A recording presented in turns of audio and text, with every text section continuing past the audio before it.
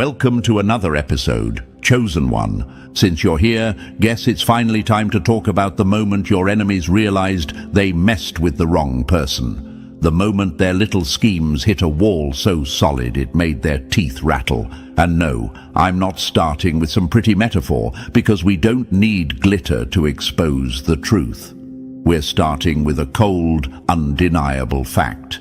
They tried to dig into your life and ended up digging their own grave. None. You know what's funny? Look who started shaking the minute they realized you weren't the soft target they imagined. Look who suddenly lost the confidence they used to bark with. Look who thought you were easy to figure out, only to choke on their own arrogance. They swore you were predictable. They swore you were small. They swore they could corner you. And now they're whispering things like they just saw the universe glitch. Press the like button and subscribe real quick to pay this message back. Trust me, your enemies can feel every bit of this energy hitting them. Because let's talk about what actually went down behind those closed doors. It wasn't some petty rumor or cheap gossip this time. They crossed a line even they knew was dangerous. They pulled real money from real pockets just to finally expose you. They didn't send some random friend. They didn't send a fake account online. No, they hired someone serious, someone with a reputation for ruining lives with nothing but a single folder of facts. A private investigator with 20 years in the shadows.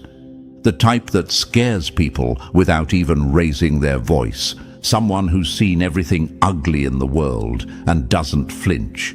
Your enemies thought they finally had you cornered. They imagined this investigator coming back with a thick envelope full of dirt. They imagined scandals, flaws, proof you're not who you appear to be. They imagined the final blow.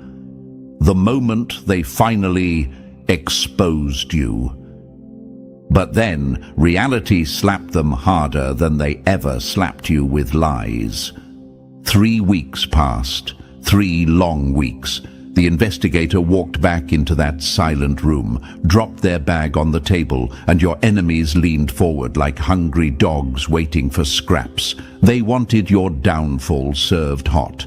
Instead, the investigator froze, literally froze. They sat at the polished table, stared your enemies dead in the face, and didn't speak for several seconds. That alone scared the room. These people are used to bold confidence, not silence. And then the investigator said the one sentence nobody expected. "You didn't tell me they were like this." The whole place went cold.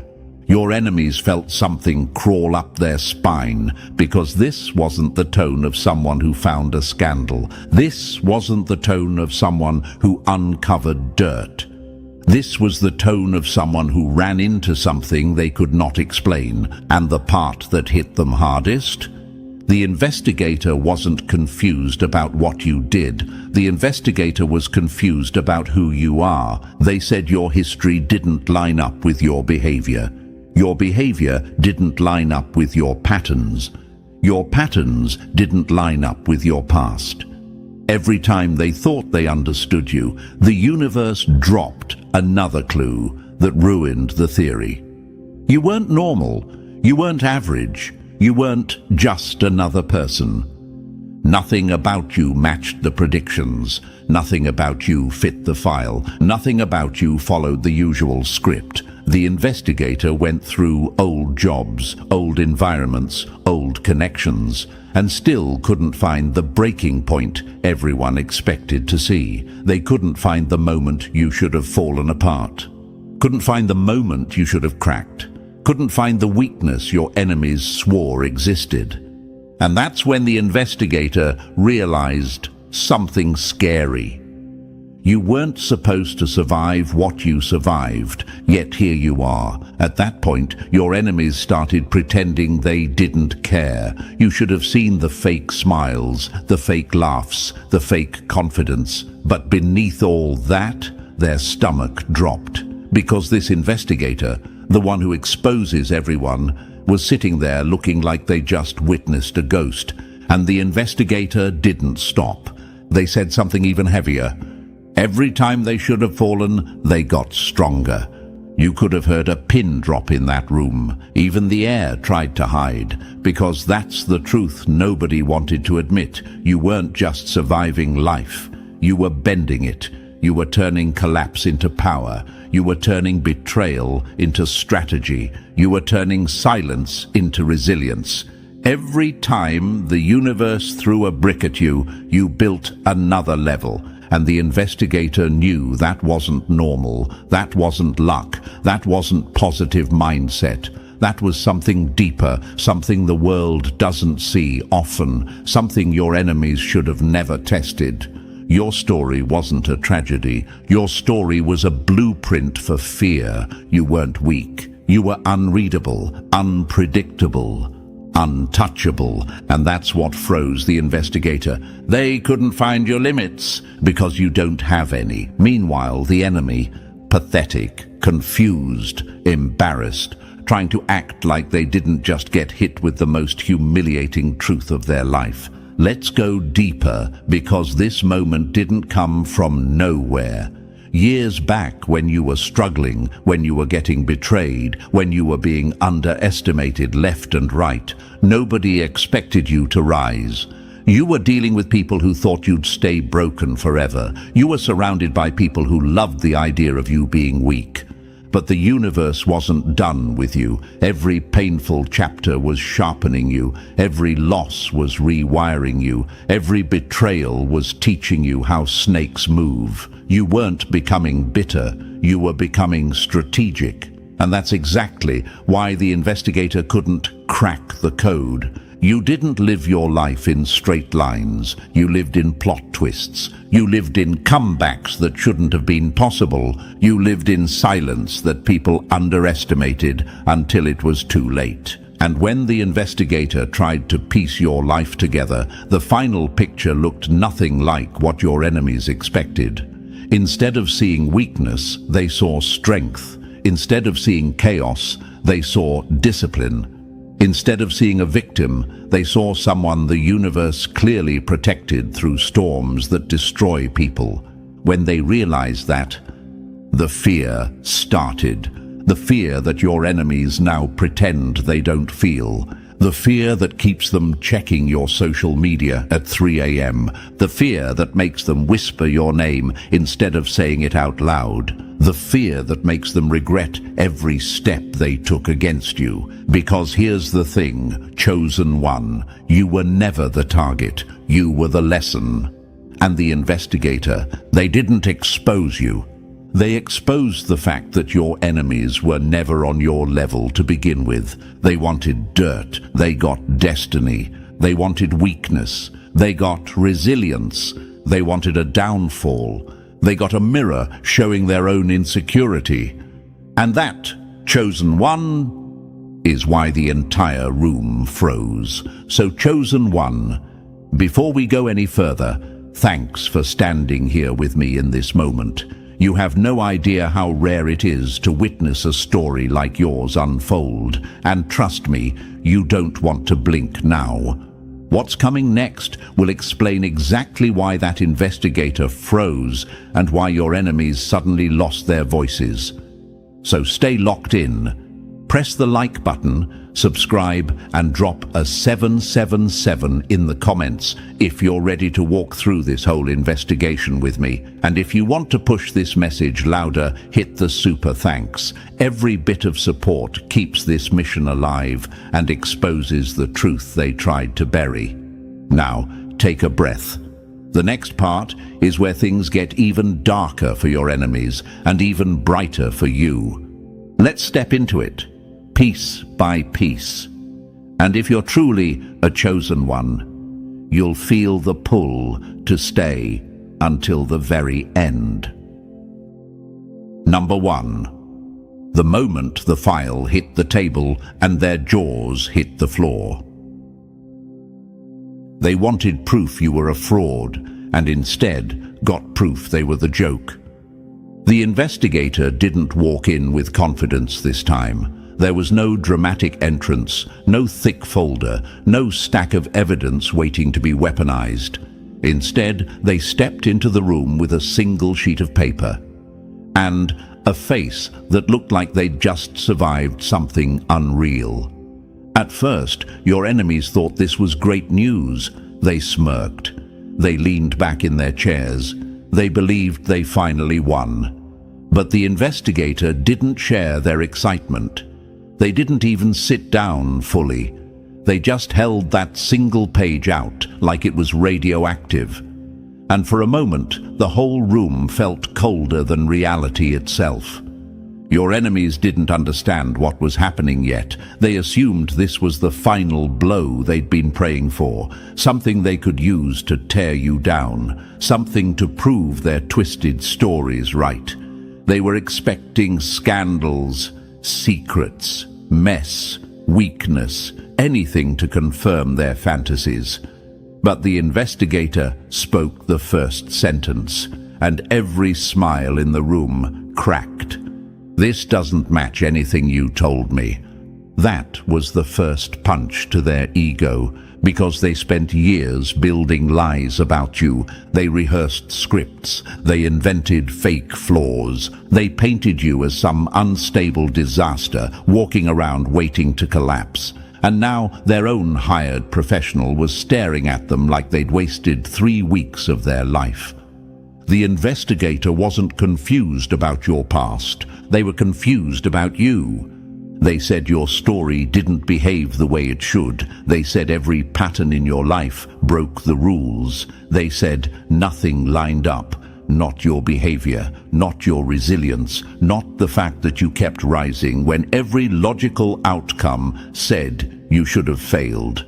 And when your enemies tried to argue, the investigator shut them down with something even heavier, something nobody was ready to hear. It's like looking at someone who shouldn't exist according to the rules we all live by. Do you understand how powerful that is? That wasn't a compliment. That was a confession. It was the moment the universe forced everyone to admit the truth they tried so hard to ignore. You were built different, and they couldn't fake that anymore. Think about how humiliating this was for your enemies. They paid real money, pulled real strings, and relied on someone whose entire career is based on exposing people. And instead of exposing you, they exposed the stupidity of the people who came after you. Your enemies expected dirt, but all they got was a clean page and a reality check. This is where most chosen ones pause and ask themselves the same silent question. Why are they so obsessed with me? Why do they need me to be weak so badly? Simple. Because they need your downfall to feel better about their own lack of growth. They need you broken so they can pretend they're whole. They need your collapse so they can avoid facing the truth that you've already faced head on. You didn't choose this war, they declared it, and now they're losing it. The investigator went through your past, looking for the moment you should have cracked. They expected to find a meltdown, a failure, a collapse. Instead, they saw the opposite. They saw how you kept rising in places where most people don't even survive. Every time life pushed you, you pushed back harder. Every time someone tried to break your spirit, you grew sharper. Every betrayal that should have destroyed you only made you more aware, more strategic, more impossible to predict. The investigator even admitted that your emotional recovery didn't make sense. They said most people stay stuck in the pain, stuck in confusion, stuck in the same cycles forever. But you went through storms that take people out and walked out looking like you'd studied every lightning strike. Your enemies felt sick hearing that, because you weren't supposed to win, you weren't supposed to heal, you weren't supposed to wake up. You weren't supposed to become the version of yourself you are today. According to their expectations, you should have folded years ago. But that's the thing about chosen ones. The universe throws pressure at you, and you turn it into instruction. You turn pain into blueprints. You turn heartbreak into discipline. You turn betrayal into clarity. And that is exactly why the investigator froze, because nothing about your life followed the normal human pattern. You didn't crumble where others crumbled. You didn't lose your voice when people tried to silence you. You didn't fall into the traps they set. You stepped over them like they were nothing but dust.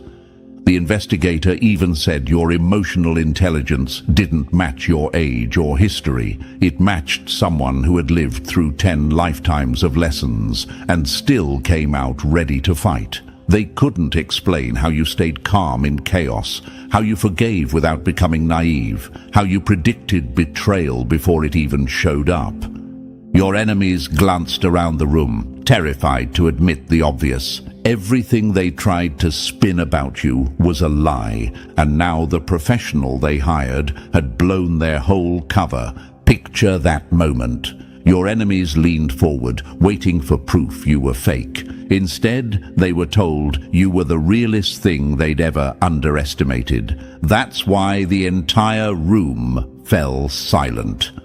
Not because they respected you, but because they feared what it meant to be wrong about you. And here's something the investigator didn't say out loud, but definitely thought. You were never prey. You were the storm walking straight toward the people who tried to corner you. Let me give you an example your enemies could never accept. Remember those times people tried to control you, those phases where they tried to make you feel small so you'd listen to them. Most people would bend, shrink, or break. But you didn't, even when you were quiet. Even when you kept to yourself, your silence was not the silence of a victim. It was the silence of someone watching, learning, calculating. The investigator caught that energy instantly. It scared them, and it scared your enemies even more, because this wasn't the report they wanted. This was the truth they never wanted to face. They didn't uncover your weaknesses. They uncovered the power you gained from surviving what was never meant to be survived. They wanted proof you were nothing special. Instead, they found a blueprint for a threat they can't handle. This is the moment chosen ones begin to ask, why does my strength bother them so much? Why do they need to pretend I'm less? Because your existence exposes their comfort zones, because your growth highlights their stagnation, because your survival reminds them of everything they failed to become. You didn't beat them by trying. You beat them by evolving. You beat them by staying true to yourself while they hid behind lies. And that's exactly what froze the investigator. Not what they found, but what they didn't find. No weakness. No collapse, no shame, no moment of failure to weaponize, just power, quiet power, steady power, unexplainable power, and your enemies couldn't handle it. So when that single sheet of paper hit the table, their jaws hit the floor. Because that paper wasn't empty. It was full of everything they didn't want to admit about you. You were the one they couldn't predict. You were the one who kept rising. You were the one who refused to break. You were the one who shattered their full narrative without even trying. And now they know exactly what the investigator realized the second they looked into your life. You're not the problem. You're the proof they never stood a chance. Number 2. When they dug for dirt and found a mirror they couldn't handle. Every shovel they used to bury you only uncovered their own insecurity. They wanted a scandal. The universe handed them a spotless record with their shame reflected on top. Your past wasn't clean by accident. It was clean because their lies never touched your truth. They searched for your darkness and tripped over their own. The investigator didn't stop at surface-level checks. That first shock wasn't enough for them. They thought maybe they missed something. Maybe the real dirt was buried deeper. Maybe everything they saw in the beginning was just a well-hidden trap.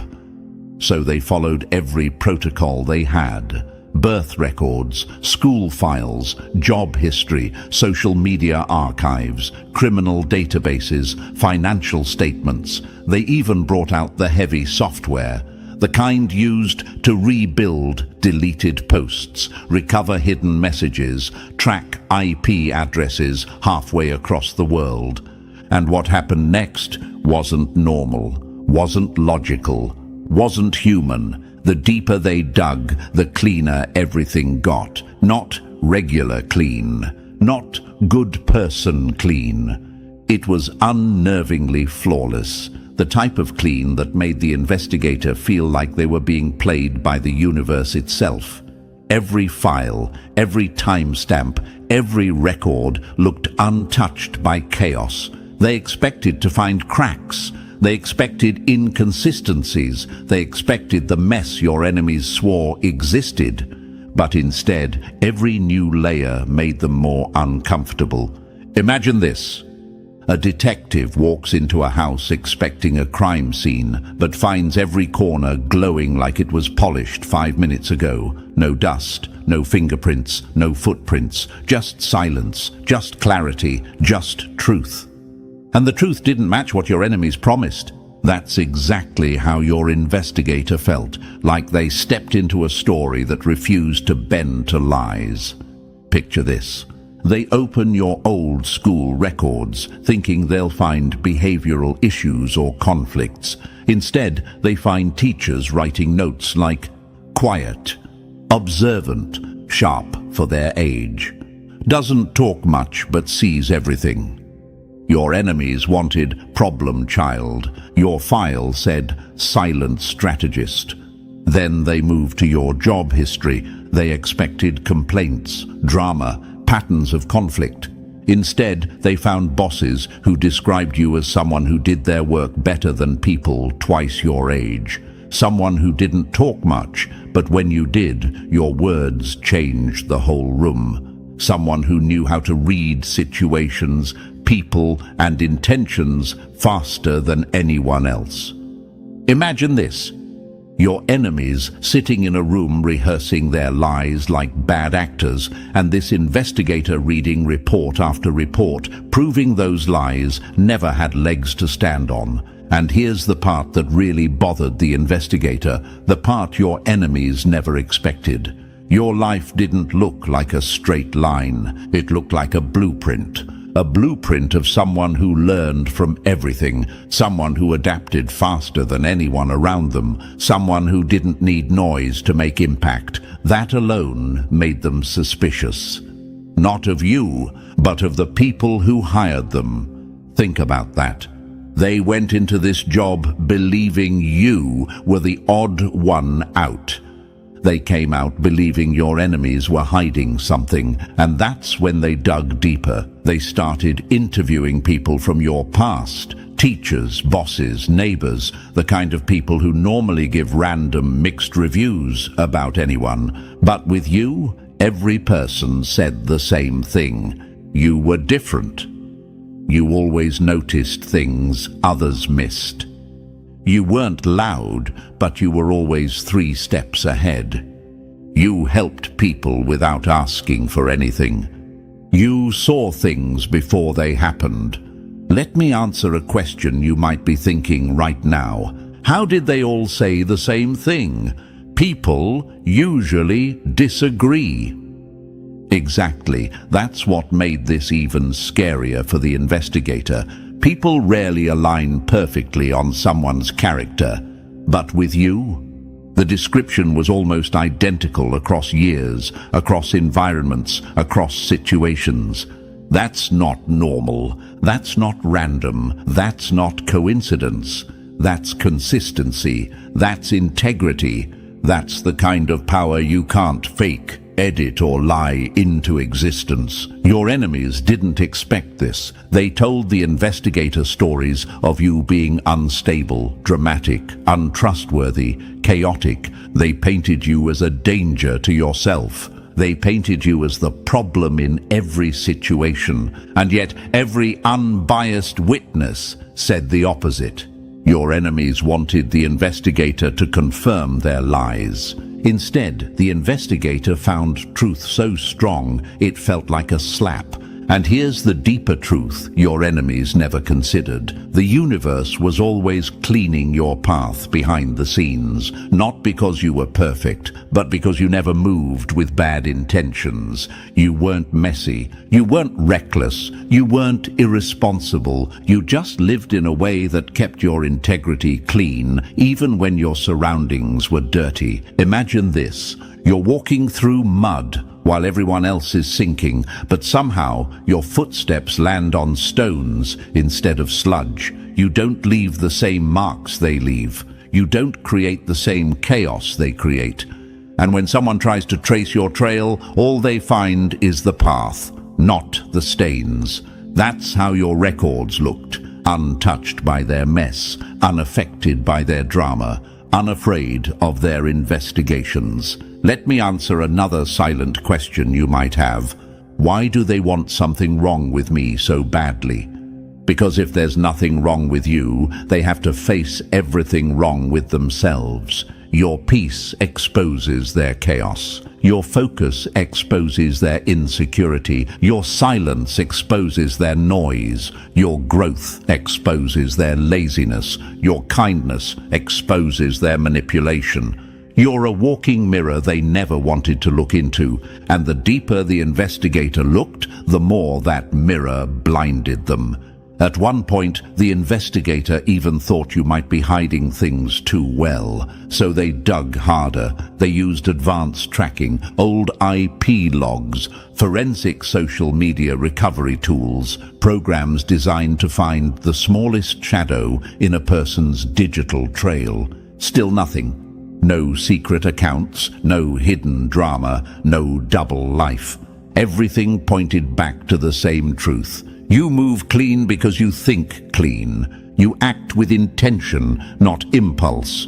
You choose growth, not chaos. You choose progress, not drama.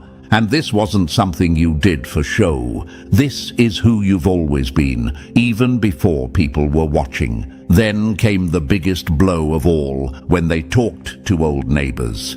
People who saw you growing up, walking to school, coming home tired, staying in your lane, minding your business, observing more than speaking. People who remember you as the kid or teen who didn't cling to crowds, who didn't need attention, who didn't follow drama.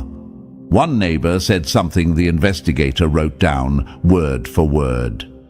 They were always too aware, like they could sense things the rest of us were blind to.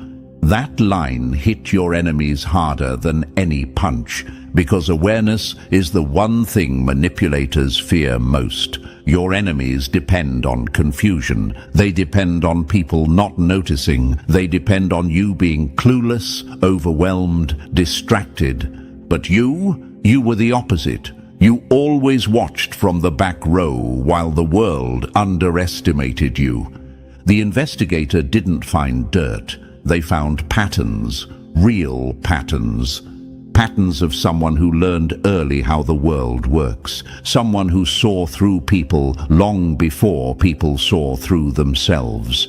That's what terrified them, not your past, not your records, not your behavior. Your awareness scared them. Your silence scared them. Your consistency scared them. Your growth scared them. Your stability scared them. Your enemies never expected the investigation to prove your power. Never expected people from your past to speak so highly of you. Never expected your story to be this clean. And here's the final truth the investigator realized. You weren't avoiding chaos. You were simply never part of it.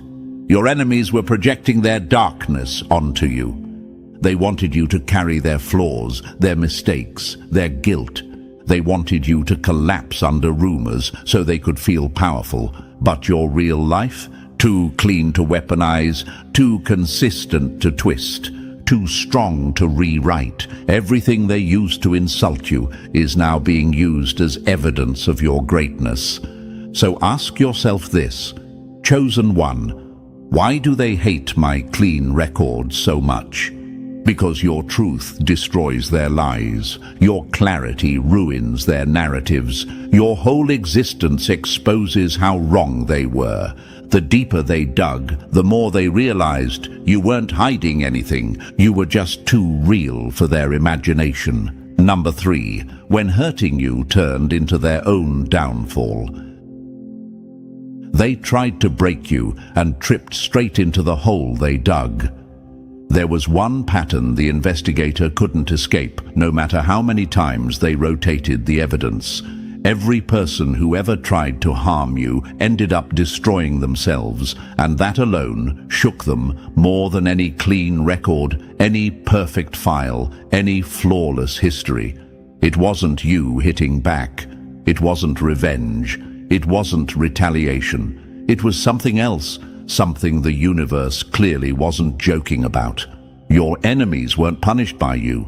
They were punished by the consequences they created. Imagine this. Someone throws a stone at you, and the stone curves mid-air and smacks them right in the face. That's how your life looked on paper. Every betrayer stumbled. Every liar slipped. Every manipulator got exposed. Every saboteur collapsed under the weight of their own games. The investigator circled these incidents again and again, hoping there was a rational explanation. There wasn't. Another example, picture someone cutting the brake lines on your bike, expecting you to crash, but the next morning they're the ones skidding across the pavement. That's the kind of pattern the investigator kept finding. Not once, not twice, over and over.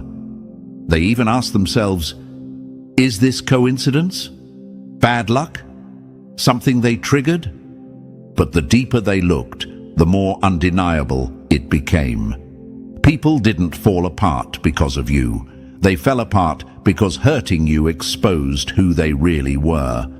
And that's when fear crept in. Not fear of you, fear for you. Because people with this kind of energy aren't supposed to exist quietly. People with this kind of karma orbit attract attention, jealousy, obsession.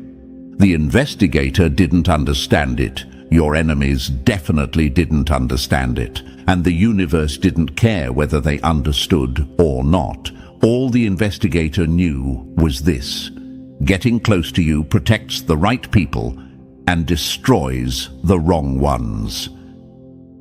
Number 3, the years they couldn't trace and the reality that bent around you.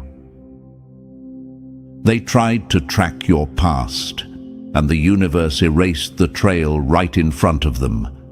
The investigator thought they had seen everything, but nothing prepared them for the moment the search went deeper than any normal file system. They used underground databases, deep web archives, old government servers, even systems that required clearance they technically weren't allowed to touch.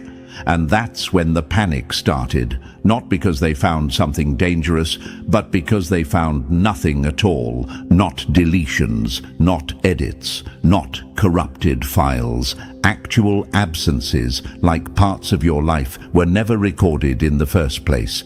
Imagine opening a book, expecting messy chapters, but instead, pages 42 to 59 are literally blank. Not torn out, just never written. That's what your timeline looked like. Whole years with no digital footprint, no logs, no trail.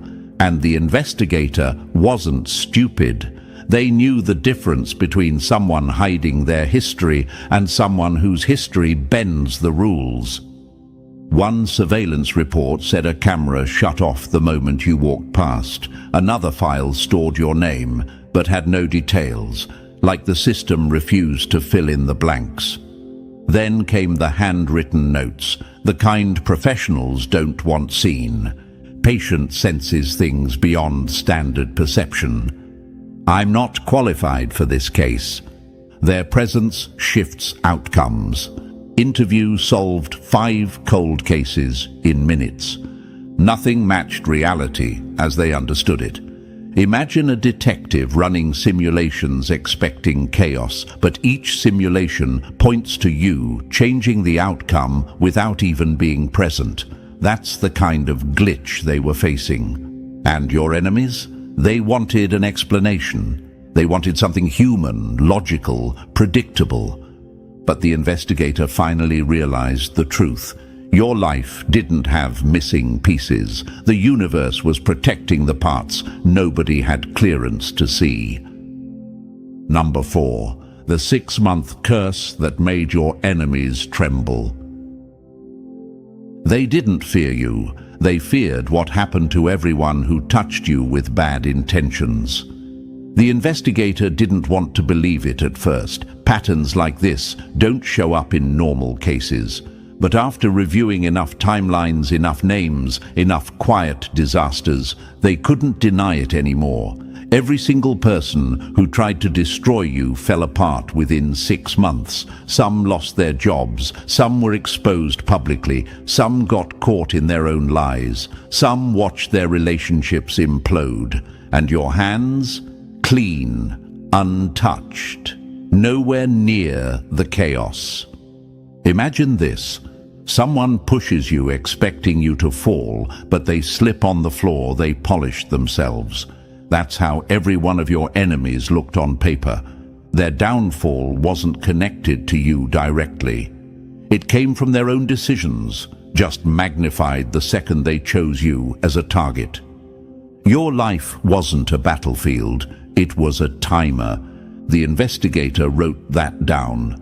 They noticed how fast karma accelerated around you, how lies cracked open quicker, how manipulation backfired harder, how fake people exposed themselves without you doing a single thing. Another metaphor: picture a mirror that doesn't reflect your face. It reflects your intentions. Anyone who walked toward you with love grew. Anyone who walked toward you with hate rotted from the inside out. Not because you cursed them, but because your presence removed the shadows they were hiding behind. And this is the part that made the investigator freeze hardest. You weren't hurting anyone. You weren't chasing anyone. You weren't even talking to them. They weren't falling because of you. They were falling because of who they were. That's when the investigator wrote their final conclusion. You're not a threat. You're the truth. And the truth destroys liars. Number 5. Wrong place for them. Perfect timing for you. You didn't cause the chaos. You just showed up, and the universe handled the rest. The investigator kept seeing something that made no sense on paper. You kept appearing in the wrong place at the right time, and every time you did, something snapped in the world around you. Power outages hitting only corrupt buildings. Computer systems collapsing minutes before dirty money moved. Surveillance footage glitching everywhere except the exact angle that exposed a criminal's face. And you, never touching anything, never interfering, never even aware you were standing in the middle of a storm the universe was quietly settling. Imagine walking into a room moments before a hidden deal goes down, and suddenly every light flickers, every device shuts down, every plan collapses. Not because you intervened, but because the universe refused to let you breathe the same air as corruption without revealing it. Another example: picture a criminal trying to sneak through a security system, only for the cameras to glitch exactly where they're standing, except one frame that shows their full identity in perfect clarity. That's the kind of coincidences the investigator kept finding. They tried to explain it with logic. Were you involved? Did you trigger something? Were you following someone? But the answer was always the same. You were just there, present, quiet, minded your business. Meanwhile, the universe flipped the entire script around you like it had been waiting for your footsteps. It wasn't you causing the collapse. It was the universe cleaning the room the moment you walked in, and the investigator's final note said it all. Wherever they stand, truth becomes impossible to hide. Number 6. The stories that shattered their last excuse. Every person they interviewed tried to explain you and ended up exposing themselves instead. The investigator thought interviews would bring clarity.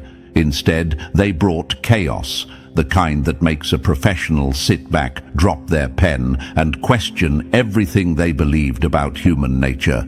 Because the people who knew you didn't talk about normal things. They didn't talk about arguments, mistakes, or everyday interactions. They talked about moments that didn't fit within the rules of the world. One person said you showed up during the darkest night of their life, and without speaking a single word, something shifted inside them. They couldn't explain it. You didn't give advice. You didn't comfort. You just stood there. And somehow the weight they carried broke apart like thin glass. The investigator wrote, "Presence alone altered emotional state," and even they knew that line didn't belong in a standard report. Then came the confession that almost made the investigator stop the interview altogether. Someone admitted they tried to sabotage you. They lied about you, twisted your name, painted you as the villain, and every lie they spread snapped back onto them like a boomerang made of truth. They said, "I tried to ruin them, and everything I accused them of happened to me instead." Imagine hearing that from multiple people, not once, not twice, but over and over like a broken record only the universe could compose. Your ex? They dropped a truth that punched harder than anything. Every false accusation they threw at you played out in their own life like a scripted punishment. The investigator circled that sentence 3 times. And then someone whispered the line that ended the investigator's last attempt at logic. They knew things before they happened. At that moment, the case stopped being an investigation and became a revelation. Number 7. The online trail that broke their systems. They tried to track you digitally, and the internet itself refused to cooperate. The investigators' last hope for a normal explanation was your digital footprint. They thought tech would finally expose something human, something flawed, something predictable. Instead, the deeper they scanned your online presence, the more their equipment started acting like it had a mind of its own. Your digital trail didn't behave like a normal archive. Posts appeared, disappeared, then reappeared depending on who looked for them. Some people swore they saw your comments years before they actually existed. Others looked at the same page and saw nothing at all. Algorithms couldn't categorize you. Not your personality, not your interests, not your online patterns. You didn't fit their boxes because your energy kept breaking the boxes. Imagine this, a search engine trying to label you only to glitch and return blank results like you were too unpredictable for its data models. That's exactly what the investigator saw. They even found forums, hidden corners of the internet, where people wrote stories about you, not drama, not gossip, testimonies. People saying a comment you left changed their mindset, that something you said pushed them out of depression, that one conversation with you made them rethink their entire life.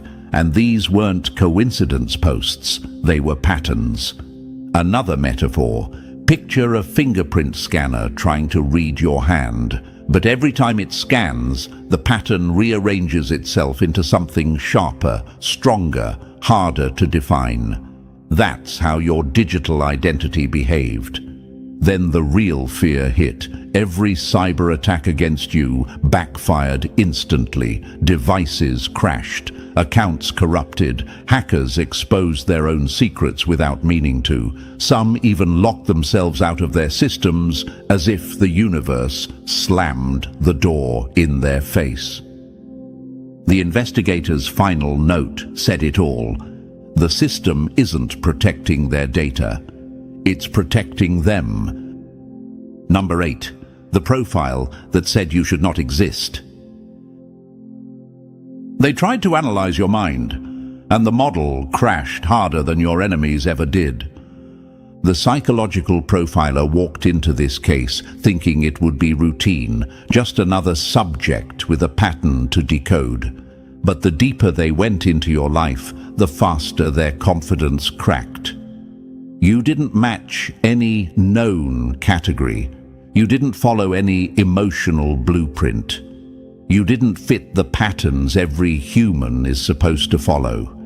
You were a paradox wrapped in clarity. Imagine a doctor checking someone for a broken bone, only to find the bone healed before they touched it. That's how your emotional history looked. You had trauma without trauma responses. You had betrayal without bitterness. You had scars without the damage that usually comes with them. You didn't suppress pain. You transformed it. You took every hit life threw at you and metabolized it like fuel. Most people drown in pain. You drink it and walk forward. The profiler circled that line 3 times. They said you didn't chase closure because you didn't need it. You lived in a state of completion, a kind of mental strength people spend decades trying to build.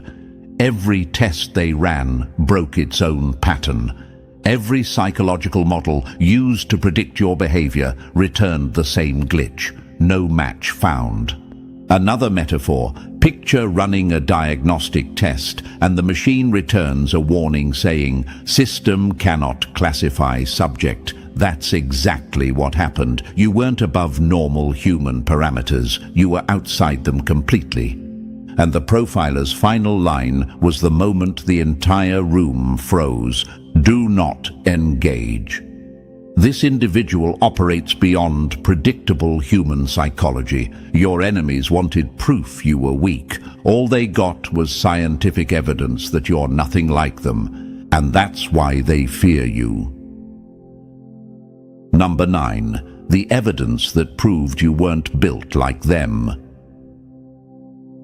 They looked for your origin and found a bloodline, an energy signature, and a ripple effect reality wasn't ready for. When the investigator traced your lineage, they weren't mapping a family tree. They were walking through a myth disguised as history. Your ancestors didn't age normally. Some lived decades without showing it. Some predicted disasters before they happened, saving crowds with nothing but intuition.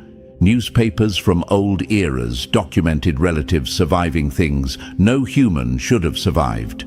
Medical files showed biology that didn't follow the rules. And the strangest part?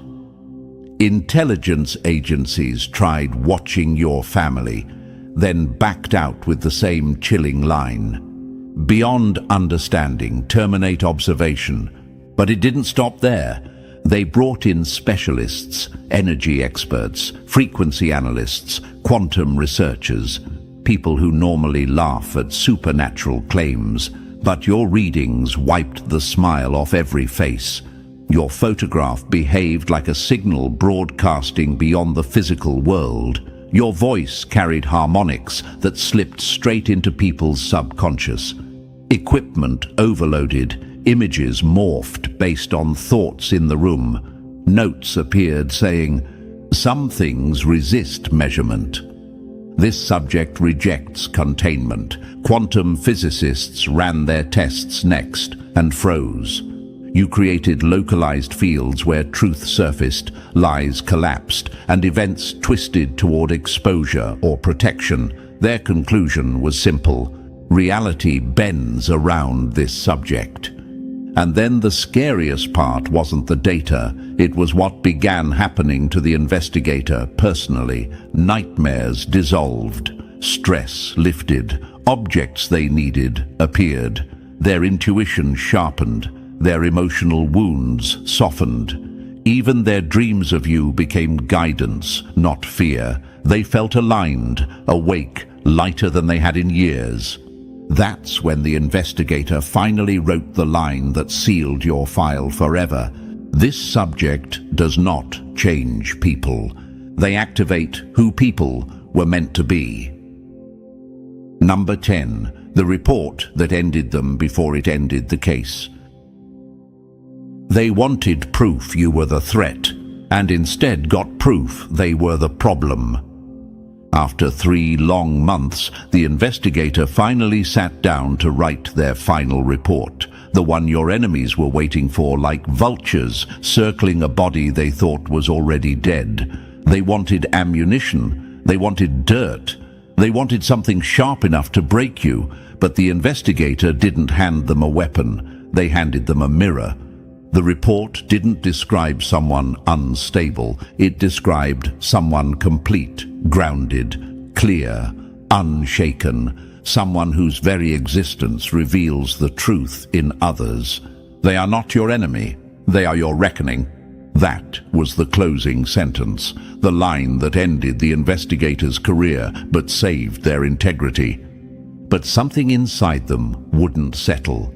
Curiosity, or maybe conscience, pushed them to look at the clients who hired them, and that's when the real story broke open. Every one of those victims had crossed you in the past. Emotionally, professionally, morally, they weren't wounded, they were guilty, they weren't innocent, they were architects of their own collapse. They formed little secret groups to obsess over you, stalk you, blame you, like kids terrified of the consequences of their own actions.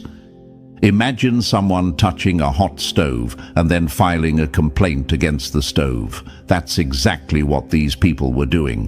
They convinced themselves you were the curse, when the truth was brutal. They were destroyed by their own obsession, not by your power, not by your presence, by their refusal to evolve. The investigator realized your danger wasn't danger at all. It was exposure. You didn't hurt people. You revealed what was already inside them. And when they finally closed the file, their worldview cracked open forever. You weren't a case. You were a phenomenon, a catalyst, a spotlight that made shadows confess.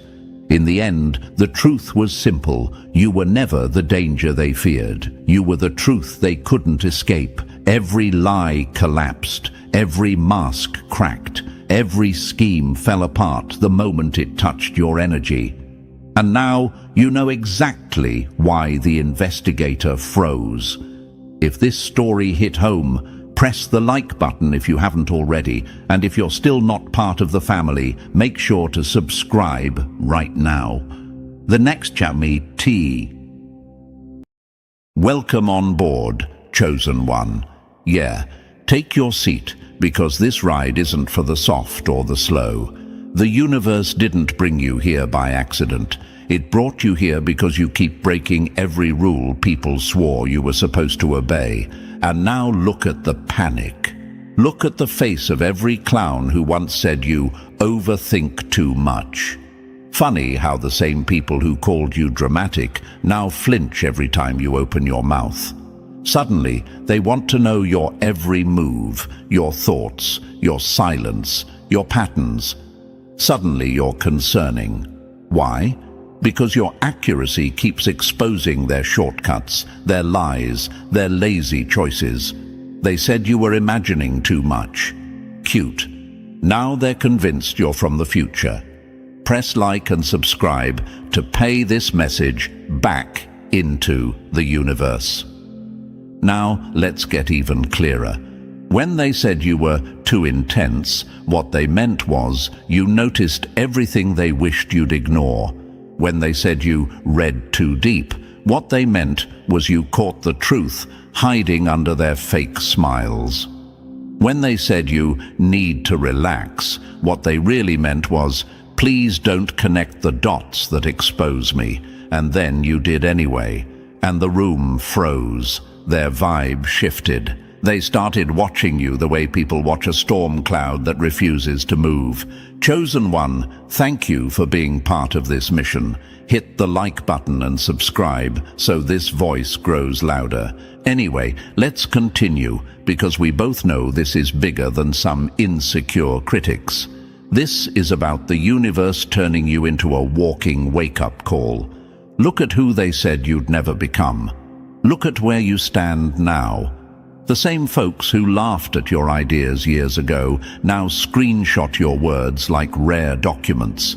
The same ones who mocked your weird instincts are now repeating your warnings as if they invented them. You think it's random? No. It's because every time something major happened, you called it before it even showed a shadow. There was a moment, years back, that proved exactly what you are. You remember watching trouble forming in someone's life long before they felt it. You watched them fall into the exact trap you warned them about. And when everything collapsed, everyone questioned how you knew. They refused to accept the truth. You weren't lucky. You weren't guessing. You were paying attention. You were studying patterns, behaviors, timelines, micro-expressions, motives. The universe had you decoding reality long before the rest of them even learned to notice. But here's the part that haunts your enemies the most. It's not your intelligence alone. It's the way you stay calm while everything shifts. It's the way you walk through chaos as if you've already read the ending. You don't brag. You don't scream. You don't beg to be understood. You just observe. And that silence hits harder than any speech. It tells them you see more than they want you to. It tells them the universe hands you information they'll never receive because they don't do the work you've done. Chosen One, they hate that you don't react the way they expect. They hate that you won't dance in their drama. They hate that you refuse to collapse on cue. Every time they set a trap, you spotted the crack in the floor. Every time they lied, you felt the shift in their voice. Every time they tried to play you, the universe whispered the blueprint before their plan even launched. And when you didn't fall for it, when you walked away like you knew the ending before they hit play, they panicked. They realized you weren't one of them. You weren't meant to think like them. You were built with an upgraded mind they don't know how to classify. Here's a truth they'll never admit out loud. The moment you stopped doubting yourself, you became terrifying. The moment you trusted your instincts, their entire strategy fell apart. They can't predict someone who lives outside their logic. They can't mislead someone who sees through good and bad intentions like glass. They can't control someone who doesn't fall for the usual bait. And that's why the whispers started. How did they know? Who told them? How did they see that coming? They can't accept the simple truth that you operate on a level they can't reach. This level of intelligence shouldn't exist, right?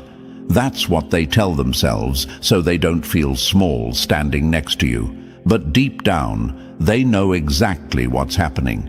You became the person who walks into a room and instantly spots the ending of every story. You became the one who catches patterns the second they form. You became the one who feels the energy shift before anyone else realizes the atmosphere changed. They aren't scared because you're strange. They're scared because you're right. Too often, too easily, too naturally. Chosen One, you earned this mind. You fought for it. You trained it. You paid for it with heartbreak, isolation, late nights, and years of seeing things nobody else wanted to face. And now that it's finally paying off, the world doesn't know how to handle you. Enemies fall silent. Fake friends avoid eye contact. Opportunists study you like a puzzle with missing pieces. And the universe, it keeps sending you clues, signs, patterns, upgrades. This isn't the intro to your story. This is the reveal. The moment the world realizes you're not ahead of time, you're just done living blind. and that scares them more than anything.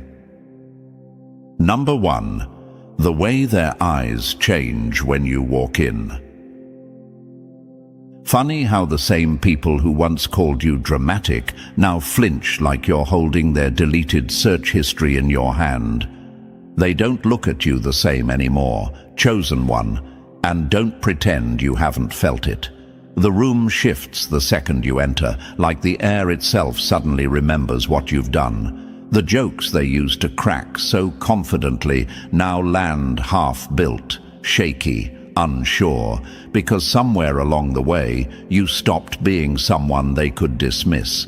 You became someone they have to prepare for, someone they have to study, someone they have to fear just a little. What changed? You did. Or more accurately, they finally realized what they were dealing with. This isn't curiosity anymore. Curiosity is cute, innocent, playful. This is caution. This is alert mode. This is the quiet panic people feel when they know you can see straight through the layers they spent years painting over their flaws. When you talk, they listen too closely. When you stay silent, they panic even more. Why? Because silence from someone who sees the future feels louder than any warning. And here's the part that hits them the hardest. You never needed to expose them. They exposed themselves every time they underestimated you. People act confused about why you suddenly feel different. But let's be real. You didn't suddenly grow intelligence overnight. You were always like this. They just weren't paying attention. They thought your quietness meant softness. They thought your observations were lucky guesses. They thought your predictions were coincidences. And then the universe humbled them, repeatedly. Every time you warned someone, the exact event played out. Every time you pointed out a pattern, it unfolded exactly the way you said. Every time they laughed it off, the outcome slapped them harder than you ever could.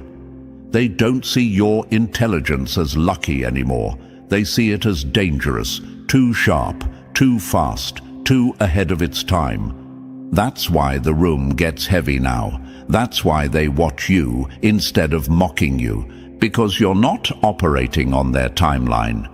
You're operating on your own. And now they're convinced you might actually be from the future. Let's break down why. They're not scared because you're loud. You're not.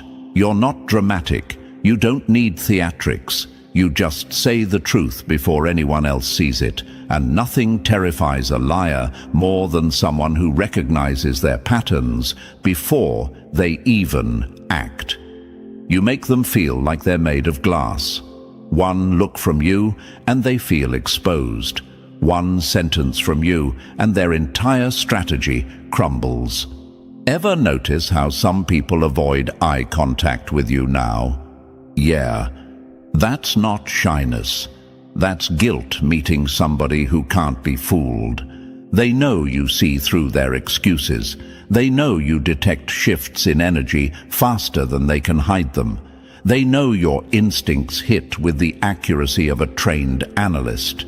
You tell someone, that person isn't loyal, and boom, within weeks, something happens that proves you right. You say, don't trust that plan, and suddenly the entire plan collapses. Chosen one, ask yourself this. How many times did people laugh at your warning only to come crawling back shocked that you called the ending before the story even started? This is why they look at you differently now. You are no longer someone they can predict. You're someone they must prepare for. And trust me, they feel that shift more than you do. The shift is uncomfortable for them because it forces them to face something they've always avoided. The universe gave you a mind that doesn't play by their rules. You see patterns forming months before they appear. You feel intentions before words come out. You sense danger before it even picks a target. They're finally realizing you're built like someone who shouldn't logically exist in their world. You ever noticed how they lower their voice when speaking near you? They're not being polite. They're trying to hide things you already saw. They used to think you were too sensitive. Now they call you too perceptive. They used to say you were reading into things. Now they whisper that you see things. They used to call you dramatic. Now they call you dangerous. They used to laugh at your instincts. Now they follow them because they watched you be right too many times, and nothing scares a person more than someone whose insight keeps exposing what they hoped no one would figure out. They keep replaying every moment you predicted something before it happened, the breakup you saw coming, the betrayal you sensed, the opportunity you spotted before anyone else, the downfall you warned them about, the trap you felt forming, the shift you called before the first domino moved. You didn't guess, you observed, you processed, you understood. The universe sharpened you by putting you in situations that forced you to learn patterns, lies, motives, energies, and truths most people never face. You lived through things that rewired your thinking. They lived through comfort. You lived through chaos. Big difference. That's why they stare now, not because you changed, but because they finally realized you were right all along. And here's what's running through their minds, even if they'll never admit it. How does this person know things we don't? Why do they see the outcome before the rest of us? What else do they know about me? Are they watching me? What if they're already ahead of whatever I'm planning? How much did they figure out? Your intelligence makes them feel like they're playing checkers while you're coding simulations, like they're walking while you're teleporting, like their brain is loading while yours is already running the upgraded version. They hate the shift because it removes their illusion of power. It forces them to meet you where you are instead of dragging you down to where they are. Some of them quietly admire you. Some silently fear you. Some respect you from a distance. Some avoid you because you ruined their lives without lifting a finger. But all of them feel the shift. And you know what? Use that. Use the way they look at you now as proof of how far you've come. Use their discomfort as confirmation you evolved. Use their silence as motivation. Use their fear as fuel. Use their confusion as your advantage. They're not watching you because they're curious. They're watching you because you're unpredictable, unstoppable, and unmanageable. Your intelligence is the kind that rewrites the room. It changes the roles. It flips the hierarchy. It forces truth out of hiding. It breaks patterns open. You don't operate like the rest, so you don't get treated like the rest. And this is just the beginning. They're convinced you're from the future because your mind works in ways they can't explain, can't challenge, and definitely can't outrun. Not anymore. So walk forward with that power. Walk forward knowing the shift in their eyes is your badge of evolution. Walk forward knowing this fear they carry is just the universe marking you as someone who outgrew the timeline everyone else is stuck in. The shift is real, chosen one, and it's proof you're becoming someone they can't ignore, and someone they can no longer lie to, play with, or manipulate. They see you now, and that's their problem. Number 2. When you finally stopped lying to yourself, everything snapped into place. The moment you dropped your sugar-coated lies, the universe dropped the truth right into your lap. People fear your honesty because they know it would destroy the stories they built to protect their ego. You didn't gain intelligence, you removed the nonsense that was blocking it. Most people hide from the mirror. You stared into it until the mirror blinked first. Now listen closely, chosen one, because this part of your evolution wasn't pretty, cute, or soft. It wasn't some poetic moment where the universe gently tapped your shoulder. This was a psychological war you fought alone. While others spent years lying to themselves for comfort, you got sick of pretending. You reached a point where denial felt heavier than truth. That's when something inside you snapped awake. Not in a peaceful way, in a ruthless way, the kind of awakening that burns illusions alive. Imagine this: everyone around you is standing in a collapsing building. The walls are cracking, the floor is shaking, dust is falling from the ceiling, but they're smiling like everything's fine. They're sipping coffee while the roof is about to crush them. And when you point out the cracks, they call you negative, dramatic, overthinking. Meanwhile, you're the only one actually looking at the structure instead of the wallpaper. That's what made you different. You stopped lying to yourself about the cracks in your life, in your relationships, in people, in situations. You stopped pretending things were fine just because you wanted them to be fine. Most people stay blind on purpose. You didn't, and that's where your so-called abilities began. Your intelligence wasn't magic. It wasn't some gift from another realm. It was earned through brutal self-honesty. While everyone else drowned warnings with denial, you faced the truth in its rawest, ugliest form. You didn't cling to comfort. You chose clarity.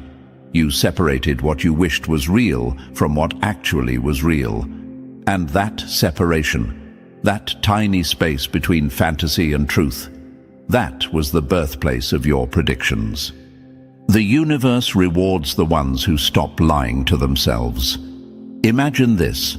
You're watching someone drive full speed toward a cliff while blasting music and pretending everything is perfect. You're running beside the car, screaming, "Slow down, the cliff is right there."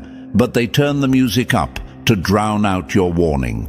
Later, they hit the cliff. The crash is loud, the smoke rises, and suddenly they ask, "How did you know?" That's your life in a metaphor. You've watched people run toward disaster while calling you dramatic for seeing the danger early. But it wasn't prophecy. It was honesty. You saw what they refused to look at. Let's answer the question that's creeping through your mind. How did I become this sharp? Here's the truth. Your mind sharpened because you stopped protecting your feelings at the cost of reality. You trained yourself to see things without filters, without excuses, without emotional edits. You let truth hit you first, so the world couldn't hit you harder later. People try to call you cold because you refuse to romanticize situations they're still delusional about. But the irony is that your honesty saved you more times than their fantasies saved them. You stopped saying, "It's probably nothing." They didn't mean it like that. This red flag might be yellow. No big deal. It's just my imagination. You threw all that nonsense out. You saw the red flags exactly as they were, red. You saw people's patterns before they even finished the first chapter. You saw their motives behind the words. You saw the truth behind the performance. That's what terrifies them. They lie to themselves every day just to survive their own mess. You don't. You grew past that survival mode. Imagine this. The world is full of people wearing masks, swapping them depending on who they're talking to. But you learned how to see the face under the mask. You didn't ask for this ability. It grew out of necessity. Life forced you to decode people because people kept disappointing you. Betrayal forced you to read intentions. Pain forced you to recognize patterns. Loss forced you to evolve. Honesty rebuilt your mind, like a machine, programmed to detect danger before it arrives. That's why they think you're from the future, not because you are, but because you see the present so clearly that it feels like prediction. Let's answer the second question that haunts you sometimes. Why don't others see what I see? Because they don't want to. That's the difference. Most people avoid the truth because the truth requires change. The truth requires accountability. The truth requires growth. And growth is something cowards run from. Denial is cheaper. Delusion is easier. Pretending feels safer. But not for you. Once you tasted clarity, you refuse to go back to sugar-coated lies. You refuse to blindfold yourself just to make someone else comfortable. You refuse to shrink your mind to match their denial. You became someone who would rather face pain than face lies. That's what makes you rare. That's what makes your intelligence feel impossible to others. You didn't level up. You just stopped downgrading yourself to fit in. Imagine this. You're in a dark room with everyone else, but instead of sitting in the dark, pretending it's cozy, you got up and turned on the lights. Now everyone is squinting, angry, uncomfortable, because the brightness shows everything they were trying to hide. The mess, the dust, the broken pieces, their mistakes. And because you turned on the light in your own life, they assume you can turn it on in theirs too. That's what scares them. People aren't frightened of your mind. They're frightened of what your mind might uncover. You're aligned with reality. They're aligned with fantasy. That's why you predict things before they happen. You're not imagining the future. You're reading the present with accuracy they can't compete with. And here's the part that the enemy hates most. You stopped lying to yourself, and suddenly every lie they told you collapsed. Your honesty exposed their motives. Your clarity exposed their games. Your awareness exposed their patterns. Your instincts exposed their true colors. They can't hide from someone who doesn't hide from themselves. When you chose truth over comfort, you unlocked levels of intelligence they can't reach because they're still trapped in denial. You cut the emotional cords that blinded you. They cling to theirs like life support. You outgrew illusions. They still sleep inside. The universe gave you sharper vision because you proved you could handle reality without breaking. Self-honesty is the weapon cowards fear most. Now here's the question your mind whispers late at night. Did I become too aware, too sharp, too cold? No, you became real. You became someone who sees things as they are, not as they wish they were. You don't collapse when truth hits. You stand taller. Your intelligence is born from survival, observation, and honesty. It's the result of years of decoding chaos while others partied inside it. They're convinced you're from the future because you stopped lying the way they do. That's all it took. And let's be brutally clear, you're not ahead of time. You're simply not behind reality. While everyone else hides from the truth, you walk straight into it. This level of intelligence shouldn't exist in their world because their world is built on denial. But in your world, honesty is oxygen, truth is strategy, awareness is armor, and now, chosen one, that armor is the very reason they look at you with fear, respect, confusion, and awe. You didn't become powerful by magic. You became powerful by refusing to lie to yourself, and the universe took notice. Number 3, when their behavior became your personal cheat code. They called it mind reading. No, you just stopped ignoring the glitches in their behavior. A liar hates nothing more than someone who can see the pattern behind the performance. You didn't unlock a superpower, you simply paid attention while everyone else was busy pretending. Chosen one, here's the truth they choke on. You read people the way a hacker reads broken lines of code. Fast, calm, precise. while the world gets blinded by smiles, tone, fake kindness, and staged emotions. You're busy tracking the microsignals they don't even know they're sending, a twitch in the eyes, a shift in breath, the delay in their answer, the strange change in their energy when a name comes up. You catch it all. Imagine this. Everyone else is watching the movie, but you're watching the frame rate behind it. They see characters, you see scripts. They hear words, you hear motives. They react to actions, you react to patterns forming 3 steps earlier. That's why you always knew the betrayal was coming. That's why you sensed the collapse before the first crack appeared. You weren't being paranoid, you were reading their code. You ever wonder why they got quieter each time your warnings turned out right? Because every correct prediction was a mirror they weren't ready to face. Every truth you exposed forced them to confront the parts of themselves they thought were invisible. People don't fear your intelligence. They fear how transparent they become around you. And here's the twist that eats them alive. You don't need access to their secrets, their messages, or their history. Their energy writes the whole story for you. When someone shifts, you feel it instantly, like a vibration in the room. When someone lies, the pattern breaks. When someone plots, the rhythm changes. They think you see the future, but really, you're just reading the present without delusion. Imagine this. A person tries to hide a virus in a computer file, but you're the antivirus system built from experience, pain, and clarity. They keep trying to mask their code, but your mind catches the anomaly in seconds. No effort, no struggle, just awareness. And that's why they whisper that you're impossible, that you're unnerving, that your intelligence shouldn't exist. You read people like code, chosen one. And once you learn the language of human patterns, their masks never fooled you again. Number 4. The library in your skull. They never knew you were building. Every time someone lied to you, your mind didn't break.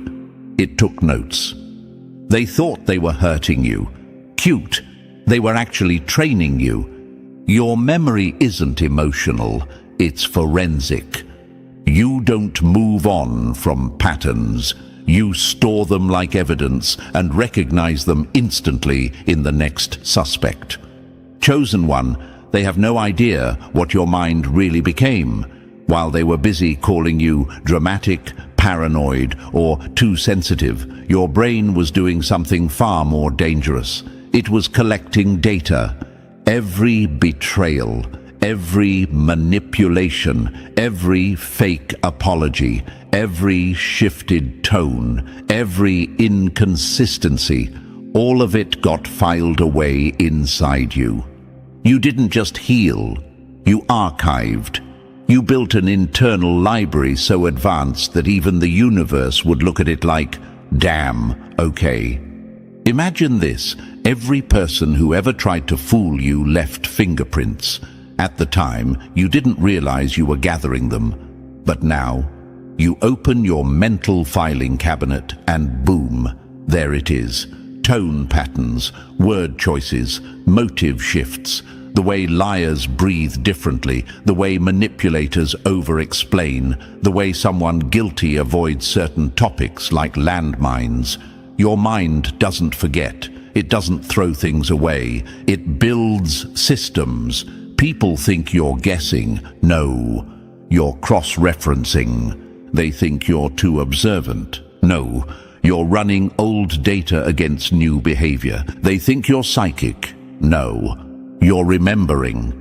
Imagine someone stepping to you with a smile, thinking they're clever, not knowing their entire personality is already stored in your archive under observed behavior, previously detected nonsense. They talk, you listen, and within seconds, your internal algorithm flashes the result. Threat, lie, projection, hidden motive, repeat offender. And here's what messes with their head. You don't confront. You don't argue, you don't warn, you simply adjust. Because you've seen this pattern before, because you've lived this script before, because you've learned the ending long before they start the story. Your intelligence didn't fall from the sky. It was built, brick by brick, betrayal by betrayal. Your mind crafted an internal archive so sharp that people feel exposed just standing near you. You're not lucky, you're not guessing, you're calculated, chosen one. You're running the kind of mental software they aren't equipped to understand, and that's exactly why they fear you. Number 5. The moment their stories stopped adding up, you knew exactly who they were. A liar's worst enemy isn't truth. It's someone who remembers the details they hoped you'd forget. People don't slip up because they're careless. They slip up because you're paying attention. Your mind isn't suspicious. It's scientific.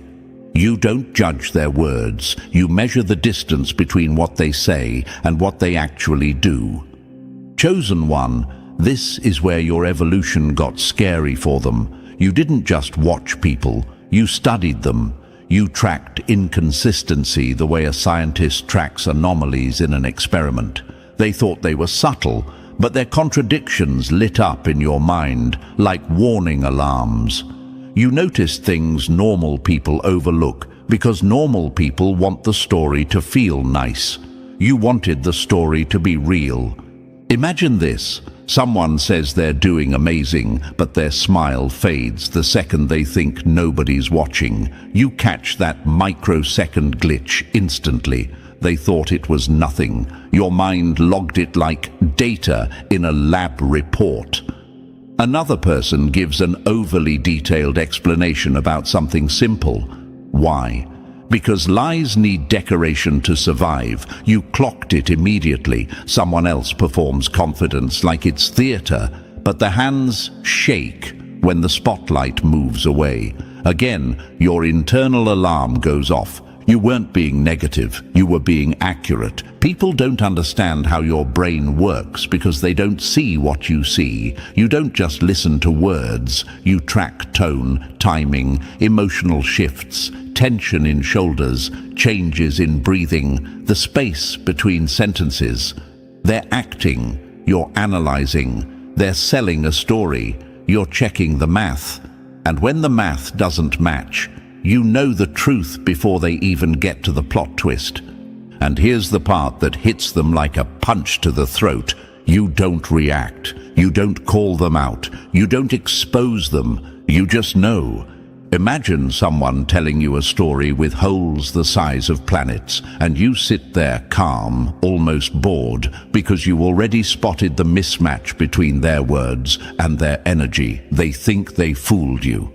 Meanwhile, you already filed the entire conversation under inconsistent, handle with distance.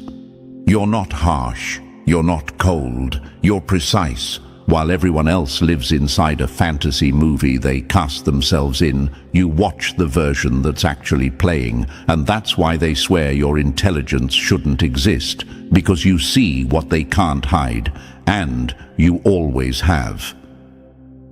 Number 6. The way your brain runs 5 realities at once. They swear it's intuition. No, it's your mind doing calculus while they're still counting on their fingers. People fear what they can't explain, and your thinking is one of those things. You're calm on the outside because the storm is happening inside your head at light speed. Chosen one, here's what terrifies them.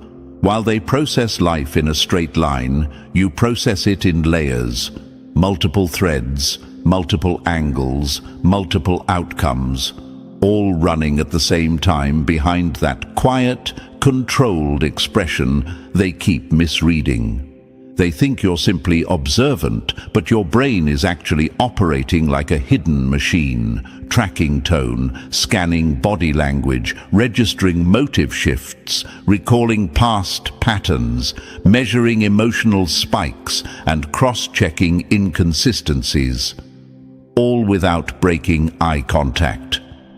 Imagine sitting at a table where everyone else is playing a slow, basic board game and you're secretly overseeing the entire casino. They make one move, you already calculated 10. They speak one sentence, your mind already flagged the motive behind it. That's why they swear you're psychic. They can't see the gears turning, the threads weaving, the internal systems firing. All they see is the final result. You being right again.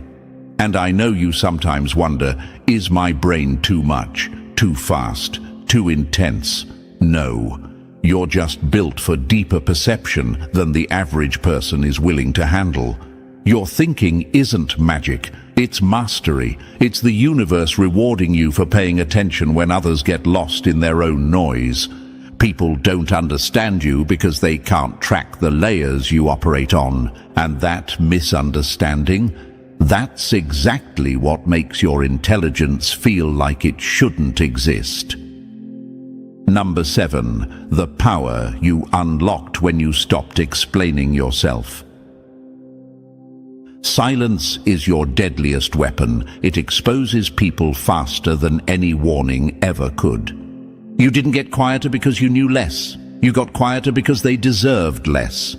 Let them call you paranoid. The universe will handle the punchline. Chosen one, the moment you learned to shut your mouth and open your eyes, everything changed. You realized the truth hits harder when you're not the one saying it. Every time you tried to explain what you sensed, people panicked because your clarity didn't match their delusion. They couldn't handle the depth of what you saw, so they slapped labels on you to protect their ego. Paranoid, overthinking, dramatic. Meanwhile, your predictions kept landing with surgical accuracy.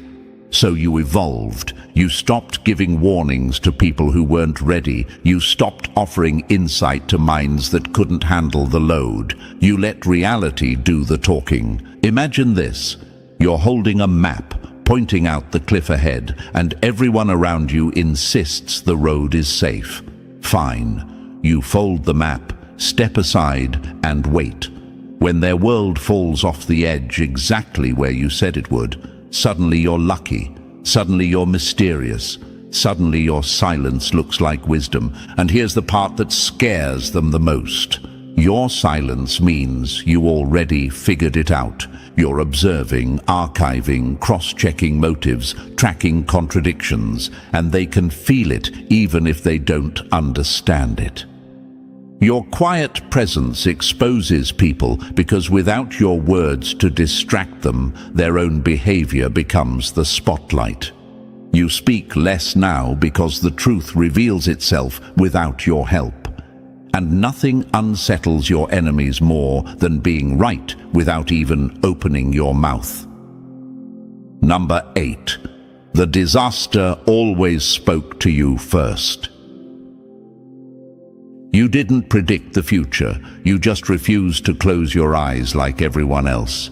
A storm doesn't appear out of nowhere, people just ignore the wind until their roof flies off.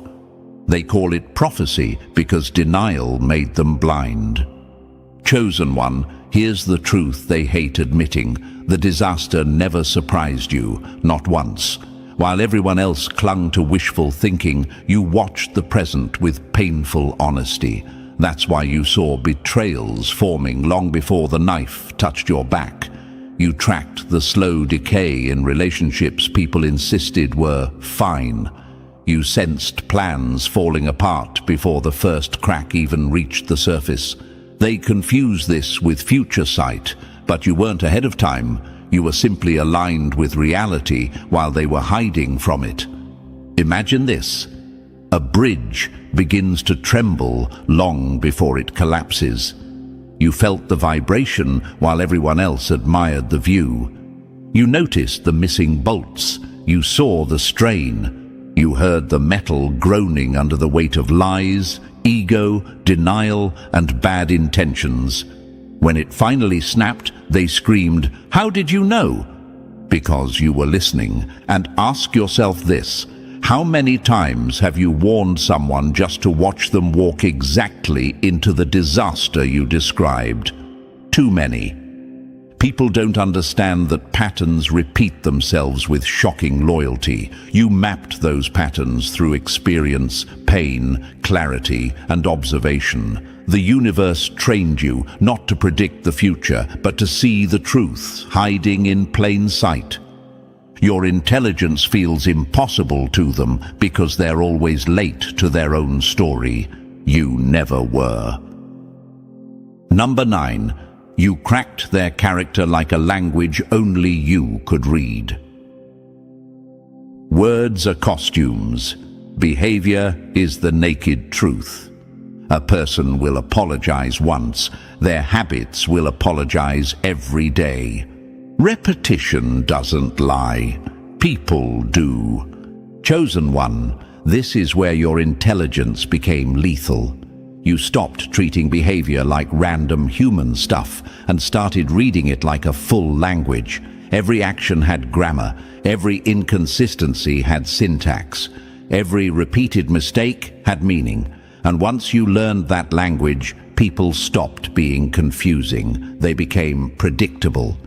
Imagine this: someone tells you they care, but their actions show delay, distance, and excuses. To everyone else, it's mixed signals. To you, it's fluent disrespect. Someone else swears they've changed, but the same old patterns rise again like a glitch in reused software. Others hear their words. You hear the truth humming underneath. You learned that behavior doesn't lie because it can't. It reflects the internal world they try so hard to hide. And I know you've wondered, why do I always see it before others do? Because you're not distracted by emotional noise. You study the sequence, not the story. You pay attention to the pauses, the avoidance, the deflection, the tiny betrayals that stack up like interest until they form a whole portrait of who someone really is. You realized repetition is the blueprint of character. Apologies can be manufactured, patterns can't. While everyone else clings to promises, you analyze consistency. While they trust words, you trust behavior. And that's why your intelligence feels unreal to them. You're not decoding people, you're translating them. Number 10. The day you stopped playing their rigged game. Most people don't fear the truth. They fear the person who can see it without blinking. You walked off their stage, and suddenly their whole performance fell apart. Masks only work on people who still believe the show is real. Chosen one, this was the turning point. The moment you stepped out of the illusion, everyone else was still acting inside. While they clung to roles, scripts, recycled lines, and dramatic performances, you quietly walked to the edge of the stage and realized none of it was real. They were pretending. You were observing. They were invested in the storyline. You were studying the patterns underneath. Imagine this: everyone else is rehearsing the same tired scene, reading from the same predictable script, while you're in the audience taking notes on the lighting, the cues, the inconsistencies. You saw the props shaking. You noticed the cracks in their delivery. You caught the dialogue they borrowed from someone else's mouth. That's why people feel exposed around you, because you see the acting, not the character. You stopped falling for emotional performances that were designed to manipulate sympathy. You stopped believing promises meant only to keep you compliant. You stopped accepting curated masks as personality. You stepped out of illusion and into evidence-based clarity, and that shift made everyone around you uncomfortable. And here's the question you sometimes ask yourself: why does my presence unsettle people? Because you see the human beneath the costume. You see the motive beneath the smile. You see the cracks beneath the script. They can't hide from someone who isn't playing the game. You read the stage from the outside, and that's why your intelligence feels unreal to them. Number 11. When you started reading entire crowds like one giant person. A group is just a single mind wearing multiple faces. Nothing collapses suddenly. People just ignore the fire until the whole building is ash. You didn't predict the fall. You watched everyone pretend the cracks weren't spreading. Chosen one, your perception didn't stop at individuals. It scaled. You began reading groups, friend circles, workplaces, teams, communities, the same way you'd read a single human. You notice the collective denial, the shared avoidance, the silent tension that spreads like smoke long before anyone admits something is burning. They thought the system was stable. You saw the loose bolts and fading loyalty holding it together. Imagine walking into a room and sensing which people are already checked out, which partnerships are days away from shattering, which leaders are all performance and zero backbone. Others call it vibes. You call it data. You watched how energy shifts in waves, how one person's resentment infects the entire group, how decision-making crumbles the moment truth gets uncomfortable. And I know you've wondered, why do I always see collapse before others do? Because you don't get blinded by hope the way they do. You hear the slow burn, the subtle disagreements, the fake agreements, the emotional distancing. You see the early exits people make in their minds before they make them in real life. You read the atmosphere like a pressure gauge ready to explode. To them, everything fell apart out of nowhere. To you, the warning signs were screaming. You weren't seeing the future. You were listening to the present at full volume, and that's exactly why your intelligence terrifies them.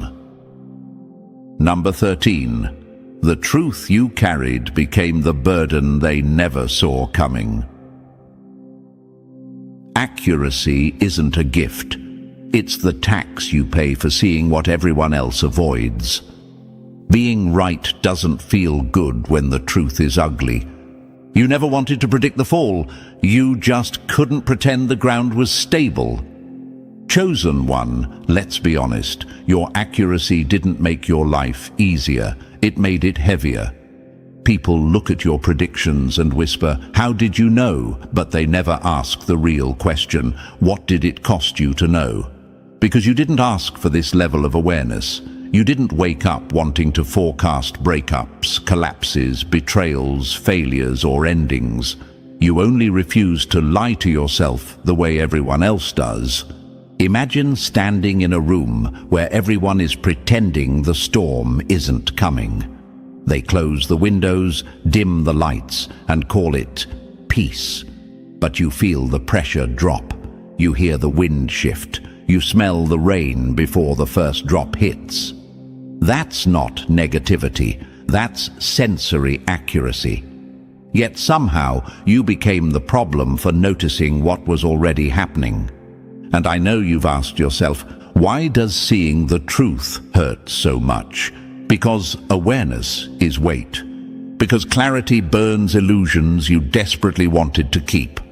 Because once you recognize patterns, you can never unsee them. People called you negative because they needed someone to blame for their denial. They needed your honesty to be the villain so their fantasies could survive a little longer. But you remembered what experience taught you. Consistency is truth. Repetition is revelation. And the universe never lies through patterns. You didn't chase truth. Truth chased you. And every time you were right, it didn't feel like victory. It felt like confirmation of something you wished wasn't real. Your mind became a compass that refused to point anywhere but reality, even when reality was painful. They clung to illusions. You held on to truth, and that's why your intelligence feels impossible to them, because your accuracy didn't just cost you relationships, it cost you peace. Number 14, the day you learn to outsmart your own shadow. Mastering others is power. Mastering yourself is something they don't even have a name for. You stopped being your biggest enemy the moment you learned to predict your own weak spots.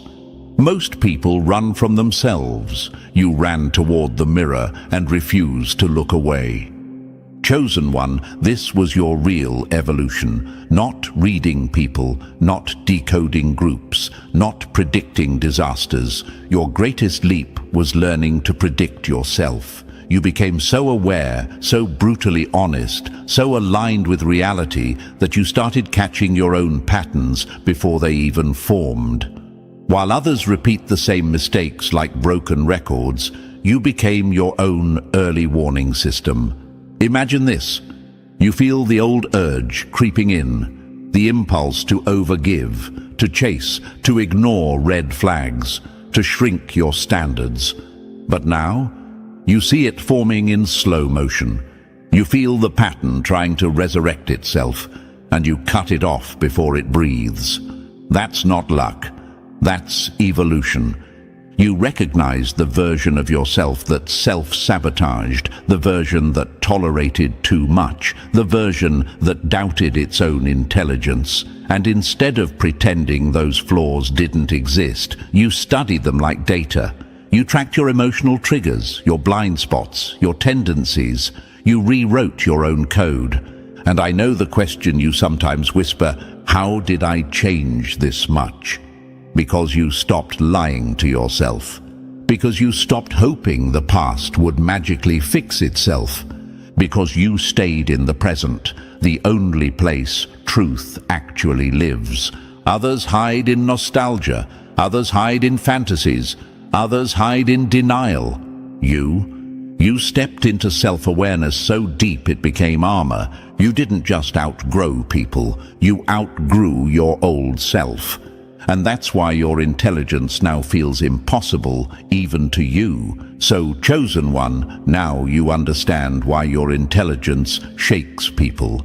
You're not ahead of time, you're just done pretending. If this message hit you, press the like button if you haven't already. And if you're still not part of this family, make sure you smash that subscribe button. The universe brought you here for a reason, and we're only getting started. Welcome to another episode, Chosen One. And look at you, still here, still standing, still breathing, while everyone who swore you'd crash is suddenly real quiet. Funny how the loudest mouths turn into broken statues the moment you don't fall the way they predicted. They said you'd crumble. They swore you'd fold. They were so sure the psychological warfare thrown at you would finish the job. But here you are, upright, steady, and very much alive. Oh, the legend refused to bow. Oh, the ghost they tried to bury is now walking past them like they don't even exist. When they said you were too sensitive, look who's trembling now. When they bragged about how strong they were, look who's watching you survive storms they couldn't even spell. They thought your mind would break. They hoped your spirit would crack. They wanted you shaking on the floor, whispering that you can't go on, but you outlived every attack, every mind game, every whisper campaign built to destroy your sanity. And the best part, you didn't just survive. You evolved into something they never planned for, a person who can't be manipulated anymore. Before we go further, Chosen One, smash that like button and subscribe. It's the easiest way to send energy back and keep this message alive. Now, let's get real, because the universe knows you didn't walk through gentle lessons. You went through psychological battles that would have snapped trained professionals in half, the stuff you carried quietly. Other people needed years of therapy, heavy meds, and whole support systems to even partially recover.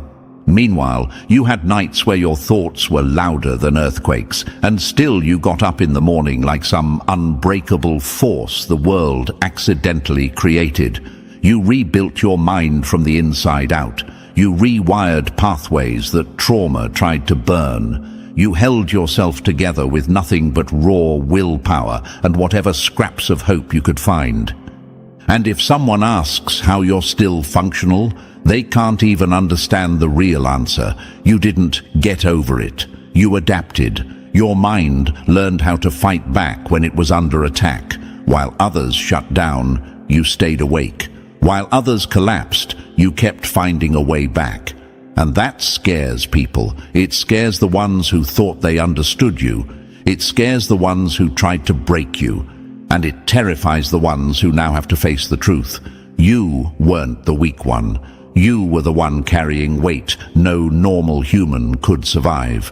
People don't talk about the nights when you stared at the ceiling, trying to calm a mind that felt like it was on fire. They don't talk about the days you had to act normal, even though your nervous system was screaming. They don't know about the panic your body held, the memories that wouldn't die, the way every sound felt like a threat after what you lived through. They don't know how you pushed through the fog, the exhaustion, the shaking hands, the numbness that tried to swallow you whole. They don't know how much of your strength came from choosing, again and again, not to fall apart. But the universe saw it, and the universe didn't forget. It also didn't forget the people who caused the damage, the ones who poked at your mind like it was a toy, the ones who gaslit you, mocked you, twisted your reality, and walked away like nothing happened. Their goal was simple: make you doubt yourself, make you lose control, make you break. But you didn't break. You broke free, and that difference hits them hard. Here's what they don't admit. Watching you still standing messes with their head. They expected you to be done. They told people you were done. They planned your downfall like it was a group project. They wanted the final version of you to be a shattered, unstable mess who proved all their lies true. Instead, they're the ones who got exposed. They're the ones who can't explain how you're still on your feet, while they can't handle even the guilt echoing inside their own mind. This shift didn't happen overnight. It happened the moment you realized nobody was coming to save you. It happened the moment you got tired of waiting for apologies, closure, or understanding. It happened the moment you decided your sanity mattered more than their opinions. And from that moment on, every silent step forward was a slap to their ego. There's a story from your past that lives rent-free in the universe's memory. Remember the time you were walking around acting normal after a breakdown no one knew about. Remember how you sat in class, or at work, or around friends, pretending everything was fine while your brain felt like a battlefield. Most people can't fake stability under that kind of damage, but you did, not because you wanted to pretend, but because you had no choice. Your life didn't pause for your pain. You had to carry it while moving. That strength nobody claps for, but everyone fears once they realize what it means. The universe also remembers the moment you snapped out of victim mode, the moment you said, enough, the moment you stopped trying to make people understand your pain, the moment you stopped bending your mind into shapes for people who didn't deserve access to it. That moment shifted the whole energy of your life. It closed doors you kept begging to stay open. It opened new paths you didn't expect. And it forced your enemies into silence because suddenly their tricks didn't work anymore. And here's the part they truly hate. They know you're not fragile anymore. They know you're not confused anymore. They know your mind is sharp in ways that make their manipulation attempts look sloppy. They know your emotional control is something they can't match. They look at you now and see someone they can't fool, can't push around, and can't destabilize the way they used to. You survived psychological warfare that cracked people with far more support. You endured mental storms that took others out for years. You rebuilt yourself in places no one could see, and that's why the universe didn't let you fall. You were meant to rise after the attack. You were meant to walk around with this new inner power that scares the same people who tried to destroy you. And the sickest twist? The more they watch you rise, the more they fall apart. They can't stand the way your strength exposes their weakness. They can't stand the way your survival ruins their story about you. They can't stand the way your silence says more than their lies ever could. But chosen one, this is your moment. The aftermath. The quiet shockwave after the war. The world feels different because you're different. Stronger, smarter, harder to touch. The universe didn't put you through hell for nothing. You became a version of yourself that even you didn't expect. And now everyone else has to live with the truth. You weren't supposed to survive. Yet here you are, still on your feet and walking into the next chapter like the villain who became the hero without asking for permission. Before we move into the next part, Chosen One, I want to thank you for showing up with that steady fire in your chest. You didn't survive psychological warfare just to click away when the truth is finally breaking open in front of you. Stay with me, because what comes next is the part people usually pay therapists, coaches, and whole teams to explain. And you're getting it step by step. If you want to push this message forward, hit like, drop your support, and leave a comment with the number 777 to show you're still standing after everything that was meant to destroy you. Every bit of love you send keeps this mission moving, because exposing this kind of truth takes real work. Whether it's a small gift or a big one, it fuels the voice speaking for those who never got a chance to speak for themselves. And now, Chosen One, let's walk into the next layer together. Lean in. If you truly lived through the mental war that broke others, you're going to feel this next part in your bones. Let's begin. Number 1. When the chaos tried to own you and failed. They prayed for your breakdown, but now they pray you don't speak. Here we go, Chosen One. This is the part of your story that makes your enemies grind their teeth at night. Because this is the part they never expected anyone to survive, let alone turn into strength. This is the part they hoped would swallow you whole, and now it's the part that exposes them as weak, sloppy, and completely unprepared for who you became. Let's start with the truth they hate the most. You didn't just face psychological warfare. You walked into it like someone who already knew the storm couldn't control you. They threw madness at you, hoping you'd drown in it. Instead, you treated it like a puzzle. While others screamed, you analyzed. While others collapsed, you kept moving. While others begged the chaos to stop, you stared it down until it blinked first. That alone is why they fear you now. Not because you survived, but because you survived with awareness. People who went through half of what you endured broke apart in ways that still affect them today. Some are in recovery centers with shaking hands and hollow voices, explaining how their thoughts betrayed them. Some lost their sense of self completely.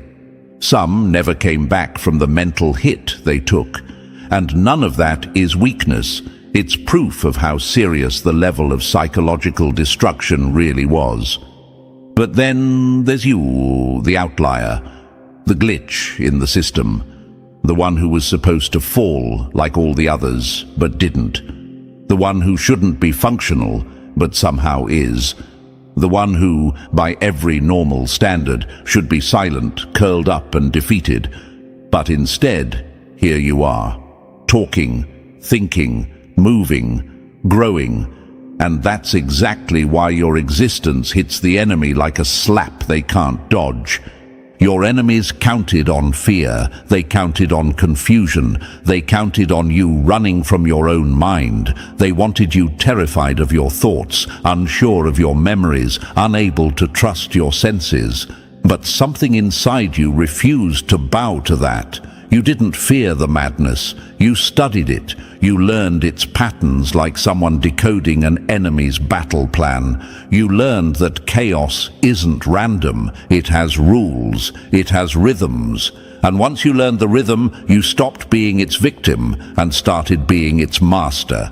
And here's the part that really burns them. You didn't pretend to be whole. You didn't lie to yourself. You didn't say everything's fine while falling apart inside. You accepted that you were shattered. You accepted that your mind was in pieces.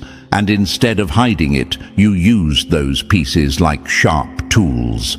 You learned how to function while broken, and that's what gave you a strength they will never understand, because anyone can walk when they're stable. Only a chosen one can walk with broken legs and still move faster than those who never fell. At this point you might wonder, how did I even do that? How did I endure insanity without losing myself? And the answer is harsh, but real. You learned early on that falling apart wasn't an option, not for you. You learned to stabilize yourself in ways nobody taught you. You learned to stay calm during emotional earthquakes. You learned to think logically while drowning in feelings that didn't make sense. You learned to silence the noise inside your mind long enough to take the next step. These aren't normal survival skills. These are battlefield skills, and the chosen ones like you learned them the hard way. Here's a story the universe remembers clearly. The night you sat in the dark, feeling the walls closing in, thinking your mind was slipping away. Anyone else would have run to emergency hotlines or someone's arms, but you breathed through it. You grounded yourself. You spoke to your own panic like it was a creature you had to tame. And after hours of hell, you came out stronger. Nobody applauded. Nobody saw the victory. But the universe did. And your enemies would collapse if they knew how many times you beat the madness when nobody was watching. Another story? Remember when someone tried to gaslight you so hard you questioned your own memory? They fully believed that would break you. But something wild happened instead. You learned to trust your internal truth more than their external lies. That's when they realized their power over you was dead. The psychological warfare they built so carefully fell apart the moment you stopped doubting your own mind. That's when the real fear hit them. Because someone who trusts their own truth cannot be controlled. You didn't outgrow them, you outlived the version of yourself they could manipulate. The universe built pressure around you until you had no choice but to evolve. And evolve you did. You became the kind of person who can walk through emotional fire without flinching. The kind of person who can sit inside their own chaos and find clarity. The kind of person who doesn't collapse at the first sign of mental fog because you've walked through far worse. Your enemies hate this version of you. Hate it because this version is dangerous, not violent, not reckless. Dangerous because you're aware, awake, and not mentally fragile the way they hoped. You know too much now. You see too clearly. You recognize manipulation before it even reaches the surface. You sense lies before they're fully formed. And the biggest fear your enemies have, you're no longer scared of them. Some chosen ones at this point ask themselves, was I supposed to be this strong? Or did the universe just throw me into the deepest pit and hope I crawl out? And the answer is simple. You were shaped for this. Not chosen by prophecy, not selected by fate. You built yourself through experience that nobody else could survive. You didn't find strength. You forged it out of psychological wreckage. You welcomed madness because you had to. You learned its language so you could break its control. You walked through insanity not because you were fearless, but because you refused to let fear decide your story. That's why you're still on your feet. That's why you're still breathing. That's why you're still moving while others froze in place. They wanted you unhinged. Instead, you became unshakable. This is the part that destroys your enemies quietly. They know you're not the same person they tried to break. They know they no longer have access to the soft version of you. They know their psychological tricks won't land anymore. They know the chaos inside you no longer belongs to them. It belongs to you, and you know how to use it. You didn't welcome madness because you wanted pain. You welcomed it because you recognized it as a teacher, a brutal, unforgiving teacher, sure, but a teacher that revealed your real self, a teacher that stripped illusions, a teacher that built a mind that can't be fooled again. So now, here you stand, the survivor of psychological warfare that shattered others, and not just standing tall, standing aware, standing sharper than before, standing in a world that expected you to vanish. And the question the title asks, how the hell are you still on your feet? Here's the truth your enemies don't want to hear, because you learned to walk on broken ground, because you learned to breathe under pressure, because you learned that madness can't break someone who understands it, because you became the kind of person who rises from the ruins with fire in their eyes. You're still on your feet because you refused to fall. And now the world has to deal with the version of you that can't be defeated the same way twice. Number 2, when they tried to erase your reality and failed miserably. They didn't just lie to you, they tried to uninstall your entire mind. Too bad your system runs on a level they can't hack. The goal wasn't to confuse you, the goal was to erase you. They failed at both. You remembered the truth, even when remembering hurt more than forgetting. They rewrote the script, but you still walked out as the main character. Let's get into the part of the story that makes every enemy break into a silent panic, the gaslighting you lived through, the kind that doesn't just twist facts, it twists your identity, the kind that doesn't just change a memory. It changes the meaning of the whole memory, the kind that would have shattered most people into dust. But you walked through it like someone who already understood that truth can't be killed, only buried. And you had the strength to dig it back up. Gaslighting is psychological warfare in slow motion. It's someone intentionally shifting the ground beneath your feet until you don't know if you're standing or sinking, and you endured levels of it that normal people never face.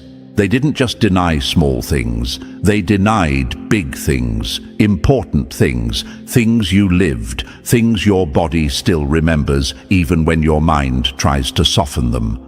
They rewrote the script in real time while you were still acting in the scene. Imagine this. You watch an event happen with your own eyes, and seconds later someone says, "That didn't happen." Not "you misunderstood," not "that's not what I meant," but straight up deletion of the memory you just experienced. Imagine someone telling you a conversation never happened when you can still hear the tone of their voice echoing in your head. Imagine someone swearing they never hurt you when your nervous system still reacts like you're in the middle of the battlefield. That alone breaks people. People sent to recovery programs because they don't know what's real anymore. People filling journals just to force their mind to trust itself again. People recording conversations because reality became slippery. People questioning if they're paranoid or finally seeing the truth. But not you. You learned to stand in multiple realities at once. When they denied the truth, you didn't collapse, you observed. When they twisted your memories, you didn't bow. You questioned the twist itself. While most people begged for clarity, You navigated confusion like a battlefield commander.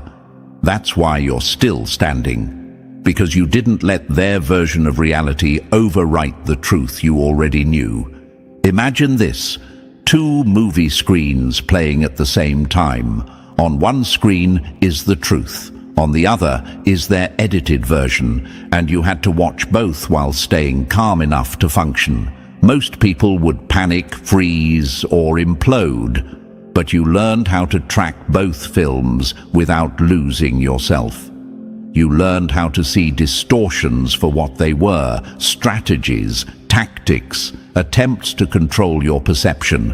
And here's the part that really destroys the enemy. You didn't even fight them directly, you just saw through them. That alone ruined the entire operation. Gaslighting only works on people who don't trust themselves. You started trusting yourself more than the noise around you, and that was their downfall. The moment you trusted your memory again, their manipulation died, because someone who knows their own truth cannot be controlled by someone else's lies.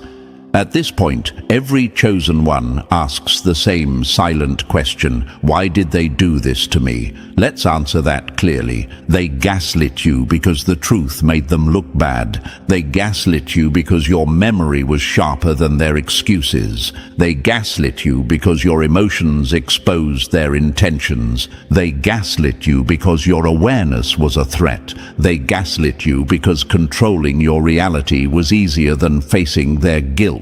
They wanted you confused because a confused person is easier to control. A confused person doubts themselves. A confused person apologizes for things they didn't do. A confused person becomes predictable. You were never predictable. You were never weak. You were never the easy target they wanted you to be. Imagine this: you're holding a bright flashlight in a dark room, and every time you shine the light on something real, someone tries to slap the flashlight out of your hand. Not because you're wrong, but because you're right. They couldn't stand seeing themselves clearly, so they tried to blind you instead. But you kept the light on. You started noticing small things: tone changes, contradictions, repeated patterns, sudden rewriting of events. You started piecing things together faster than they could twist them. You started seeing the structure of the manipulation, not just the content of it. And once you see the structure, the game is over. You didn't just survive gaslighting, you dissected it. You weren't confused, you were studying the attack. The truth is, your mind evolved under pressure. You developed awareness that most people never have to develop. You learned how to ground your thoughts, even when reality felt like shifting sand. You developed an internal compass that no one could tamper with. And because of that, you became immune to their tricks. Your enemies hate this version of you. Hate it with everything in them. Because now, when they lie, you hear the crack in their voice. When they twist the truth, you feel the distortion instantly. When they rewrite the past, you feel your body reject it.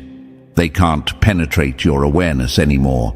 You built walls they can't climb, and sensors they can't disable. And the biggest blow to their ego, you never confronted them with anger. You never gave them the dramatic meltdown they expected. You didn't scream or cry or break. You just quietly woke up.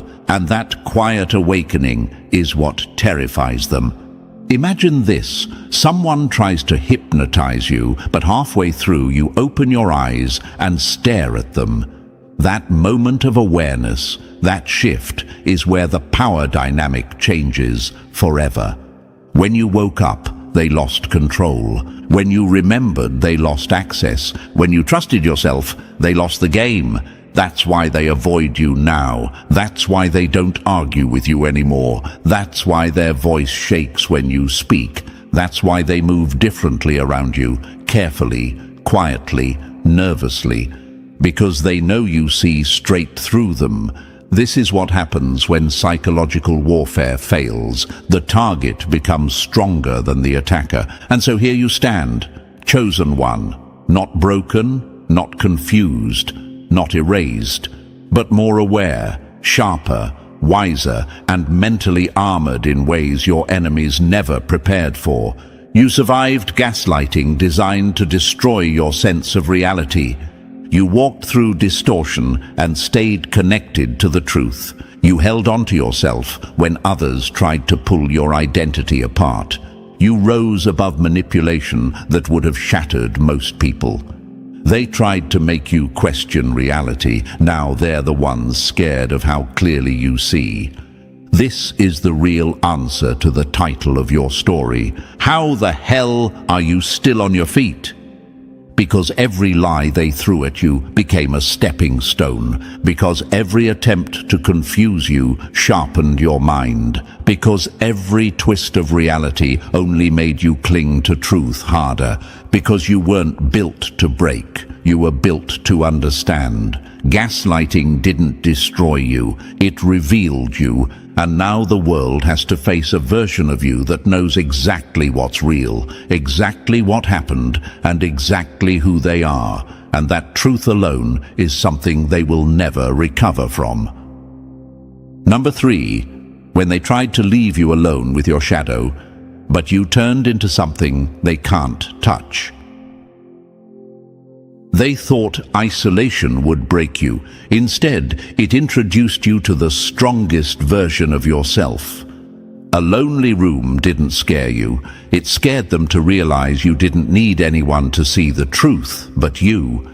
Here's the part that really slices the enemy's ego open. They didn't just isolate you. They engineered it, whispered lies dressed up as concern, spread doubt like poison, tilted your whole support system against you, hoping you'd lose every lifeline at once. And honestly, for most people, that would have been the end, because isolation isn't quiet. It's brutal. It echoes. It magnifies every fear. It turns your own mind into a crowded battlefield. But then there's you. Imagine this. A room where the walls close in on everyone else, but for you, the silence becomes a forge. The loneliness becomes a mirror. The emptiness becomes a classroom. While others end up talking to walls, you ended up talking to the truth. You became your own witness, your own judge, your own entire court system. Nobody could twist your story anymore because you were the only one left holding it, and you held it with steady hands.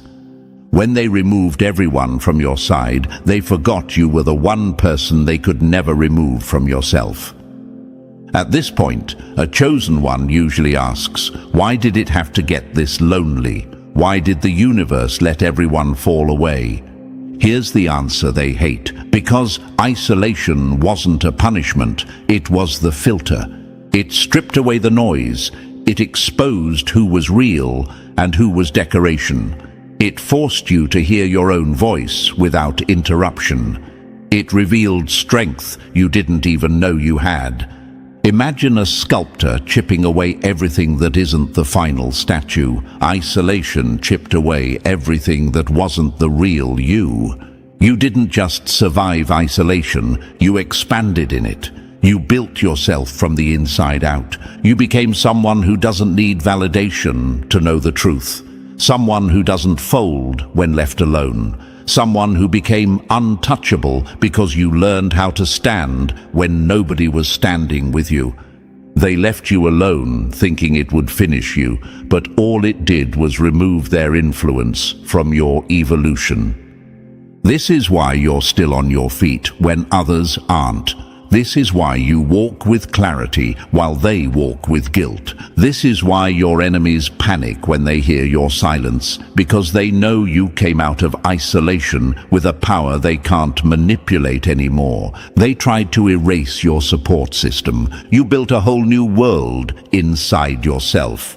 And now they have to face the version of you that grew in the dark, the version they never expected to survive.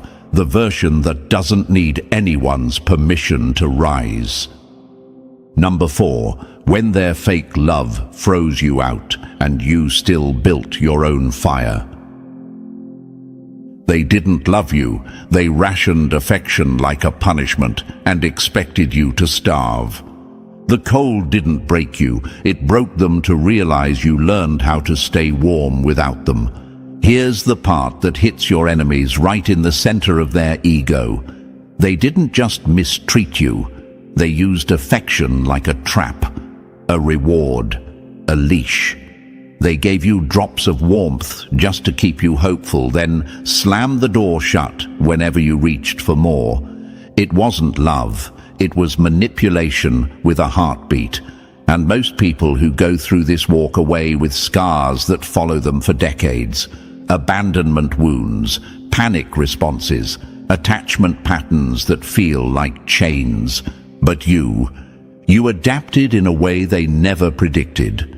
Imagine this, being handed a tiny flame in a freezing room, and every time you try to warm your hands, someone snatches it away. Most people shiver until they collapse, but you learned to build your own fire from scratch.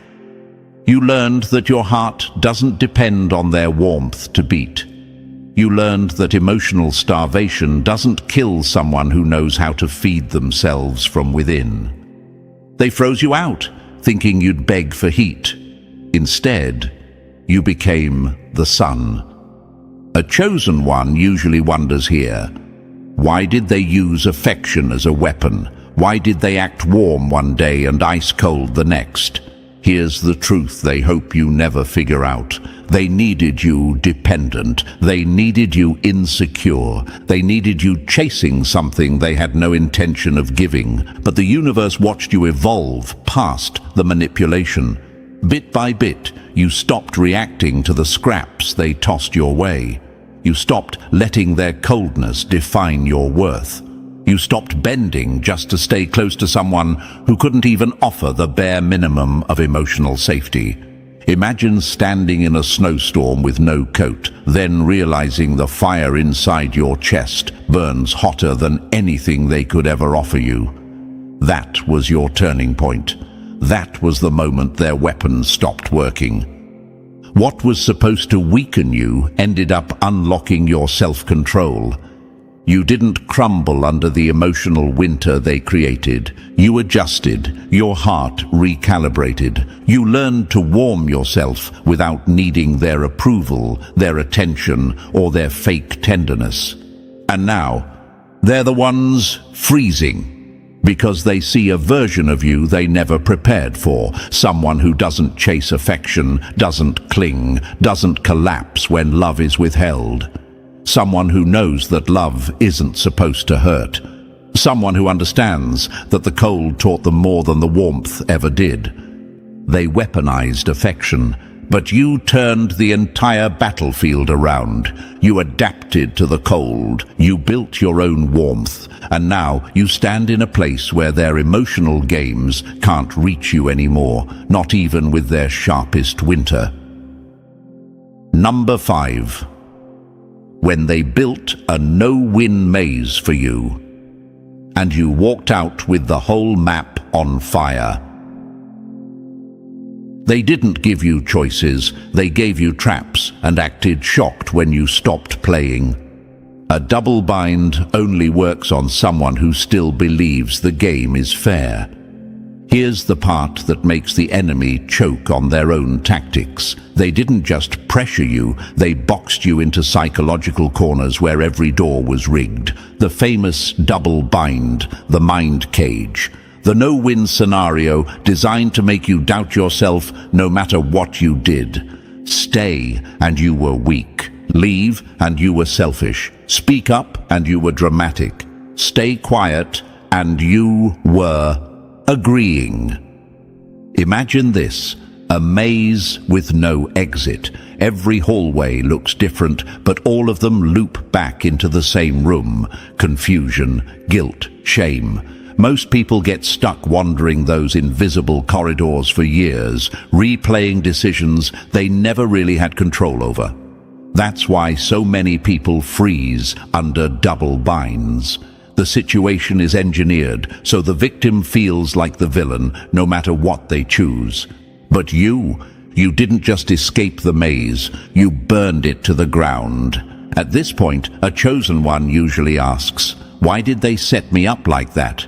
Why make every option look wrong? Because a trapped person is easier to break. Because a confused person is easier to redirect. Because a blamed person is easier to silence. Double binds aren't about choices. They're about control. Here's what they miscalculated. They thought your mind would fold under impossible decisions. They underestimated your ability to think above the situation instead of inside it. They didn't expect you to question the structure of the problem itself. They didn't expect you to realize the choices weren't choices at all, just psychological weapons dressed up as options. Imagine stepping back from the maze and seeing the whole blueprint from above, like the universe tilted the angle so you could finally see the trick. That moment of clarity, that's when everything collapsed. That's when the traps lost their power. That's when you stopped responding to manipulation and started responding to truth. You didn't pick the right door. You realized the building was fake. And when you walked away, they panicked, because suddenly the rules they built didn't apply to you anymore. Suddenly, their accusations bounced off. Suddenly, your silence wasn't compliance, it was strategy. Suddenly, your voice wasn't dramatic, it was accurate. Suddenly, leaving wasn't selfish, it was survival. The double binds didn't trap you, they revealed you. They showed that your mind doesn't break under pressure, it sharpens. They showed that unfair choices don't make you freeze, they make you question the whole system. They showed that someone who sees through manipulation cannot be manipulated. Others are still wandering those hallways, replaying the logic, trying to figure out where they went wrong. But you walked through the ashes of that maze like someone who realized the whole thing was built to keep you small. And you're not small anymore. You outgrew the trap. You outgrew the controller, and now the only one stuck in the maze is the person who built it. Number 6. When their pain was meant to poison you, but you drank it and walked away stronger. They fed you poison expecting you to die. You turned it into muscle. The pain didn't shape you, you shaped it.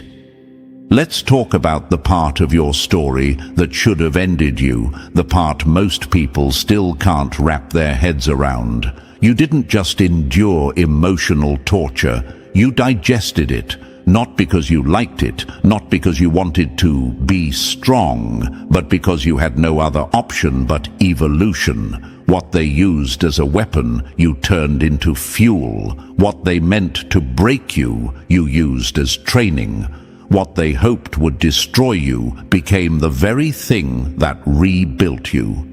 Imagine this: everyone else is choking on the smoke, collapsing under the toxicity, while you inhale it and somehow walk out breathing clearer than before. Not because you're numb, but because your system adapted faster than their attacks evolved. They threw manipulation like darts. You treated it like morning coffee. They handed you betrayal like a meal. You turned it into data. At this point, you might ask yourself, how did I survive what crushed others? Here's the real answer. The universe didn't make you immune. You built your immunity through repetition, reflection, and raw will. Each emotional hit sharpened your perception. Each lie trained your instincts. Each betrayal refined your radar. You became someone who can taste the truth hiding behind any lie. You learned to detect deception faster than they could deploy it. You learned the aftertaste of artificial love, that weird mix of sweetness and rot.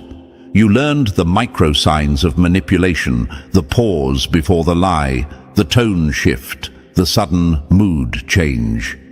Imagine a blade being dragged across stone, over and over. The stone screams. The blade only gets sharper. That was you. You didn't enjoy the pain. You weren't built for it.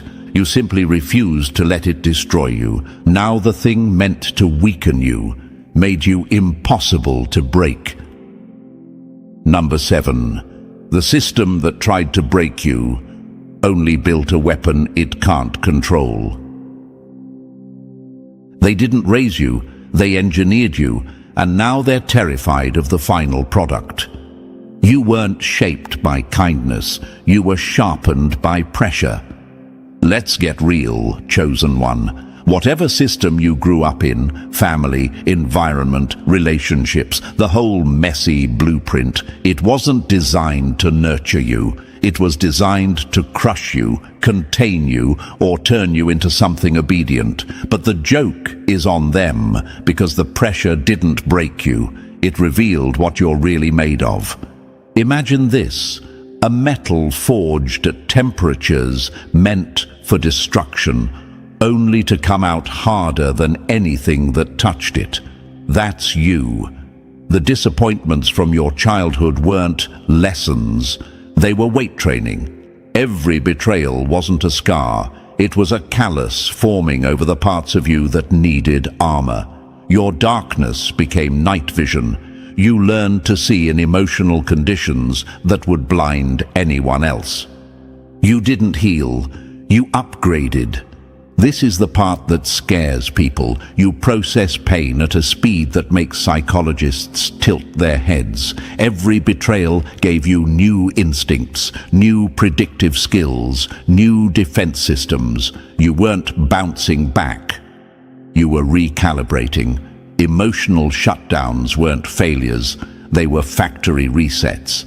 Each return wasn't a comeback. It was a new version of you. Imagine being rebuilt so many times that your body remembers every weld, every crack, every realignment, and still moves with more precision than before. That's why your enemies can't understand you now.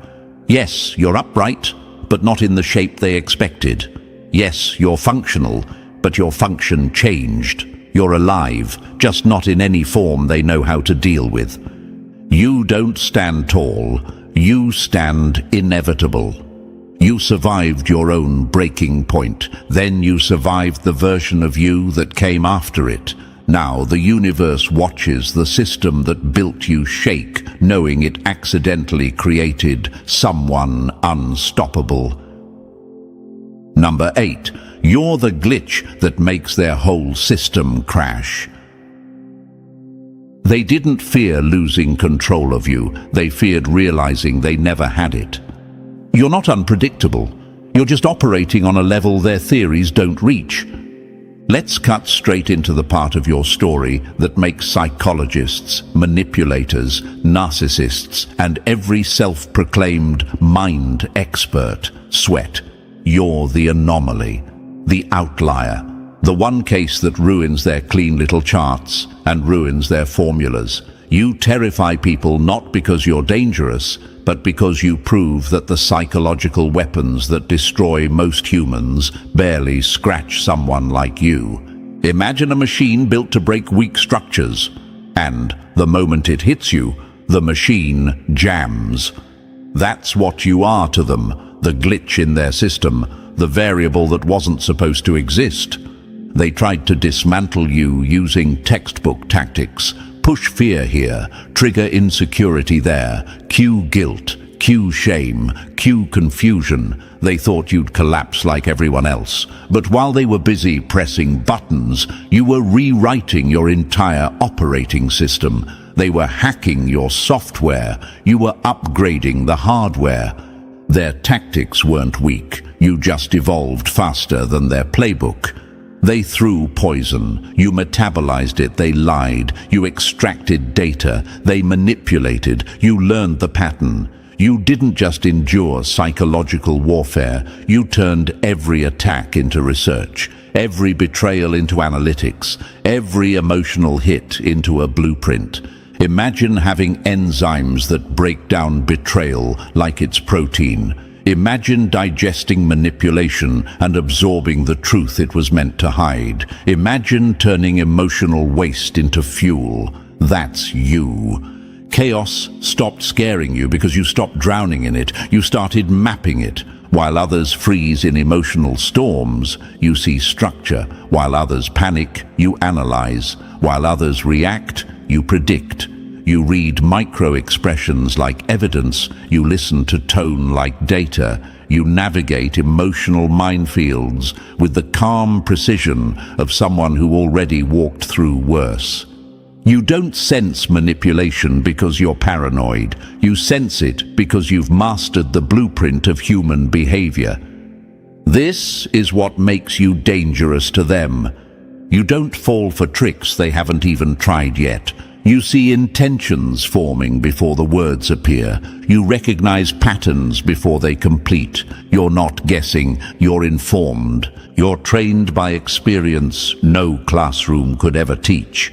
You are the anomaly their theories fear, the glitch that exposes their entire system, the exception that destroys their entire model, the proof that the human spirit can evolve into something they cannot predict or control. You didn't just survive the psychological war. You became the one thing every manipulator prays they never meet. Someone they cannot outthink, cannot break, and cannot use. You are inevitable. Number 9, you're not a survivor anymore. You're the upgrade they never saw coming. They thought resilience meant bouncing back. You didn't bounce. You rebuilt yourself into something their language doesn't have words for. You didn't escape the fire. You let it rewrite the blueprint of who you are. Let's make something painfully clear. What happened to you didn't create a survivor. It created a new category of human resilience, the kind that breaks every model, every chart, every outdated psychological definition. You're not here because you got lucky. You're here because you became a psychological alloy, forged by pressure, strengthened by subtraction, shaped by everything you lost and everything you refused to let destroy you. Imagine metal mixed with something rare, something unexpected, something the original designers never tested for. That's you, stronger because of what was added, unbreakable because of what was taken away. You didn't dodge arrows, you took them, examined them, and learned their flight path. You didn't avoid the flames, you let them burn off every version of you that wasn't built for the future. You're not healing, you're mutating. Most people recover by returning to who they were. You evolved by leaving that version in the ashes. That's why they can't categorize you. You don't fit their labels, their theories, or their expectations. Every time they try to place you in a box, you outgrow it. Every time they try to predict you, you switch frequencies. Imagine walking out of the fire and realizing your DNA isn't just healed, it's rewritten. Your instincts are sharper, your boundaries are clearer, your perception is upgraded. You're not rebuilding your old reality, you're constructing a new one, governed by rules they've never seen and will never master. They can't stop what you're becoming, because what you're becoming has never existed before. And finally, chosen one. You made it through every truth, every scar, every evolution that was never supposed to be survivable. You're not standing by accident. You're standing because nothing built to break you ever worked. And if this message hit you even a little, press the like button right now. And if you're still not part of our family, make sure to subscribe so you never face this journey alone again. The universe is watching you rise, and trust me, this is only the beginning of what you're becoming. Welcome to another episode, Chosen One. And look at this mess. The truth finally crawled out of the ground, screaming your name, exposing every little stunt your ex, that lawyer, and that dirty cop pulled. They said you were lying. They said you were dramatic. They said you were imagining things. Cute, real cute. Now look who's shaking, look who's sweating, look who's choking on their own story. Press the like button and subscribe to pay this message back. Chosen one, let's talk real. These people thought they were untouchable. Your ex walked around like some innocent angel, hiding behind fake tears and fake stories. Their lawyer smirked like he was bulletproof. And that dirty cop, he acted like a badge made him the king of the world. They really believed their titles would save them. They thought if they stood together, they could hide everything forever. They thought no one would ever believe you. They thought you were too weak, too quiet, too broken to fight back. But look at the universe flipping their whole plan inside out. Everything they hid is now sitting on the table in plain sight. Every lie now has a big spotlight on it. Every secret they buried is crawling straight into public view. And I swear the silence around them right now is loud. You can almost feel it. That heavy air when people realize the story isn't what they thought. That little pause when someone sees the truth and doesn't know how to unsee it. Oh, your enemies feel that pause. They're drowning in it. Chosen one, let's break their whole illusion open, because this isn't just a simple case. This was a full operation. Your ex played the helpless victim. They told people you were crazy. They told their friends you were unstable. They gave that lawyer a whole script to follow, acting like they were the good one in the story. And the cop? He covered for them. He erased things. He lost things. He twisted the story like it was some game he could win. But the universe doesn't play stupid games. The universe pays attention, and the universe remembered everything they did. You know what's wild? These three didn't even think twice. They didn't think you'd get back up. They didn't think you'd speak again. They didn't think you'd survive the pain they left you with. They thought you were done, over, finished. But then the investigation started, and suddenly their whole world turned upside down. Chosen one, let me tell you exactly what they feel right now. Your ex. They're terrified. They're checking their phone every 10 seconds. They're jumping at every notification, because they know once the truth starts spilling, their whole perfect victim act collapses. The mask is cracked. The tears don't work anymore. The lies don't stick. People are looking at them different now. They can feel it. Their lawyer, his pride took the biggest hit. This guy thought he was smarter than everyone. He thought he could twist the story so hard that even the truth would get confused. Now he's staring at documents and evidence he never expected. He's sweating through his expensive suit, trying to figure out which lie of theirs is about to blow up next. And the dirty cop. Oh, he's the one who's shaking the most, because when investigators dig into a dirty cop, they never stop at one case. They check everything, and he knows it. He knows his little tower of lies is about to collapse and bury him. Chosen one, the universe didn't expose them slowly. It ripped their whole plan open like paper. All the things they thought they handled, covered, erased. Nope. It's all coming out. Their names, their actions, their motives, everything. That's why everyone is so quiet around you now. People don't know what to say. They don't know how to act. They once treated you like the problem. Now they're avoiding eye contact because they know they were wrong. And here's the part that hits real deep. You always felt something was wrong. You always felt something off. Even when they gaslit you, even when they mocked you, even when they acted like you were dramatic, something inside you wouldn't let you rest. You knew the truth wasn't gone, it was just hiding. And now, it's standing right next to you. The universe didn't forget you, it didn't ignore you, it didn't leave you alone. It watched everything, every trick they pulled, every lie they sold, every tear you cried into your pillow, thinking no one would ever hear you. The universe held your story in its hands, and now it's handing it back with the truth glowing like fire. Chosen one, I want you to understand something powerful. They never feared the truth. They feared your truth, your voice, your memory, your strength, your comeback. They feared the moment you finally stopped blaming yourself and saw them for who they really were. They feared the day you woke up and said, "No more." And when that day came, everything started shaking in their world. And here's the fun part, the villain part, the part that makes me grin.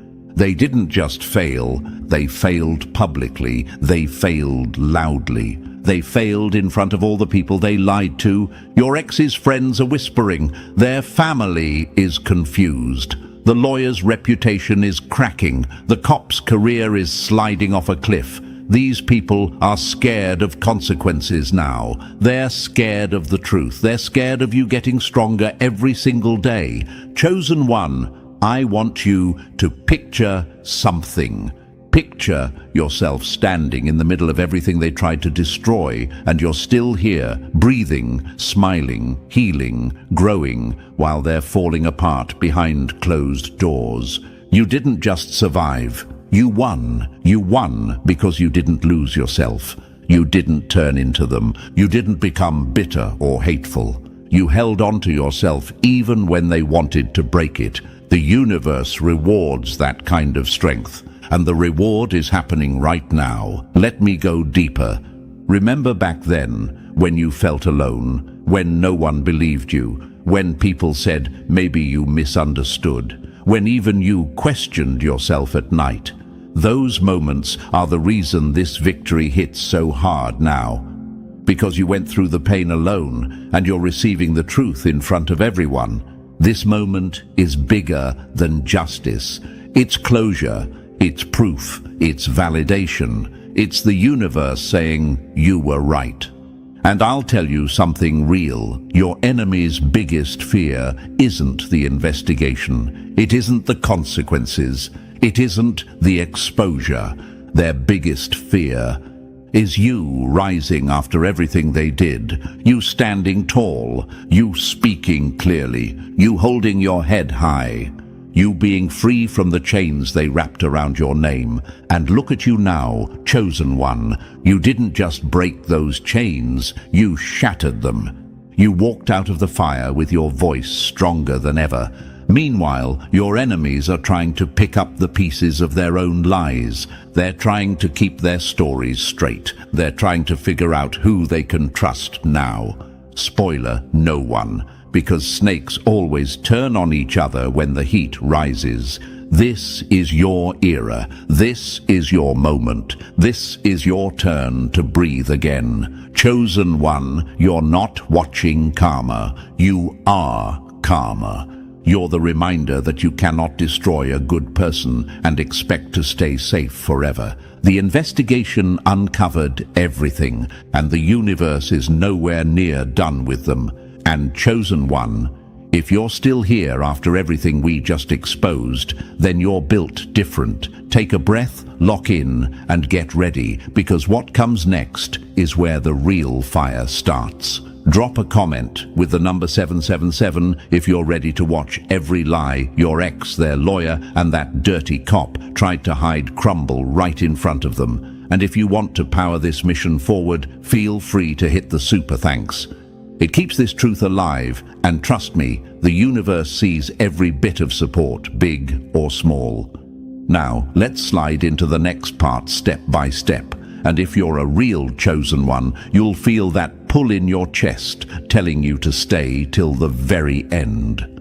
This is where the mask rips, the story breaks, and everything they hid gets dragged into the light. Let's get started. Number 1. The 3 cowards finally tripped over their own lies. Funny how loud they were when they thought you were powerless, and how quiet they got the second the truth walked in wearing your name. Chosen One, let's tear straight into this, because these three clowns don't deserve a gentle introduction. Your ex, their lawyer, and that dirty cop really believed they were some unstoppable force. They strutted around acting like the universe handed them a license to play with your life. They thought their roles made them powerful, the manipulator, the mouthpiece, and the badge. But power without truth is just borrowed time, and their time just ran out. Let's expose how they really operated, and while we do, let me answer the questions already forming in your mind, the ones you used to whisper to yourself in the dark. How did they get away with it for so long? Why did nobody see it? Was I crazy for feeling something was wrong? No, Chosen One, you were never crazy. You were surrounded by people pretending to be good while quietly setting fire to everything you cared about. Your ex? They were the architect of the mess. They knew exactly what they were doing from day one. They weren't confused. They weren't lost. They weren't emotional. They were calculated. Every sad moment, every guilt trip, every dramatic meltdown was staged. They weaponized your empathy. They turned your kindness into their playground. And when they realized you were catching on, they panicked. They recruited help. That's when the team formed. The lawyer stepped in like some twisted magician, throwing paperwork, rules, and jargon around like confetti, hoping you'd get overwhelmed and back down. This wasn't strategy, it was fear. Because if the truth ever surfaced, he'd lose everything he built his reputation on. So he did what cowards do. He bent the system, tweaked details, twisted words, hid what didn't fit his narrative. And he did it with a smile, like the truth couldn't touch him. Then there was the cop, the one who was supposed to protect you. Instead, he bent the badge around your neck like a noose and pulled the rope every time your ex needed backup. He erased things he shouldn't erase. He rewrote things that were never his to rewrite. He weaponized trust. And the worst part? He genuinely thought no one would ever question him. That's what made him dangerous, his arrogance. He thought the badge made him untouchable. Together, these three thought they formed some unbeatable trio. They moved as one. Your ex fed the lies, the lawyer cleaned the lies, and the cop buried the lies. They crafted this little secret world where everything they did was justified, and everything you said was dramatic, and for a while, Chosen One, it looked like they were winning. They made you doubt yourself. They made others doubt you.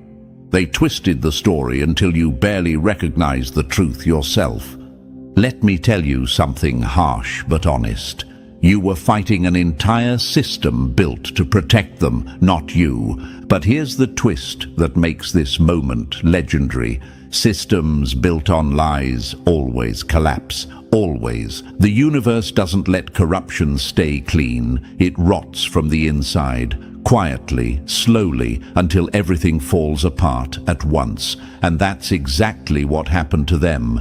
They didn't fall because you fought wrong. They fell because their foundation was made of lies, so thin a single drop of truth cracked the whole thing open.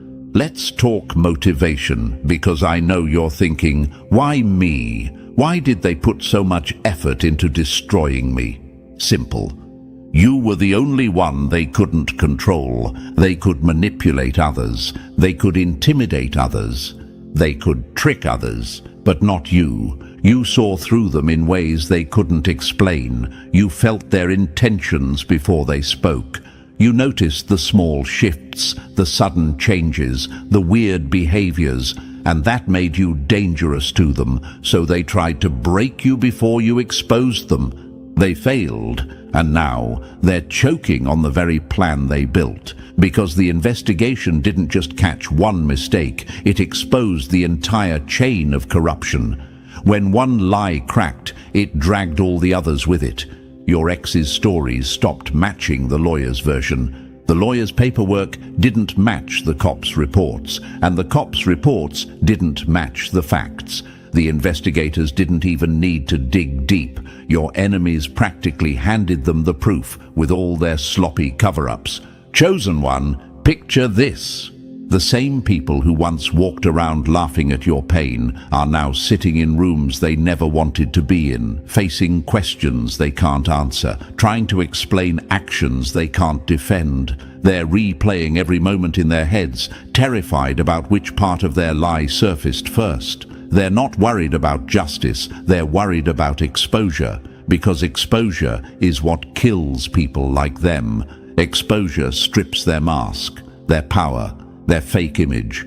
Let me pour some more truth into your veins. You didn't beat them with revenge. You beat them with survival. You kept living. You kept standing. You kept telling your truth even when no one believed you. You kept pushing even when the world felt deaf. And that persistence, that's what cracked them open. That's what forced the universe to step in. And here's a metaphor that fits them perfectly.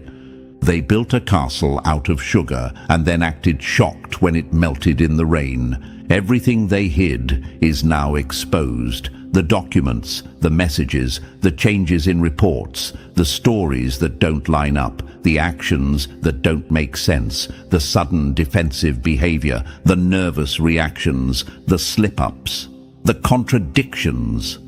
All of it, it's all out. Let me answer another question you've held inside for too long. Why did people believe them and not me? Because they performed, they put on a show, they rehearsed, they acted. You, chosen one, were real, and real never looks as tidy as fake. But now the show is over. The audience woke up, and the spotlight moved. It's shining on them now, hard, brutal, blinding. Chosen one, I want you to understand the power of this moment. This is not just a collapse. This is justice breathing down their neck. This is karma walking in slow and smiling. This is the universe saying, enough. Your ex can't hide behind fake tears anymore. The lawyer can't hide behind paperwork. The cop can't hide behind his badge. Their trio is broken, exposed, finished, not because they were caught, but because you refuse to lose yourself. Stand tall now. This is your moment. Their collapse is your confirmation. Their downfall is your proof. Their fear is your closure. And chosen one, this is only the beginning. Number 2. Their secret network got dragged into the sun. They swore you were imagining things, but the receipts don't lie. Their own messages just snitched harder than any witness ever could. The funny thing about darkness is, it screams when the light hits it. Cowards hide messages, warriors hide nothing. Chosen one, sit with this for a second. Everything they tried to cover, lock, encrypt, bury, delete, and disguise is now blowing up right in their faces. All those encrypted messages they swore didn't exist. They're out. All those late-night emails they thought looked professional, exposed. All the whispered meetings in parking lots, the fake work calls, the secret bank transfers. Every single thread just got pulled into daylight, like the universe reached in and said, "Let me show you something. And don't act like you didn't feel this coming." Deep down, you always knew something felt off. Why are they being weird? Why do they look nervous when certain topics come up? Why do they suddenly go silent when you enter the room? You weren't paranoid. You were surrounded by people who were working overtime to hide the truth. They were scared of what you would do if you ever saw what they were saying when you weren't looking. Let's tear this open properly. Your ex thought they were slick, sending messages late at night, double deleting things, using apps that erase after viewing, switching accounts like it made them untouchable. They planned stories They rehearsed new lies. They kept everyone in the loop except you. They were building a version of events where they looked like the angel and you looked like the storm. And guess what? Those exact messages are now the reason they can't sleep. The lawyer wasn't just responding, he was coordinating, he was advising, he was telling your ex what to say, what not to say, how to twist your words, how to avoid responsibility. He thought his fancy legal terms would protect him. He thought encrypted emails made him invisible, but encryption doesn't matter when investigators already have the key. And the dirty cop, oh, chosen one, he left the biggest trail. He deleted things. He changed timestamps. He moved reports from one folder to another. He took calls late at night he thought no one would ever trace. But corruption is sloppy, and sloppy leaves fingerprints. Now, every file he touched is glowing like neon. Imagine this. A whole group working behind your back, whispering in shadows, passing secret messages around like middle schoolers hiding notes in class. And suddenly the entire folder lands on the table in front of investigators. No warning, no mercy, just raw truth. Imagine this.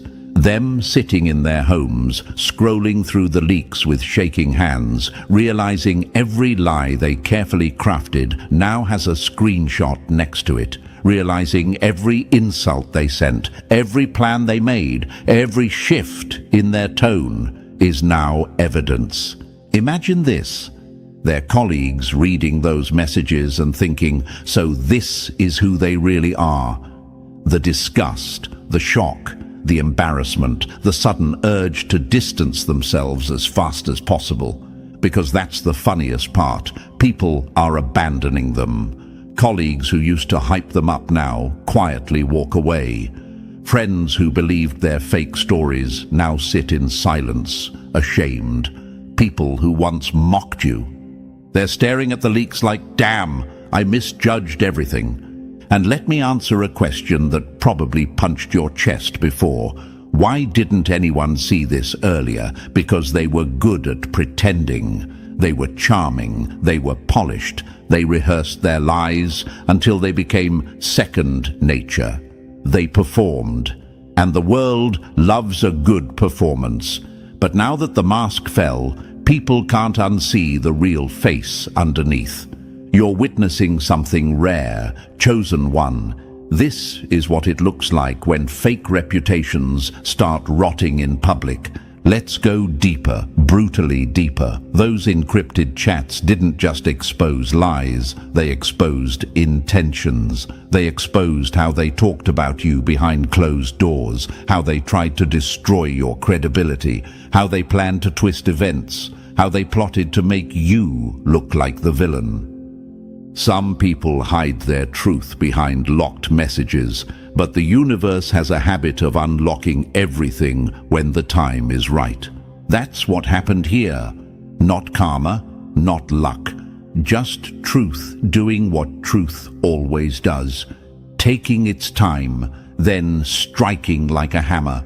Chosen one, this moment is bigger than exposure. This is humiliation. This is collapse. This is everything they built falling apart because they forgot one simple rule. When you play dirty, you eventually get dirty. The lawyer's emails show him coaching lies. The ex's messages show manipulation in its purest form. The cop's communication logs show him panicking the moment he sensed an investigation coming. All three of them look guilty not because someone accused them, but because their own words tell the whole story. Let me tell you why this hit so hard for you. You didn't get closure back then. You didn't get answers. You didn't get justice. You just got pain. Pain they created. Pain they enjoyed. Pain they shared with each other like trophies. But now you're getting every answer they tried to hide. You're seeing every message they swore never happened. You're watching their lies eat them alive. And here's the psychological twist. nothing destroys a liar faster than their own receipts. Chosen one, here's another metaphor because it fits perfectly. They lit a match in a dark cave, thinking no one would see it. But the flame spread. It touched the walls, and now the whole cave is on fire, exposing every crack they tried to hide. Their entire network of deception is laid out like a crime board. The arrows, the links, the dates, the transfers, the messages. Everything shows they weren't just lying, they were actively planning to hurt you. And this is the part that hits your soul. The same people who mocked your instincts now use those same instincts as proof that you were right all along. They remember every time you said, "Something doesn't feel right," and they brushed you off. They remember calling you dramatic, too sensitive, overthinking. And now those same people feel stupid for believing such polished liars. Let me answer another question you used to whisper to yourself. Were they all working together the whole time? Yes, and now the messages prove it. Their coordination, their planning, their shared hatred, their shared fear of you exposing them. It's all in writing. You weren't imagining patterns. You weren't overanalyzing behavior. You weren't being emotional. You were in the middle of a conspiracy designed to silence you. And the universe finally dragged every hidden piece into the light. Chosen one, understand this. Their downfall didn't start with the investigation. It started the day they underestimated you. The messages didn't betray them. Their arrogance did. Their entitlement did. Their belief that they could twist the story forever did. And now they're paying. Their jobs are shaking. Their reputations are bleeding out. Their friends are stepping back. Their families are confused. Their names don't carry the same weight. And in every room they walk into, someone is looking at them thinking, "So that's who you really are." Meanwhile, you're rising. You're breathing easier. You're getting answers you deserved years ago. You're getting validation for every instinct, every feeling, every moment you doubted yourself. Chosen one, their communications weren't just exposed. Their souls were exposed. Their real motives, their real nature, their real intentions. And the universe made sure you got to see it first. This isn't the end of the story. This is the fuel. This is the clarity. This is the moment you realize the universe never ignored your pain. It was building the perfect moment to reveal everything. Chosen one, this collapse is only getting louder. Number 3. The machine they trusted just ate them alive. Funny how the system they weaponized suddenly remembers how to do its job the second it turns on them. Chosen one, this is the part of the story where the universe stops whispering and starts knocking their teeth out. The same system your ex, their lawyer, and that dirty cop used to bully you is now chewing them up piece by piece. They thought they owned the machine. They thought they controlled the room. They thought they had the upper hand. But the system never belonged to them. It just tolerated them until the truth showed up. New officials stepped in, and these ones don't owe your enemies a damn thing. No favors, no friendships, no history to protect. They look at your case with fresh eyes and sharp minds, and suddenly the whole house of cards your enemies built starts shaking. Old files they lost, they're back. Evidence they swore never existed, sitting right there on a desk. Reports that magically vanished, recovered. And the timing is too perfect to be coincidence. You might be thinking, why now? Why didn't this happen earlier? Because corruption protects corruption until someone new walks in with nothing to hide and everything to prove. And now, chosen one, the universe put the right people in the right seats at the right moment. Witnesses who once shook in fear. They're talking now, loudly, clearly, confidently. Subpoenas hit your enemies like thunderclaps. Your ex gets one, and their hands shake so hard they almost drop it. The lawyer sees his own name on a legal notice, and his stomach hits the floor. And that cop, watching search warrants get executed on his turf, is the kind of poetic justice villains pretend they're too tough to fear. Even judges who used to rubber stamp their lies now look at every page with suspicion, every signature, every timestamp, every mistake. Chosen one. This isn't karma. This is the universe flipping the entire system on your enemies and saying, your turn. Number 4. The justice engine roars back and drags them under.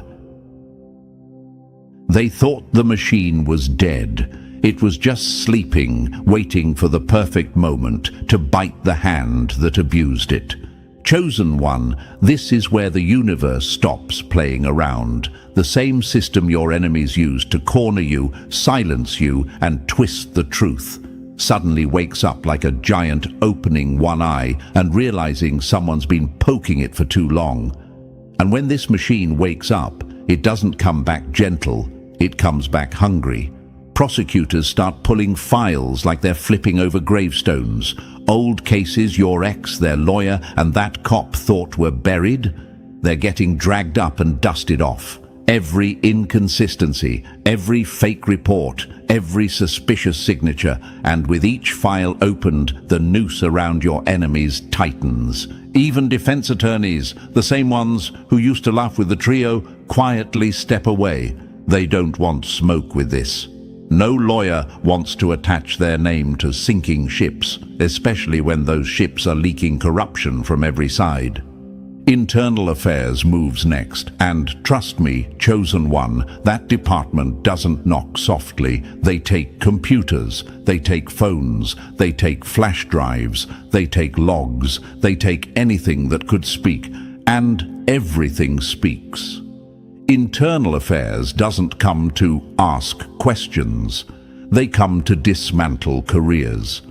Banking officials trace every shady transfer your enemies thought they hid. Money they moved under the radar suddenly glows like it's radioactive. Tax authorities sniff around next, and nobody escapes them. Misreported income, fake deductions, hidden accounts. It all crawls out of the dark. You might be wondering, how is everything coming out at once? Because once one system wakes up, they all wake up. That's how corruption works. Once one thread unravels, the whole fake identity they built comes apart like cheap fabric.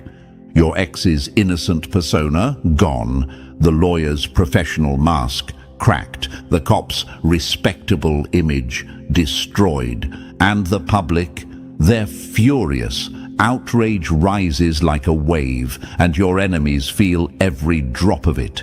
Chosen one, the justice machine isn't just reawakening, it's eating them alive. Number 5, their heartfelt act just got burned to ashes. Some people don't wear masks, they are the mask. And the second it slips, the monster underneath starts screaming. Chosen one, this is the part where their entire personality melts under the spotlight. Every smile they gave you was rehearsed. Every tear they forced out was scripted. Every I love you, every trust me, every dramatic meltdown, staged. They weren't expressing emotions, they were performing them. They weren't loving you, they were studying you. And now that their private messages are out, the whole world sees it too. Those screenshots, they're lethal. They show exactly how they talked about you when they thought you'd never find out. No warmth, no humanity, just strategy, just control, just cold little plots spelled out in plain text. They discussed you like you were an object, not a person. They treated your pain like a project. They planned your downfall like a schedule. And the universe made sure every word is now pinned to their names forever. You might catch yourself wondering, was any of it real? Here's the truth. Their love wasn't love. It was leverage. Everything they said was a move. Everything they did was a setup. Everything they showed was a costume. Imagine this, them smiling in public, acting supportive, acting gentle, while texting your enemies at night about how to handle you. Imagine them holding your hand in the day and plotting illegal surveillance at midnight. Imagine them sharing a bed with you while planning how to carve up your assets behind your back. That's the level of cold you were dealing with. The lawyer encouraged it. The cop joined it. Your ex led it. And now the recordings spill everything. The fake tone of their voices, the rehearsed sadness, the fake concern, gone. Every new leak strips another piece of their persona until all that's left is the truth. A truth they can't run from anymore. Chosen one, understand this. They didn't lose their mask. Their mask was ripped off by evidence, by witnesses, by their own words, by the universe. And now everyone sees them for what they always were. Number 6. Their family tree just turned into a crime scene. You weren't fighting one person, you were fighting an entire bloodline raised on manipulation like it was a family tradition. Chosen one, this is where the whole foundation under them cracks open. It wasn't just your ex acting dirty, it was the ecosystem that created them. A family that treats manipulation like oxygen, a family that thinks hierarchy is a birthright, a family that looked at you not as a partner but as a threat to their control. And now the universe is dragging their entire clan into the spotlight, one branch at a time.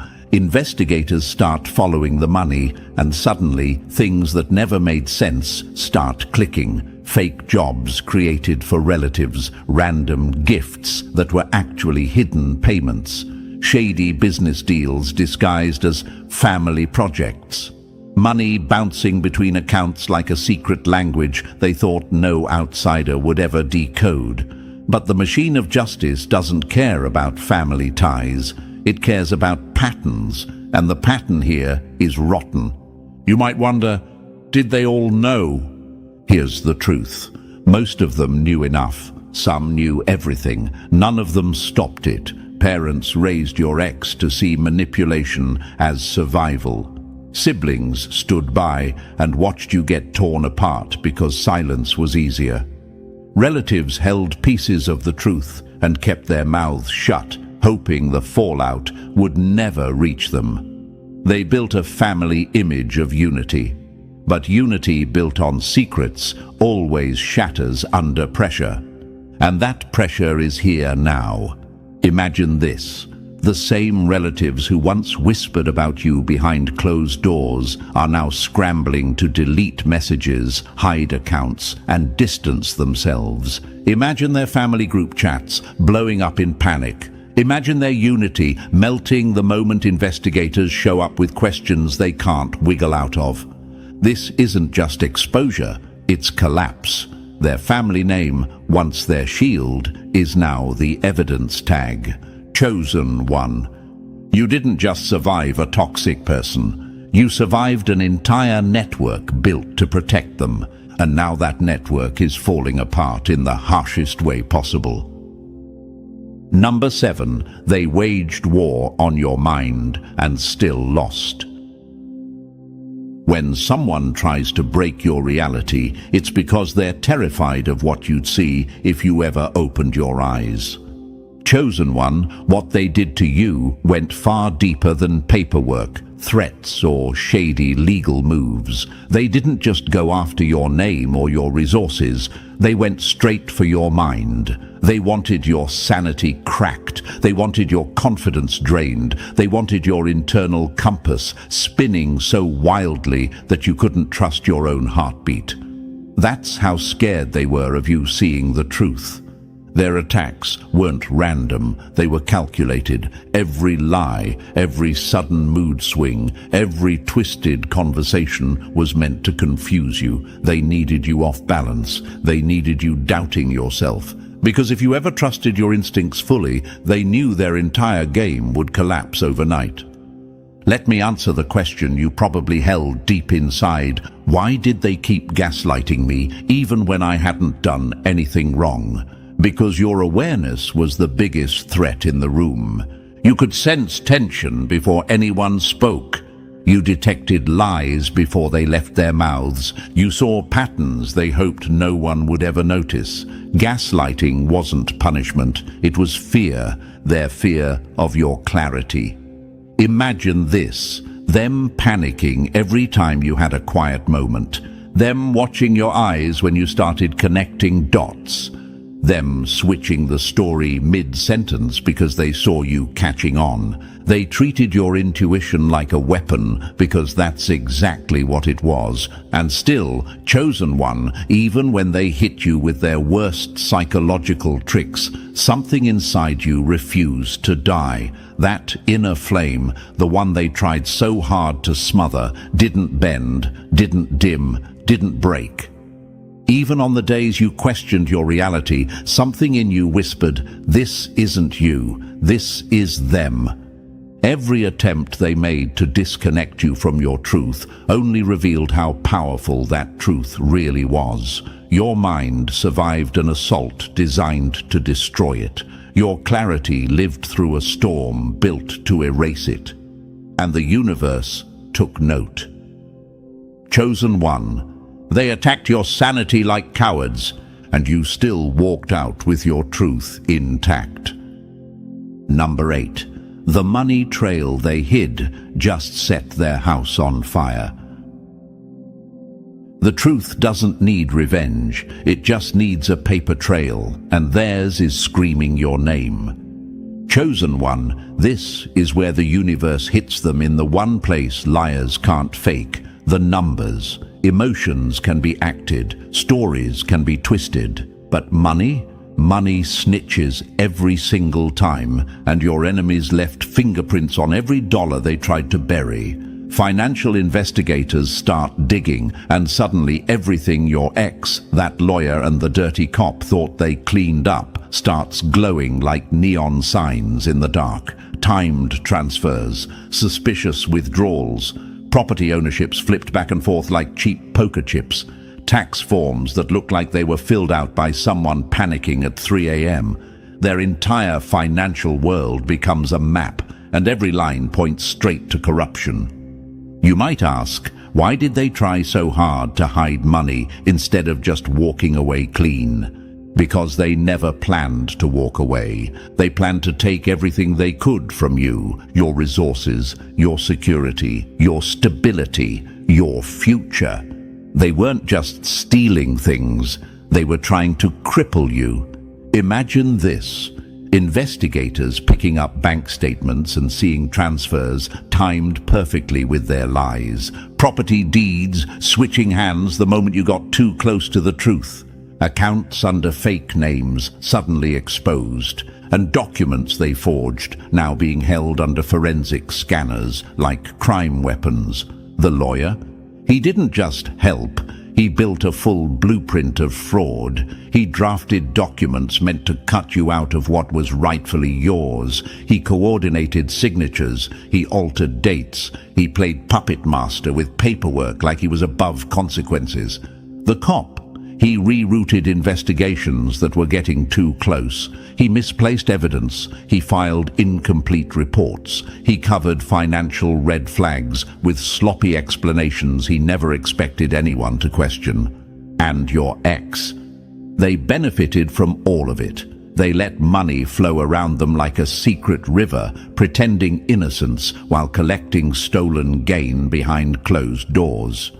Now, financial specialists are reconstructing every step, every transaction, every signature, every hidden account. The puzzle they thought would stay broken forever is being rebuilt piece by piece, and the picture it forms is ugly, undeniable, and deadly to their fake reputations. Chosen one, numbers don't lie. Documents don't lie. Money doesn't lie. But your enemies did, and now their own paper trail is dragging them into the fire they lit for you. Number 9. The silent witnesses just turned into a truth stampede. Cowards stay quiet until one brave voice cracks the dam. Then every hidden truth rushes out like a flood. Chosen one, this is the moment your enemies never planned for, the moment people finally grow a spine and start talking. All those individuals who saw something, sensed something, overheard something, or quietly questioned the trio's behavior. They're coming out of the shadows now, and the funniest part, your enemies can't stop any of it. They can't threaten everyone. They can't silence everyone. They can't intimidate the whole room. The fear people once had is gone. When corruption starts cracking, witnesses suddenly remember everything with perfect clarity.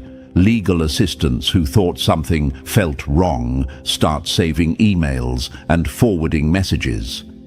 Junior officers who noticed missing files begin submitting anonymous tips. Acquaintances who overheard shady conversations suddenly feel guilty for staying silent. Even people close to your ex, the ones who used to swear you were the problem, are stepping forward, dropping receipts like grenades. You might wonder, why now? Why didn't they help earlier? Because people move when the power shifts. When they sensed the trio collapsing, they finally felt safe. When the mask fell, they finally felt free. When the truth surfaced, they finally felt responsible. Then comes the big one, the insider. The person your enemies trusted, the one who knew too much and stayed loyal for too long. Every villain has a right-hand man, until that man decides he doesn't want to go down with the ship. This insider breaks rank and hands investigators evidence so sharp it cuts open the entire case. Messages, documents, timelines, names, details only someone on the inside could know. Their testimony doesn't just add to the story, it unlocks it. Imagine this. One person speaking turns into 5. 5 turn into dozens. Dozens turn into a tidal wave. Every voice becomes another crack in the fake world your enemies built. Every tip becomes another nail in their coffin. Every confession becomes another spotlight they can't escape. Chosen one, the truth isn't trickling out anymore. It's roaring. And your enemies are drowning in the very secrets they thought would stay buried forever. Number 10. Their little alliance just imploded on camera. There's no loyalty in corruption. The moment the heat rises, every snake slithers in a different direction. Chosen one, this is the part you deserve to enjoy. The trio that once strutted around like they were some unstoppable force is now breaking apart faster than rotten wood. Their so-called teamwork wasn't loyalty, it was fear. And fear collapses under pressure every single time. Your ex is pointing fingers like a child caught stealing candy. One minute they swear the lawyer masterminded everything, the next they're claiming they never understood the paperwork. Cute, the lawyer who once played the puppet master, now acts shocked, pretending your ex misled him and that he was just following client direction, as if he didn't coach half the lies himself. And the dirty cop, he's crying about department culture, pretending he was pressured, pretending he didn't enjoy every moment of bending the rules for his own gain. You might wonder, why are they all turning on each other now? Because criminals don't trust each other. They never did. They were united only when they were hurting you. Once the system turned its gaze their way, they became strangers overnight. And their panic is loud, messages deleted, files accidentally corrupted, computers suddenly crashing like they caught a virus at the exact moment investigators requested data. Funny how their electronics worked perfectly until the truth came knocking. But every sloppy move just exposes them more. Every disappearance of evidence looks like an admission. Every contradiction in their statements sounds like a confession. Every attempt to rewrite the story makes the original lie even uglier. Imagine them sitting in separate rooms during questioning, knowing they can't line up their stories anymore. Imagine them wondering which one will flip first. Imagine the paranoia. The same paranoia they tried to plant in you. Their unity wasn't real. Their alliance was a costume, and now the costume is burning. Chosen one. They didn't just turn on each other, they destroyed each other. Number 11. The truth you carried alone now stands like a giant. They called you paranoid, now they call you right. Funny how fast the room changes when evidence speaks louder than excuses. Chosen one, this is the moment the whole universe turns and looks straight at you, not with pity, not with confusion, but with recognition. Everything they once mocked, dismissed, or twisted into a joke now stands in full daylight as fact. The same story they tried to bury has grown stronger than every lie they built around it. Documents line up with your memory. Recordings echo your words. Witnesses repeat the things you were gaslit for saying. Every piece falls perfectly into place, like the truth itself waited for the right moment to roar. You might find yourself thinking, why didn't they believe me before? Because people believe what's convenient. People believe what's loudest. People believe what flatters their comfort. But now the evidence is louder than their opinions ever were. The apologies come in two forms. Some brave enough to say it directly. Most too embarrassed to speak, but their silence is heavier than any sorry. Their eyes say everything. They misjudged you, and they know it. Professional doors they shut in your face. They slide open again, this time with respect. Connections that once backed away now edge closer, realizing you weren't the problem. You were the one surrounded by it. Your name, which they tried to stain, starts shining again. Your resources, your opportunities, your stability, all of it begins returning, piece by piece. And here's the truth that hits deepest. You didn't get respect because you suffered. You got respect because you survived. Imagine standing in a room where everyone once whispered about you, and now they whisper about how you were right from day one. Imagine circles that once excluded you quietly rebuilding themselves around your presence. Imagine feeling the shift, not in your mind, but in the way people treat your name when it leaves their lips. You're no longer the victim of the story. You're the one who walked through a conspiracy designed to break your spirit and came out sharper, stronger, and more unshakable than they ever imagined. Chosen one, vindication isn't a moment, it's a crown. And it just landed on your head. Number 12. The whole community just woke up and saw who the real one was. They built a crowd against you, and now that same crowd is backing away from them like they're radioactive. Chosen one, this is the part where the world around you finally opens its eyes. The community, the same community that once sided with your ex, believed the lawyer and trusted the officer, is now in full shock. People who once defended them can't even look them in the eye. The illusion they lived in has shattered. Everything they said, everything they performed, everything they used to weaponize the crowd against you, flipped. And now their own allies feel sick remembering how they treated you. Colleagues of the lawyer whisper in hallways. Community members question every past interaction with the cop. Organizations that once condemned you suddenly revisit their stance, rewriting statements like they were never part of the smear campaign, and invitations start appearing. The same doors they slammed shut in your face now swing open like they've been waiting for you. You might ask yourself, why are they all switching sides now? Because truth rearranges the room. It forces people to reassess. It exposes who acted out of ignorance and who acted out of malice. And here's the powerful twist. People inspired by your endurance now step into the light. Professionals offer help.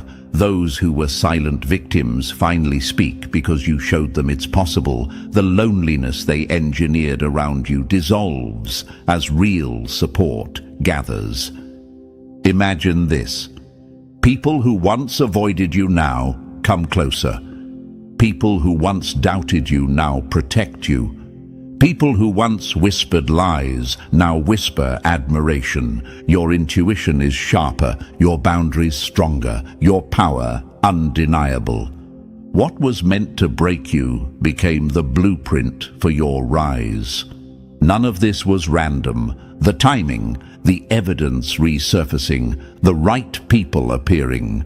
It was the universe realigning around your truth, clearing obstacles one by one. Chosen one, what was designed to destroy you is now the proof of your resilience, your clarity, and your unshakable spirit. The universe didn't just restore balance, it crowned you with victory in front of everyone who doubted you. Welcome to another episode, Chosen One. So tell me, what did they say this time? That you were too intense, too sharp, too dangerous to be around. Funny how they always talk big when they think you're alone. Funny how their courage evaporates the second the universe decides to send someone who can actually stand on your level. Look who's nervous now. Look who's whispering behind closed doors. Look who suddenly wants to play peacemaker after years of poking at your fire. Oh, the legends need to bow now? They didn't expect this plot twist, and honestly, neither did they deserve a heads up, because when they said you were the one they feared, they had no idea the universe was about to introduce someone who could match you, someone who didn't flinch when you spoke, someone who didn't step back when your energy rose. Someone who didn't run from your storm, but walked straight into it with a grin like, finally. Press like and subscribe, Chosen One, if you feel this message hitting where it needs to hit. It helps this message spread. Anyway, the silence around you right now, that's not peace. That's tension. That's the world realizing something has shifted. The same people who once tried to control your narrative can't even control their breathing now. They're watching the two most unpredictable forces on the board walk toward each other, and even the air feels different. This isn't imagination. This is the aftermath of a battle you didn't even know you were fighting. This is the part where enemies sit in the dark trying to understand what just happened. Because here's the truth they're choking on. They thought one of you was a problem. They thought you alone were dangerous. They thought you alone were the threat. But then the universe laughed and said, let's see what happens when the right match appears. And suddenly, the people who loved analyzing you don't even have the vocabulary to describe what they're watching now. See, the moment you met this person, it wasn't cute, it wasn't soft, it wasn't some cheesy scene where birds sing and violins cry. No, it was unsettling, it was sharp, it was that rare second in life when two people walk into the same room and everyone else feels it before either of you speak. That's why conversations froze. That's why smiles died halfway. That's why the atmosphere shifted like the universe held its breath. They expected noise. What they got was recognition. Not romantic recognition, not crush recognition. something older, deeper, more dangerous. The kind of recognition predators share when they realize the other one isn't prey. The kind of recognition warriors feel when they finally meet someone who doesn't break under pressure.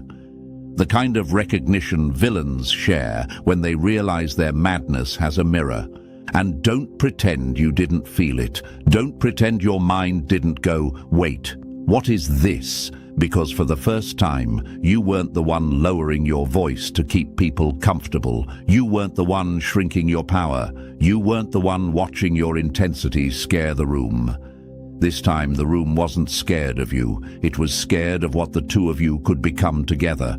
Tap, like, and subscribe, Chosen One. You're part of this mission, and it keeps this message alive. Friends tried to interrupt it, didn't they? They threw warnings at you like confetti. You're too similar. This will explode.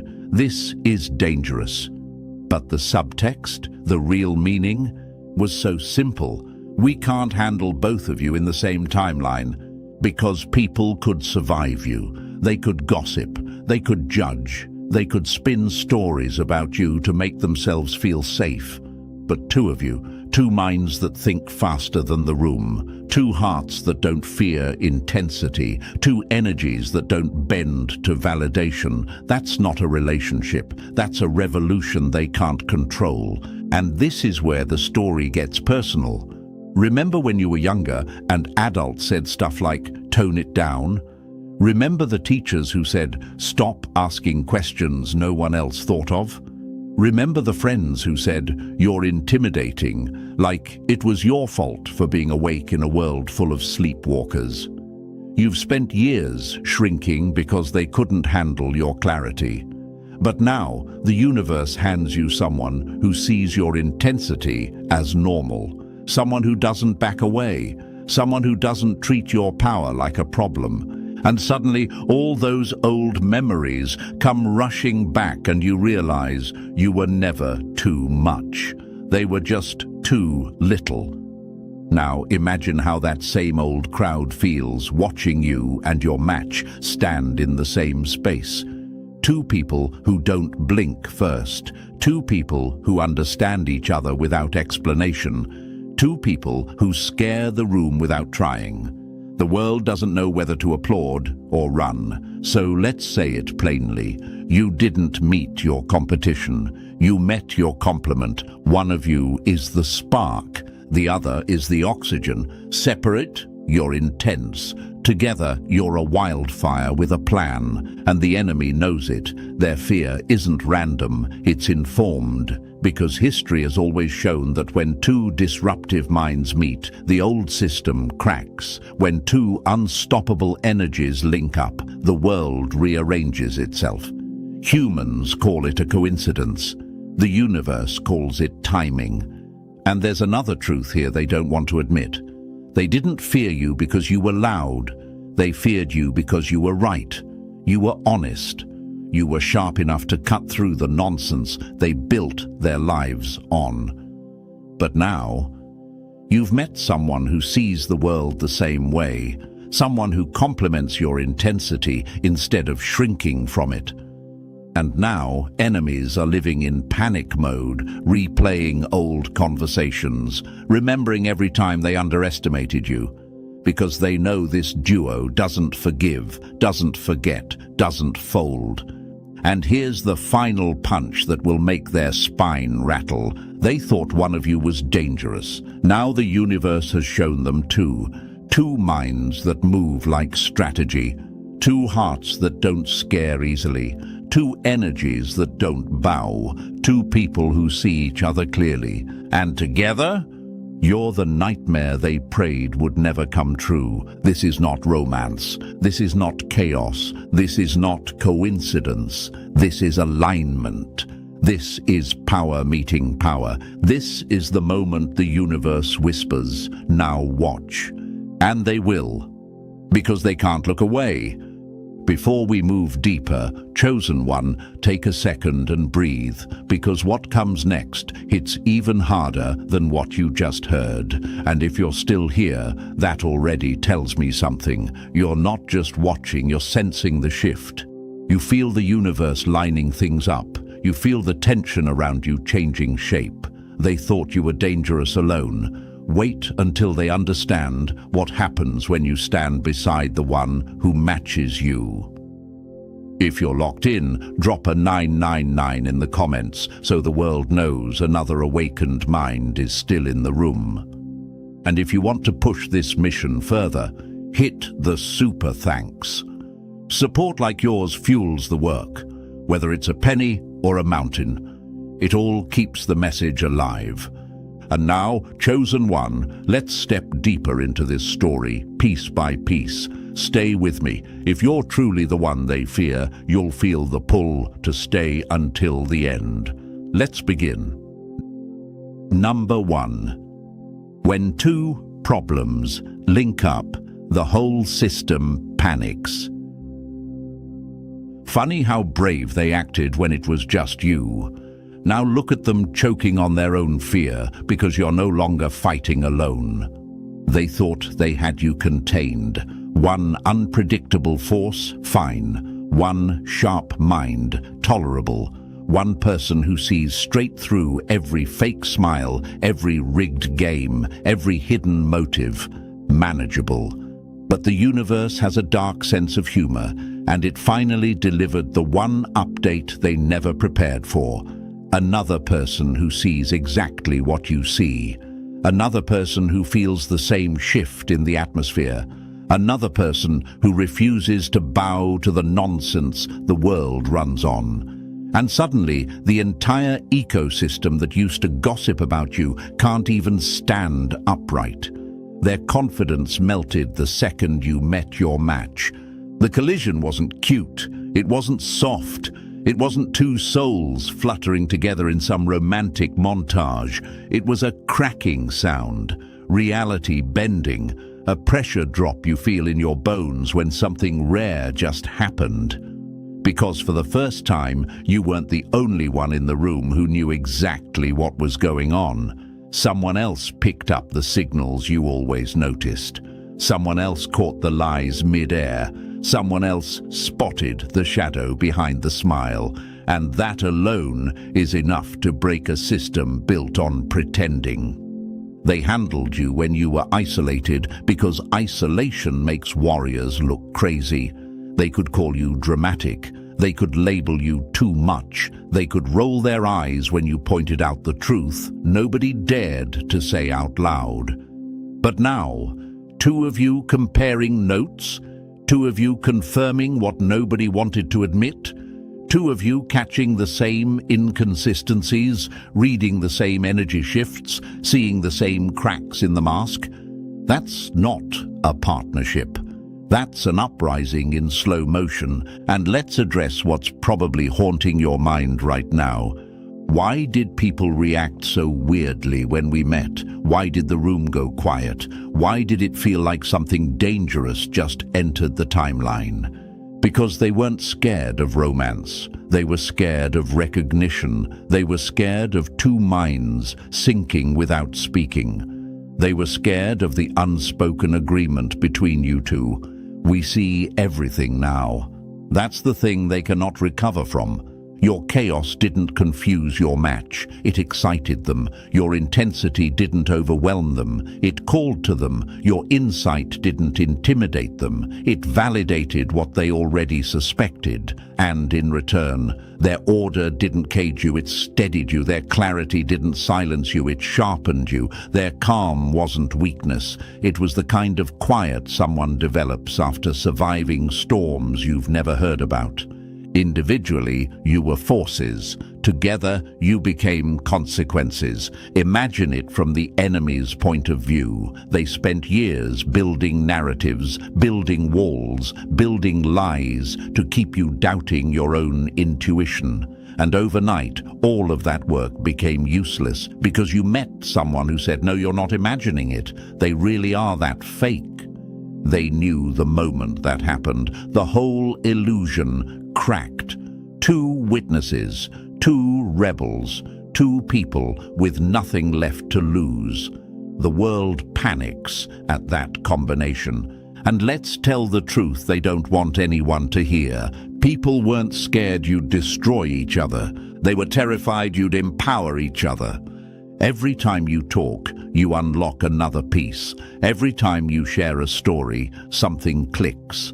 Every time you look at each other, the world loses another layer of control over you, because now your mind isn't echoing in an empty room. Now your warnings are confirmed by someone who sees the same shape behind the curtain. That's what makes them fear you, because once two people agree that the system is fake, the system becomes irrelevant.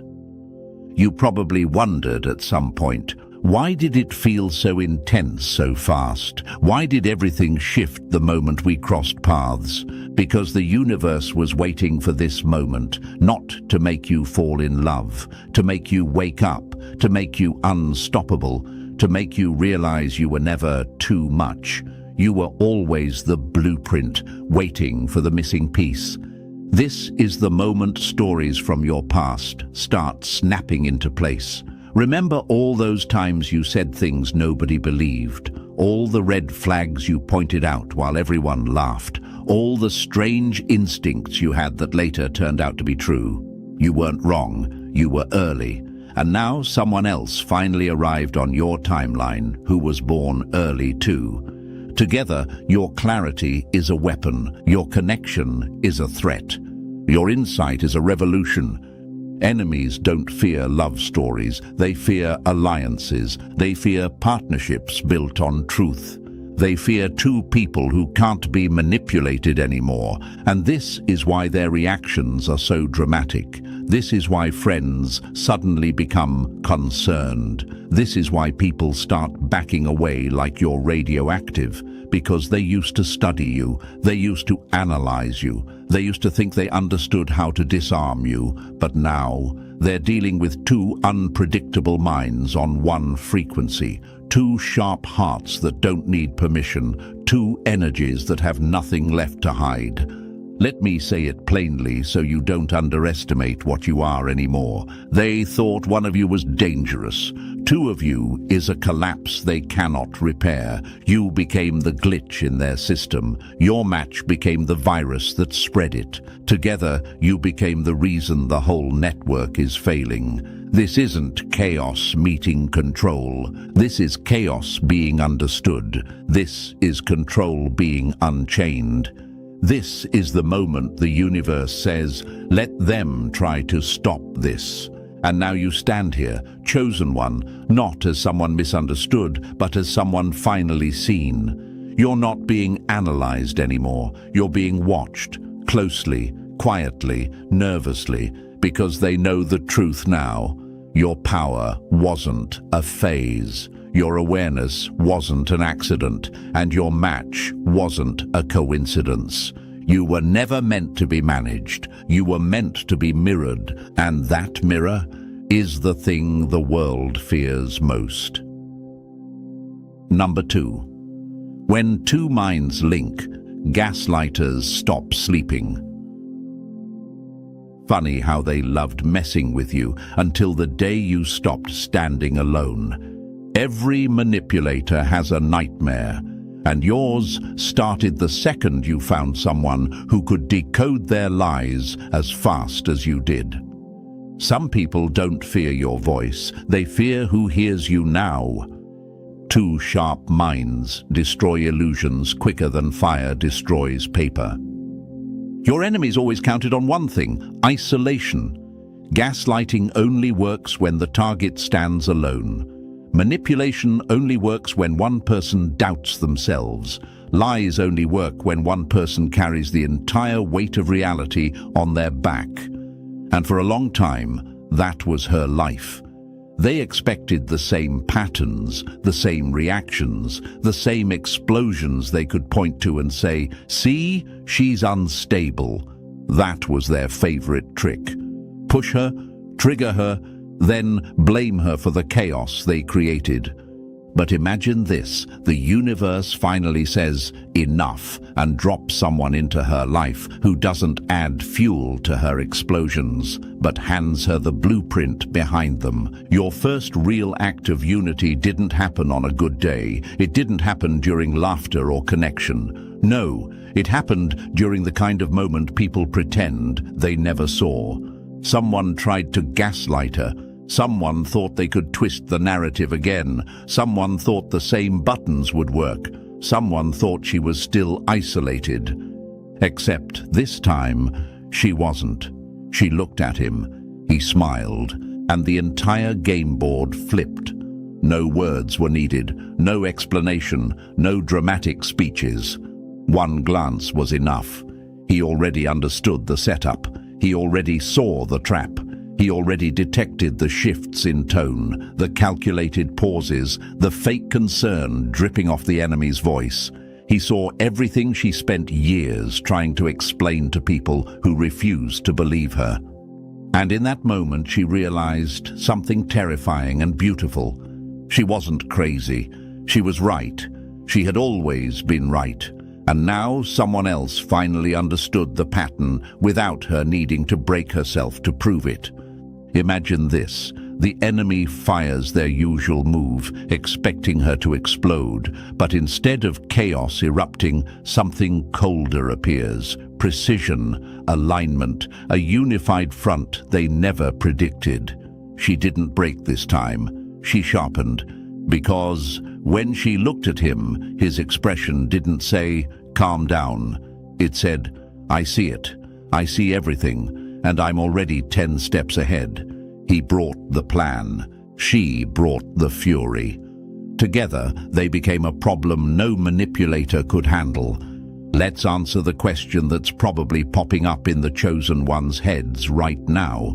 Why did the gaslighter react so violently? Why was the fear so instant? Because manipulators rely on confusion, not confrontation. Their power dies the moment someone fully understands their strategy, and now you had two people dissecting the move in real time. This wasn't chaos versus control. This was strategic warfare. This was coordinated retaliation. This was the moment the enemy realized they weren't fighting a person. They were fighting a unit. Imagine this. Two wolves turning to face the same threat at the exact same second. That's what the enemy saw.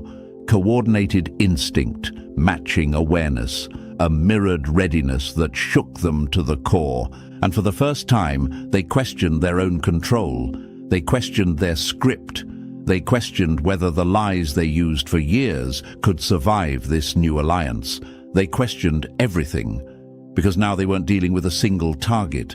They were dealing with two minds that refused to be fooled, two energies that wouldn't bend, two people who knew the exact shape of manipulation the moment it touched the air.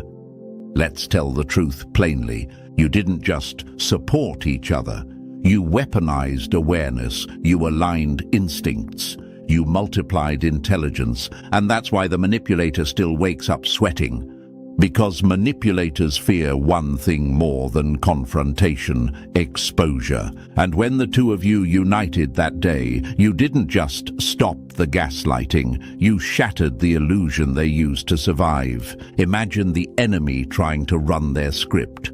First they deny, then they twist, then they blame, then they pretend concern. Except now, every move they made was met with matching precision. Their denial was caught instantly. Their twisting hit a wall. Their blame slid right off her. Their fake concern was exposed like bad acting under bright lights. She wasn't spiraling, she was watching. He wasn't confused, he was analyzing. The room wasn't out of control, it was under inspection. And this is where the real panic started. They always counted on her reacting emotionally. It made their lies easier to defend. It made her easier to discredit. But now, her reaction was silent, cold, calculated. The explosion didn't happen outwardly. It happened internally.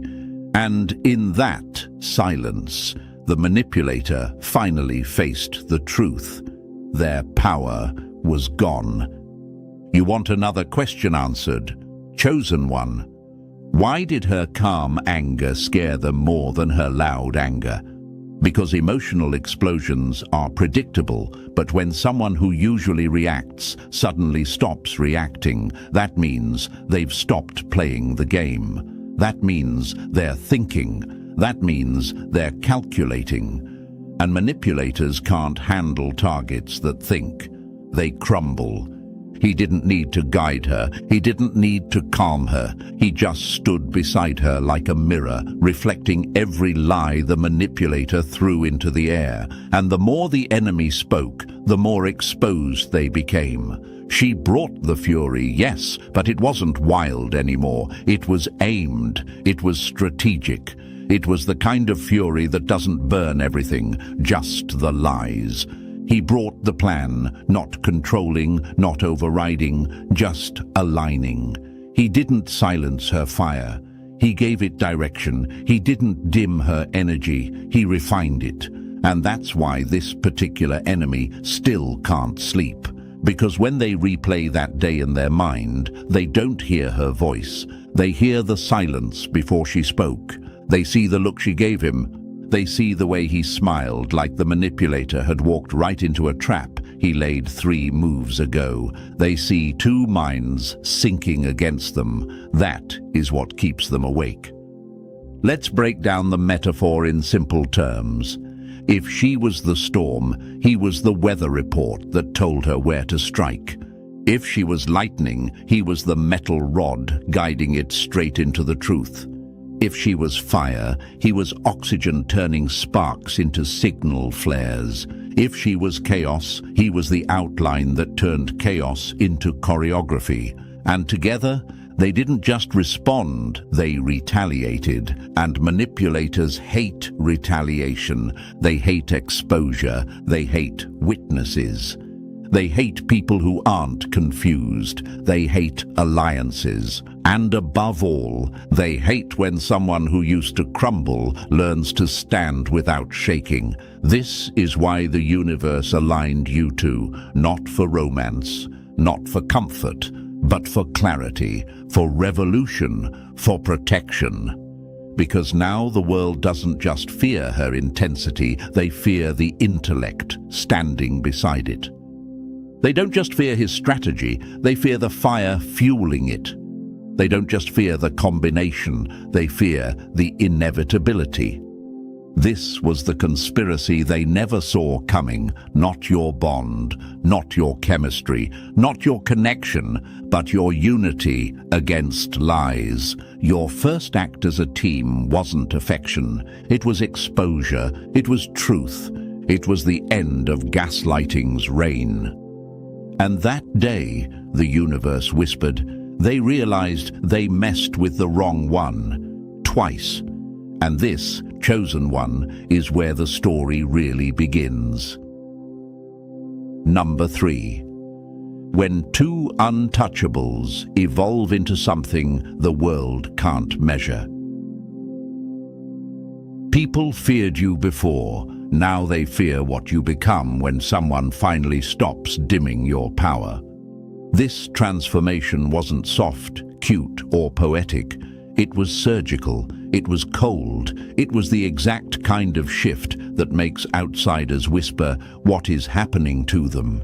Because this wasn't about finding someone who merely understood you. This was about finding someone who amplified you. Someone who didn't calm your fire, but focused it. Someone who didn't restrain your mind, but unlocked its next form. And suddenly the world realized your evolution wasn't accidental. It was inevitable. Her intensity, it stopped being a problem the moment the right person looked at her like it was a weapon, not a flaw. His calculations. They stopped looking like manipulation and started looking like craft. Precision born from survival. Together, you didn't become softer, you became sharper. Not nicer, clearer, not quieter, more intentional. Imagine this. Two forces once labeled too much, now standing beside each other, creating a frequency only the bold can hear. A frequency the weak can't decode. A frequency that makes people step back without knowing why. And yes, chosen one, you're probably asking, why does our connection disturb people so much? Because you stopped explaining yourselves to people who were committed to misunderstanding you. You stopped shrinking so others felt safe. You stopped translating your mind into a language they could handle. Instead, you started speaking in your own coded dialect, one built from shared scars, shared instincts, and shared clarity. This is the part that terrifies them. When two forces evolve together, nothing stays the same. You didn't just transform, you ascended into a version of yourselves the world has no defenses for. Number 4. When the universe announced you without warning. Funny how they mocked you in private, and now they can't walk into a room without feeling your presence choke the air. The world didn't adapt slowly. It snapped. One day, reality felt normal, predictable, safely rigged in the hands of the same tired people who thought they ran everything.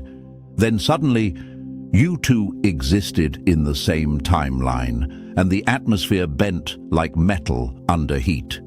Rooms didn't just feel different. They rearranged themselves around your gravity. Conversations shifted direction mid-sentence. People paused without knowing why. It was the kind of energy shift that even strangers felt in their bones. Imagine this. The universe dimming the background noise so the two of you stand out in high definition. Not a couple, not a team, not a power duo. Something else. Something the old rules of reality never planned for. Something the system didn't code for. When you walked together, you weren't seen. You were registered as an event. And chosen one, you've probably wondered, why do people who hurt us suddenly start falling apart? Because when resonance rises, consequences follow. People who wronged either of you found bad luck trailing them like a shadow they couldn't outrun. Plans collapsed, secrets leaked, their own actions backfired on them with embarrassing precision. The universe wasn't protecting you quietly anymore. It was correcting the timeline loudly. This is the part that terrifies everyone the most. You didn't just break the mold. You made the old mold irrelevant. You were never meant to fit into their categories. Not lovers, not partners, not even powerful individuals.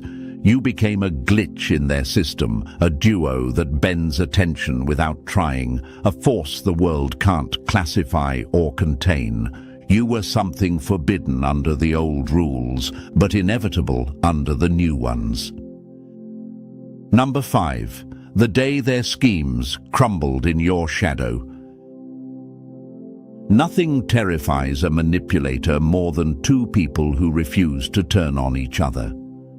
They thought they were brilliant for trying to wedge themselves between you two. They whispered in separate corners. They twisted stories. They tossed bait disguised as concern. They tried the old trick, divide and conquer. But here's the gut punch they didn't expect. How do you separate a storm from the sky that fuels it? How do you disconnect a strategy from the spark that gives it purpose? You can't. And they learned that lesson the painful way. Imagine this. They push chaos your way, expecting her to explode. Instead, she laughs like she already saw the move 3 days ago. They feed rumors to him, expecting doubt. Instead, he smirks like he just spotted another amateur trying to cheat at a game he invented. Their failure wasn't dramatic. It was silent, humiliating, slow-motion collapse. And chosen one, here's probably what crosses your mind. Why were they so desperate to break us? Because your happiness was lethal. Your connection sharpened both of you. Your laughter synced in a way that made their insecurities sweat.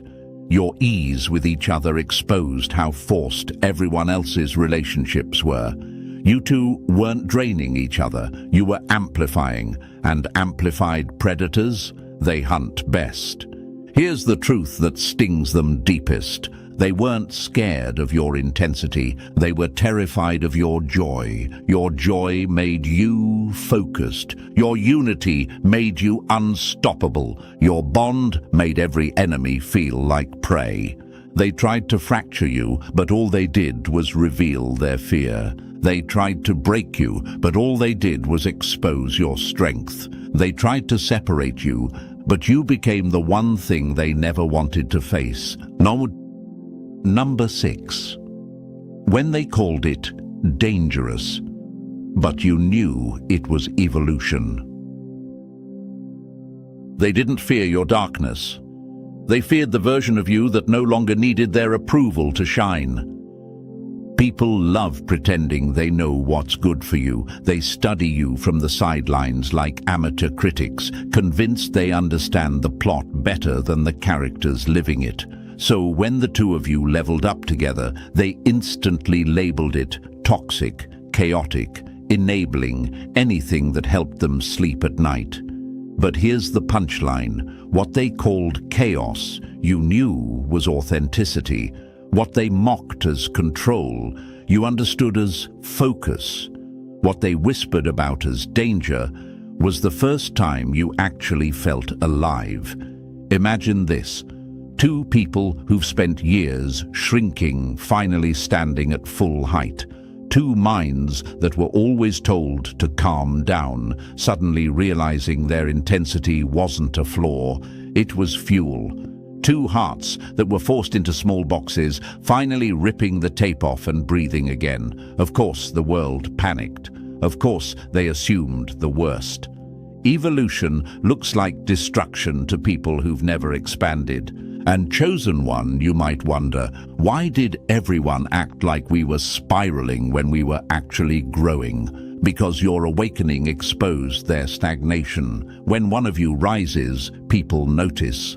When two of you rise together, people project. They couldn't handle the reflection you created. You mirrored everything they avoided in themselves. Truth, bravery, self-awareness, intensity, alignment. You didn't bring out each other's worst. You brought out the traits they never deserved to witness. He sharpened her instincts. She unlocked his courage. He made her fiercer. She made him freer. You weren't collapsing. You were molting. You were shedding every lie they fed you. This wasn't destruction. This was rebirth. Number 7. Breaking the rules. They never thought you'd question. They weren't afraid you'd stop following the rules. They were afraid you'd realize those rules were never real. You didn't just rewrite reality. You exposed how flimsy it always was. The world runs on invisible contracts, those silent agreements everyone signs without thinking. Stay small, stay soft, stay predictable. Don't question anything that keeps the system comfortable. For years you both played along, out of survival, not belief. But once the two of you aligned, those contracts didn't just tear, they disintegrated. Imagine this. She walks into a room and points out the cage everyone else pretends isn't there. He studies the bars, finds the weak points, and snaps them without hesitation. Together, you didn't just break rules, you made new ones. You carved out pockets of existence where truth held more weight than politeness, where honesty wasn't punished, and where power wasn't something you asked permission to use. And chosen one, you might be thinking, why did people act like our clarity was dangerous? Because clarity exposes their comfort. When you reject the unspoken rules, you make everyone else confront how trapped they really are. People who cling to the system depend on your silence. When you break the script, they lose control of the narrative. What they called rebellion was really liberation. What they called arrogance was finally refusing to shrink. What they called disruption was you stepping into reality instead of illusion. He dismantled the structures she exposed. She challenged the lies he once tolerated. You didn't build a new world. You revealed the one they were too scared to enter. Together, you became the glitch in their social code, the exception that proves the system was never built to handle two awakened forces. You didn't rewrite the rules, you deleted them. Number 8, the two-headed warning sign the world couldn't define. They didn't need to see you to fear you. Your energy walked in 10 seconds before your bodies did. Before anyone even learned your names, they felt the disturbance, a tension, a shift, a warning their instincts picked up long before their minds understood it. You too weren't the type of energy people casually bump into. You were the kind that rearranged the room before your footsteps even hit the floor. Her chaos cracked masks open. His control forced people to question who they were pretending to be. Together, you weren't a couple. You were a silent earthquake dressed like royalty. Imagine this, a crowded room humming with noise until the two of you approach. Conversations glitch mid-sentence. People straighten their posture without knowing why. Some stare, some look away, some swallow hard, like their secrets suddenly got louder. That's what happens when truth and precision move as one. You didn't expose people verbally. Your presence did the work for you. And chosen one, you might wonder, why did we unsettle people who barely knew us? Because energy doesn't need introductions. Your match amplified your signal. Her chaos made people reveal their intentions instantly. His focus made them question every motive they thought they could hide. Together, you became a mirror they couldn't escape from. What they called dangerous was actually clarity. What they called intimidating was your refusal to shrink. What they called too much was just the universe turning the volume back to the level it was meant to be. You weren't destruction. You were the blueprint of a world where masks don't survive. Two forces, one frequency, unlabeled, unmanaged, unmistakable. You weren't an apocalypse. You were the truth wrapped in elegance, and the world never recovered from seeing it. Number 9. The secret code that made everyone else obsolete. They feared your words before. Then they realized you don't even need words to destroy a lie. Your communication didn't evolve, it detonated. What used to take entire conversations now happened in a single glance. A flicker of eye contact became a full strategy meeting. A subtle touch became a warning, a countdown, a silent green light. You weren't bonding, you were syncing, you weren't guessing, you were reading each other like blueprints written in a language nobody else could even perceive. Imagine this, two minds so aligned that chaos becomes a tool, not a burden. Her chaos wasn't messy anymore, it was aimed. It was choice, not reaction. His control wasn't cold anymore. It was artistry, carved with intention and sharpened through instinct. Together, you didn't just approach problems, you designed attacks, you built systems, you crafted outcomes. Every target, every obstacle, every threat required a different play. And you never repeated the same move twice, because no one deserved a recycled strategy. And chosen one, you might ask, how did we learn to read each other this fast?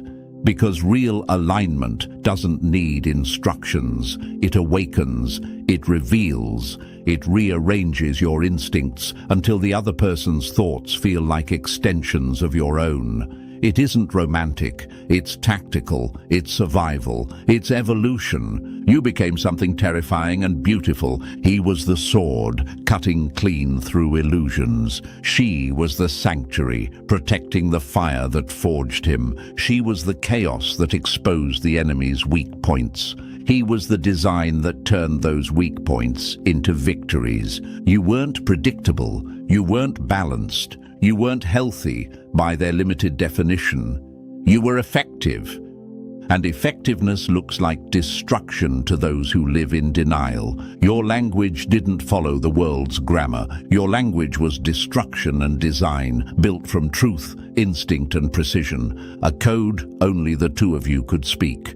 And a code the world fears you'll teach someone else. Number 10.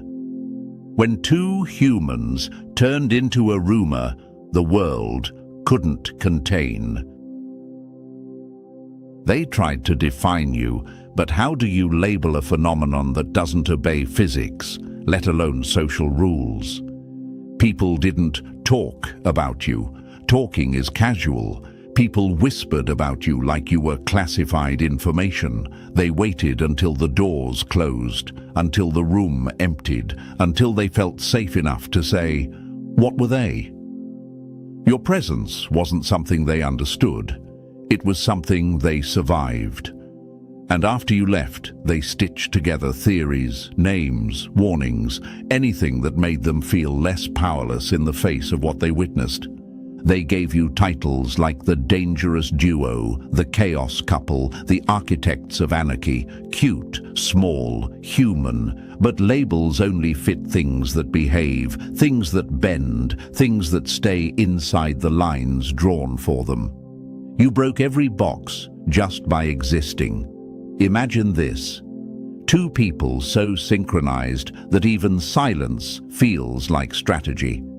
Two energies so aligned that the world stops treating you as separate beings and starts treating you as a single event.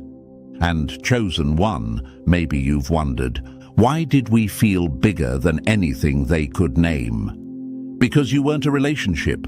Relationships follow rules. You rewrote them. You weren't heroes. They crave applause. You weren't villains. They crave attention. You weren't even rebels. You weren't reacting to anything. You were evolution, fully conscious, disguised as two humans who refused to dim their frequency. Your unity didn't create drama. It created disruption. Your presence didn't demand respect. It commanded it. You weren't a threat because you were wild. You were a threat because you were awake.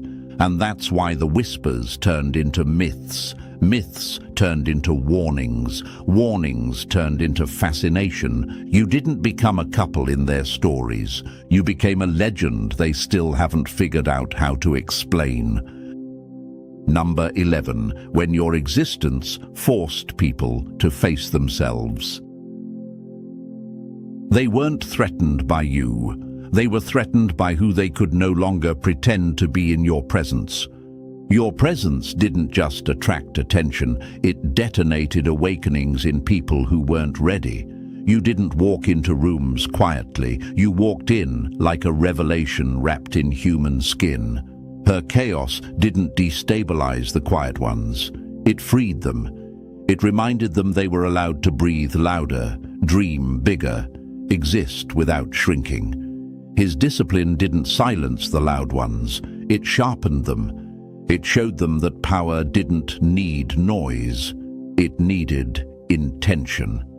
Together, you shattered the false belief that strength and softness couldn't live in the same body. Imagine this. Someone who built their entire life on being collected suddenly realizes her fire awakened something they buried years ago. Or someone who spent their life being loud to feel powerful suddenly sees his calm and realizes volume was their disguise, not their truth. You didn't change them, you exposed them. And chosen one, you might wonder, why do people get emotional around us? Because you stripped their masks without touching them. You made them feel what they worked so hard to numb. You mirrored the parts of themselves they abandoned. Your presence forced people to confront the lies they stood on.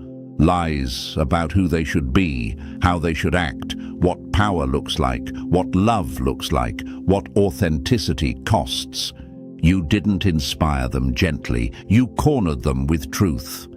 Her chaos cracked their armor.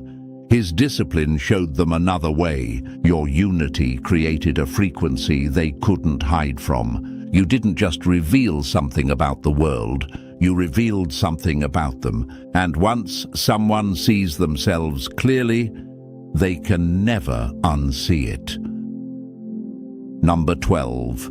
When power stopped being a competition and became a frequency. They expected you to fight for the spotlight. Instead, you turned the whole room into daylight. You didn't meet to fill gaps. You didn't meet to fix wounds. You didn't meet because one of you was incomplete. That's the lie people tell themselves so they can pretend your connection was ordinary, but nothing about you two was built on need. You arrived whole. You arrived formed. You arrived dangerous on your own. And when two whole forces meet, the universe doesn't whisper, it reverberates. You didn't compete for attention. You amplified each other until the walls glowed with possibility. Imagine this, two beams of light crossing paths, not dimming, not clashing, but merging into something brighter than either could be alone. That's why people stared. Not because of romance, but because alignment like that is rare, destabilizing, and impossible to fake. And chosen one, here's the thought that probably sits in the back of your mind. Why did our connection feel like recognition instead of attraction? Because attraction pulls, recognition clicks. You didn't complete each other, you confirmed each other. She wasn't his cage breaker. He already knew the cages were an illusion. She simply expanded the horizon he hadn't reached yet. He wasn't her restrainer. She never needed restraint. He gave her a stage big enough to hold her fire without dimming it. Imagine this, her presence turning his precision into artistry, his presence turning her chaos into influence. Two forces, not blending, but elevating. Together, you redefined what partnership means. Not dependence, not rescue, not fixing. Alignment, expansion, recognition. This was never about love the way people understand it. This was about evolution choosing witnesses. This was about power finding its counterpart. You didn't rise alone, you rose in sync, and the world had no category for that. Number 13. The love that made small lives look even smaller. They said real love requires shrinking. Then you showed up and proved expansion was the only thing that ever felt honest. You didn't follow the world's script. You didn't dim your light to keep the peace. You didn't twist yourselves into quieter, safer versions just to be lovable. That lie collapsed the moment you two crossed paths. Because this connection wasn't built on sacrifice or self-abandonment, it was built on growth, on evolution, on becoming more, not less. You dismantled the myth that love needs softness at the cost of power or comfort, at the cost of potential. Imagine this, two forces meeting not to soothe each other, but to ignite each other. Not to make life easier, but to make life bigger. You didn't get together to rest. You got together to rise, and that's why people couldn't understand it. They've only seen relationships that require folding. Yours required unfolding. They've only witnessed love that demands compromise. Yours demanded expansion. And chosen one, maybe you've wondered, why did our connection look threatening to people who claimed they wanted the best for us? Because your love exposed their smallness. It exposed how much they settled, how much they dimmed. how much they traded authenticity for acceptance. You two didn't do that. You showed a version of love that didn't apologize for being loud, intense, ambitious, or untamable. He didn't soften her fire. He widened its reach. She didn't interrupt his structure. She elevated it into strategy. Together, you didn't seek comfort. You sought evolution. Your love wasn't a romance. It was a blueprint for something the world rarely sees. Two whole people choosing expansion over safety, alignment over performance, existence over approval. You didn't fall in love. You ascended into it. And that's what made your connection feel less like a story and more like a map for everything love could be if people stopped shrinking to earn it. Number 14. The Rise. They prayed you wouldn't survive. They weren't scared you'd fail. They were scared you'd stop giving them the satisfaction of watching you fall. People studied you like you were a ticking bomb. They waited, they whispered, they watched for cracks, counting down to the moment your connection would finally collapse under its own intensity. They needed that collapse because your rise didn't fit their logic. Your power didn't fit their rules. Your evolution didn't fit their comfort. But every time they prepared the stage for your downfall, you walked out shining brighter than before. They expected burnout. You delivered sunrise after sunrise. Imagine this: two forces the world swore were too much, suddenly becoming the most stable thing in the room. Two energies they predicted would destroy each other, instead sharpening each other. Two people they swore would combust, instead ascending into versions of themselves that no one had met yet. Instead of fading, you refined. Instead of descending, you evolved. Instead of falling in love, you rose in it. And chosen one, you might ask yourself, why did our rise make people so uncomfortable? Because your evolution forced them to see how little they demanded from their own lives. Your growth exposed their stagnation. Your resilience exposed their fragility. Your love exposed their compromises. You didn't just succeed, you invalidated every excuse they used to stay small. They needed your collapse to feel right about their world. You gave them ascension instead. Your unity didn't create pressure. It created height. It created clarity. It created possibility. He didn't dim her intensity. He elevated it into purpose. She didn't disrupt his structure. She expanded it into vision. Together, you didn't build a relationship. You built a new definition of what together even means. Imagine two mountains rising side by side, not competing, not merging, but elevating the entire horizon just by existing next to each other. That's what terrified them. You didn't break. You didn't bend. You didn't crumble under the weight of your own power. You evolved into something they had no language for, a pair that didn't fall in love, but rose in it and forced the world to rise or choke trying to keep up. So, chosen one, this whole journey showed one truth. They were never scared of your love. They were scared of your evolution. You rose in ways they swore were impossible, and now the world has to adjust to the force you've become. If this message hit you anywhere real, press the like button right now. And if you're still not part of this family, make sure you hit subscribe so you don't miss what comes next.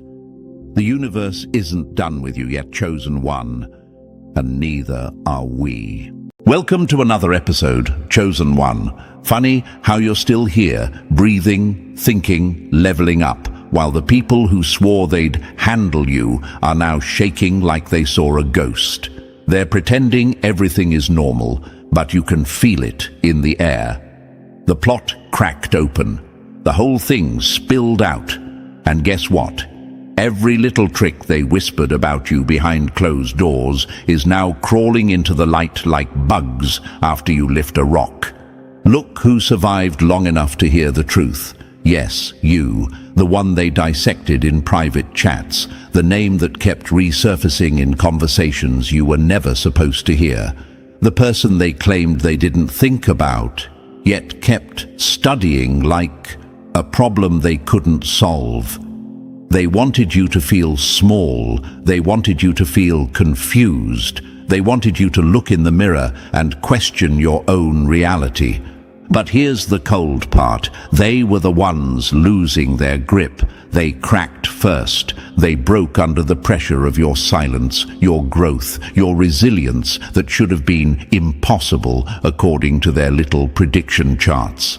And when they cracked, they spilled everything.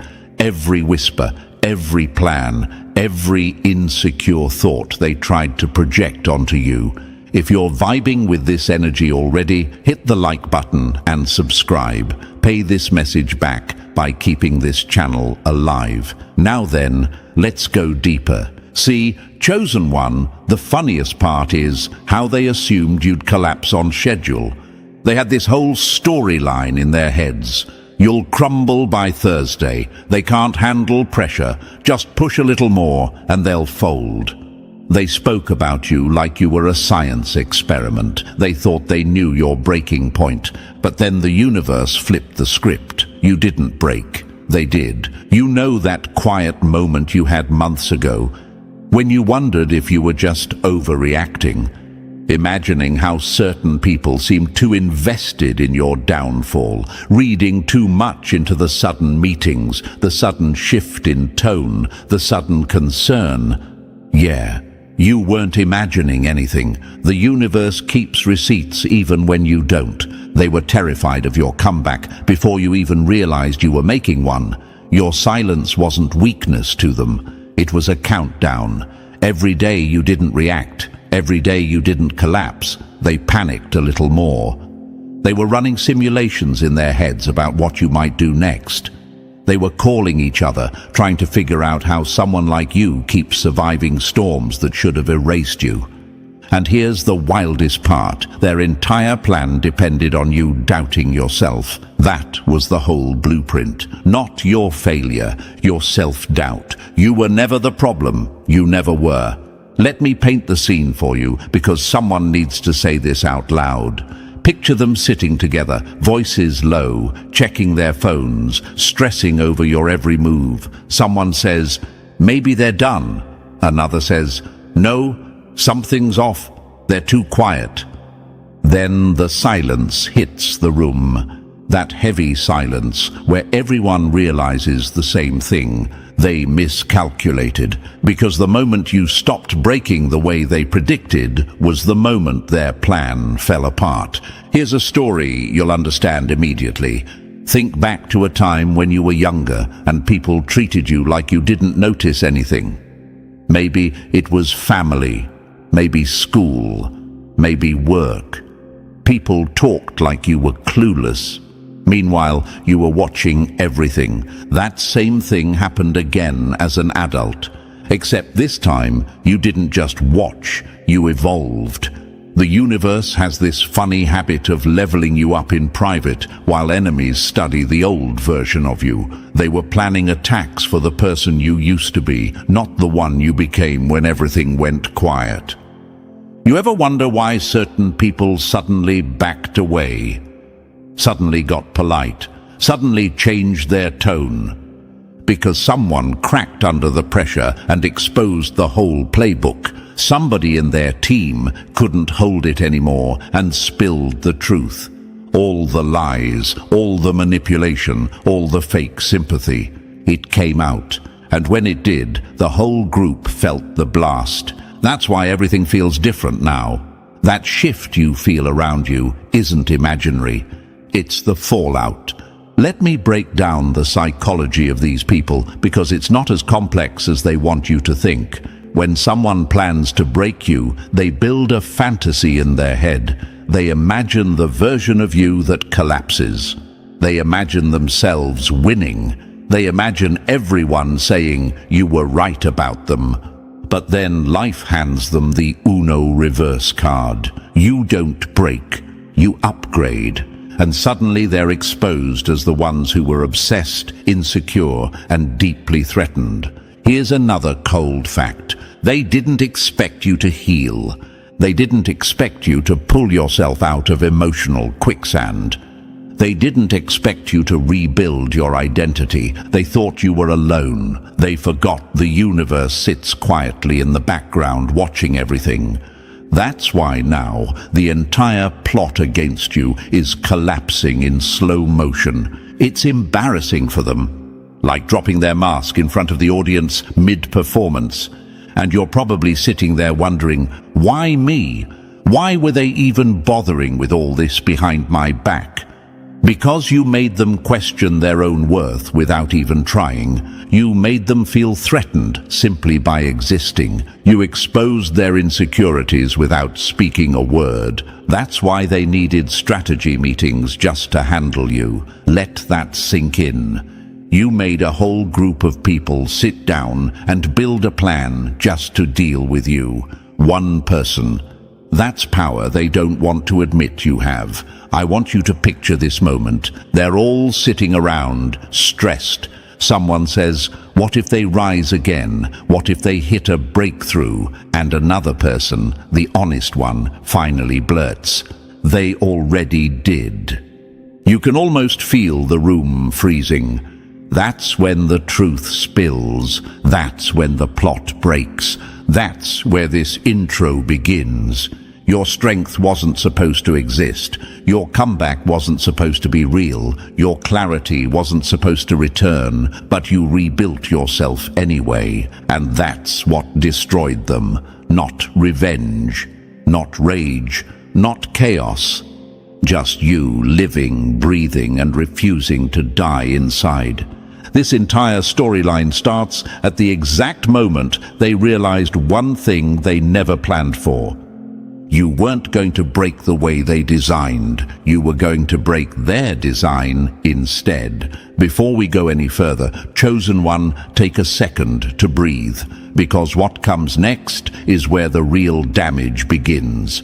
If you're still here, it means you can feel the truth hitting your chest. You can feel that shift in the air now that the whole plot against you has cracked open. And if this message is already waking something up inside you, show some love to the team behind it. Like the video, subscribe, and keep this mission alive so more Chosen Ones hear what was kept hidden from them. Your support, no matter how small, keeps this truth sliding through the cracks they tried to seal. Drop a comment with 777 if you're ready to hear exactly how their plan fell apart, piece by piece. It pulls you in because deep down you know you survived something most people never walk away from. And now, let's slide deeper into it, step by step. If you're truly built for this, you'll feel the pull to stay until the very last word. The next part hits even harder. Let's begin. Number 1. The room that panicked the second your name dropped. Wild how they planned your downfall, yet they're the ones trembling because you didn't collapse on cue. They can deny it all they want, but your name alone changed the temperature of that room. The moment it hit the table, every face tightened, every fake smile slipped, and every person suddenly remembered the version of you they thought they had under control.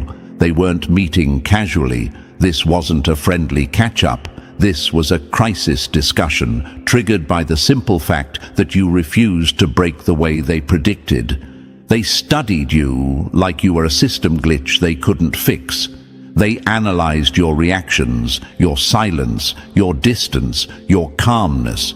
What bothered them most wasn't what you did, it was what you didn't do. You didn't explode when provoked. You didn't crumble when abandoned. You didn't chase when pushed. You didn't collapse when they built situations specifically to break you. And Chosen One, that's exactly where the panic started. Because manipulators only feel powerful when they know how you'll react. When the reactions stop fitting inside their script, their whole sense of control unravels. In that room, they replayed everything in their minds, hoping to find the moment they lost you. The embarrassing truth they didn't want to admit was simple. You outgrew them. Imagine that table. Imagine the silence. Someone finally speaks. Something's off. Another whispers, "They're too calm." A third mutters, "What do we do now?" Every line soaked in fear. They weren't worried about your weakness. They were terrified of your strength. They had built an entire strategy on the assumption that you would collapse under pressure. Their plan depended on your breakdown. Their confidence depended on your confusion. Their power depended on your self-doubt. That was the whole blueprint, and you burned it without even trying. The chosen one inside you might still ask, why was I so important to them? Why did they analyze me like a project? Because your presence exposed their insecurities. Your resilience highlighted their fragility. Your ability to keep going forced them to confront the truth about themselves. They didn't want to face that, so they turned you into the enemy. They tried to study you like a puzzle. But the universe made you a puzzle that changes every time someone thinks they've solved you. You became unpredictable, and unpredictability terrifies people who rely on manipulation. This is where the villain energy in your story truly begins. While they were expecting chaos from you, all they got was silence. And silence, chosen one, is the biggest warning shot you ever fired. Silence is where manipulators lose their power. Silence is where the truth hits them hardest. Silence is where they realize you stopped playing their game. Your quiet wasn't weakness. It was evolution. It was you stepping outside their reach. It was you becoming someone they no longer knew how to control, and that reality hit them like a knife to the ego. In that meeting, someone finally admitted what everyone else was too embarrassed to say. We can't control them anymore. That sentence shook the entire room. It wasn't just about losing power over you. It was about losing the version of themselves that felt superior when you were in pain. You walking away forced them to face the truth that they were never as strong, never as confident, never as threatening as they acted. Your healing exposed their illusion. Your growth became the revenge they never saw coming. Chosen one, understand this deeply. You didn't need to attack them. Your peace was the attack. You didn't need to expose them. Their panic exposed them. You didn't need to chase justice. Their guilt delivered it. The entire plot against you was built on outdated data, old assumptions, and the belief that you would break like regular people. But you don't break like regular people. You bend, you twist, you rebuild, and then you rise stronger than every version they tried to destroy. Think about the times you chose dignity instead of chaos, silence instead of reaction, walking away instead of begging to be seen. Those weren't small choices. Those were earthquakes under their plan. Every moment you healed was a crack in their strategy. Every step you took forward was another piece of their narrative falling apart.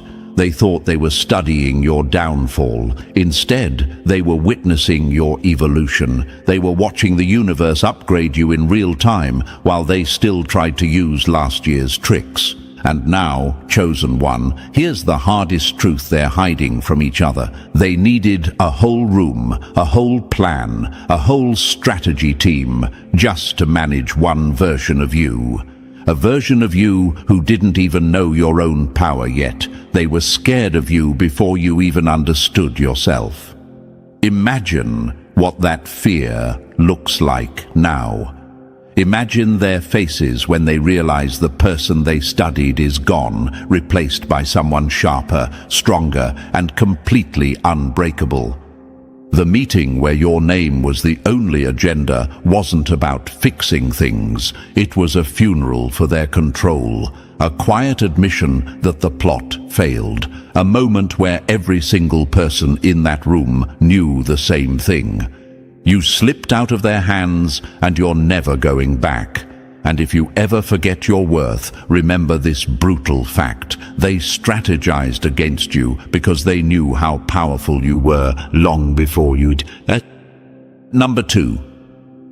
When their script stopped working, their fear started talking. Nothing scares a manipulator more than realizing the person they tried to break isn't breakable anymore. They don't admit this out loud, but the moment their control failed, every mask they wore slipped. All that fake confidence, all that fake authority, all that fake superiority they hid behind evaporated. The second your reactions stopped matching the predictions in their little mental playbook.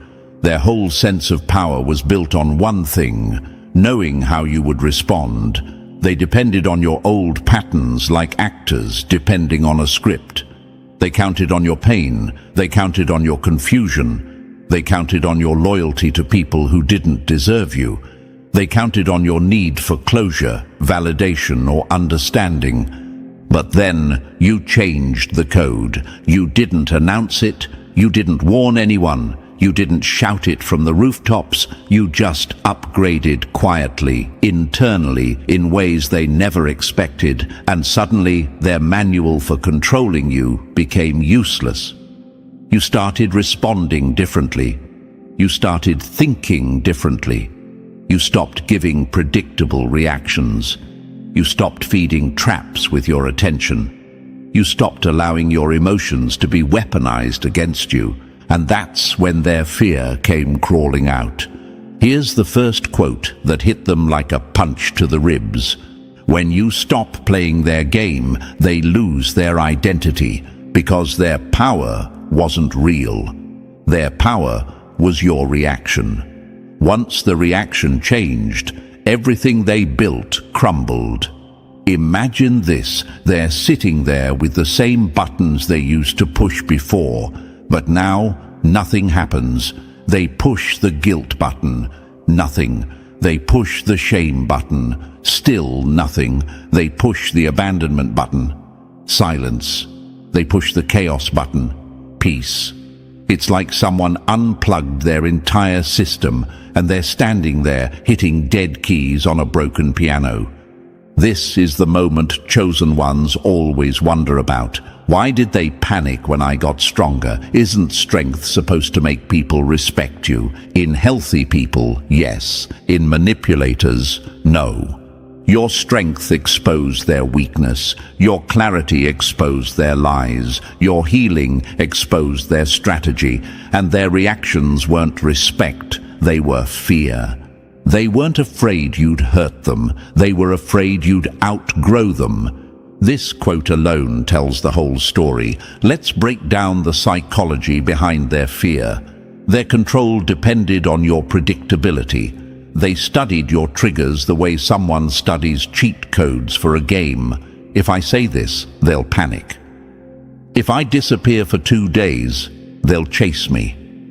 If I criticize them just right, they'll lose confidence.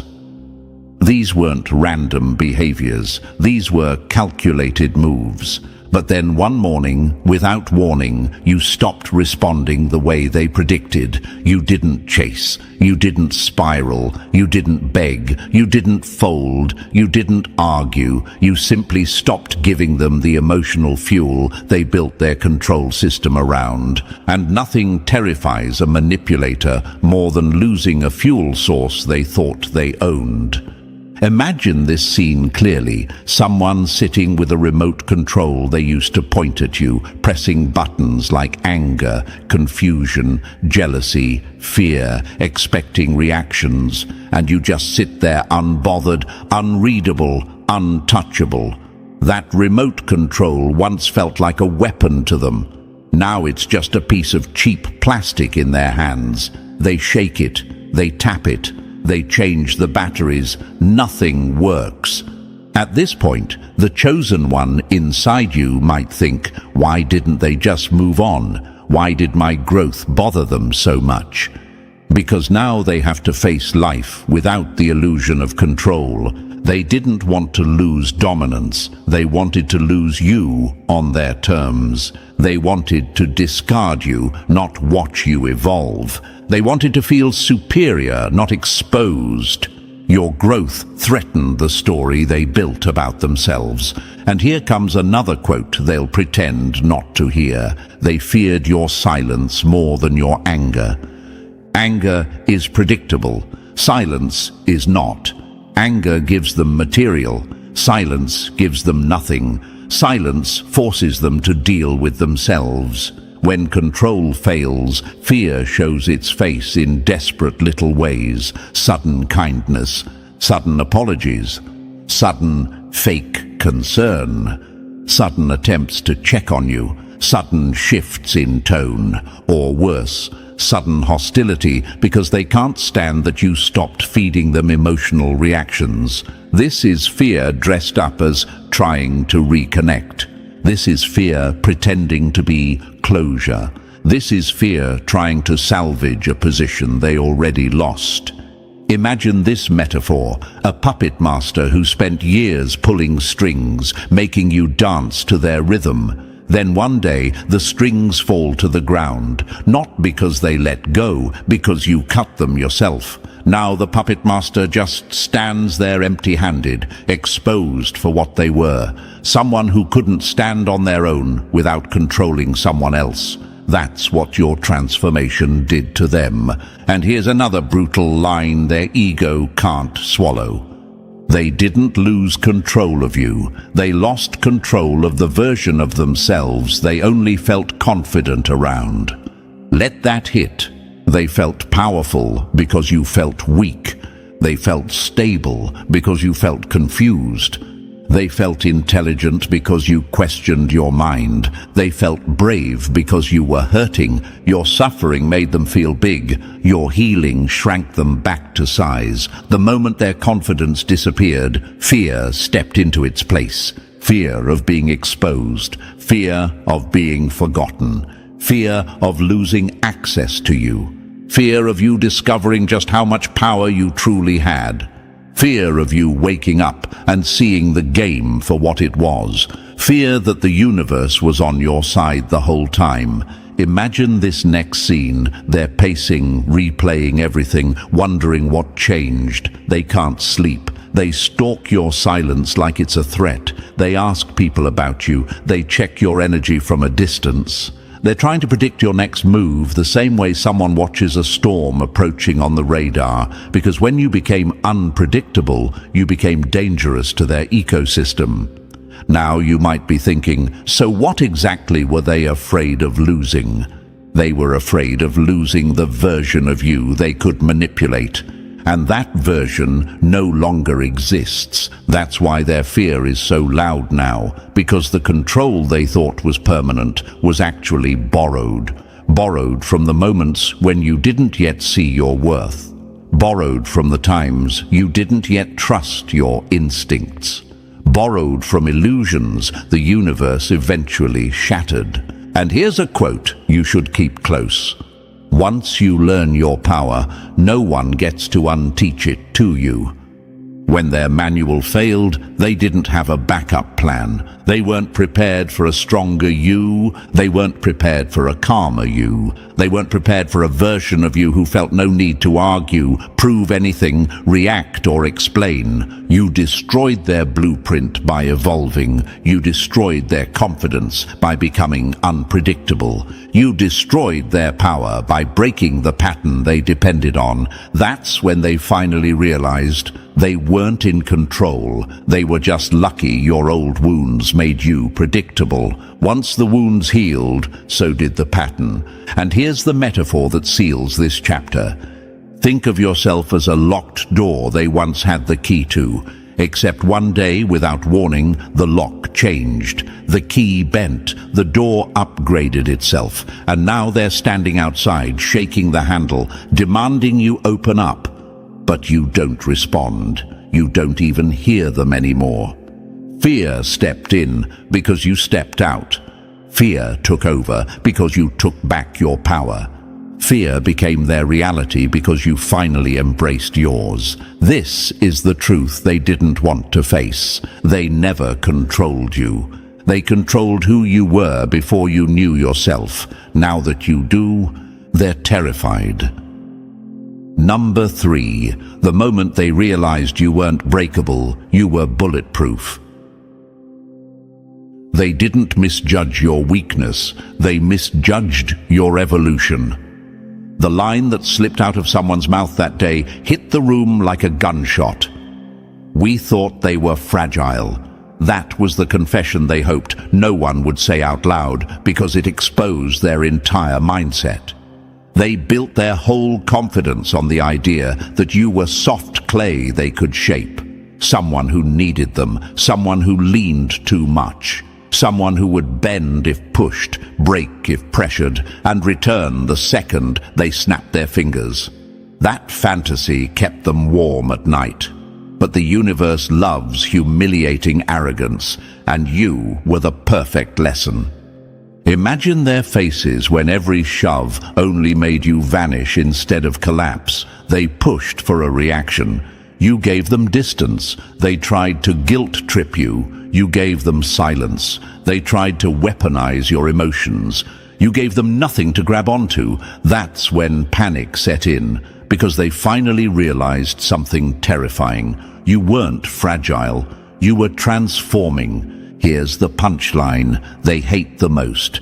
Every time they tried to break you, you upgraded instead. You came back different, hardened, clear, emotionally unreachable in ways they never prepared for. You didn't return to apologize. You didn't return to explain. You didn't return to shrink yourself. You returned carrying self-respect like armor they couldn't puncture. And the chosen one inside, you might wonder, why did my strength bother them so much? Because without your weakness, they had no power. Without your guilt, they had no leverage. Without your vulnerability, they had no script. They reached for the old handles they used to pull and found nothing there. You removed every emotional hook, every trigger, every guilt knot they once relied on.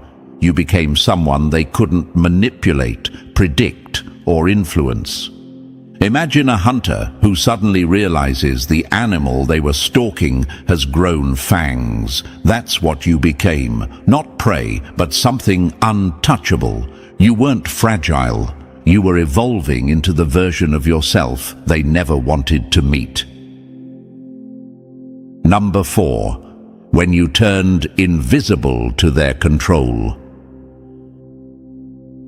They didn't call you a shadow because you disappeared. They called you a shadow because they couldn't touch you anymore.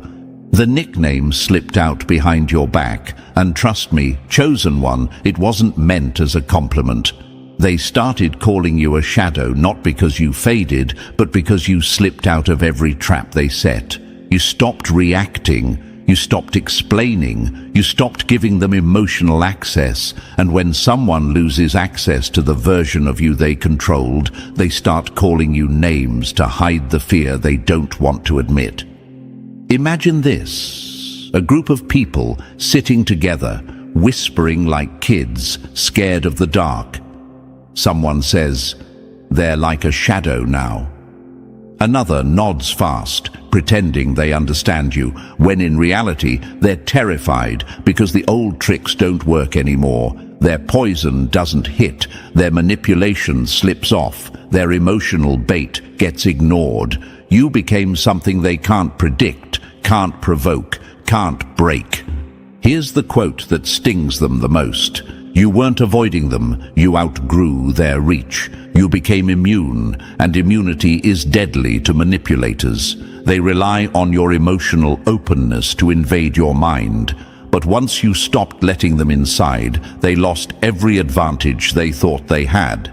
It's like you built walls overnight, walls they can't scale, walls they can't decode. They're stuck outside, staring at the version of you they used to handle, realizing that person is gone for good. Right now, you might be wondering, why does my distance bother them this much?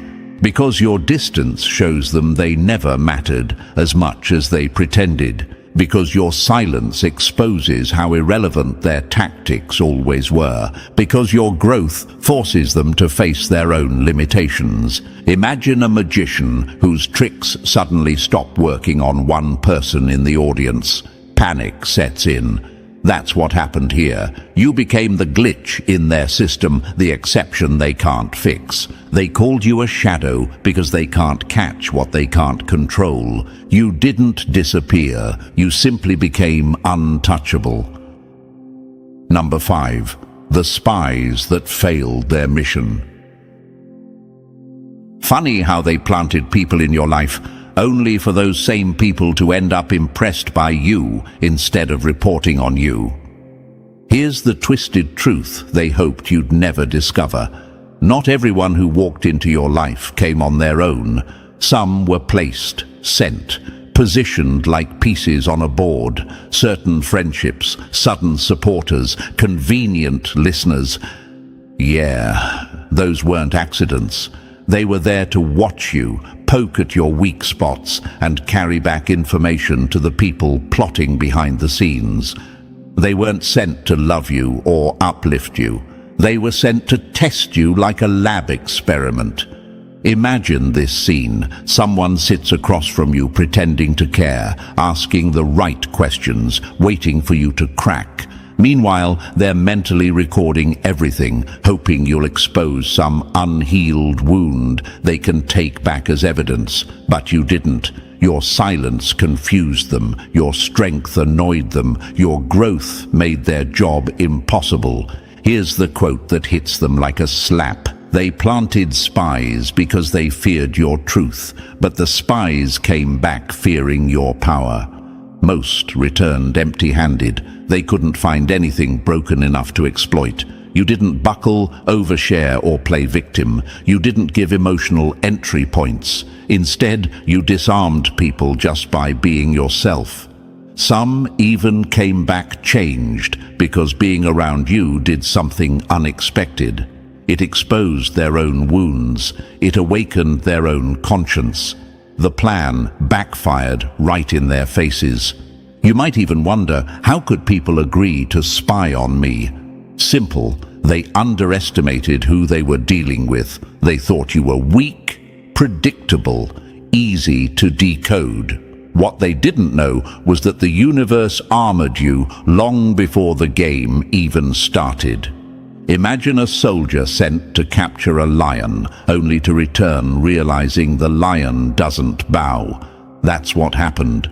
Their plants walked in expecting to study you. Instead, they left studying themselves. They wanted intel. What they got was respect. Number 6. When the spies you never asked for switched sides. They sent people to study you, and those same people came back asking why the hell you were the target in the first place. Here's where the plot really cracks. The spies they planted around you didn't just fail, they started questioning them. Being near you did something none of the masterminds expected. It exposed the truth, not your truth, theirs. Because when someone sits close to a chosen one, they feel something real. Your calm isn't an act. Your authenticity isn't a strategy. Your silence isn't manipulation. You don't perform for attention, chase for validation, or twist yourself to be liked. You simply exist, and that existence alone made their whole operation look pathetic by comparison. Imagine this. A spy shows up thinking you're unstable, dramatic, easy to provoke. Instead, they find someone grounded, someone honest, someone who doesn't need an audience, and that contrast hits like a punch. Suddenly the spy's thinking, wait, why are we targeting them? They're not the problem. That's how you know the universe is playing chess while they're stuck playing tic-tac-toe. Here's the quote that stung them the most. They wanted spies to expose your flaws. Instead, your character exposed theirs. Some of those planted people started feeling uncomfortable. Not because of you, but because being around your energy reminded them how far they'd drifted from integrity. Your presence held up a mirror to the roles they played, the compromises they made, the systems they upheld without thinking. You didn't shame them. You didn't preach. You didn't confront. You simply existed with a level of self-respect and inner peace that made their actions feel hollow. And the chosen one in you may wonder, why did they switch sides? Because real strength is contagious, because real authenticity shakes foundations, because real integrity makes fake systems crumble. They went in to observe you. They came out questioning everything they believed. Number 7, the blueprint that should have broken you, but broke them instead. They didn't just try to ruin you, they followed a manual, and somehow you still walked out stronger than the people holding the instructions. Chosen one, this part is where the plot stops being messy and becomes organized warfare. They didn't act randomly. They had a 4-step plan crafted like some secret operation: isolation, provocation, narrative control, replacement. A whole blueprint built to erase you without ever getting their hands dirty. And here's the part they'll never admit. For a moment, they thought it was working. They celebrated too early. They underestimated the one thing they could never predict: your comeback. Let's break it down with the clarity they hoped you'd never gain. First came isolation. Imagine a chessboard where they start removing every piece around your king. They wanted you cornered, confused, doubting yourself. They thought if you stood alone, you'd fall. But isolation didn't weaken you. It awakened you. Next came provocation. They pushed buttons hoping you'd lose control. They needed you to explode so they could point and say, "See, this is why we targeted them." But your silence burned hotter than any reaction. You didn't break. You made them look ridiculous. Then narrative control. They rewrote your story without you present, whispered lies, spread half-truths, tried to make you the villain in rooms you weren't allowed to enter. But here's the quote that ends their fantasy: "A fake story only works when the real one stays quiet." And your truth didn't. Finally, replacement. They thought swapping you out would erase you. Someone new, someone easier to manage. But replacements fail when the original is unforgettable. Chosen one, you might wonder, how did I survive all 4 steps? Because you weren't supposed to survive. You were designed to outgrow. Their blueprint didn't break you. It exposed them. Number 8, the silence that turned into your superpower. They thought isolation would erase you. Instead, it erased their illusion of power. Chosen one, this is the part of the story that truly haunts them. Out of everything they planned, everything they executed, everything they whispered, this was the glitch they never accounted for. You thriving in the very emptiness they built to break you. They expected the dark to swallow you. They expected loneliness to make you crawl. They expected the quiet to crush your mind. But you took that silence, flipped it, and turned it into something they couldn't fight: peace. Imagine this. They close the door on you, thinking the darkness will scare you. Instead, you sit down, breathe, and let the universe rearrange your entire identity. You build clarity, you build strength, you build self-respect, sharp enough to slice through every lie they fed you. While they waited for desperation, you found direction. While they waited for chaos, you found alignment. While they waited for collapse, you found yourself.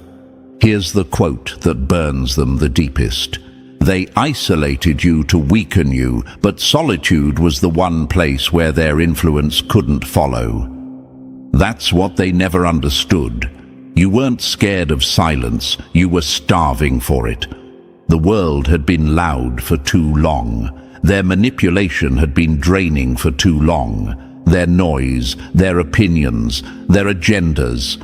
All of it worked only when you were distracted, but once you were alone, their power evaporated.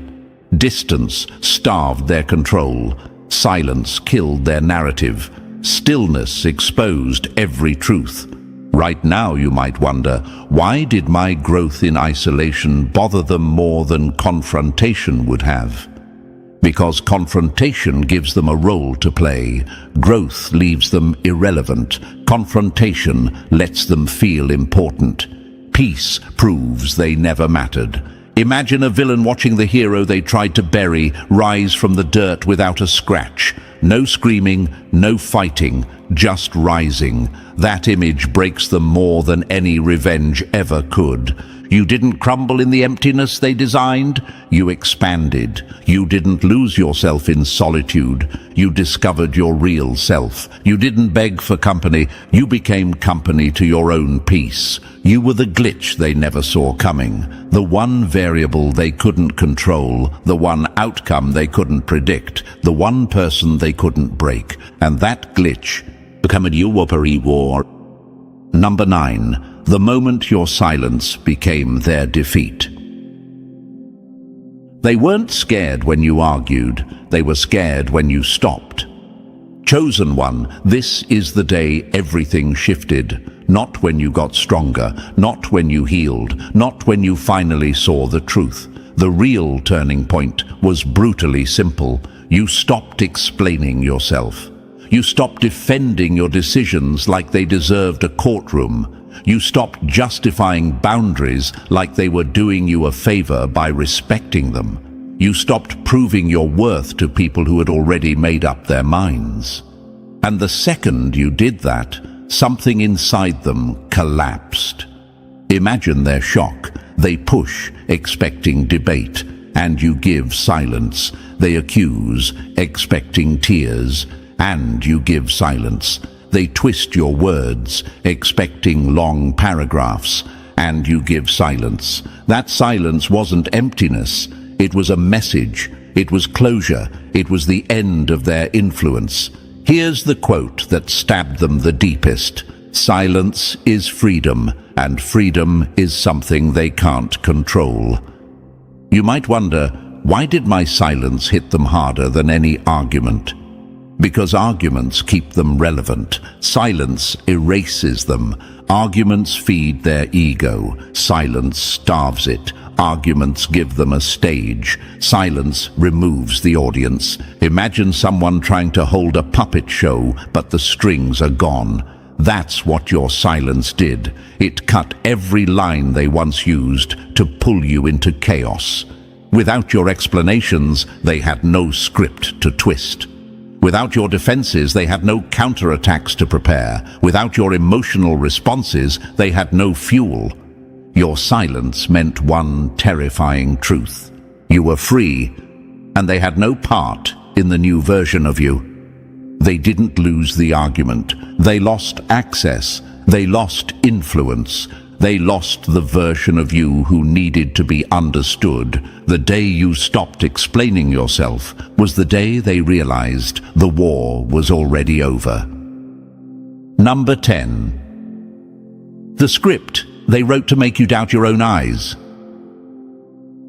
They didn't confuse you by accident. They confused you on purpose. Chosen one, this part is the ugliest because it wasn't sloppy, emotional sabotage. It was coordinated. Every lie, every twist, every misunderstanding was planned like a group project. Their stories lined up too perfectly. Their reactions sounded too rehearsed. Their concern felt staged, almost theatrical. And when you started noticing the cracks in their performance, they didn't fix their behavior. They attacked your sanity. Classic move. Imagine a room full of people practicing lines about you like actors preparing for a play. One says, if they bring up the truth, look confused. Another says, if they question anything, call them sensitive. A third adds, if they get too close, shift the blame. That's what you were up against, a fabricated reality built to suffocate your intuition. Here's the quote that slices through their whole operation. They didn't want you blind, they wanted you blind to them. And you might think, was I really that threatening? Why go this far? Because your clarity was their enemy, your intuition was a threat, your awareness was a weapon they couldn't disarm, so they did the only thing powerless people know how to do. They tried to rewrite your reality. They called you paranoid for noticing patterns. They called you sensitive for sensing danger. They called you unstable for refusing to swallow their staged storyline. But you weren't wrong. You were waking up. And waking up is what scared them. Imagine someone trying to convince you the sky isn't blue, but every time you look up, it betrays their lie. That's what your intuition did. It exposed everything they rehearsed. Their coordinated gaslighting didn't make you crazy, it made them visible, and once you saw behind the curtain, their whole reality fell apart. Number 11. The day your instinct outranked their opinion. They lost the battle the moment you stopped asking them who you were. Chosen one, this chapter is where everything snapped for good, not with drama, not with confrontation, but with something so simple they never prepared for. You started trusting your own body more than their version of reality.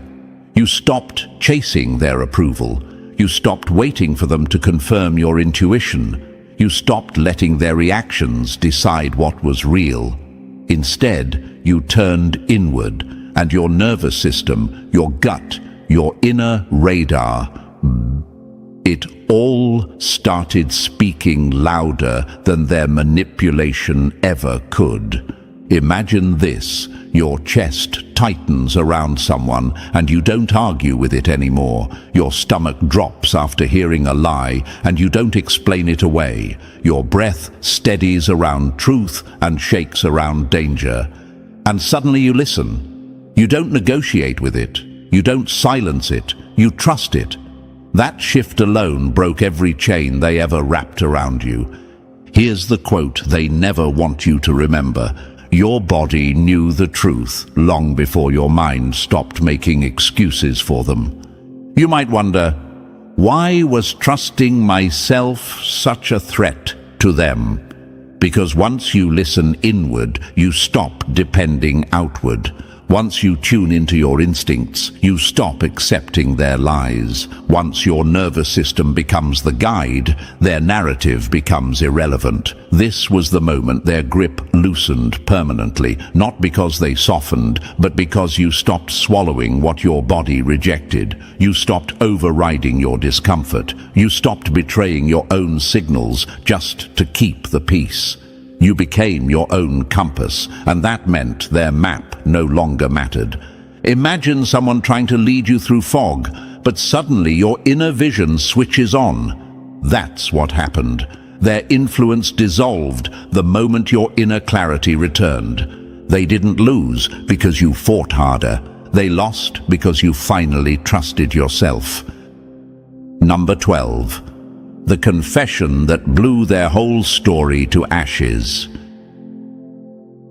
They didn't crumble because you hurt them. They crumbled because you exposed the parts of themselves they spent years hiding. Chosen one, this is the moment their whole narrative collapsed, not because you fought back, not because you exposed them publicly, but because one of their own cracked under the weight of the truth.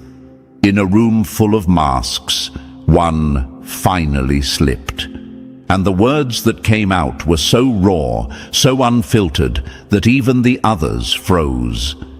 They weren't the victims. The real threat was how you made them feel about themselves. Imagine that silence. Imagine every face tightening, every throat swallowing, every ego shrinking. Because that single confession exposed the entire operation. You weren't dangerous because of what you did. You were dangerous because of what you revealed in them. Your presence made them confront insecurities they'd rather bury. Your strength made them feel small. Your authenticity made their performance look cheap. Your growth made their stagnation impossible to ignore. Here's the quote that stings them like salt on an open wound. They didn't fear losing you. They feared losing the version of themselves that looked stronger standing next to your pain. Jealousy dressed itself up as concern. Envy wrapped itself in advice. Fear disguised itself as control. They weren't saving you, they were trying to save their ego. And you might be thinking, why would my existence trigger them this deeply? Because you were everything they pretended to be, because you grew without permission, because you healed without their help, because you stood tall while they leaned on lies. Imagine this metaphor. Your confidence was a flashlight, and every time you entered the room, it exposed cracks in their personality they'd been hiding from everyone, including themselves. They weren't ready to live in that brightness. They weren't ready to face their own reflection. One of them finally broke under that pressure. They admitted the thing the whole group already knew, but never dared to voice. You were never the villain. You were never the problem. You were never the danger. The threat was the way your truth made their lies impossible to believe anymore. That confession didn't just spill the truth. It shattered their entire structure. It ended the fantasy. It collapsed the storyline they rehearsed. It exposed the insecurity they tried to build an empire on. And once the truth was spoken, nothing they built could stand. Number 13, the replacement game that exposed their emptiness. They didn't replace you because you were forgettable. They replaced you because they couldn't handle how unforgettable you actually were. Chosen one, this part of the story is straight up embarrassing for them. The moment you stepped out of their system, not dramatically, not loudly, just quietly reclaiming your life, they panicked. They scrambled. They rushed to plug the hole your presence left behind. New faces popped up. Forced energy, fake chemistry, manufactured closeness. It was also painfully obvious, like watching someone glue cheap glitter onto a cracked vase and pretending it's good as new. But here's the truth they weren't ready for. You were never a position they could refill. You were an energy they couldn't recreate. Imagine this. Someone tries to replace the sun with a street lamp. That's what their attempts looked like. They thought the role mattered. They never realized it was you, your presence, your depth, your intuition, your impact that made the space valuable in the first place. And when they tried to replicate it, the universe made sure every copy fell flat. Here's the quote that haunts them at night. You didn't leave to destroy them. You left because their cage was too small for your evolution. And that's what broke them. You didn't attack. You didn't expose. You didn't fight. You simply stopped pretending their little world was enough for you. You walked out of the cage, and in doing so, you proved something they never wanted anyone, especially themselves, to realize. Escape was always possible. The bars weren't locked. The door wasn't sealed. You just had to stop believing their story. You might wonder, why did they rush to replace me if I wasn't the problem? Because replacements are a distraction. Because replacements are denial. Because replacements allow them to pretend you weren't irreplaceable. But here's what they discovered the hard way. Presence isn't something you swap out. Presence is something you feel, and every new person they pulled in only highlighted what they lost. Now they sit with regret, quiet, bitter, gnawing regret. Not because you collapsed, not because you begged, but because you didn't. Because you stood up, stepped out, and never looked back. You were never the problem. You were the mirror. And mirrors, they're dangerous to people living in denial. Chosen one, now you finally see the truth they tried to bury. The plot broke, their control shattered, and your evolution exposed everything they feared. You didn't just survive their game, you ended it. And if this message hit exactly where it needed to, press the like button if you haven't already. And if you're still not part of our family, make sure to press that subscribe button. This mission grows every time someone like you decides to stay. The universe isn't done revealing what's next, and neither are we. Welcome to another episode, Chosen One. So tell me, who lied to you? Who told you you were just normal? Funny how quiet they get now. Funny how the same people who once shrugged at you are suddenly acting nervous, checking their phones, watching you out of the corner of their eye, like they just spotted something dangerous walking free. When they said you were nothing special, look who's scrambling now that the universe finally exposed the truth. Oh, the legend they tried to ignore is the one they secretly can't stop thinking about, the one they want, the one they can't forget, the one whose voice turns curiosity into a crush they can't control. Before we go further, Chosen One, hit that like button and subscribe. That's how you pay this message back and keep this mission alive. Because here's the part nobody warned them about. People fall for you fast, way faster than they admit. It's almost embarrassing for them.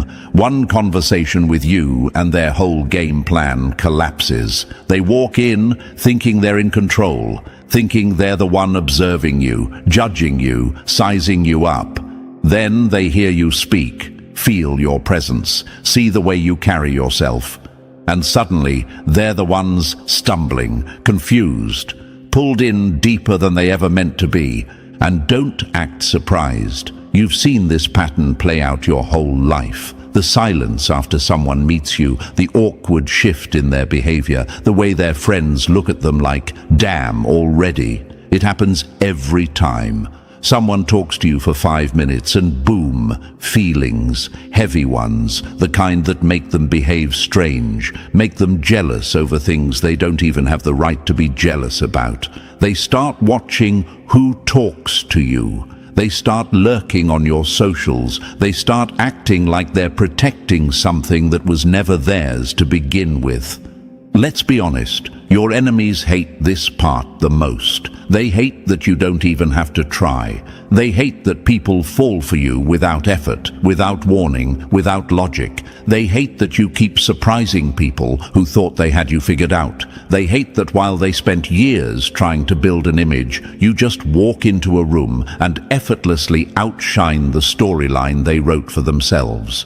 They said you were ordinary, but look at their reactions. Look how their face twists when someone they want starts paying attention to you instead.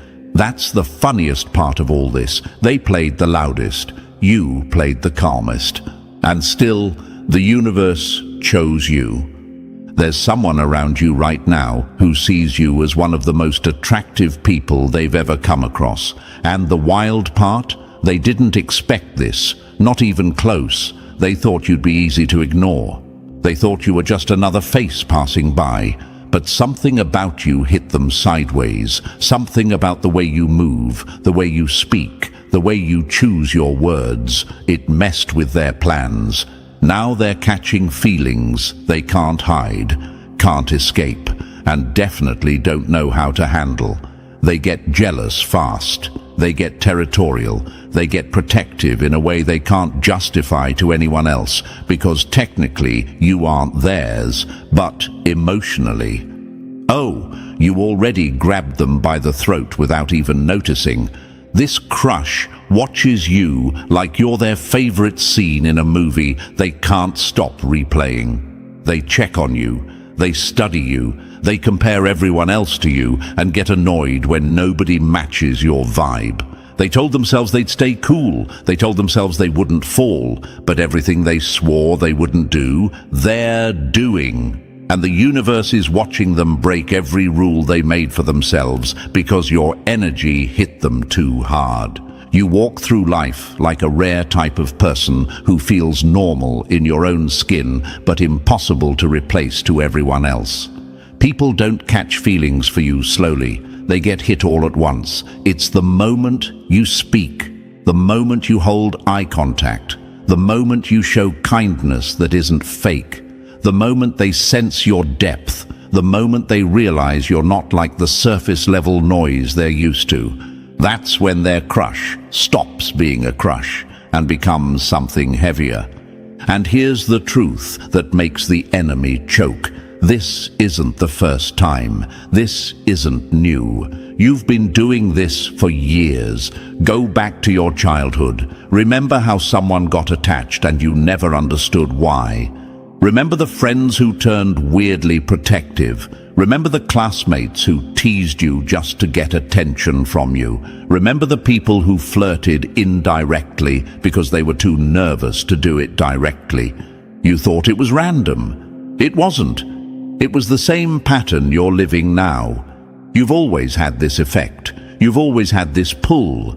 You've always been the person who seems simple until someone actually talks to you, then suddenly you're unforgettable. Let's talk about that moment that always exposes people, the moment after they talk to you, that quiet pause, that little hesitation, that strange shift in their eyes. They don't plan it, but they can't hide it. It's the moment they realize they just fell for someone who wasn't supposed to matter this much. Someone who wasn't supposed to shake them, someone who wasn't supposed to make them rethink their whole vibe, someone who wasn't supposed to feel this rare. And it scares them, it excites them, it wakes up a part of them that's been asleep for years. That's why they watch you in public. That's why they stalk your social media. That's why they get jealous. That's why they act strange when someone else pays attention to you. Their mind is screaming, "Don't fall," while their heart is already 15 steps ahead, imagining things they won't admit out loud. Even crazier? More than one person is feeling this at the same time. You think it's just one crush. No, it's multiple. Different people, different backgrounds, different intentions, same reaction. They all see the same rare spark, the same unexpected charm, the same quiet strength. They all fell into the same trap. They underestimated you.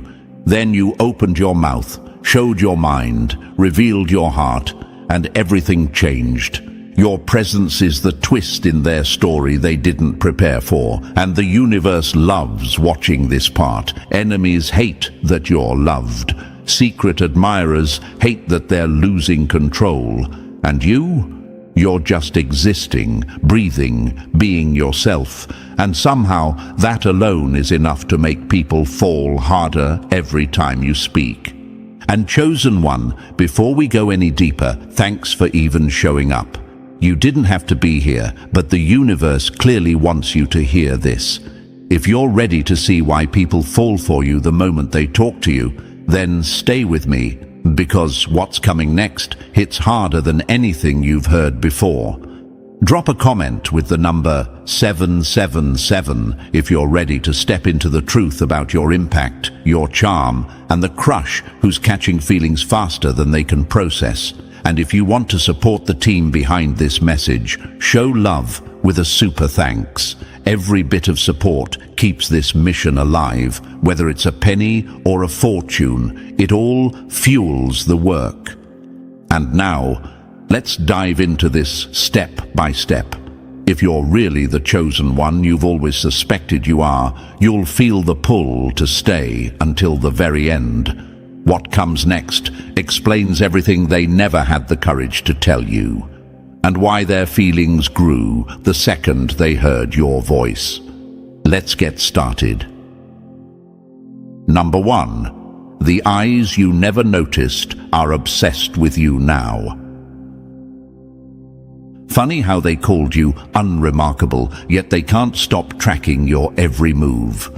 Let's talk about the eyes on you, chosen one, the ones pretending they're not watching, the ones acting like you're nothing special while their heart is doing backflips every time you walk by. This is the part that makes your enemies choke the hardest. They tried so hard to make you blend in, to shrink you, to convince the world you were normal. But look at them now. Look at how fast someone falls the second you open your mouth. Look at how quickly your presence flips people from uninterested to emotionally hooked. They always said you were nothing serious, but now those same mouths are tight and quiet because someone is falling for you in real time, and it's happening faster than they can process. Someone shy is watching you closely right now, closer than you realize. They study your posts like they're trying to decode a secret language only you speak. They rehearse imaginary conversations with you in their head. They think about how their voice might shake if they ever actually approach you. They even delete and rewrite messages before sending them because they don't want to look desperate, even though their feelings are already way past that point. And the wildest part? They never meant for any of this to happen. They didn't plan to like you. They didn't expect to feel this much. But then they heard you speak, saw your energy, felt your presence, and everything inside them shifted. Your enemies hate this. They hate how one interaction with you destroys the image they tried to force people to believe. They hate that their lies can't compete with your truth. They hate that the universe keeps proving them wrong in the most humiliating ways. They tried to make you invisible, but now someone is losing sleep over you. Someone shy, quiet, and observant has developed feelings so fast it scares them. And the universe is laughing because this always happens around you.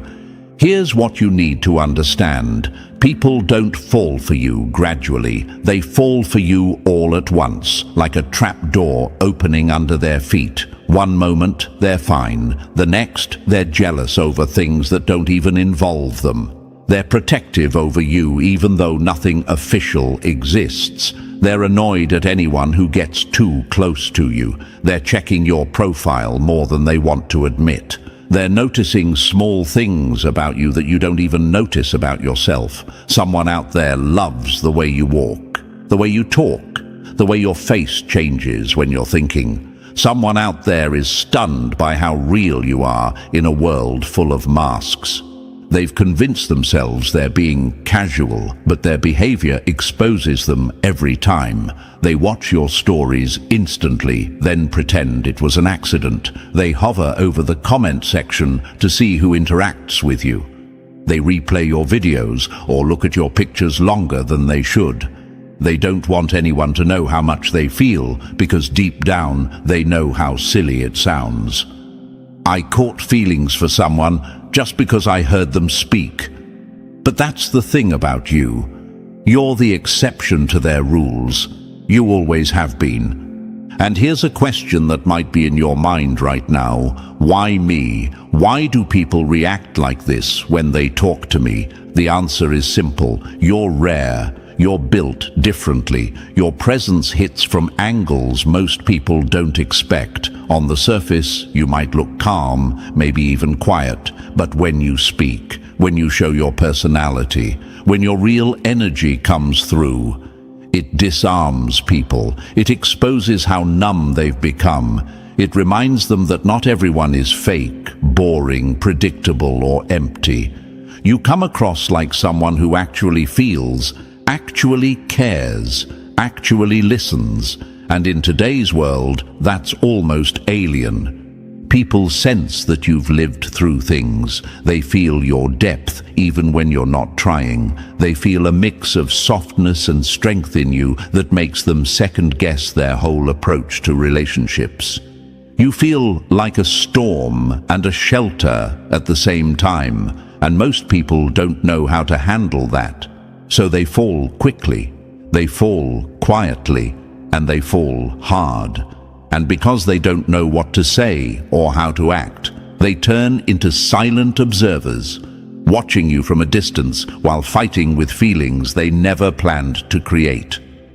And here's the part that slaps the enemy right across the face. You were never the outcast. You were never the weird one. You were never the background character they tried to frame you as. You stood apart because you weren't made for average connections. You weren't built for shallow conversations or surface-level interactions. You were the lone wolf because the universe needed to make sure the wrong people never got too close.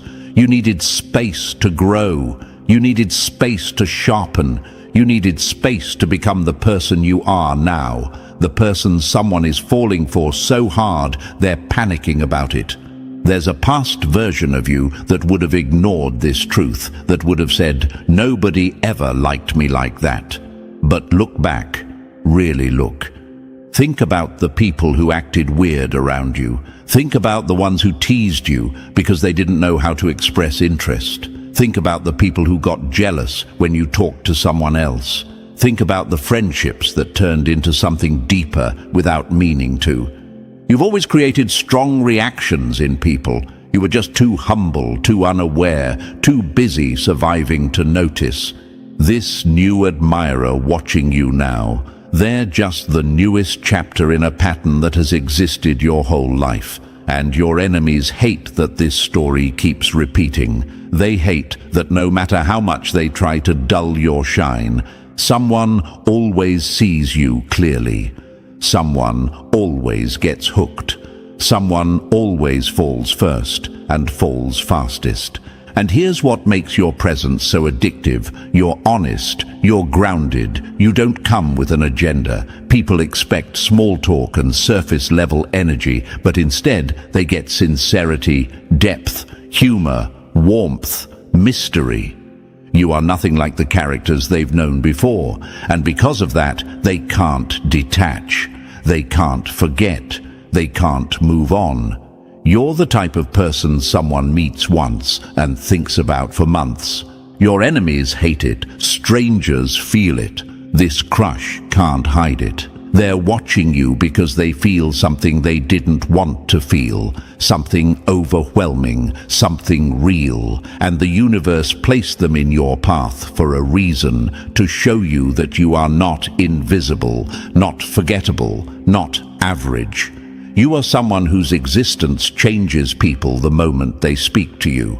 Someone is catching feelings for you harder than they ever expected, and this is only the beginning.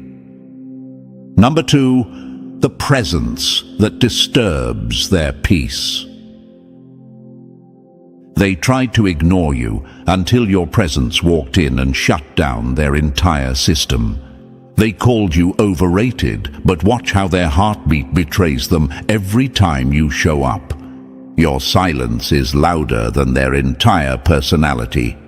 Some people talk big until you enter the room, then suddenly they forget their own script.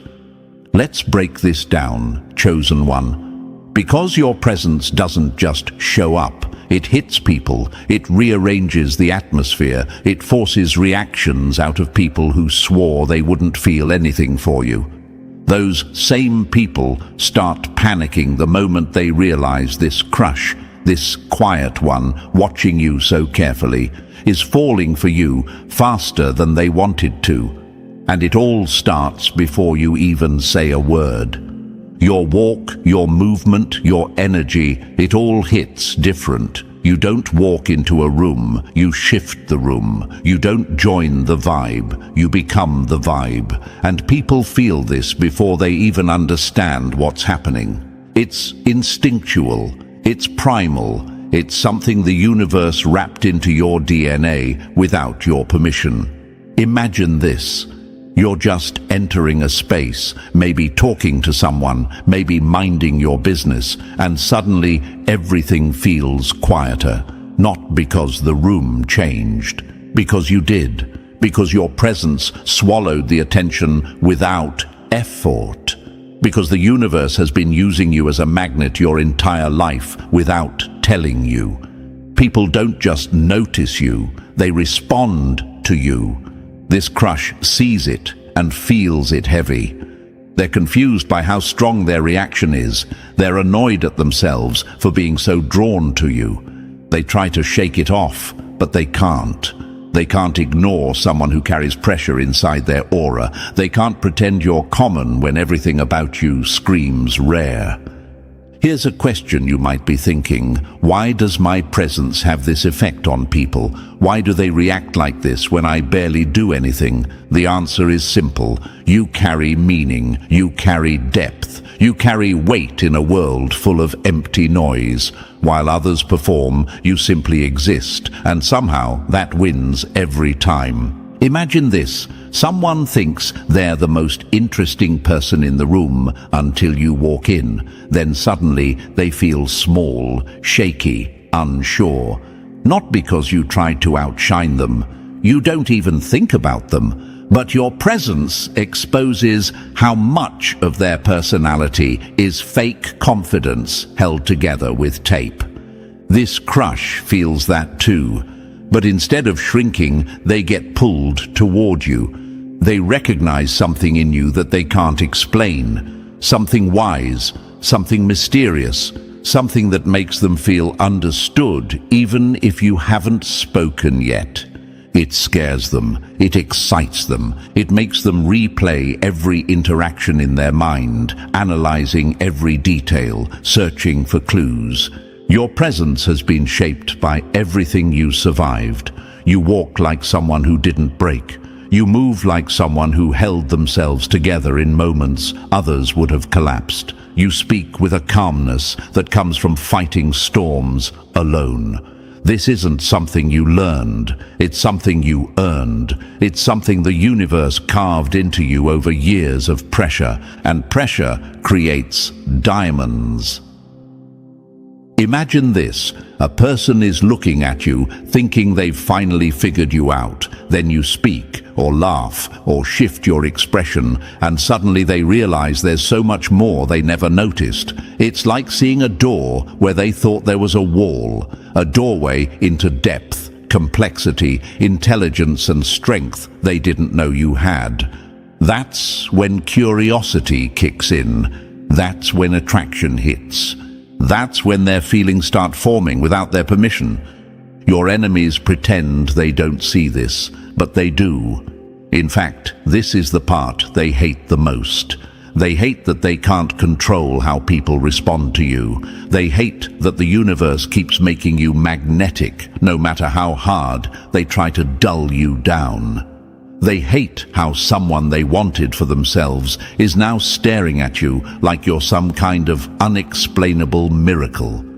People feel something when you enter the room, a shift, a pause, a question they didn't know they were about to ask themselves. What is it about them?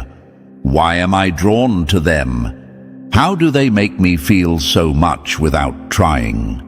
Your crush is asking themselves these questions every time you appear, and they don't have answers yet. They only know you pull them in, you pull them hard, and the more they fight it, the stronger the pull becomes.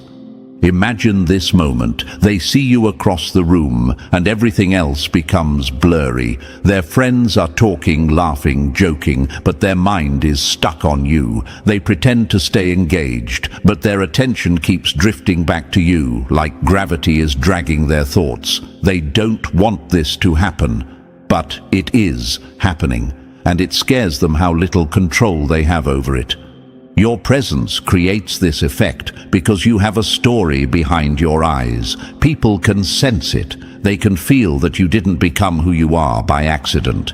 They see the maturity. They see the depth. They see the wisdom that comes from surviving experiences they can't imagine. You carry a quiet heaviness that makes others respect you before they even realize they're doing it.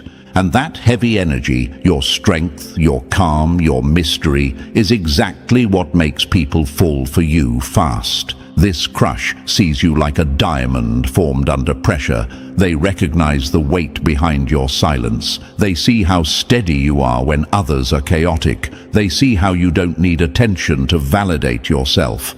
That alone drives them crazy, because it creates a challenge their heart loves. People who have been through nothing crave entertainment. People who survived storms crave energy like yours. Your presence tells a story. I'm not like them. I'm not easily impressed. I'm not here for noise. I'm here because I survived what should have destroyed me. This crush can feel that. And suddenly their feelings become stronger because you represent something rare, something real in a world that feels fake. Now think about how often this has happened in your past. Remember that person who stared at you too long. Remember the one who suddenly acted shy around you. Remember the one who got jealous over someone talking to you even though you weren't dating. Remember the one who fell for you the moment you finally had a real conversation. This isn't new. This is who you are. This is how the universe designed your presence. You don't demand attention. You attract it. You don't force interest. You create it. You don't chase anyone. They chase the feeling they get when they're around you. Your crush isn't just attracted. They're overwhelmed.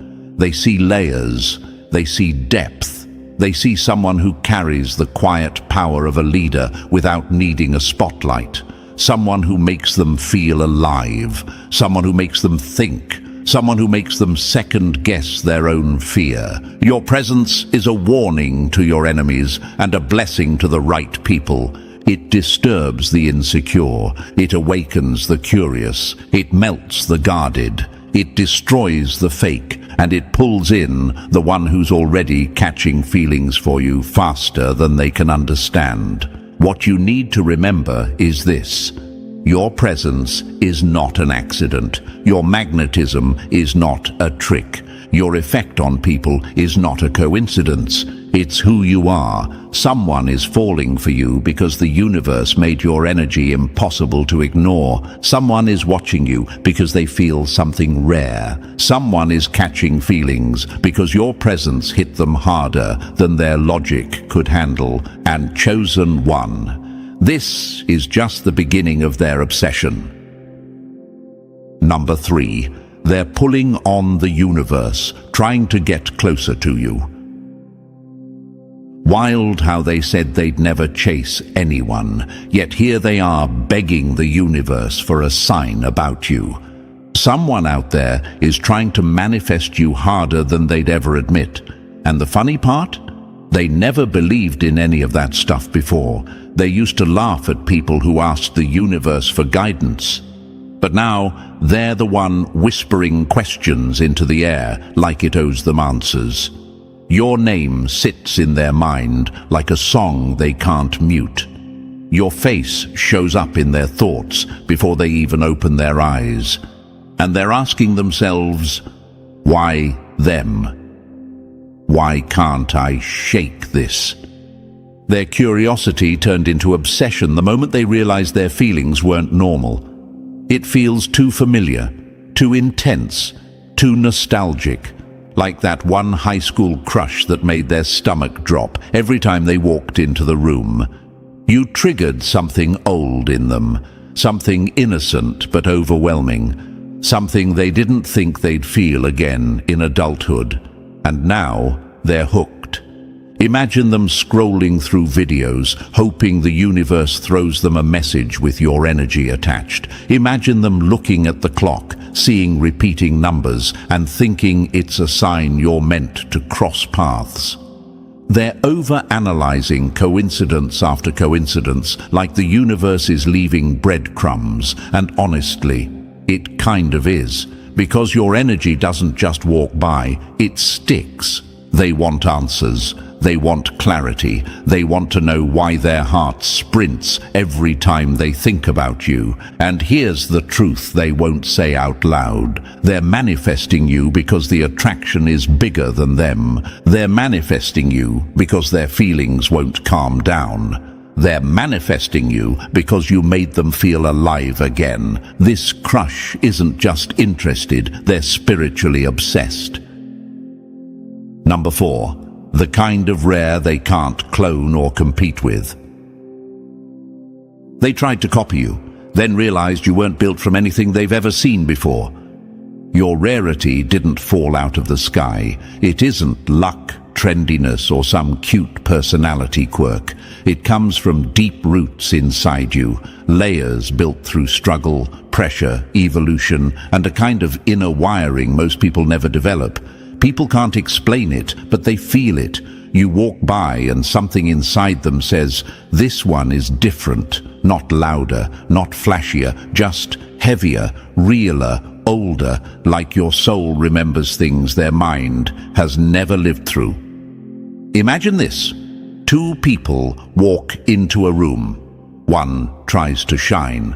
The other just exists. Yet everyone turns toward the one who isn't trying. That's you. You carry the kind of presence that feels ancient, like wisdom wrapped in a heartbeat.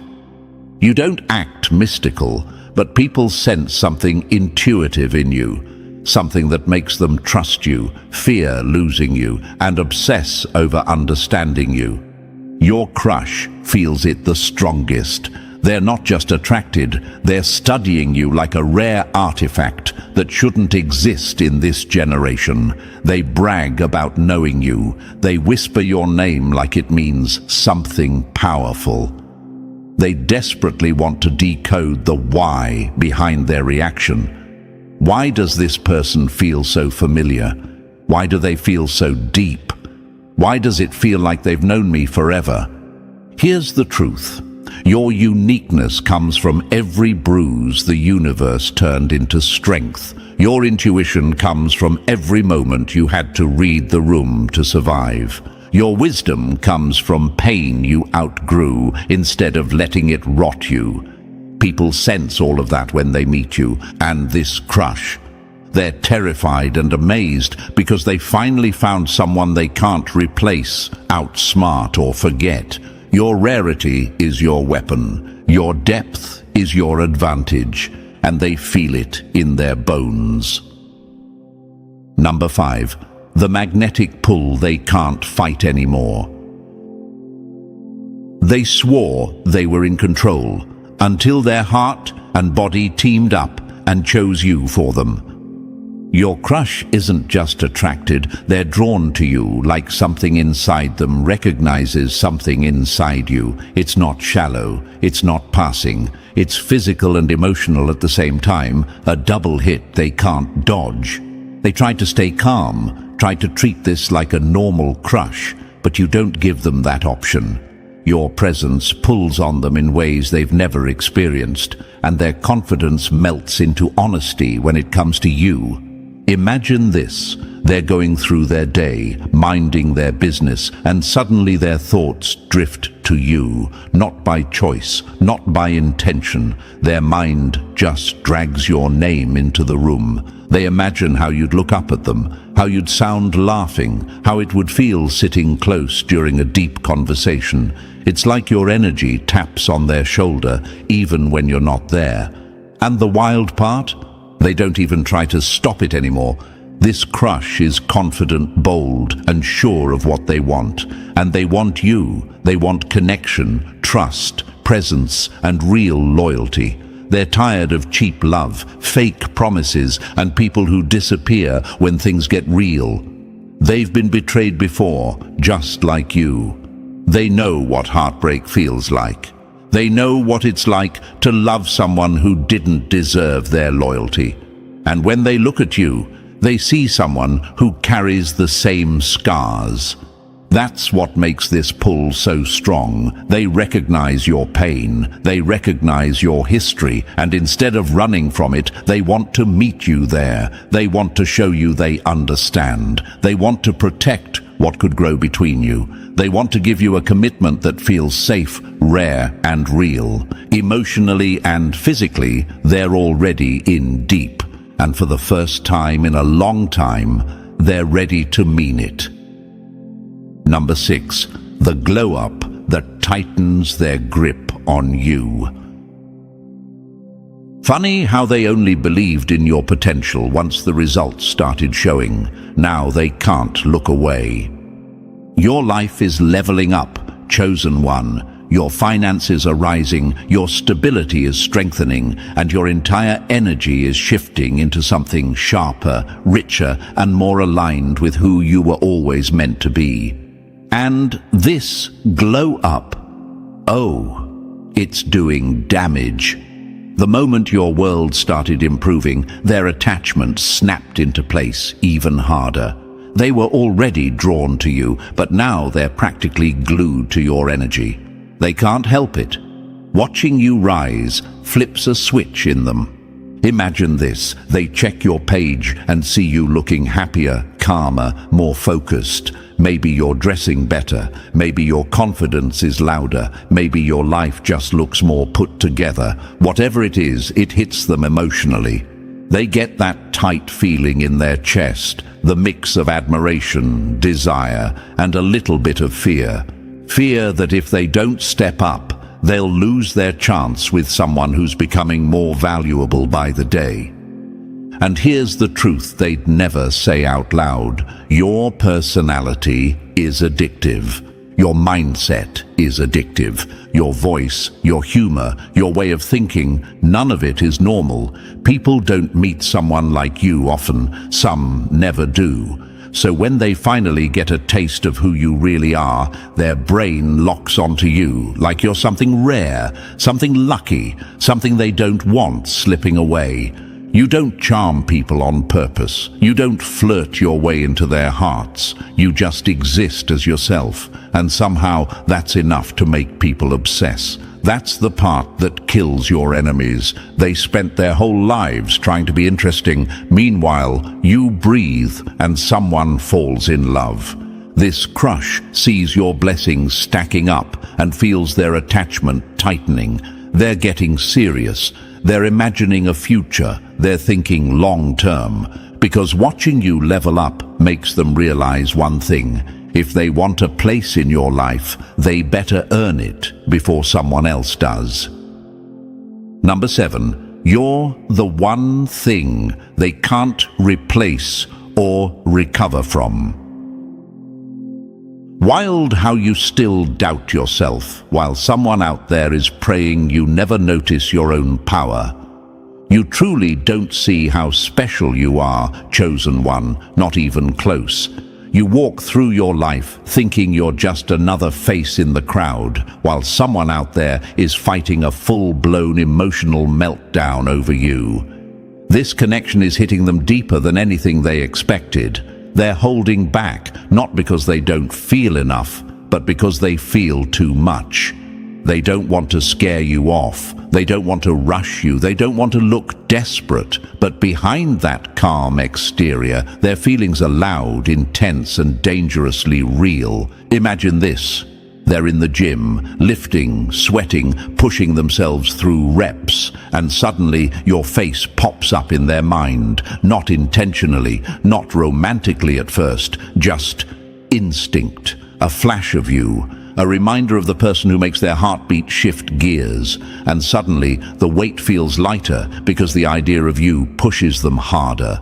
They may have a strong build, a confident stance, maybe that late 20s to 30s type of maturity, but with you, they feel soft in the chest and chaotic in the mind. And here's the brutal truth. You have no idea the effect you have on them. You don't realize how your voice rewires their mood. You don't see how your presence makes their defenses fall apart. You don't notice the way they stare a second too long when they think you're not looking. They admire you, not from a place of fantasy, but from genuine respect. They admire the way you carry yourself, the way you think, the quiet strength you hide beneath your calm. They admire your patience, your depth, your humor, your ability to survive things that would have broken anyone else. They're physically drawn to you too, but not in a shallow way. It's deeper, instinctive, like their body recognizes you before their mind catches up. And maybe a question is sitting in your head. Why would someone like that be so into someone like me?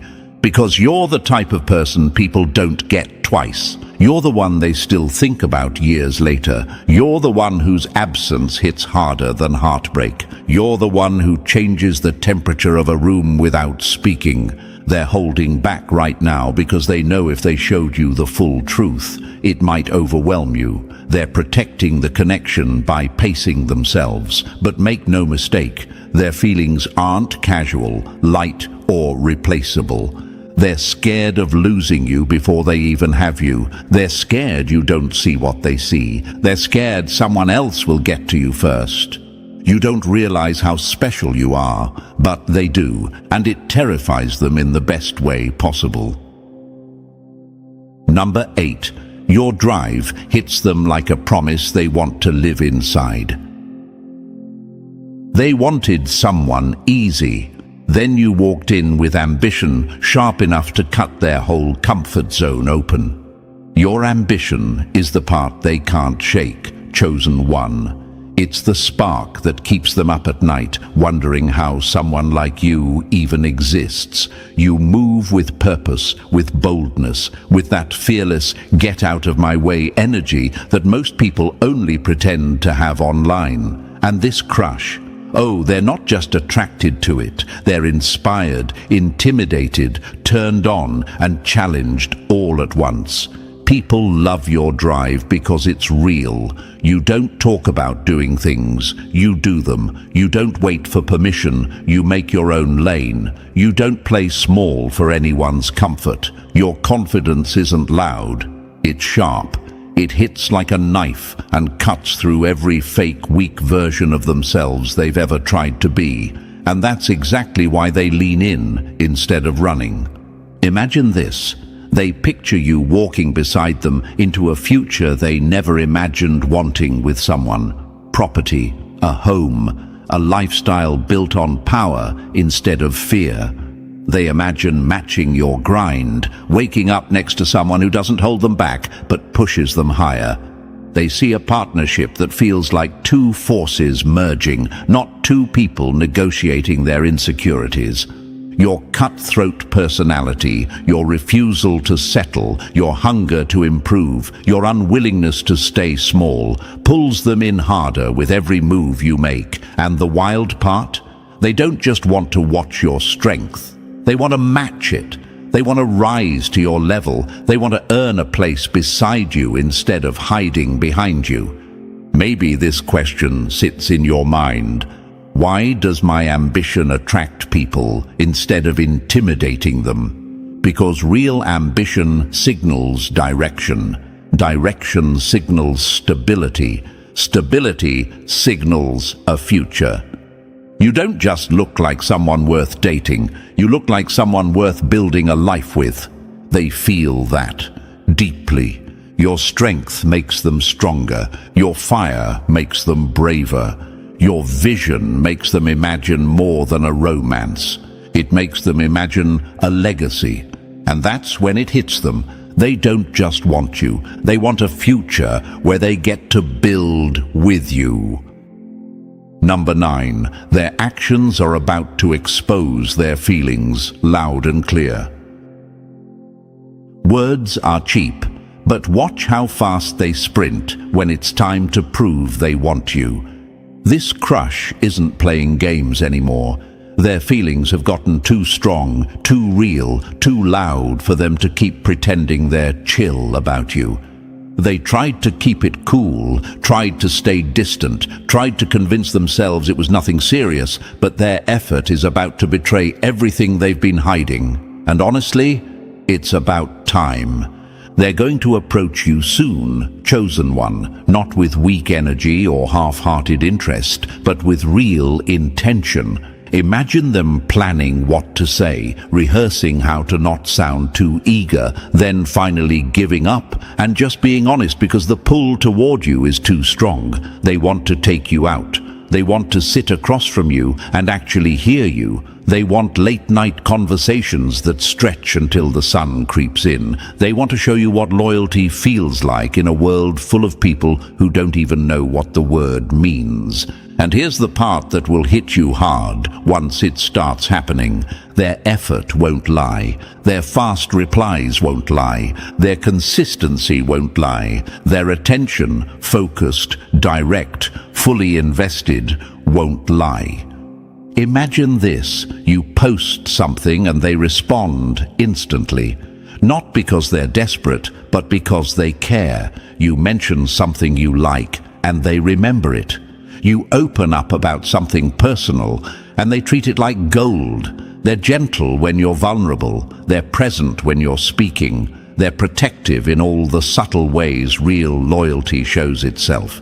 They're determined to win you over because they've already chosen you in their mind. They're not comparing you to anyone else. They're not juggling options. They're not confused. This isn't maybe. This isn't let's see. This is effort, the real kind, the rare kind. And maybe a question crosses your mind.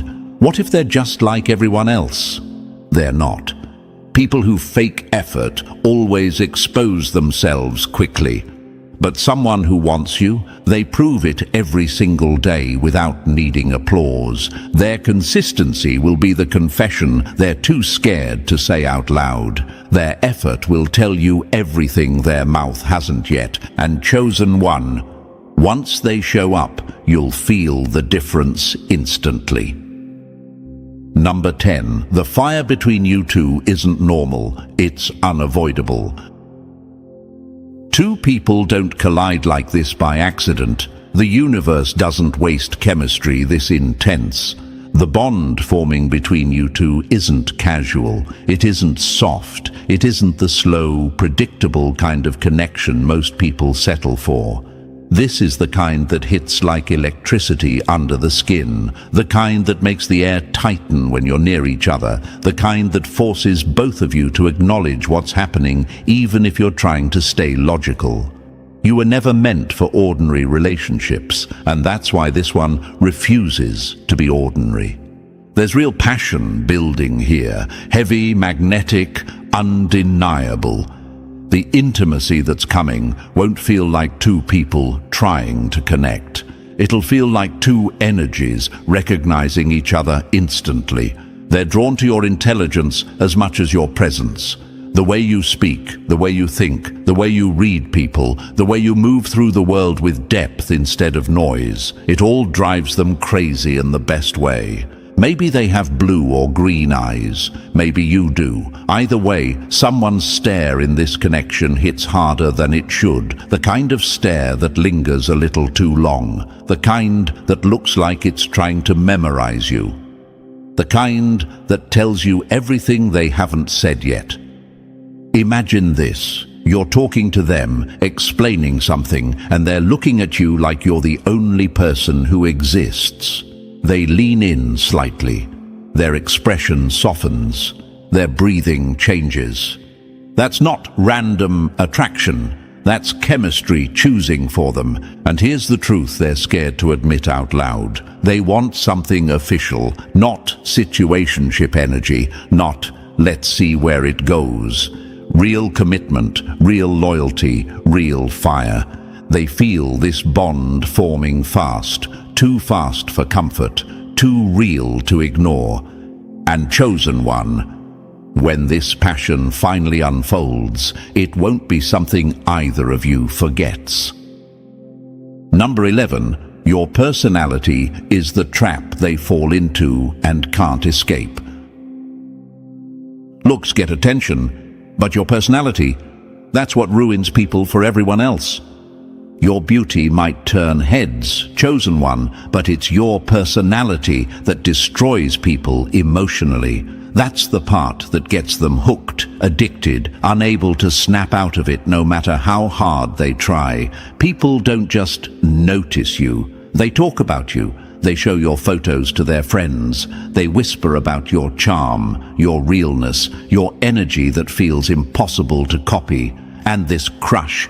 They never planned to settle down until you showed up and wrecked their whole blueprint for life. Imagine their friends scrolling through your page, saying, "Yeah, I get it." Imagine them replaying something you said because your voice did something to them they weren't prepared for. You think it's random, but people feel your authenticity instantly. You don't pretend. You don't fake your confidence. You don't chase validation.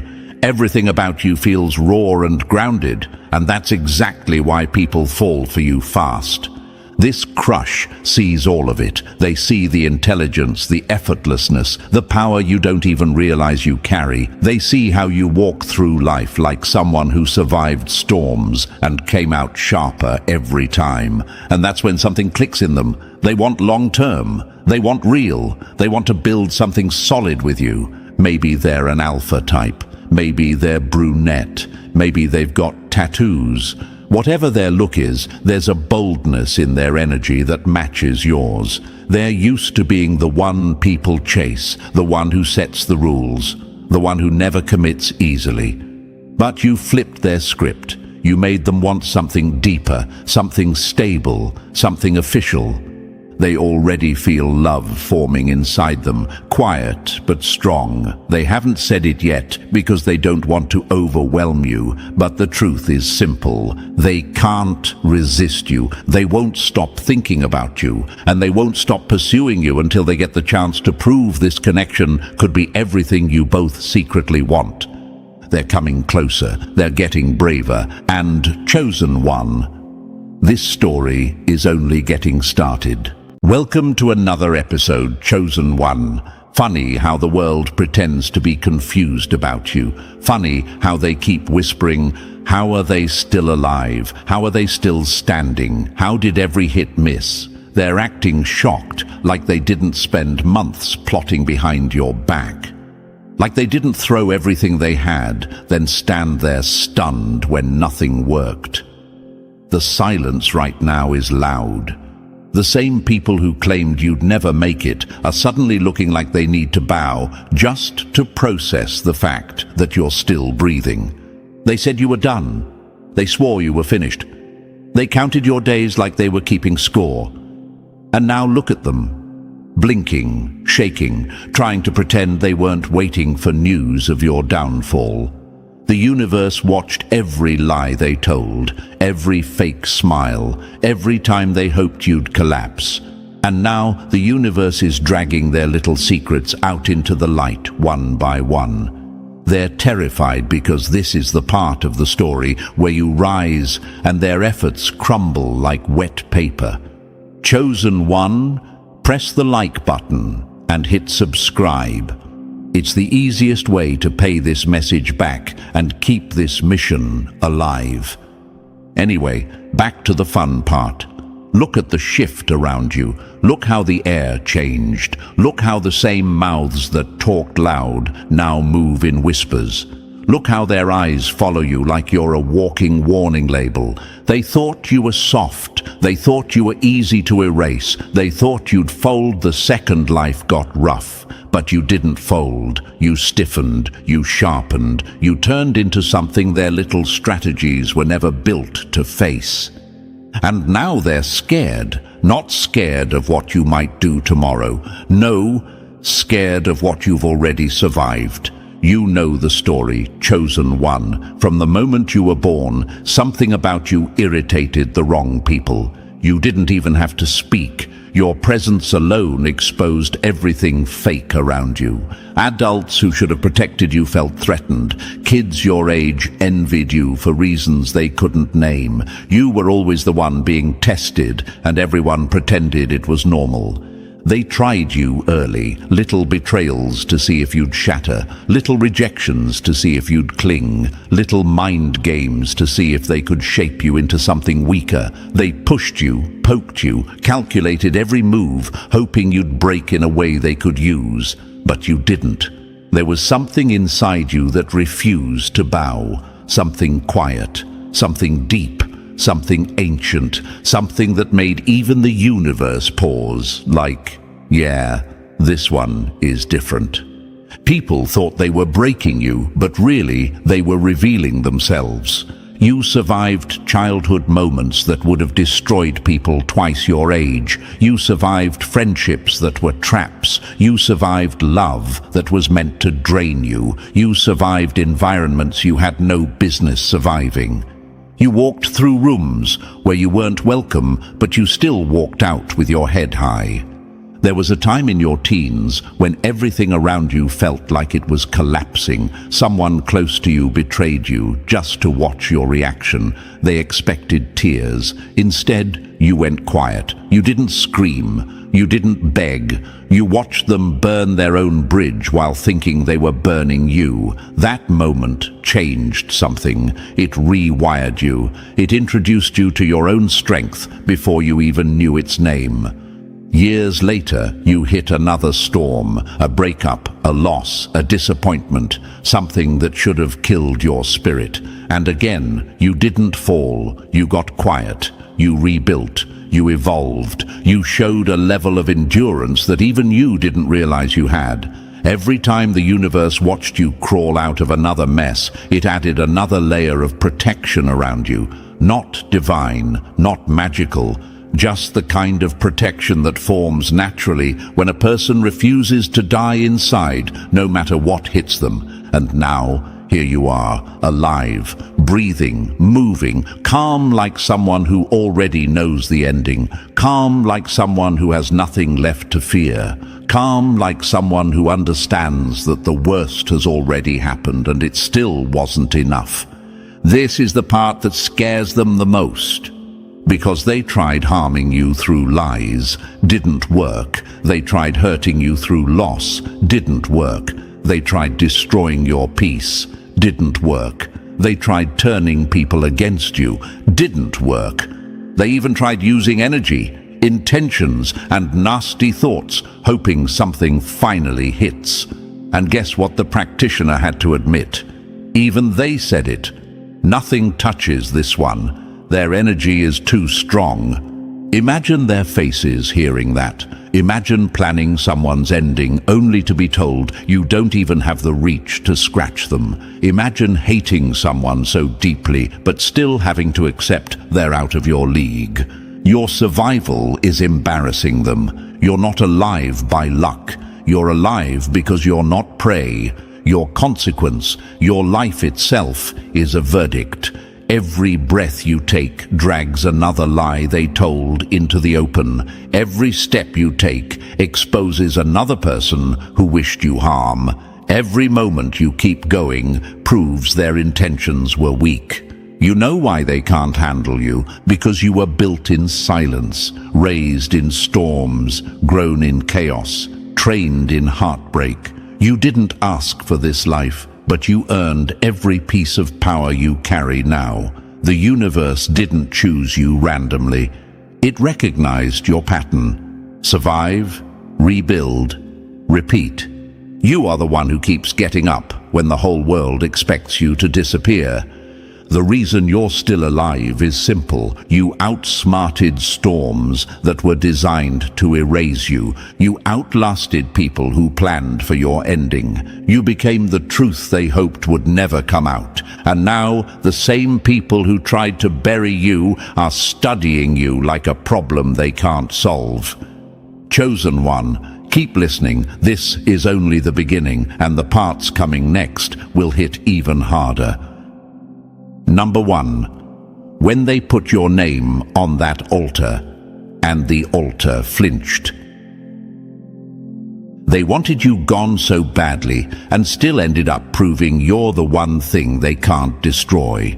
Chosen one, let's talk about the moment everything flipped. The moment your name reached a place where weak people thought they finally had the perfect way to erase you. They sent your name to someone who bragged about ending bloodlines, someone who thought they understood power, someone who believed they could bend fate like it was soft plastic. They treated you like just another file on their desk, another mark, another easy job. They thought your life story was going to end with a whisper. They had no clue your next chapter was about to scream in their face. Because when your name reached that altar, the whole room changed. The air shifted. The candles didn't behave normally. The smoke didn't rise like it usually does. The practitioner knew the signs. They recognized resistance. But they pushed anyway because they believed they had control. That's the funniest part. They thought they were the hunters, but they were walking straight into your territory. This practitioner wasn't some random fool. They had experience. They weren't new to this. They had handled cases where people crumbled fast. They loved easy targets. They loved fear. They lived off of people who already believed they were doomed. But your name hit that altar with a different weight. It didn't land like a victim's name. It landed like a warning. And that practitioner felt it. They tried to ignore it, but their body knew the truth before their mind admitted it. What was the truth? You weren't prey. You weren't food. You weren't fuel for anyone else's intentions. You were the consequence they never trained for. The moment they spoke your name into the smoke, something pushed back.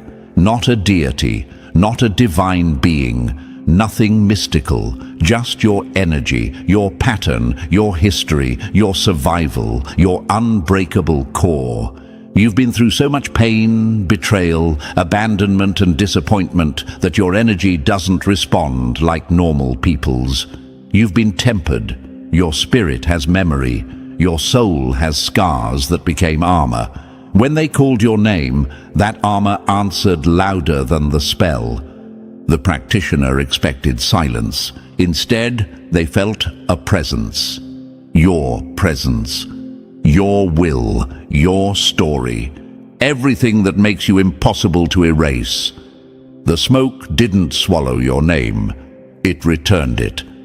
This is what people never understood about you. They think because you walked with a soft heart, because you tried to love, because you carried empathy, because you gave people chances they didn't deserve, you must be weak. They don't realize softness in someone like you is not weakness. It's control. It's restraint. You could have snapped years ago. You could have turned cold, violent, or chaotic. You could have chosen destruction. But you didn't. Instead, you learned. You watched. You survived. You became quiet. And in that quiet, something inside you sharpened. You know what the practitioner felt that night? They felt the weight of someone who has already survived situations worse than anything they could produce. They felt your history. They felt your battles. They felt your endurance. They felt the parts of you that have walked through fire so long that flames don't even scare you anymore. You're the kind of person who cries alone, then walks out the next morning like nothing happened. You're the kind who breaks in private, then rebuilds in silence, stronger every time. You're the kind who has been betrayed by people you trusted, yet somehow still didn't turn bitter. That kind of soul terrifies people who rely on fear to win. That's why the altar reacted. The practitioner didn't say it out loud, but the moment they tried to pull your thread, they realized your thread wasn't a thread. It was a chain, and pulling it meant pulling everything that protects you, everything that built you, everything that hardened you. They thought they were summoning weakness. They accidentally summoned your whole legacy.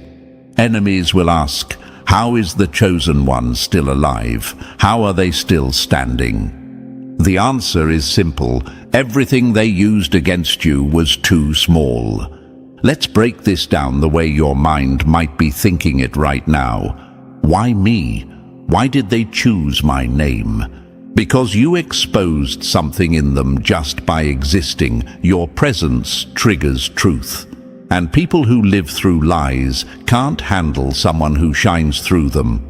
Why didn't it work? Because your life was shaped by storms that made you stronger than their intentions. Their attempts didn't match your endurance.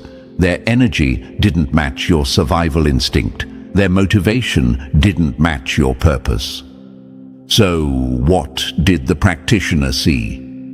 They saw someone with a pattern that doesn't fall, someone protected by their own strength, someone who has lived through so much pain that outside intentions bounce off like rubber bullets, someone whose will is stronger than their fear, someone who is, quite literally, built different. When the practitioner tried to cut your thread, they found out you're not a thread at all. You're a rope woven from survival, heartbreak, comebacks, inner strength, stubborn hope, and the universe's favor built up over years of never giving up. You're reinforced. Their spell wasn't built for someone like you. Their energy couldn't overpower yours. Their intentions couldn't reach your level. You know the biggest joke of all? They thought you didn't know your own strength, but your strength has been speaking for you long before you ever understood it. Imagine this scene clearly. A room lit with candles, shadows on the walls, the practitioner preparing to do what they've done 100 times. They speak your name, expecting the usual response. But instead of a door opening, a door slams shut. Instead of energy bending, energy rises. Instead of your name falling into the smoke, it hits the air like thunder. Their hand shakes, their breath shifts, their heart beats differently because you aren't the victim they're used to. You aren't the story that ends in silence. You aren't the type who disappears. You're the type who survives everything they throw. You're the type who returns stronger. You're the type who scares people by simply staying alive. This is why their plan failed. Because your story was never written to end on someone else's terms. Because your willpower is heavier than their intentions. Because your soul is built in a way that absorbs darkness and turns it into clarity. Because your life is a message. Because your survival itself is a punishment to the ones who wanted to see you fall. Your enemies are embarrassed right now, not because the practitioner failed, but because the practitioner admitted you can't be touched. Nothing hits harder than hearing the expert say, "This one doesn't fall." Chosen one, you were never the hunted. You were never the weak one. You were never the easy case. You were never the victim. You were the trap. You were the reversal. You were the turning point they never saw coming. And when your name touched that altar, the altar itself realized, this is the wrong one to mess with. Number 2. When the universe started building a case against them. They didn't just fail to break you, they documented their own downfall step by step. Every attempt they made became proof that you were never the weak one. They thought they were hurting you, but they were signing their names on their own consequences. Nothing exposes a coward faster than the moment they try to destroy someone stronger than them. Chosen one, let's open the next chapter of this story, because what happened after your name hit that altar was not random. It wasn't luck, it wasn't chance, it wasn't silence. It was the universe pulling out a clipboard, a pen, and a front row seat. The universe wasn't just watching, it was recording every whisper, every ritual, every intention, every attempt, every fake apology, every sneaky move done behind your back. All of it went into the file with your name on it. Not a file against you, a file for you. Because the second they decided to make you a target, they activated something they didn't even understand. They triggered a system older than their hatred, a system that doesn't run on revenge or punishment, but on balance, truth, and consequences. A system that doesn't care about titles, money, social power, or lies. A system that responds to energy, action, and intention. Imagine a massive court with no walls, no ceilings, no judge sitting in a fancy chair, just the universe itself watching everything unfold like a trial happening in silence. They thought they were attacking you, not knowing they were handing over evidence against themselves. Every spell cast, filed. Every hateful thought, filed. Every ritual done in the dark, filed. Every attempt to drain your energy, filed. Every fake smile followed by a knife in the back, filed. They weren't hurting you, they were building their own case. Picture this. A cosmic courtroom that doesn't need lawyers or arguments. No one gets away with anything. No one hides. No one lies. The truth is the only language spoken there, and your name sits at the center of it, not as a victim, but as the reason that entire court is awake. You weren't on trial, they were. And the funniest part, they never realized it. They thought the universe was silent. They thought their intentions were secret. They thought their actions went unnoticed. They thought the chosen one was defenseless. But the universe isn't blind. It's patient. Think about it. How many times did you feel something was wrong before you even had proof? How many times did your energy drop suddenly without reason? How many times did you feel like someone was pulling at you spiritually or emotionally? How many times did your name suddenly feel heavy in your chest, like someone speaking it in a place they shouldn't? You weren't imagining it. Your intuition wasn't lying. Your body picked up the attacks before your mind processed them. But here's the part that flips the whole story. Every time someone tried to hit you, the universe didn't step in to protect you instantly. It stepped back and took notes. Not because you were alone, but because the universe wanted them to reveal everything. People show their true character when they think no one is watching. Your enemies showed theirs with no hesitation. Imagine this scene: a candle-lit room. Someone muttering your name like they own the right to touch your energy. Someone thinking they're powerful because they read a few rituals. Someone thinking pain is something they can order like it's a delivery service. Now imagine the universe standing right behind them, arms crossed, watching the entire thing like, please go on. Show me who you really are. Another example. Someone sitting behind a screen, sending you hate, wishing you failure, trying to drain your confidence. They think thoughts have no consequence, but the universe collects thoughts the same way it collects actions. And one more, someone smiling at you in person, acting friendly, acting supportive, acting harmless. Then going home and speaking your name with poison in their mouth. They think the universe is fooled by their mask. But energy doesn't lie. Masks are invisible to humans, not to the universe. The chosen ones always get hit first, not because they're weak, but because their power reveals insecurity in the people around them. Now let's answer the questions your mind might be whispering right now. If all of this was being recorded, why didn't the universe stop them earlier?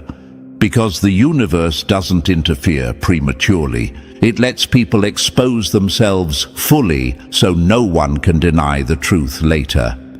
The universe gives people rope, just enough to show who they are. Why did I feel everything so deeply? Because you're sensitive to energy. Not in a fragile way, but in an intuitive way. Your body knew when something was off because your system is more advanced than theirs. Think of it like you were born with better senses. Was I ever actually in danger? No.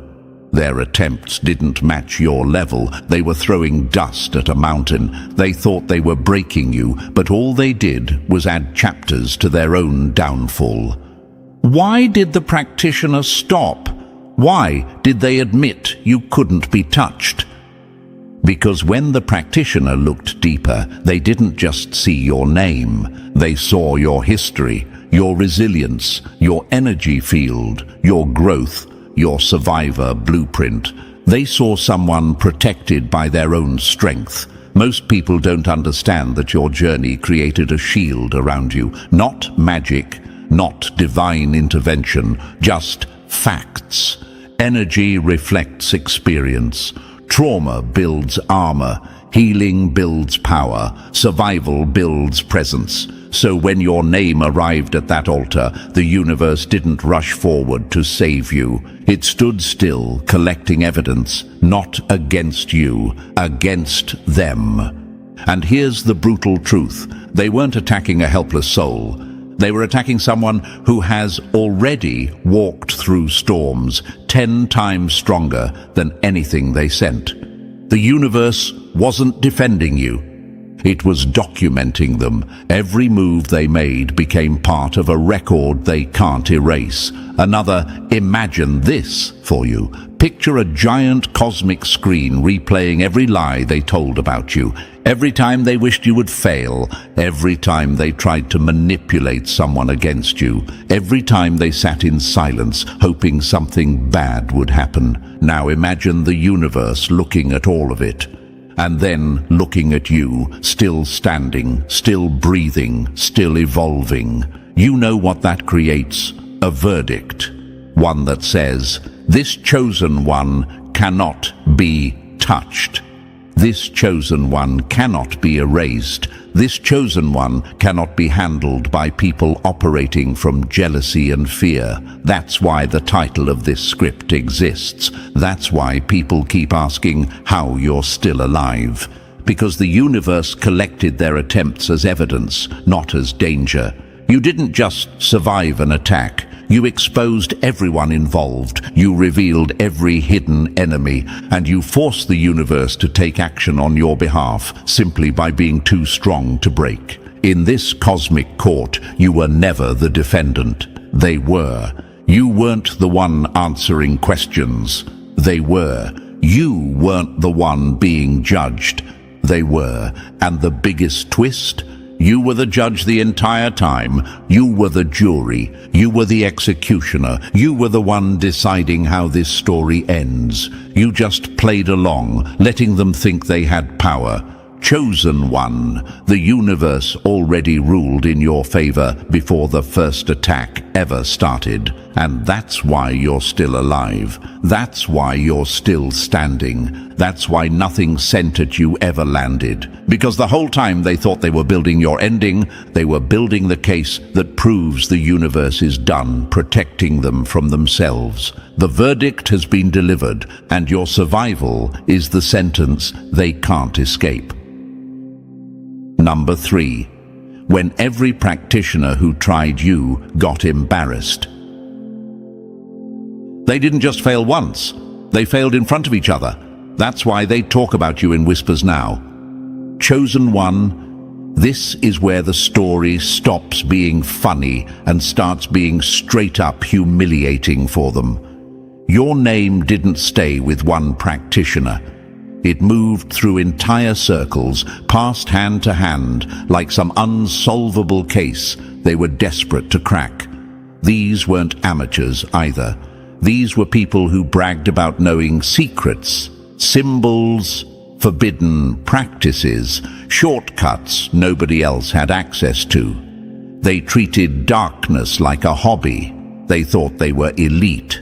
And then they tried you. Imagine the room when your name came up again. Someone smirks like they're about to prove something. They light their candles, start their ritual, breathe with confidence, and then they freeze because nothing responds.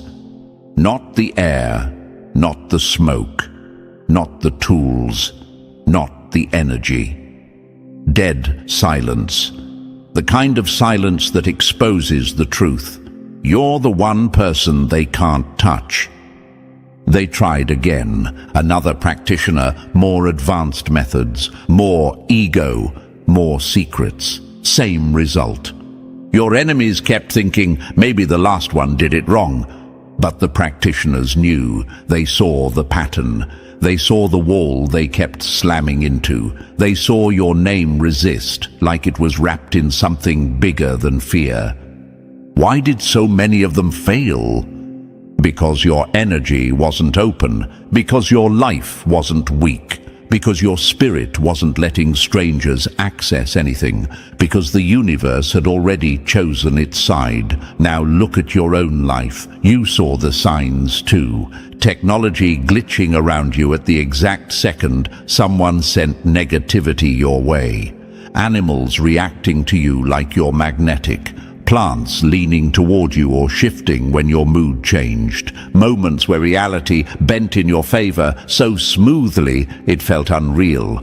These weren't coincidences, these were indicators, warnings, clues. Imagine this. A phone call drops right when someone is speaking badly about you. A light flickers when you think of someone who betrayed you. A dog stares at you like it sees the truth you don't even fully understand yet. These weren't glitches, they were signs of resistance. Cosmic pushback. Every practitioner failed because the entire environment around you refused to obey them. Your energy said no. Your story said no. The universe said no. They weren't the ones in control. You were. Your enemies thought they were passing your name around like a curse. They were actually passing it around like a warning label, and every failure whispered the same message. This one is untouchable. Number 4. When they touched your blood and reality snapped back at them. They thought your blood was a doorway. Turns out it was a locked vault with a loaded trap inside. Nothing exposes a fool faster than letting them believe your DNA is theirs to play with. Some people don't understand your power until it bites back harder than they planned. Chosen one, this is the part of the story where their stupidity went from dangerous to downright embarrassing. Someone managed to get a drop of your blood through lies, manipulation, or some sneaky move they thought made them clever. They believed blood meant control. They believed blood meant access. They believed blood meant ownership. But the second they used it in ritual, the entire room betrayed them. Imagine this. The ritual space goes silent. Then the flame shoots upward, twisting into shapes that shouldn't exist. Fire burns with no heat. Shadows appear where light stands. Objects shift on their own. The practitioner's breath catches because they realize something terrifying. Your blood isn't theirs to command. They try to back away. The flame follows. The shadows lean forward like they've been waiting. They barely escape the room before the whole place erupts into chaos. Their last words, "Your blood doesn't belong to just you anymore." Translation, you're connected to something bigger, older, and stronger than their intentions. Another practitioner tried dream invasion next. They expected your mind to be a small room with open doors. Instead, entering your dreamscape was stepping into a labyrinth built from everything you've survived, everything you've learned, and everything you will become. Imagine them standing in your dream for the first time. The hallway shifts. Doors multiply. Versions of you appear. Older, younger, stronger, quieter, future you, past you, erased timelines of you. Each version staring like, "You sure you want to be here?" That practitioner didn't fight you. They fought all of you. Past you with the rage, present you with the clarity, future you with the power. Versions of you they couldn't understand or track. They woke up screaming, and they haven't slept since. Why? Because they didn't enter your mind. They entered your legacy, your blueprint, your evolution. Your dreamscape was never a playground. It was a battlefield, and they walked in uninvited. Chosen one, the moment they touched your blood, they learned the truth. You weren't built for their rituals. You were built to destroy them from the inside out. Number 5, when their coven united and accidentally awakened the real you. They didn't gather to destroy you, they gathered to upgrade you. Every curse they threw was just another switch turning on inside your soul. Desperation makes enemies sloppy, and that's when they give you the power they meant to steal. They thought they were ending you. They were activating your evolution. Chosen one, this is where their fear turned into full-blown panic. One practitioner failed, 2 failed, 3 failed, and instead of backing off like logical people, they panicked and did the dumbest thing possible. They formed a coven. A whole group. A teamwork moment built on jealousy, rage, and fear. Imagine their group chat that night, everyone pretending they're powerful while secretly terrified because nothing is touching you. They lit candles, they chanted, they burned things no sane person should even smell. They begged forces that don't listen to humans. They pressed deeper into darkness, hoping something, anything, would crack you open. But every attack bounced back and hit the wrong target. And here's the twist. You weren't getting weaker. You were getting activated. Imagine this scene. They circle around a flame. They speak your name. They expect destruction. But instead, you feel something shift inside you. A clarity you've never felt before. A strength you didn't know you had. A memory waking up inside your body like old codes being typed into your DNA. Their spells weren't hurting you. Their spells were unlocking you. Why? Because chosen ones transform under pressure. Because your system doesn't break. It evolves.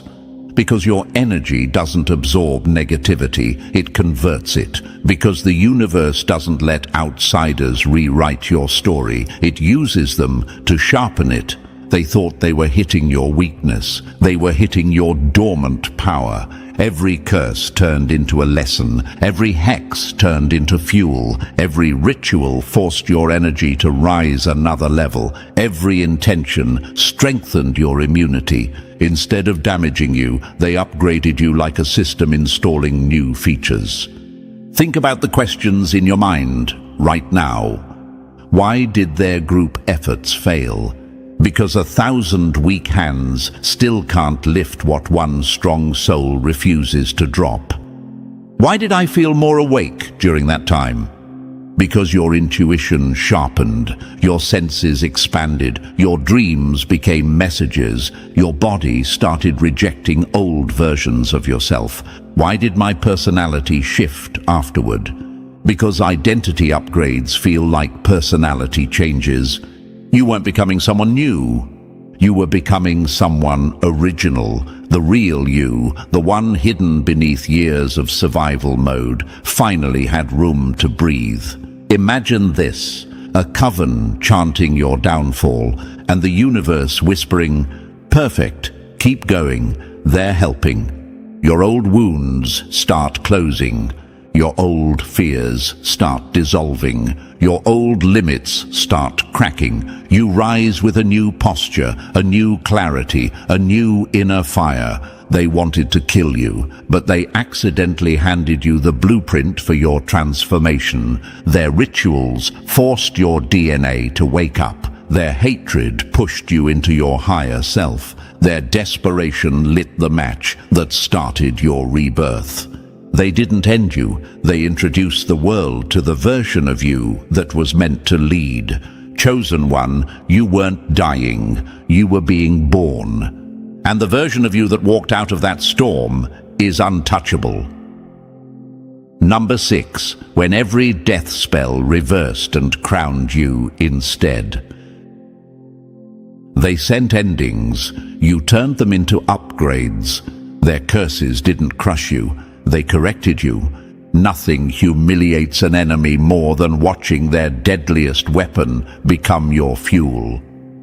You didn't survive the death spells. You inverted them. Chosen one. This is the part that still keeps them awake at night. When the coven failed, they didn't quit. They escalated. They reached for older languages, older symbols, rituals so dark they probably had to look over their shoulder before touching them. They grabbed anything they thought could finally erase you. Some of them even synced across time zones, hoping that if they attacked you at the same moment, maybe the universe wouldn't notice. But the universe always notices.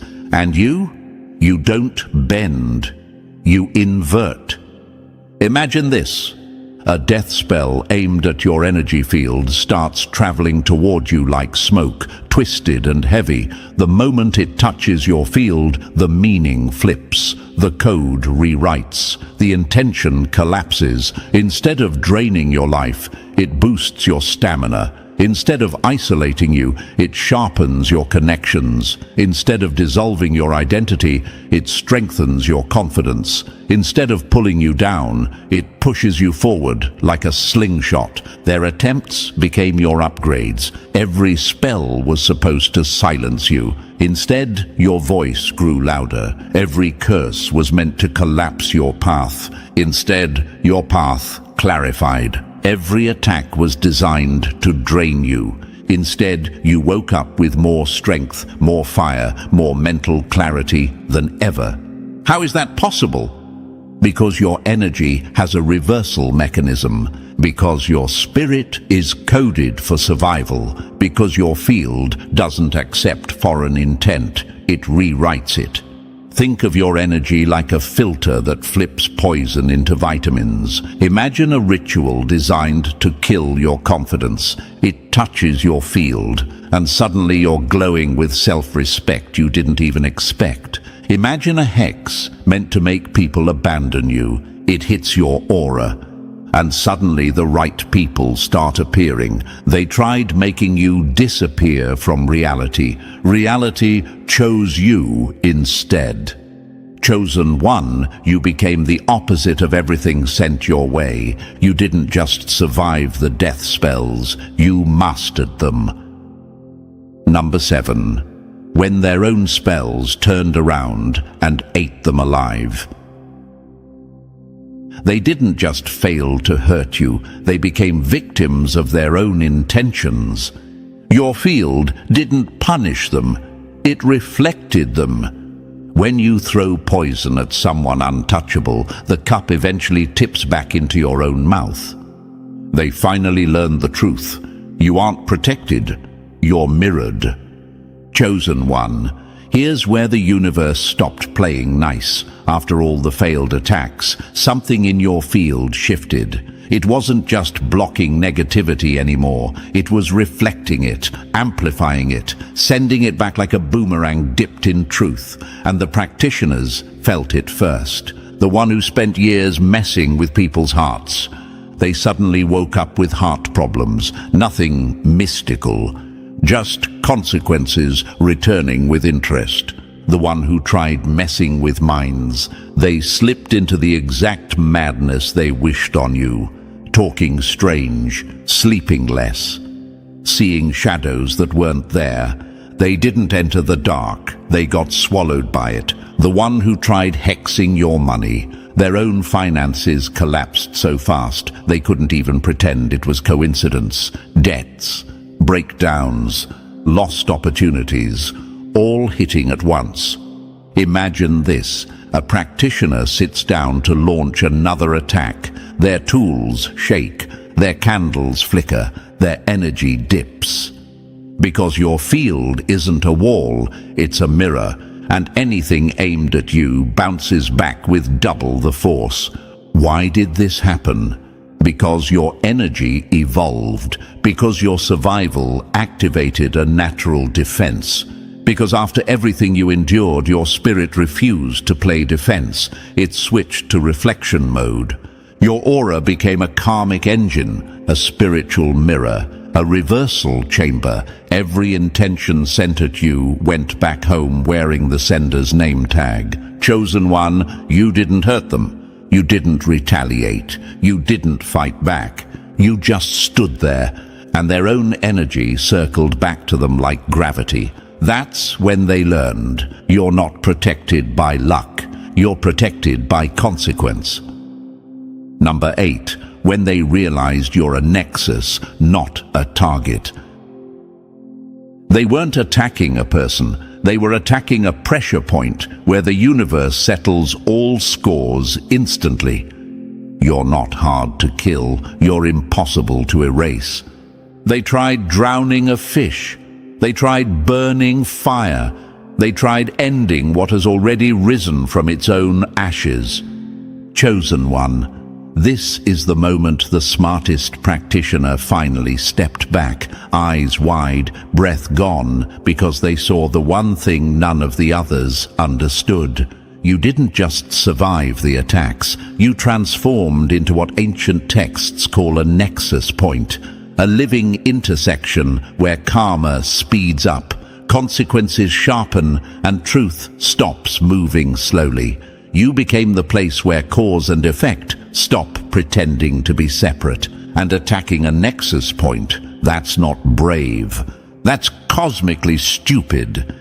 Imagine someone trying to poison a river that their own village drinks from. That's what they did when they attacked you, because your field didn't just reflect energy anymore. It accelerated it, instantly, violently, directly.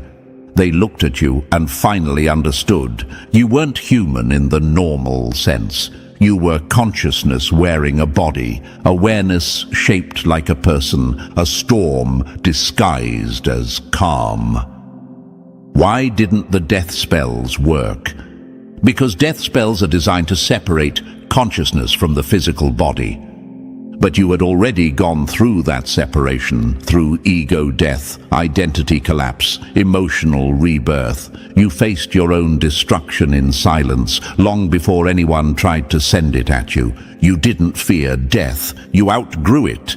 Imagine this. They try to drown you, but you're made of water. They try to burn you, but you're made of flame.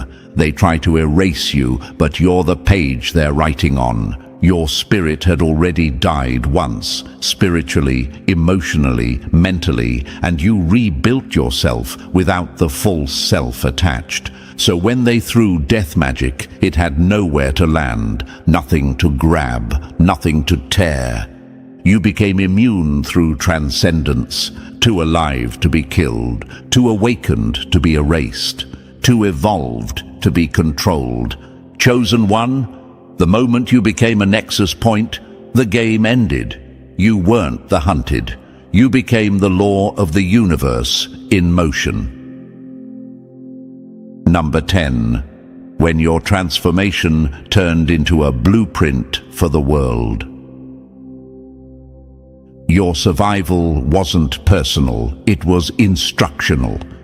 They tried to break you, and you accidentally became the manual for how to beat them. You didn't inspire people, you activated them. If one chosen one becomes immune, the whole system starts trembling. Chosen one. This part hits different because your transformation didn't stay inside your body. It didn't end with your survival. It spilled outward like a signal, a frequency shift, a quiet broadcast teaching others, without a single word, what's possible. Your existence became a cheat code the universe handed to anyone walking a similar path. You weren't just surviving. You were demonstrating that survival itself rewrites destiny. Your energy shifted from why me to why not me, not in arrogance, but in clarity. You stopped feeling like prey, not because you became a predator, but because you became something outside that cycle entirely. Something self-sustaining, something that attracts what it needs and repels what isn't meant to stay. Something that punishes attackers simply by continuing to breathe. Imagine someone trying to enter your dreams. Instead of reaching you, they land in their own fear. Imagine someone trying to poison your thoughts. Their force to see the poison was always theirs. Imagine someone trying to isolate you. Your solitude turns into a citadel they can't get near. A skilled practitioner once tried tracing the pattern of the failed spells around you and panicked. They found your entire field worked like a recycling plant, not magical, just functional, efficient, ruthless. Death energy turned into life force. Hatred turned into personal power. Curses turned into clarity. Weakness, hexes turned into strength boosts. Mind control attempts turned into sovereignty. And the scariest part for them, the energy didn't stay with you. It flowed outward, quietly strengthening others who were under similar attacks. Your field became a network, a shield, a blueprint, a cosmic protection program. That's when panic started spreading in their circles, because if one chosen one can transform attacks into empowerment, what happens when hundreds learn the same thing from your example? Number 13, when they finally saw what stands behind you. They didn't see a guardian behind you, they saw a force that makes harm impossible. You weren't protected, you were upgraded. They tried to break the cosmic law, then discovered you are the law. Some souls can't be erased. You're one of them. Chosen one. This is the moment everything snapped into clarity. A senior practitioner, someone with real sight, not imagination, not ego, not guesswork, looked behind you and nearly lost their breath.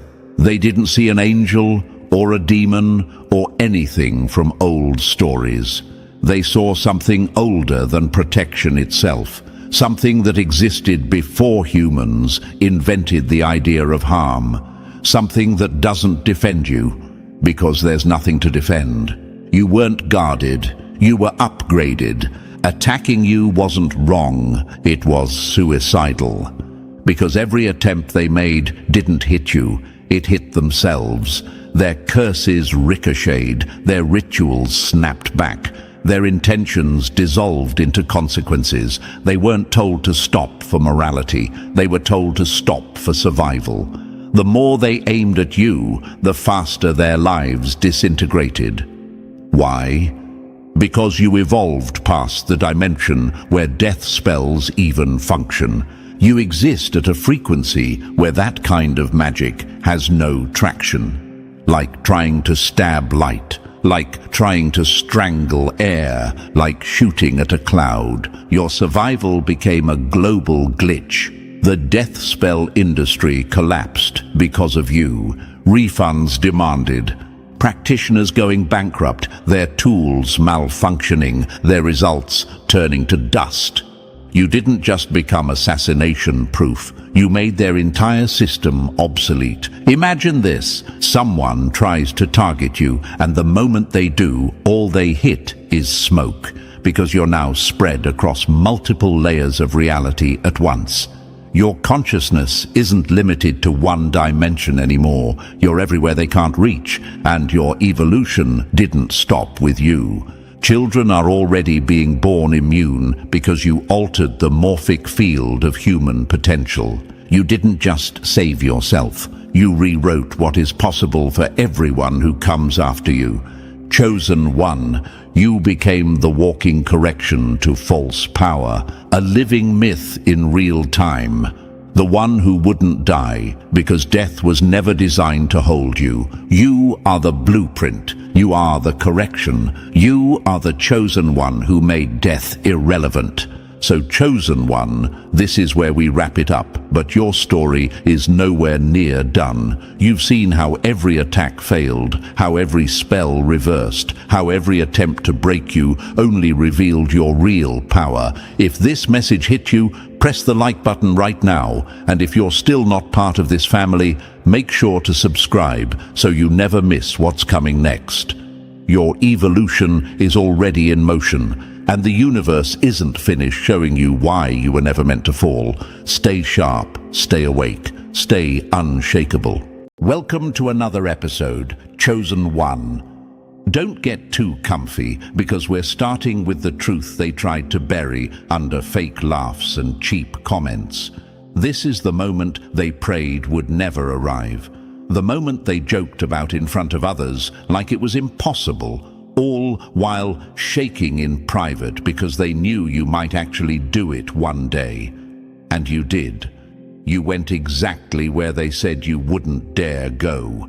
You walked straight into the place they gate-kept behind warnings, fear tactics, and friendly advice.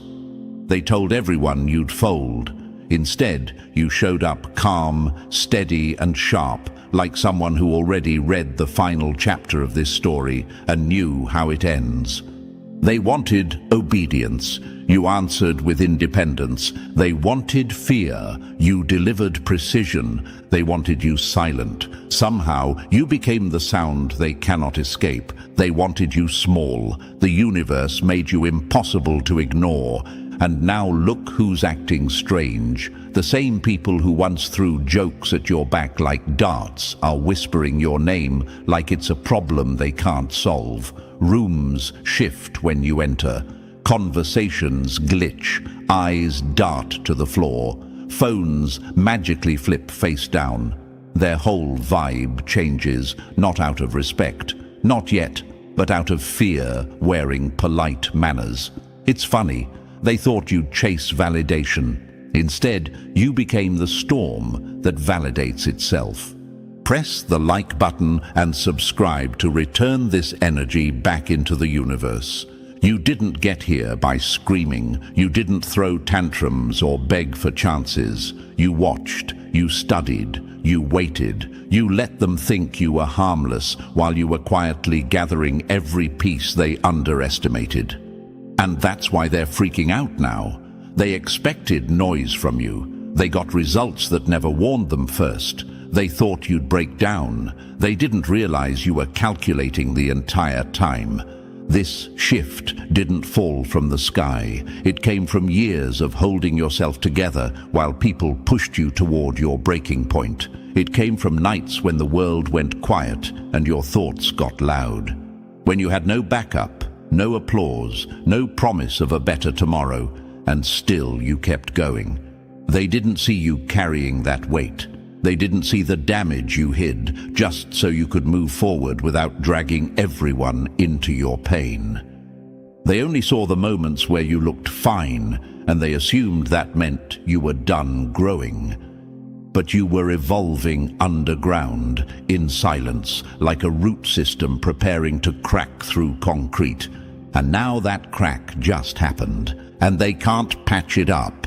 When they said you'd never make it, they weren't joking. They genuinely believed you were the safe target, the background character, the easy one to dismiss. They used your kindness as proof you weren't dangerous. They used your patience as evidence you lacked power. They used your silence as permission to disrespect you. And then the universe moved. It gave you one opening, one moment, one shift, where everything you learned clicked at once. You took it. You didn't hesitate.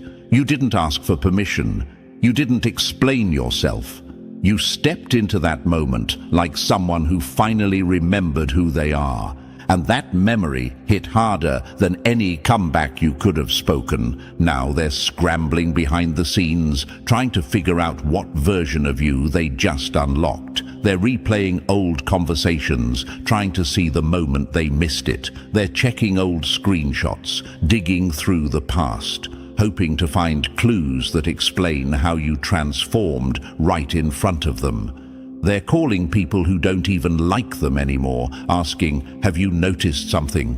They're searching for a weakness that doesn't exist in the places they expect.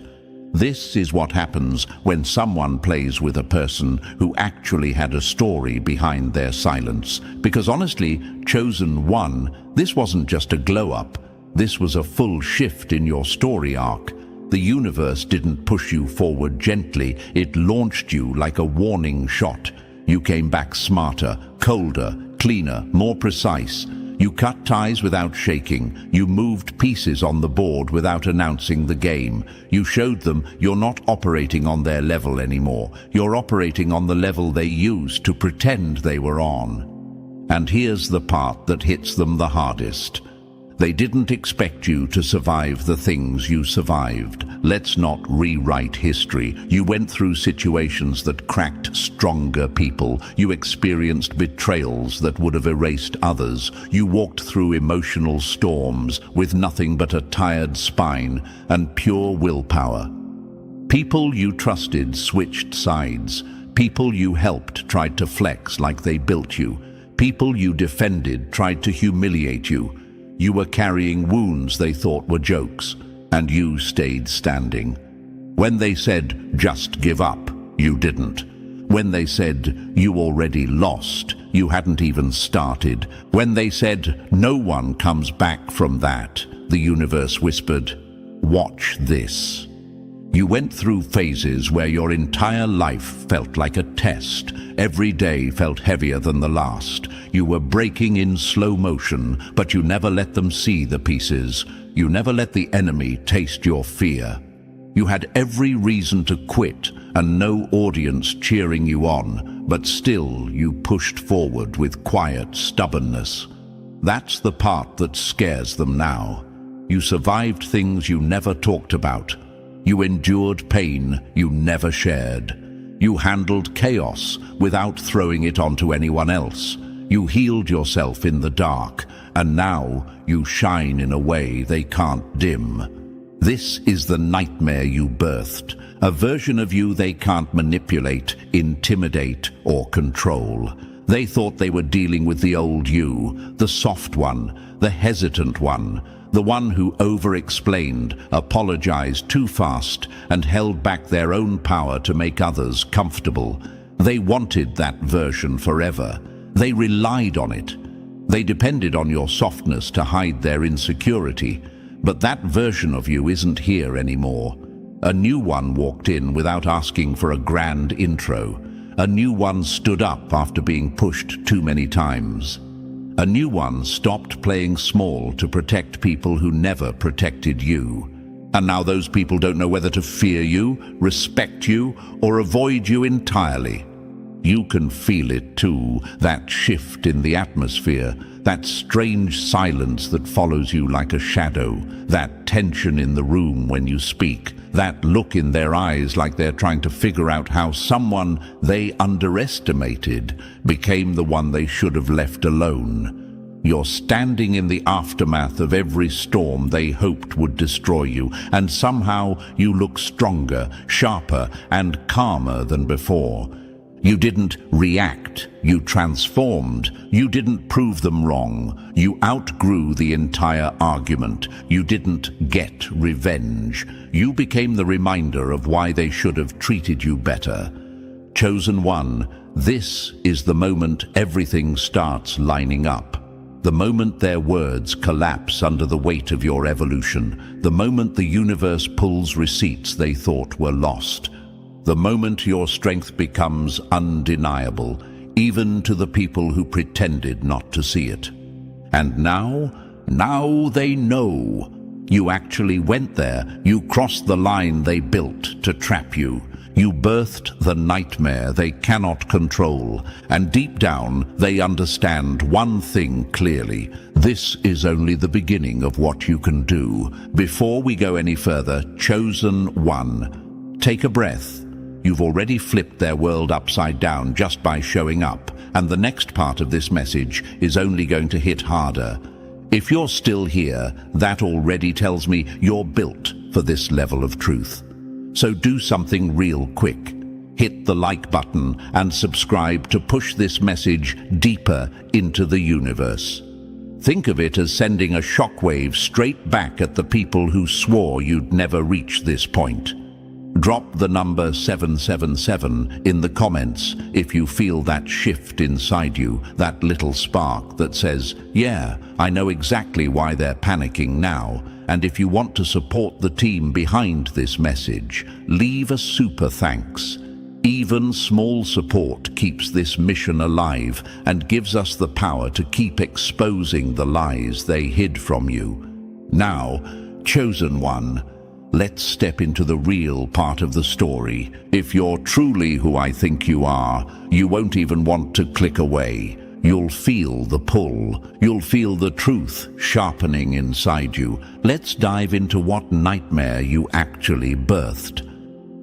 Number 1, they fed on your silence. Now they're choking on your comeback.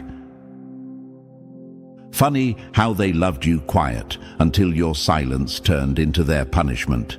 Chosen One, before we get into the chaos you unleashed, let's sit with the truth they hoped you'd never recognize. The pain you carried wasn't random. It wasn't character building.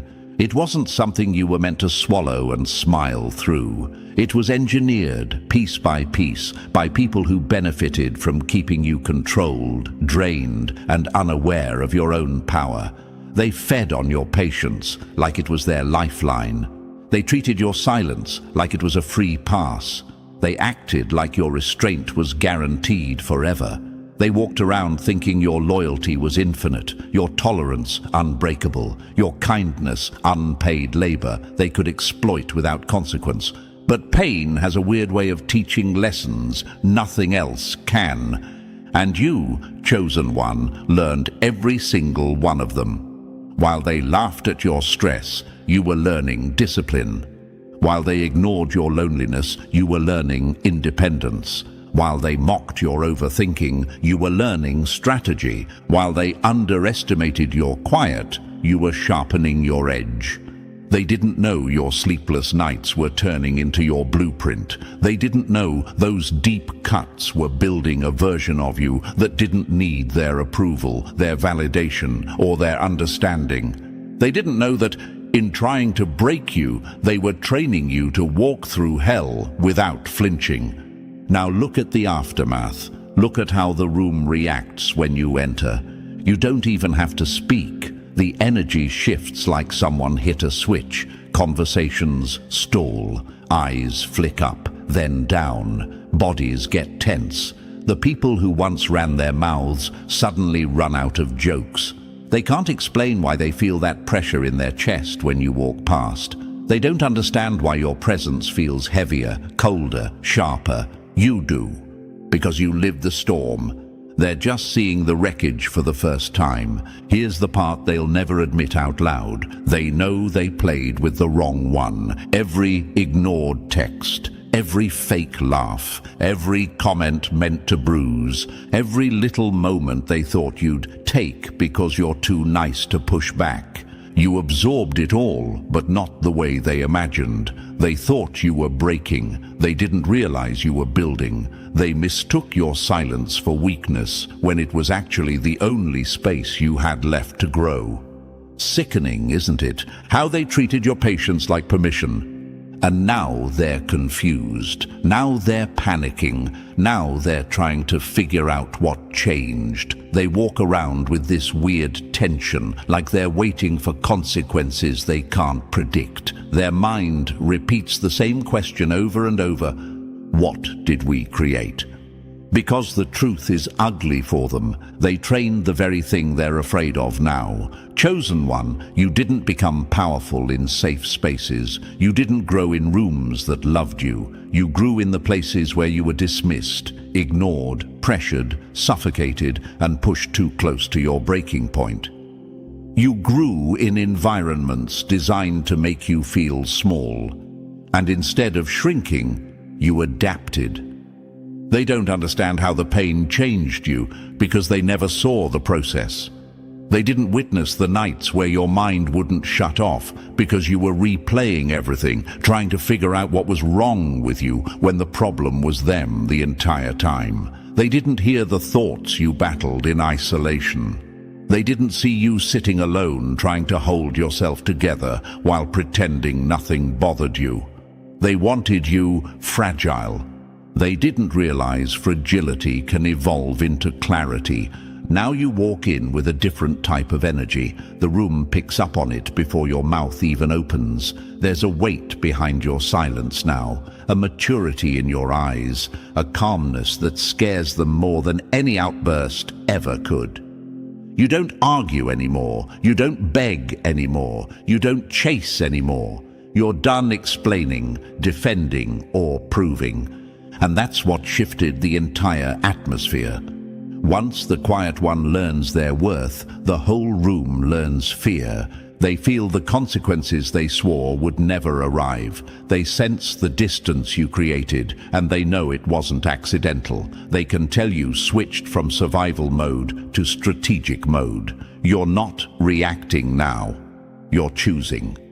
And here's where the fear really kicks in. They don't know what you're capable of anymore. You broke the version of yourself they relied on. You stopped being predictable. You stopped being accessible. You stopped being easy to manipulate. they're facing a version of you that no longer needs validation to move, no longer needs approval to speak, no longer needs permission to evolve. You were the calm before, now you're the storm after.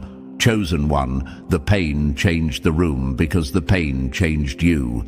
It hardened your spirit, it sharpened your instincts, it burned away anything inside you that could be controlled. Think about it. Would they have acted that bold if they knew this version of you existed? Would they have pushed you that far if they realized the universe was shaping a monster they couldn't cage? Would they have laughed if they knew they were building the very force that now terrifies them? The answer is obvious. They never would have risked it. But they did. And now they're stuck with the results. You've become a walking reminder of their mistakes. Every time they see you doing well, leveling up, staying calm, moving clean, they feel a little sting in their chest. They feel the weight of everything they tried to sabotage.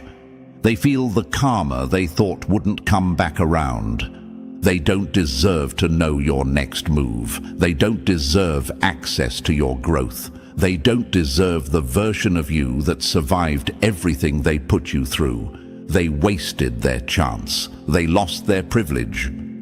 Chosen one, this shift isn't about revenge. It's about evolution. Your pain rewired your entire world. It forced you to outgrow the people who only loved you when you were easy to silence. It forced you to rely on yourself in a way that made your spirit unbreakable. It forced you to stand alone until standing alone became your strength instead of your burden. And now the room feels different because you are different. Your presence hits harder. Your silence carries lessons. Your energy exposes intentions. Your boundaries feel like walls they can't climb. They can't handle the new you because the new you isn't here to be handled. You didn't just survive what they did. You weaponized it. And that's why they're freaking out now. That's why they whisper. That's why they avoid eye contact. That's why their jokes died off. That's why the room shifts when you step in. You didn't break. You transformed. And the universe made sure every one of your enemies had a front row seat to the nightmare you birthed. Number 2, you let them talk while you rewired the entire game behind their backs. Arrogance blinds fools. Silence builds monsters. Chosen one, let's get into the part that haunts them the most, the part that makes their stomach drop every time they think about you. You didn't announce anything. You didn't warn anybody. You didn't give updates, explanations, apologies, or cute little "I'm working on myself" speeches. You moved like someone who owed nothing to anyone. And honestly, you didn't. While they were busy performing confidence, you were building strength. While they were bragging about imaginary wins, you were absorbing real lessons. While they were loud, you were strategic. While they demanded attention, you demanded improvement. And that quiet grind created the exact nightmare they're dealing with now. Imagine this. The entire world thinks you're standing still, but behind the scenes, you're rearranging your entire reality like a chess master, quietly shifting pieces before checkmate. Every night, you stayed up learning, thinking, deleting old versions of yourself. They were asleep, believing the story they made up about you. Every time they mocked your silence, you were actually sharpening it into a weapon.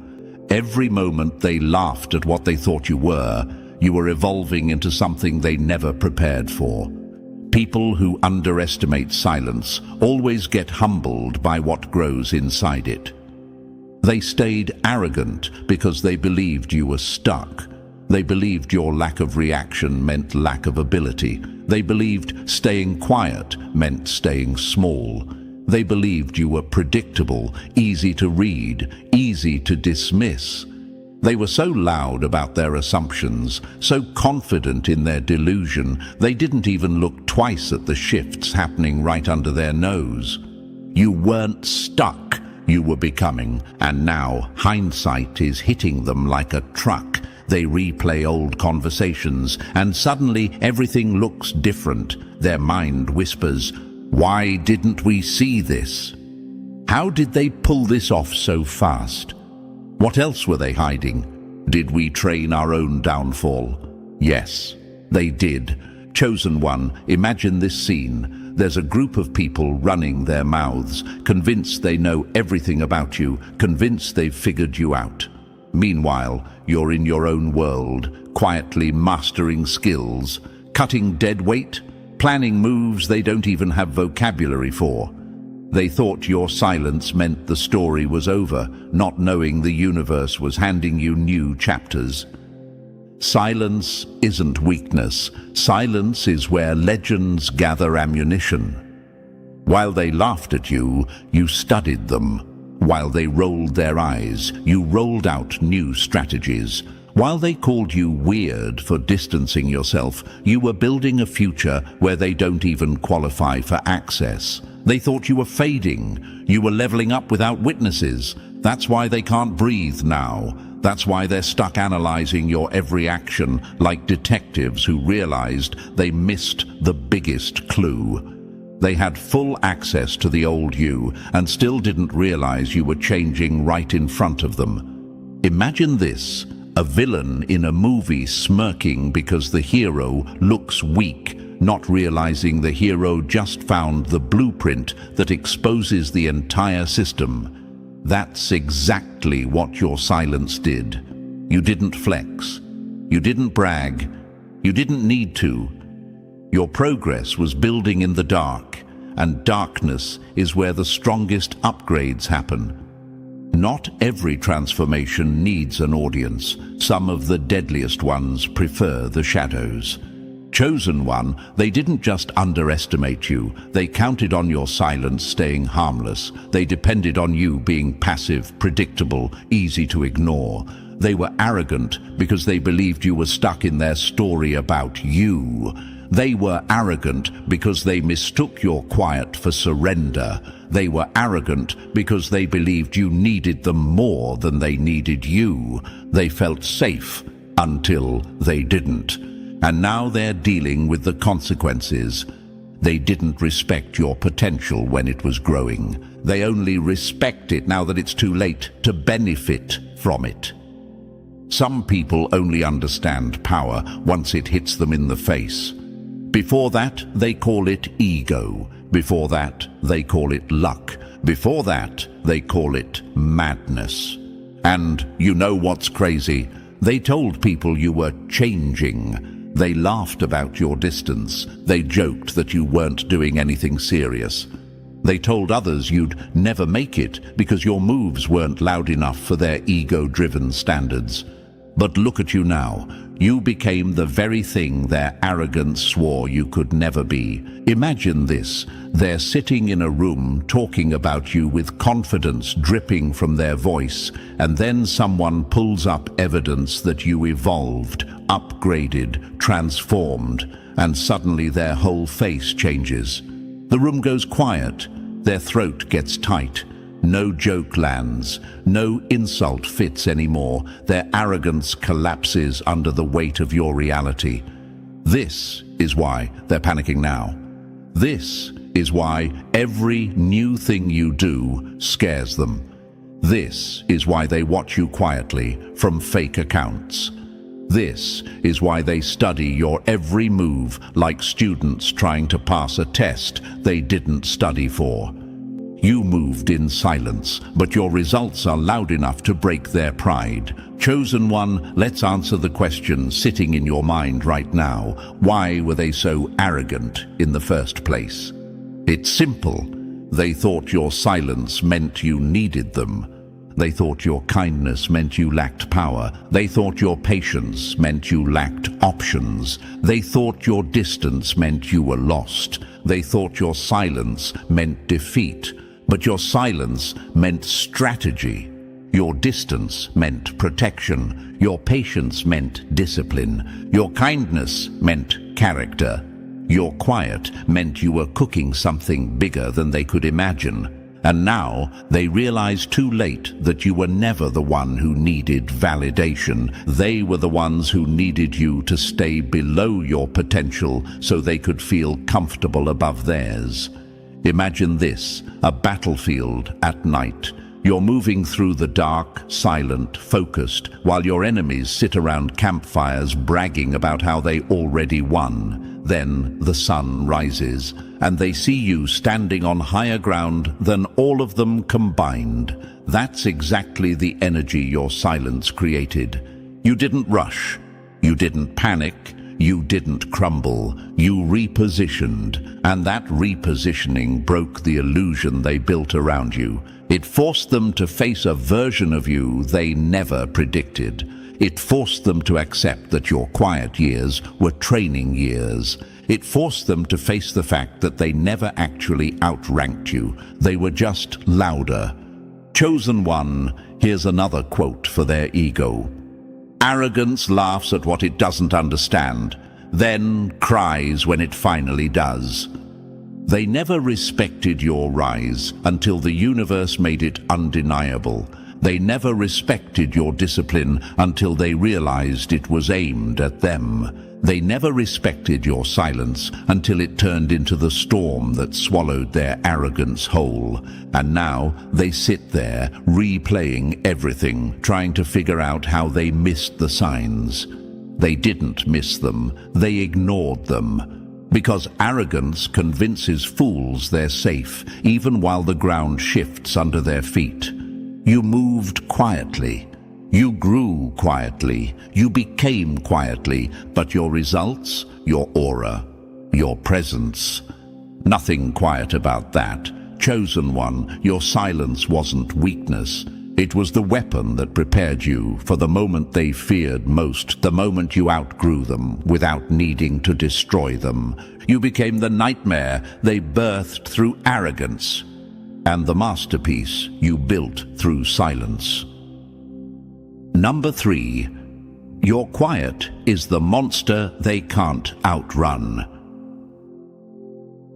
Nothing terrifies a guilty person more than someone who stopped reacting. Chosen one, your calm hits them harder than any rage ever could. Anger is loud, messy, easy to dismiss. Calm is calculated. Calm is the final warning. Calm is the moment the room realizes the storm isn't coming. It's already here, and it looks exactly like you. They expected screaming, arguing, explosions they could point at and say, "See, they're unstable." But you didn't give them that. You didn't give them anything. You just pulled your energy back, locked your chest like a vault, and moved with a silence that feels like judgment. And that calm is eating them alive. Imagine this, a hallway after a fight, but the person they tried to break just walks past them without a single word. That silence follows them home. It crawls into their thoughts at night. It rewinds every moment they underestimated you. Your calm has become their mirror, and they hate what they see in it. Calm exposes the truth anger can't. Your energy changed. You're not celebrating. You're not chasing revenge. You're focused, detached, purpose-driven. This scares them because it means you're no longer controlled by emotion, which means you're no longer controlled by them. They wanted you reactive. They needed you predictable, but calm makes you unreadable, untouchable, unreachable. And now they whisper among themselves like terrified interns in a lab they shouldn't have entered. What did we create? What if they're done with us? What if they're planning something? What if we can't fix this? Here's the truth that stings them most. They built the nightmare they're running from. Not all at once, but piece by piece. Every lie, every insult, every moment they mistook your patience for weakness. Your calm is not the absence of fire. It's the fire they can't escape. Number 4, they called it kindness, but it was your surveillance mode. Never mistake a soft voice for a soft mind. Some smiles are gathering evidence. Chosen one, let's make something very clear. Your kindness was never weakness. Your patience wasn't naivety. Your silence wasn't surrender. You weren't being too nice. You were watching, recording, studying every slip-up they thought they got away with, every joke that cut too deep, every relax, it's not that serious, every boundary they stepped over just to test how much they could get away with. They thought you were clueless. You were collecting data like a strategist building a case. Your kindness didn't mean you didn't see it. It meant you didn't waste energy reacting to it.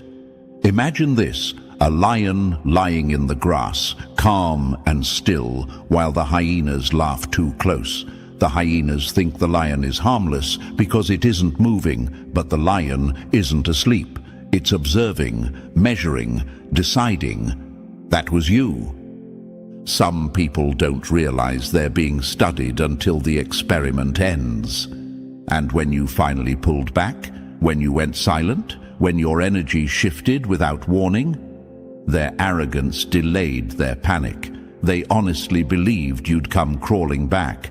Think about how wild that is. They thought losing them would break you. They thought you couldn't function without their attention. They thought you'd beg for the same disrespect you were already tired of. That one assumption exposes their whole mindset. They believed they were the prize. They believed you were replaceable. They believed your loyalty was guaranteed, no matter how they treated you. Now they're sitting there confused, replaying every moment, trying to understand. When you noticed the truth about them, you noticed everything. Your kindness wasn't weakness. Your kindness was the calm before your exit, and your exit is the consequence they earned. Number 5. They thought the pain would end you. It turned you into a specialist.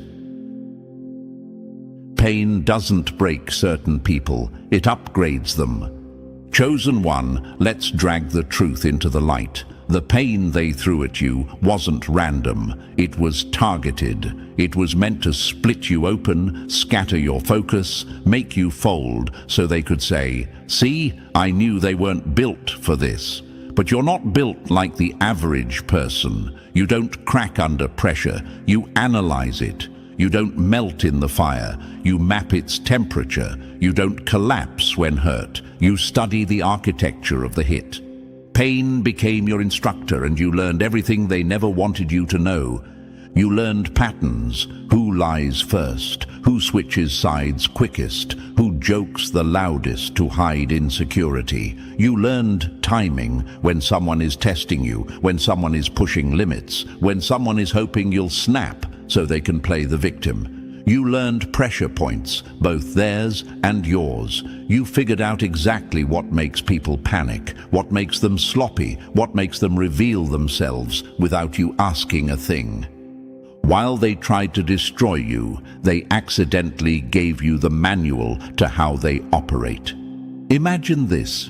You're standing in the middle of a storm that's supposed to take you out, but instead of running, you're studying the wind, taking notes, learning its rhythm.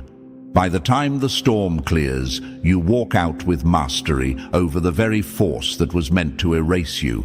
That's what happened. They used chaos. You learned precision. They used fear. You learned control. They used drama. You learned discipline. Here's the truth that eats them alive. Their biggest mistake wasn't hurting you. It was teaching you how to never be hurt the same way again. Pain didn't break you. Pain educated you. And now you move with the kind of clarity that terrifies the people who depended on your confusion. Number 6, you let go of the rope, and they realized they were the ones hanging from it. Nothing is scarier than someone who stops fighting for what no longer deserves them. Chosen one, this part hits different because it exposes the moment everything flipped. You didn't lose control, you released it. There's a huge difference. Losing control is chaotic, desperate, loud. Releasing control is intentional, quiet, dangerous. You didn't explode, scream, threaten, or break character. You didn't give them the meltdown they rehearsed reactions for. Instead, you revealed just enough truth, just enough emotion, just enough of your mind to show them the cage door was wide open and you weren't the one trapped. Imagine this. Someone pulls a fire alarm expecting chaos, but instead the building goes silent. That silence makes people panic harder than any flames ever could. That's exactly what your controlled reveal did. A single, calm sentence from you felt like a full earthquake to them. Some monsters aren't born. They're built by the people who swore they'd never wake them. When you finally said less, they heard everything. The panic in their voice wasn't concern. It wasn't care. It wasn't guilt. It was fear. Pure, selfish fear. They weren't scared for you. They were scared of you. They weren't trying to fix the damage. They were trying to shove the version of you they created back into the cage they built. But here's what they finally realized. Too late. Too late to manipulate. Too late to control. Too late to twist the story. Too late to shrink you back down. You had already transformed, already detached, already shifted into a version of yourself they couldn't handle, couldn't read, couldn't influence. You didn't lose yourself, you lost them.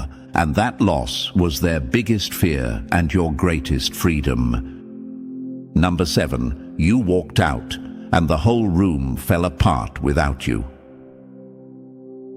Some people don't realize who kept the peace until the peace walks out. Chosen one, this is the part they replay in their head at 3 a.m. with that sick feeling in their chest. You didn't storm out, you didn't slam doors, you didn't create drama. You simply stood up, walked away, and the entire room collapsed like you were the beam holding the whole structure together. They thought your exit would be quiet. They didn't expect it to echo. You didn't disappear. You detonated quietly. Imagine this, a room full of people laughing, whispering, taking shots at you behind smirks, and then you stand up, say nothing, and leave. Suddenly, the air gets thick. The laughter dies. The tension they projected onto you boomerangs straight back at them. That's because your presence wasn't the problem. It was the glue. And when glue leaves, everything cracks. Absence is the loudest revenge. It forces them to hear every truth your silence exposed. Your absence became a siren they couldn't escape. The empty space where your energy used to be hit them harder than any speech or confrontation.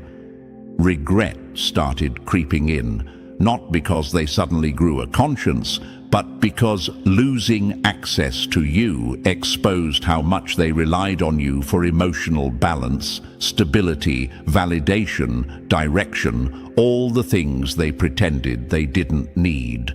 And here's the twist they'll never admit. They expected you to fight to stay. Instead, you left to protect your peace. You didn't stay to prove them wrong. You didn't stay to fix what they broke. You didn't stay to win. You left, and that's exactly why you won. Imagine this. When a candle leaves a dark room, the room doesn't get to complain about the darkness. That's what happened. You took your presence, your patience, your emotional intelligence, your grounding energy. And suddenly, they were left with nothing but their own noise. Some exits aren't escapes, they're declarations. Your absence exposed the chaos they created.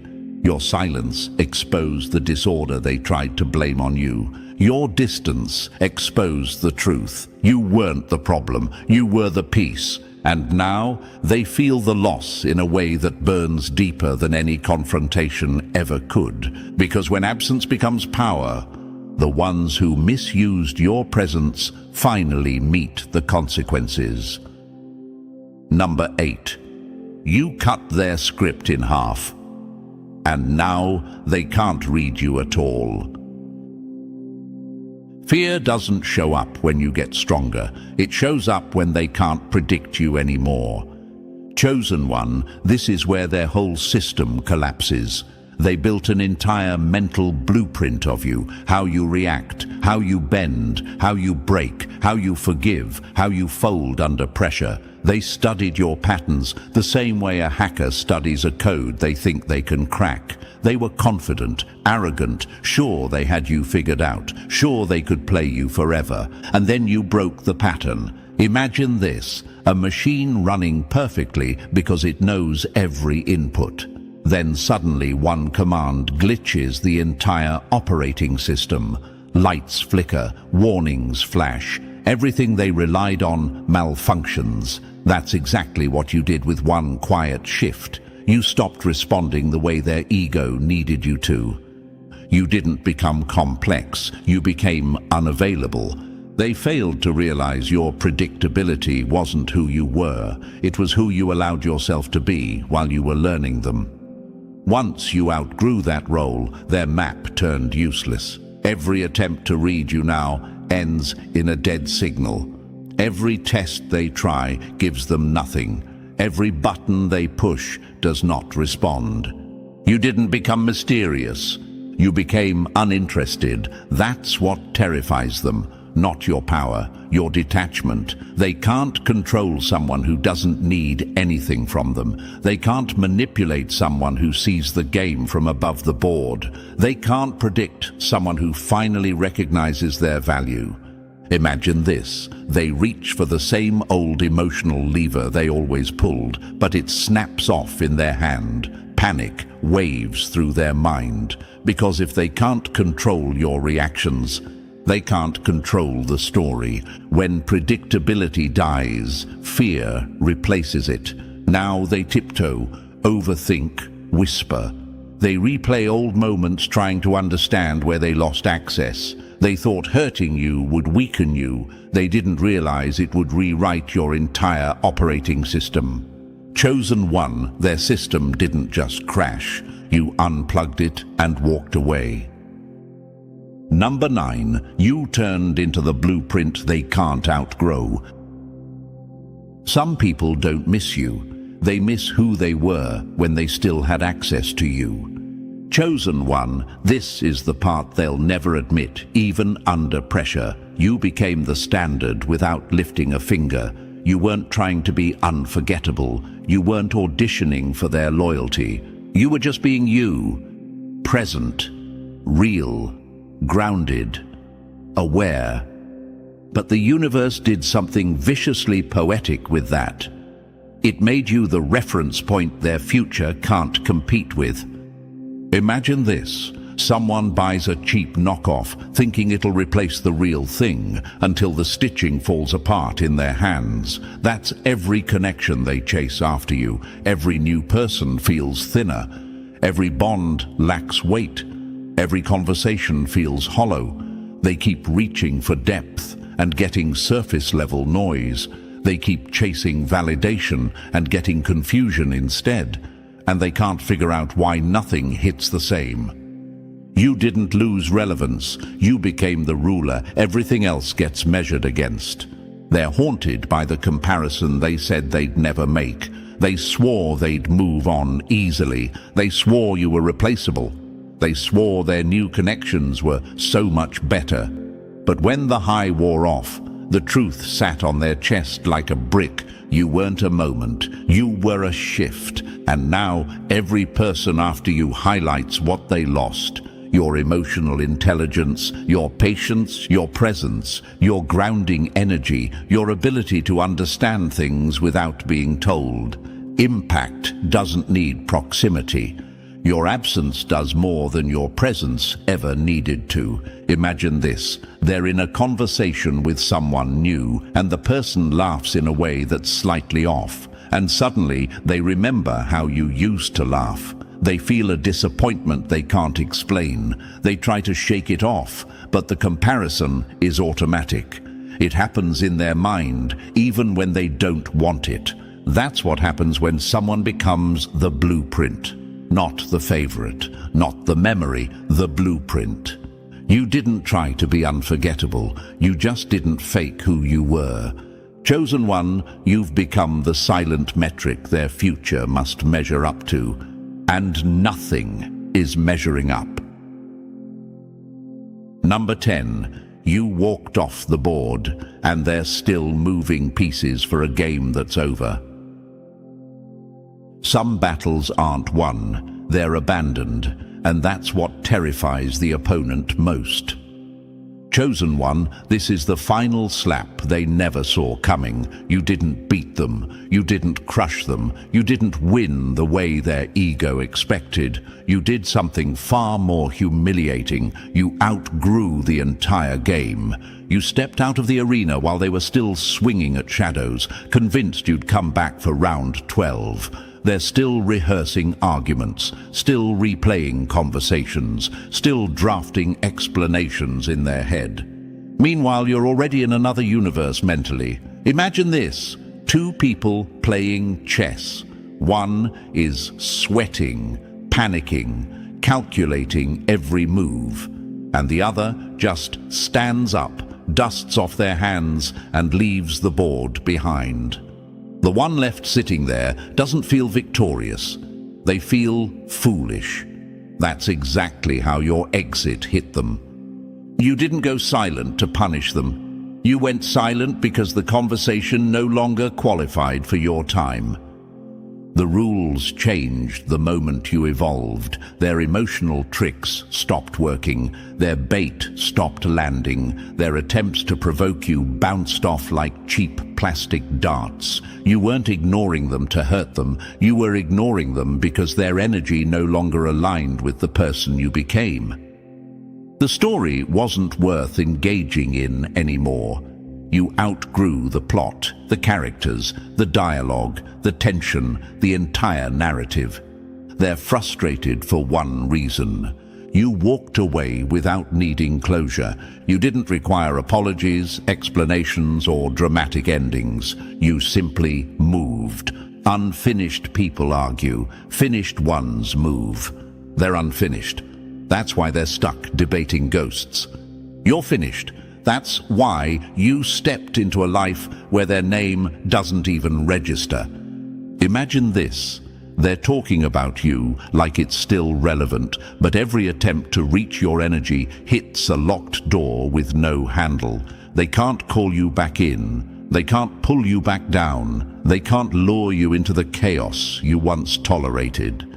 You didn't just leave the game. You ended their purpose in it, and now they're left holding pieces to a board that no longer exists, wondering how they lost to someone who simply walked away. Number 11. Your truth walked in, and their whole fiction collapsed on impact. Lies don't die when truth speaks. Lies die when truth lives. Chosen one, this is where everything unraveled for them. They rewrote the story 1,000 times, trying to make themselves look clean, trying to twist timelines, trying to turn your strength into instability and their insecurity into innocence. But reality refused to cooperate. You didn't defend yourself. You lived differently. And nothing destroys a lie faster than a life that contradicts it. Imagine this: someone builds a fantasy world out of thin air, and then you walk into the room and the whole thing glitches like a broken video game. That's what your presence did. Their lies needed your agreement to survive, and your silence refused to validate a single one of them. You didn't return seeking revenge. You returned as undeniable proof. Every step forward you took made the past they created heavier on their shoulders. Every glow-up exposed the cracks in their narrative. You didn't punish them. You simply outgrew the dimension where they mattered. And once indifference replaced emotion, the cord that tethered you to their story snapped clean. You're not their memory. You're their unfinished possibility. That's why your silence dismantles them. They told themselves reactions equal relevance, but you give them nothing, and that nothing hurts more than any confrontation. intentional absence becomes judgment. You didn't just prove them wrong once, you became proof they cannot escape. And something else happened, something they never predicted.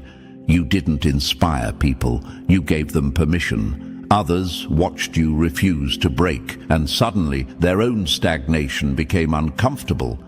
Your evolution created movement in people who were stuck. Your transformation exposed how much everyone else was settling. This wasn't chaos, this was evolution. You went there. You kept walking. They stayed frozen, arguing with a version of you that no longer exists, while the real you stands miles ahead, untouchable, undeniable, and no longer part of their story. So, chosen one, if you made it this far, then you already know why they're shaken. You didn't just survive their story, you rewrote your own, and now the universe moves with you, not against you. If this message hit where it needed to, press that like button if you haven't already, and if you're not part of our family yet, make sure to smash that subscribe button. Stay sharp, stay rising, and stay untouchable. The next chapter is going to expose even more. Welcome to another episode, Chosen One. And wow, look at the mess behind you. Funny how the loudest person in the room always swears they're the victim. Yet here we are, watching the one who talked the most trash absolutely fall apart. They said you were nothing special. They said you'd never move on. They said you were easy to replace. Cool story. Guess who's spiraling now? Guess who's refreshing your socials like it's their full-time job? Guess who's asking people about you like you're trending? Oh, the legend needs to bow. The same legend who swore you didn't matter is now pacing their room at 3 a.m. because every rumor about you sounds way too clean, way too good, way too innocent. Before we go deeper, hit the like button and subscribe so this message can echo right back to the people who underestimated you. Because here's the part that's driving them insane. The world is finally seeing what was always obvious. The universe staged a plot twist they never predicted. When they said you were the problem, guess who's being investigated now? When they said you were hiding something, look who's scrambling to hide their own mess. When they tried to bury you, the dirt kept sliding back onto their own shoes, like the universe said, "Cute attempt." This is the silence after the storm, Chosen One. The air feels different now, not peaceful, more like charged. Like everyone around you can feel that something major just shifted. People don't look at you with confusion anymore. They look at you with respect they didn't have before, with curiosity they can't explain, like you walked out of a burning building without a scratch and somehow came out looking better. And meanwhile, your ex? They're shaking, because nothing is more terrifying than realizing they lost someone the whole world is now rooting for. Let's not pretend you didn't go through hell. You were dragged, doubted, gossiped about, tested, and pushed to the edge. They tried to shape a fake story about you, one that made you seem like the villain they needed. Someone whispered lies. Someone twisted events. Someone rewrote history thinking nobody would fact-check it. But the truth had its own patience.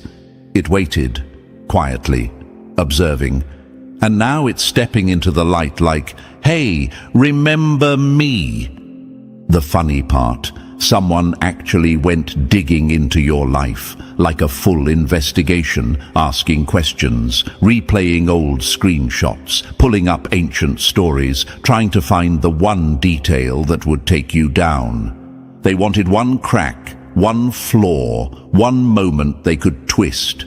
But every piece of evidence snapped in their hands. Every witness turned out solid. Every assumption fell flat. They expected chaos, but what they found was order. They expected scandal, but what they found was consistency. They expected guilt, and all they got was innocence. Now the same people who doubted you are sitting around whispering, "Damn." Maybe we got it wrong, and that tiny sentence is eating your ex alive. Because the plan wasn't just to leave you, it was to ruin your name, ruin your peace, ruin your confidence. They wanted the world to turn against you so they could walk away looking clean. But the universe flipped the script and said, nope, not happening. You know what this moment feels like? It's that slow, eerie moment in every movie when the villain who thought they won realizes the hero wasn't weak. They were just quiet. You didn't clap back. You didn't throw dirt. You didn't expose them. You simply lived. You healed. You mind your business your way into a victory that nobody can erase. And that's what's haunting them. The idea that you never had to fight dirty to win. People are talking now, chosen one, and it's wild. They're repeating your name like you're somebody important. They're defending you in rooms you've never walked into. They're shutting down rumors before you even hear them. Your story is circulating like you're a walking headline, and the verdict is embarrassingly clear. You're innocent. They're not. Your ex is panicking because they thought they controlled the narrative. They thought once they left, the world would side with them. Instead, the world is asking all the real questions. Why did they try so hard to destroy someone who wasn't even fighting back? Why did they exaggerate so much? Why were they obsessed with controlling the story? Who goes to these lengths unless they're hiding something darker? This is where the shift happens. This is where the universe hands out consequences like overdue bills. Every lie they told is now returning to sender. Every trick they played is circling back to their doorstep. Every person they manipulated is starting to see the truth, like fog lifting from the windshield. You ever notice how people look different after the truth comes out? Not physically, energetically. There's a glow around someone who survived something ugly without turning ugly themselves. There's a calmness, a strength, a quiet confidence that says, you cannot break what the universe designed to stand. Think back to the times they tried to corner you, chosen one. That night, they twisted your words until you didn't even recognize your own voice. That argument where they attacked your character instead of dealing with their own. That moment when you walked away feeling like maybe you were the bad guy. Remember those? Those moments were not losses, they were receipts, and those receipts are now being reviewed. Let me tell you a quick story because it's exactly the energy you're carrying right now. Years ago, someone just like you got blamed for everything in a breakup. Same game, same lies, same smear campaign. People doubted them, whispered, judged, but that person stayed quiet and kept moving, and months later, everything flipped because the ex who tried to ruin them messed up so publicly that the whole town saw the truth. And you know what people said? Damn, you were innocent the whole time. That sentence healed wounds they thought would never close. And it's happening for you right now. Your ex didn't just lose you. They lost the illusion that they were the righteous one. They lost the spotlight they tried to steal. They lost the control they thought they had. And now people see them clearly for the first time. That's why they're unraveling. That's why they're furious. That's why they're obsessed. The spotlight meant to expose you is now exposing them. And what's being revealed is not pretty. It's petty. It's insecure. It's messy. And it's going to haunt them for a long, long time. Chosen one, breathe. You're not in the fight anymore. You're in the aftermath. You won without swinging. You rose without begging. You healed without apologizing. And the universe is making sure everyone sees exactly who was who. Your ex is losing their mind. You're gaining your power. People are talking like you're famous. And deep down, you already know why. Because the truth didn't just save you, it crowned you. Chosen one. Before we go any further, let me lock you in for a second. What's coming next is the part your ex never wanted you to hear, the part that explains why they're spiraling while your name keeps spreading like you're suddenly famous. So drop a comment with 999 if you're ready to step into this new version of yourself, the version that scares them to death. And if you want to support the team that brings these truth bombs to life, hit the super thanks button. Every bit of love you send keeps this mission running, because exposing lies and empowering you takes real work behind the scenes. Whether it's a cent or a stack, it fuels the voice that refuses to let your story be twisted again. And now, Chosen One, settle in. We're about to break this down step by step. And trust me, if you're really built for this, you'll feel that pull to stay until the final word. What comes next is the part that hits your ex right where it hurts and lifts you right where you belong. Let's get started. Number 1. When losing you turned them into a full-time stalker. Funny how the one who called you replaceable is now treating your existence like a homework assignment they can't finish. Chosen One, let's rip the mask off right now. Your ex isn't hurt, confused, or just processing. Please, this isn't heartbreak, this is obsession, the kind that rots the mind, steals sleep, and turns a grown adult into a walking glitch. They tried to play it cool, but every part of their behavior screams one thing: losing you triggered something they can't switch off. And here's the part that really burns them. You didn't collapse like they hoped. You rose, you glowed, you stabilized. And that rise is the exact reason they're sinking. See, this isn't about love anymore. This is about control. They thought walking away would put you on the floor. They thought silence would break you. They thought watching you lose direction would feed their ego for years. But instead, you rebuilt. You stayed quiet. You stayed focused. You stayed solid. And that stability is the very thing destroying them from the inside. Because now their biggest nightmare is unfolding in real time. You're becoming someone they can't reach, can't shake, and definitely can't replace. Some of you are probably asking, but why are they watching me this hard if they left? Because Chosen One, they didn't leave to be free. They left to win. They expected a collapse, a meltdown, a desperate message that would feed their pride. But when you didn't break, the roles switched. Suddenly they're the one replaying old photos. They're the one stalking your updates. They're the one asking mutual friends for information you never asked for.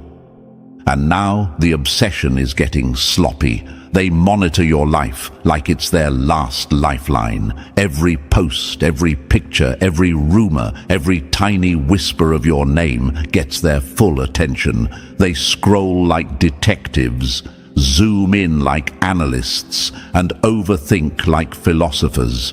Because in their mind, you're suddenly this untouchable figure rising out of the chaos they created. And nothing is more humiliating for them than realizing their villain story didn't stick. Here's the truth they don't want anyone to know. They're terrified of your growth, terrified of your glow, terrified that people might see you clearly and see them clearly too. Their obsession didn't come from love, it came from exposure. The moment you healed, the moment you matured, the moment you stopped reacting, the universe held up a mirror. And in that mirror, they didn't see a victim. They saw the person who caused the damage. They weren't scared of losing you. They were scared of you becoming someone they could never touch again. Your ex wanted to control the narrative. They wanted to leave with dignity and leave you with doubt. But instead, people started asking questions. Why would they go so hard trying to ruin someone who's clearly at peace? Why would they still be talking about you months later? Why are they watching someone they claim to be over? The hypocrisy is embarrassing. and now the world is noticing. Some of you right now feel that tension. Are they really losing their mind over me? Why are they suddenly so pressed? Why do they still care if they ended it? Listen closely. They're not obsessed with you. They're obsessed with the idea that you survived. They're obsessed with the possibility that someone else will value you in ways they never did. They're obsessed with the truth that they cannot rewrite what actually happened. They're obsessed with the thought that people are finally seeing through their lies, and the more you rise, the more desperate they get. Let's talk about the psychological part for a second. When someone with control issues loses access to the person they once manipulated, their brain flips a switch. They start circling you like a predator who lost its territory. They replay the past, not because they miss it, but because they can't stand how it makes them look. They start stalking because watching you is the only way they feel connected to a story that no longer belongs to them. And chosen one, your story is unfolding beautifully. That alone is torture for them. They expected you to be stuck. Instead, you leveled up. You didn't chase, you didn't beg, you didn't crumble, you didn't collapse under their smear campaign. You just quietly became more stable, more confident, more aligned, more respected. This is why they're unraveling. Your peace is their punishment. Your growth is their consequence. Your success is their karma. Every new chapter of yours feels like a reminder of the chapter they ruined. And this is what drives them into obsession. The world is starting to see you as the one who stayed true. The world is starting to see them as the one who broke the story. The world is starting to see the truth they tried to bury. They tried to make you look crazy, but ended up proving their own insanity. Now let's really hit where it hurts them. They didn't think you would glow without them. They didn't think your name would spread positively. They didn't think people would back you. They didn't think strangers would speak highly of you. They didn't think you would walk through the fire and come out looking untouched. They expected to win, chosen one. They expected to walk away with the crown. But chosen one, who's wearing it now? Who's being talked about like they're famous? Whose name is floating around in rooms the ex never imagined? Whose energy is rising instead of drowning? Whose story is turning into something inspiring instead of tragic? It's you. It's always been you. Your ex is obsessed because your shine exposes their shadow. Your stability exposes their chaos. Your truth exposes their lies. And nothing drives a narcissistic, ego-driven person crazier than the idea that the universe sided with the one they tried to destroy. This obsession behind their attack isn't romantic. It's not cute. It's not flattering. It's pathetic. They wanted to ruin you because you slipping through their fingers made them feel small, because your growth makes them feel irrelevant, because your healing makes them feel guilty in ways they won't admit. Chosen one, this entire meltdown they're having, it's not about the breakup, it's not about the past, it's about power. And the most terrifying reality for them is this: you took your power back without even trying. So let the obsession continue. Let them watch. Let them spiral. Let them whisper your name like you're a headline they can't escape. Because every second they spend trying to tear you down is another second they're forced to watch you rise. And the rise, you're just getting started. Number 2. When their lies turned into a movie and they cast you as the villain. Wild how they had to invent a villain because the real story made them look guilty. A lie needs constant maintenance. The truth walks on its own. They didn't expose you, they exposed how far they'll go when their ego gets hurt. When someone can't beat your character, they attack your reputation. Chosen one, buckle in, because this is the part your ex hoped would never get analyzed. This is where their entire fake story collapses under its own weight. They didn't just talk badly about you. They built a whole cinematic universe of lies and somehow convinced themselves it looked believable. They tried to turn your life into a scandal they could narrate. They created rumors with the confidence of someone submitting homework they copied from a stranger. And now that the truth is crawling back into the room, their whole script is falling apart. See, they weren't satisfied with simply leaving. They needed to rewrite the breakup so they looked heroic and you looked destructive. They needed a narrative that protected their ego. Because admitting they lost someone valuable, admitting they sabotaged something good, admitting they were the one who broke everything, that would have crushed them. So they did what insecure people always do. They built a character out of thin air and slapped your name on it. Imagine this, someone losing a chess match, flipping the board and screaming that you cheated. That's exactly the energy here. They lost control of you, so they tried to control the story about you. Here's what they did step by step, even if they'll never admit it out loud. They whispered lies. They performed innocence. They exaggerated minor issues into patterns. They misquoted you to make you sound unstable. They twisted your kindness into manipulation. They twisted your silence into proof. They turned your boundaries into attitude, and the whole time they prayed nobody would question the source. Imagine someone trying to paint you red with a brush that has no paint on it. Dry, empty strokes, hoping people wouldn't look closely. That's how weak their narrative actually was. But let's go deeper. Let's talk about the specific rumors they used. Chosen one started fights. Really? The same you who avoided unnecessary drama like it was toxic waste. The same you who walked away instead of exploding. They had to invent scenes because reality didn't give them any.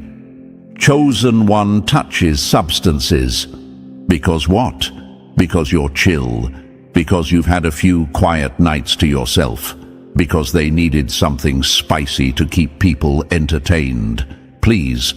People who spread stories like that are always trying to hide their own habits. Projection is a loud sport, and they play it like Olympians. Chosen one is a fraud. If you were a fraud, they wouldn't be obsessed. Hate doesn't fixate. Insecurity does. Only someone who fears your authenticity would try to label you fake. If you were truly the problem, they would have forgotten you. But look who still hasn't moved on. Chosen one is malicious. Malicious? You? Meanwhile, they're the one coordinating rumors like a marketing team gone rogue. They tried to frame you as the snake while they slithered through everyone's DMs planting seeds. You can't catch someone doing something that doesn't live in their character. The trap reveals the hunter, not the hunted. And speaking of traps, let's talk about the loyalty tests, the setups, the bait. Imagine this, someone leaves cheese on a mousetrap and gets confused when the cat walks past it untouched. That's what happened every time they tried to test you. They wanted you to slip. They wanted screenshots. They wanted proof. They wanted anything that could justify the lies they told behind your back. But you never took the bait, not once, because your integrity isn't an act. It's who you are. Some of you right now are wondering, why would they go this far? Why lie so boldly? Why build a story that makes no sense? Because chosen one, they were desperate for control. Your silence threatened them. Your maturity embarrassed them. Your strength exposed them. Your growth humiliated them. People who lose a good thing always try to flip the narrative. It's survival for their ego.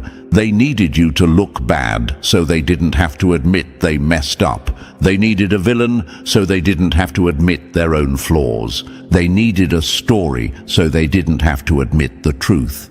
Imagine this, someone tripping over their own feet, then pointing at you like you pushed them. That's exactly what this false narrative was. Here's the psychological breakdown they don't want anyone to hear. When someone loses a person who held them accountable, they feel exposed.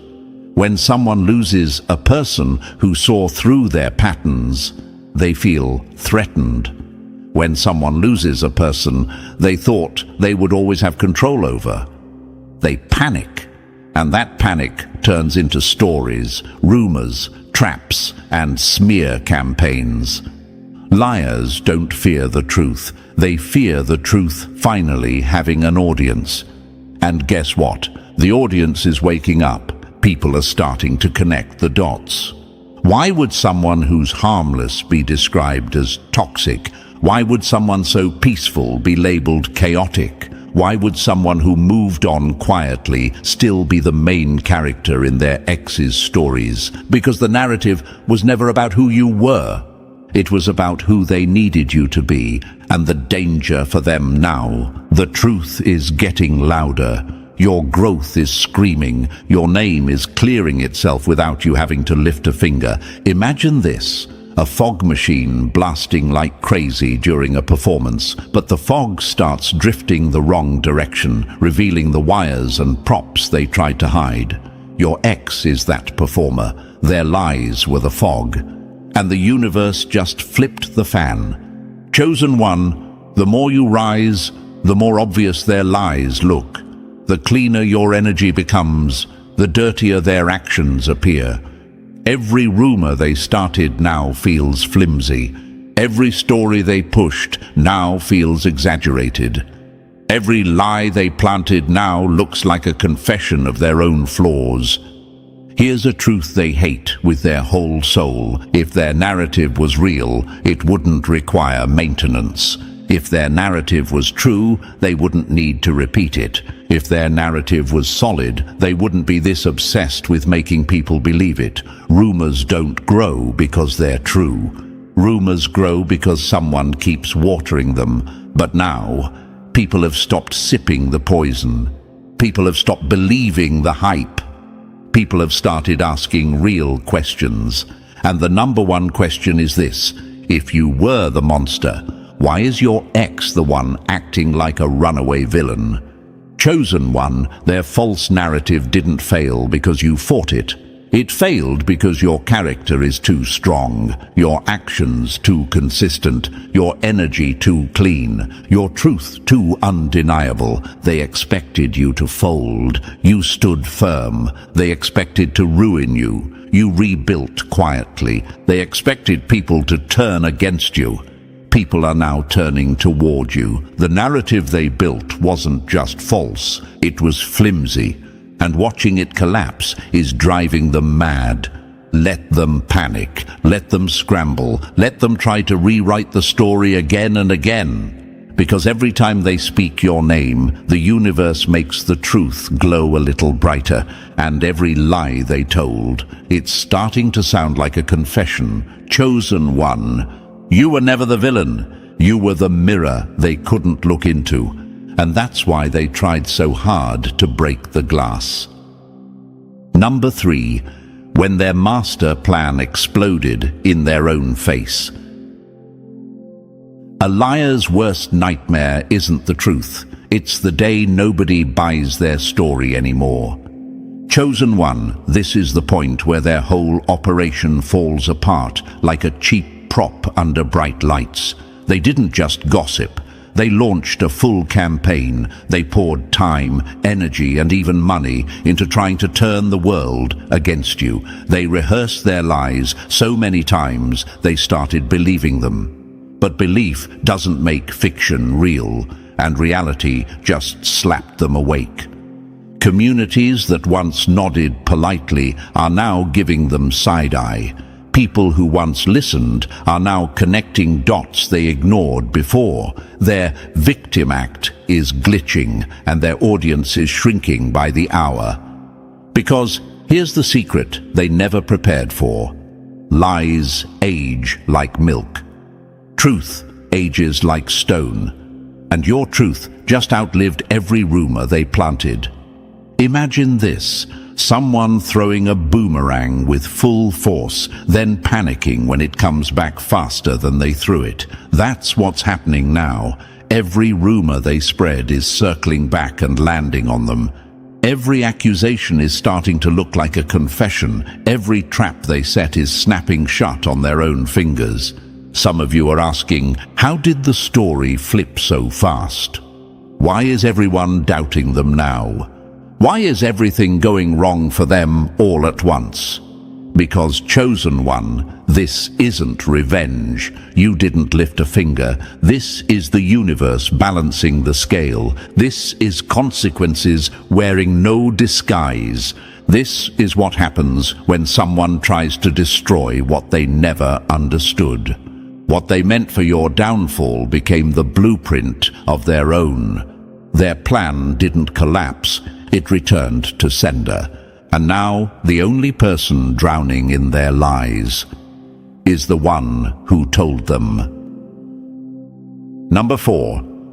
When the receipts started screaming the truth. Funny how the evidence they prayed would damn you ended up dragging them instead. Chosen one, this is the moment their whole fantasy world collides with real-world receipts. People finally started looking past the noise, past the rumors, past the drama, and straight into the facts. And what did they find? Not the monster your ex tried to paint, not the chaos character they scripted. They found you, the real you, and that alone was enough to shatter every lie your ex rehearsed. They found screenshots where you stayed calm while they spiraled. They found messages where you set boundaries with grace instead of rage. They found clips, posts, and stories where you chose peace over drama, kindness over ego, self-control over destruction. They found testimonies from people you uplifted without needing applause. Imagine this, detectives walking into a crime scene expecting trouble, and instead they find flowers, clean floors, and a scent of lavender. Nothing adds up. Nothing supports the accusation. That's exactly how the truth about you hit them. Some of you are wondering, why is everyone suddenly defending me? Why are people switching sides? How did the evidence flip everything so fast? Because the real you has always been undeniable.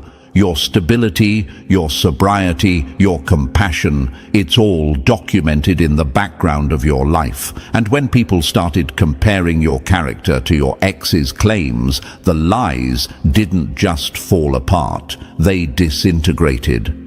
You can't argue with receipts, you can't out-talk proof, and you can't bury a truth that keeps resurfacing.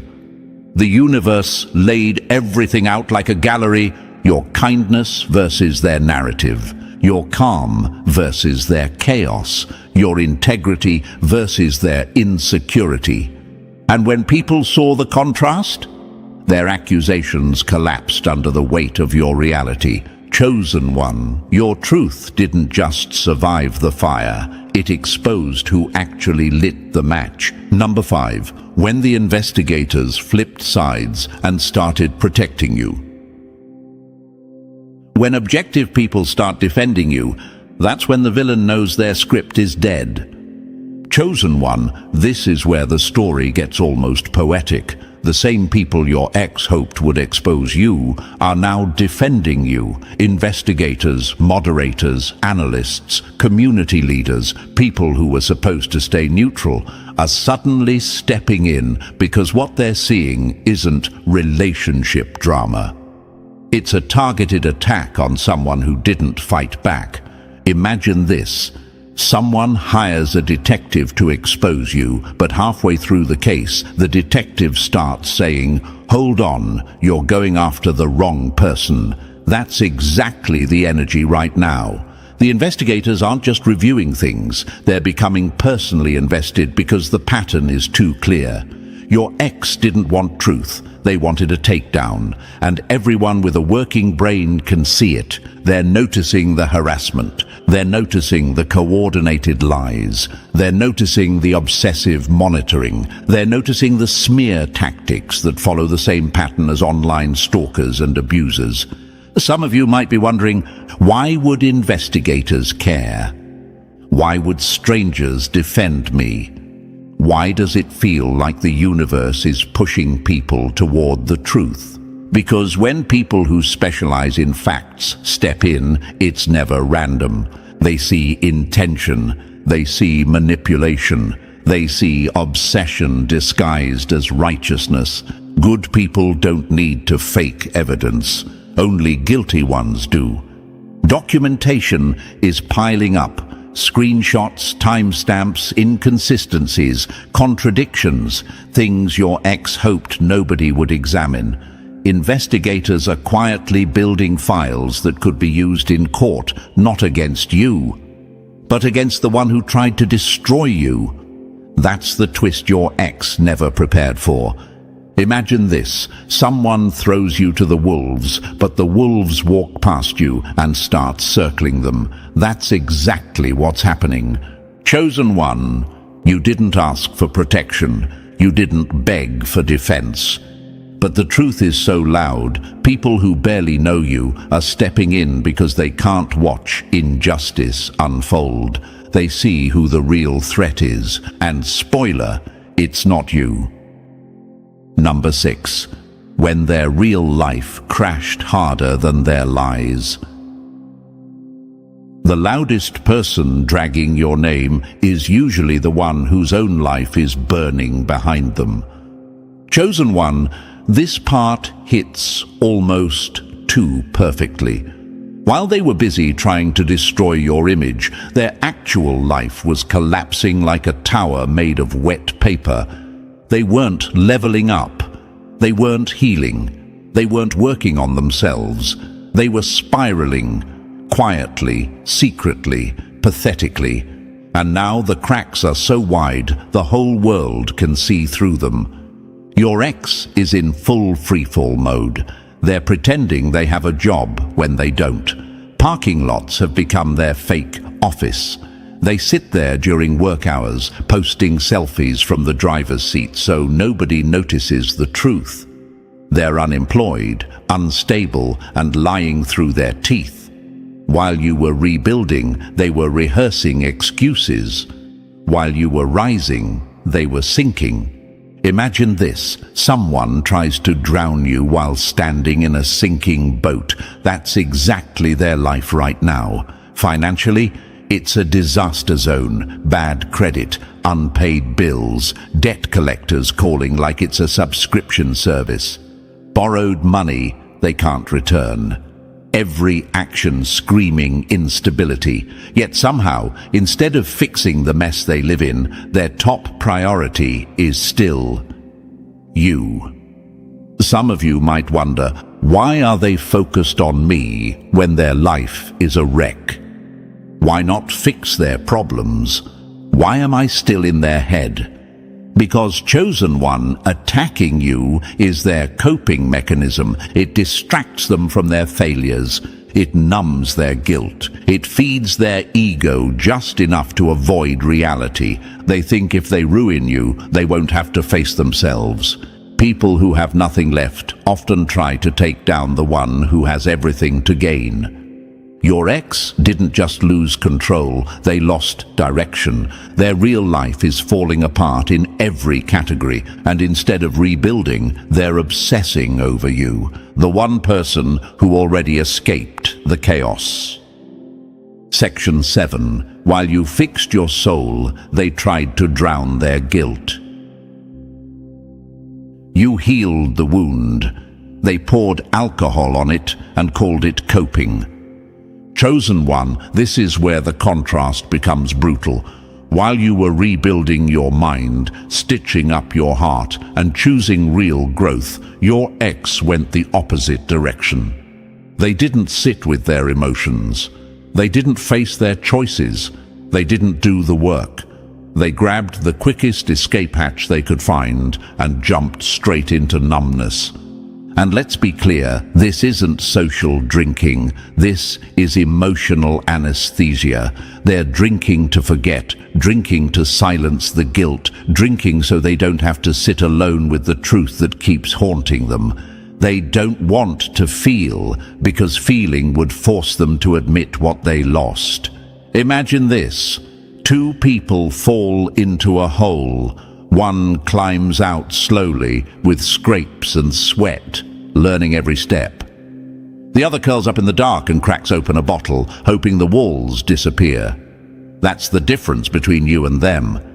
They're stuck in an unhappy situation, maybe even a relationship they regret, but the real prison is inside their mind. Everything they touch, everything they try, everything they chase, it's all compared to the memory of you.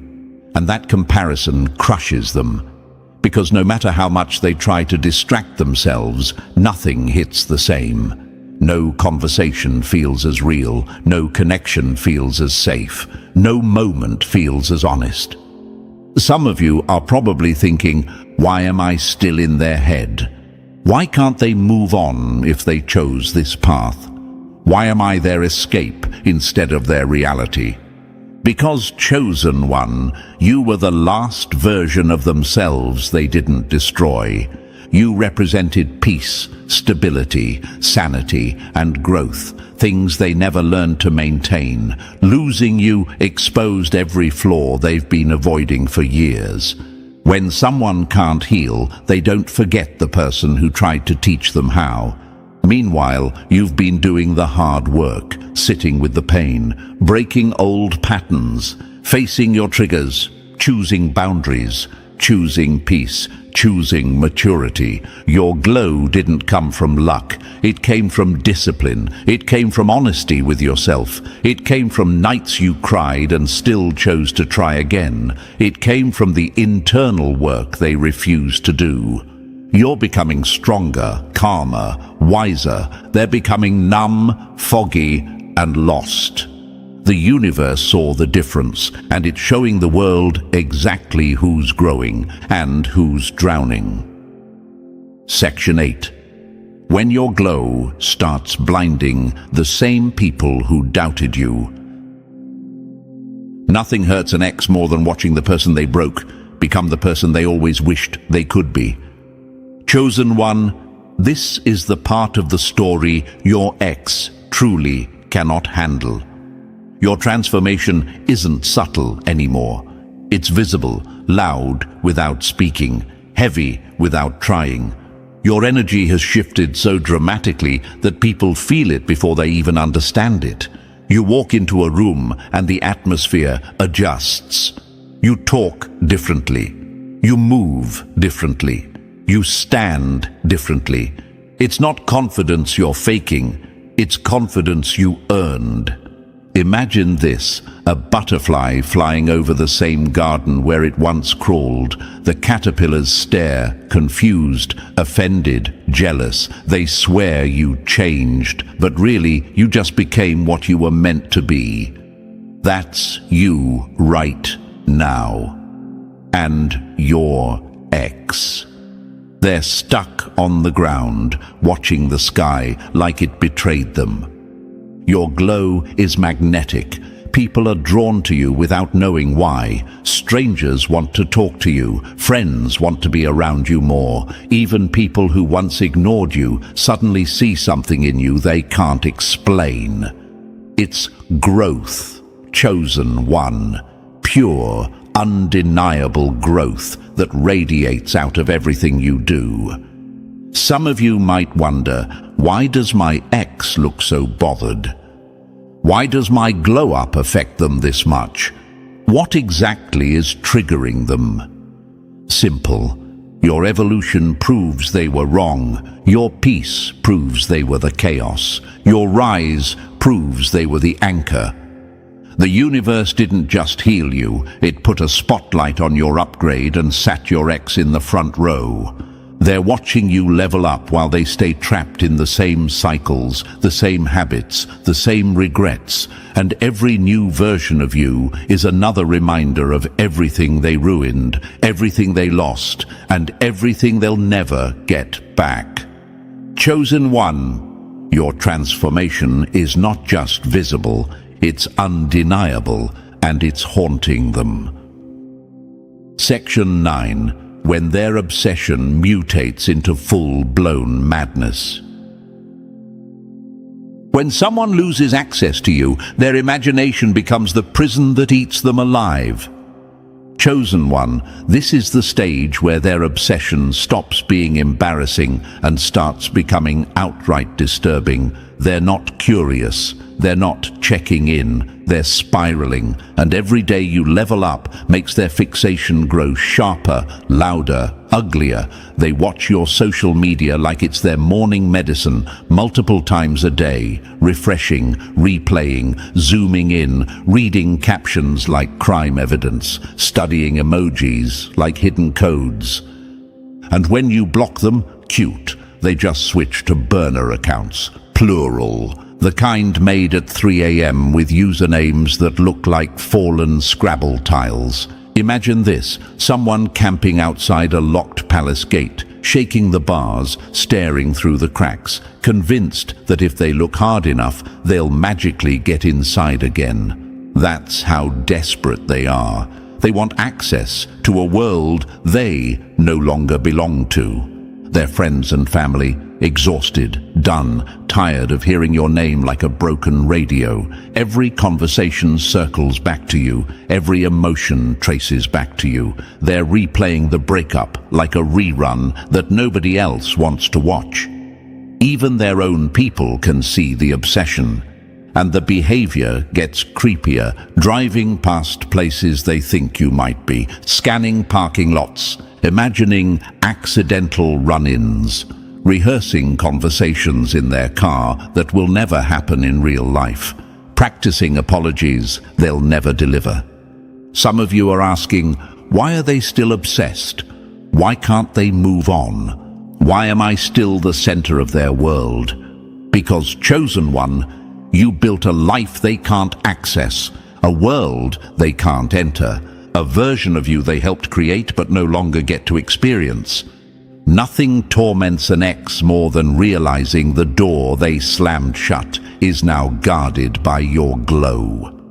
Your peace is gated, your future is fortified, your energy is exclusive, and the more unreachable you become, the more unhinged their obsession grows. They're stuck chasing ghosts. You're busy living a life they'll never touch again.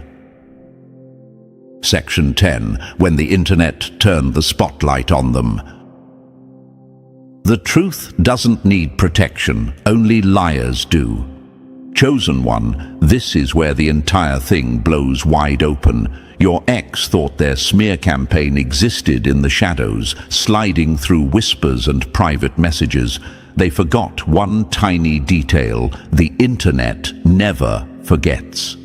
And now, the investigation has gone from private concern to full-scale digital autopsy. More people are involved, more eyes are watching, more minds are connecting dots your ex hoped would stay scattered. What started as a few curious individuals is now a team of digital bloodhounds sniffing through timelines, screenshots, deleted posts, inconsistencies, recycled scripts, repeated behaviors. They're documenting everything, they're comparing conversation patterns, they're exposing contradictions so loud even your ex can't lie their way out of them. Imagine this, a web of strings pinned across a crime board, and every single line points back to one person, your ex, not you, them. And here's the twist that really burns them.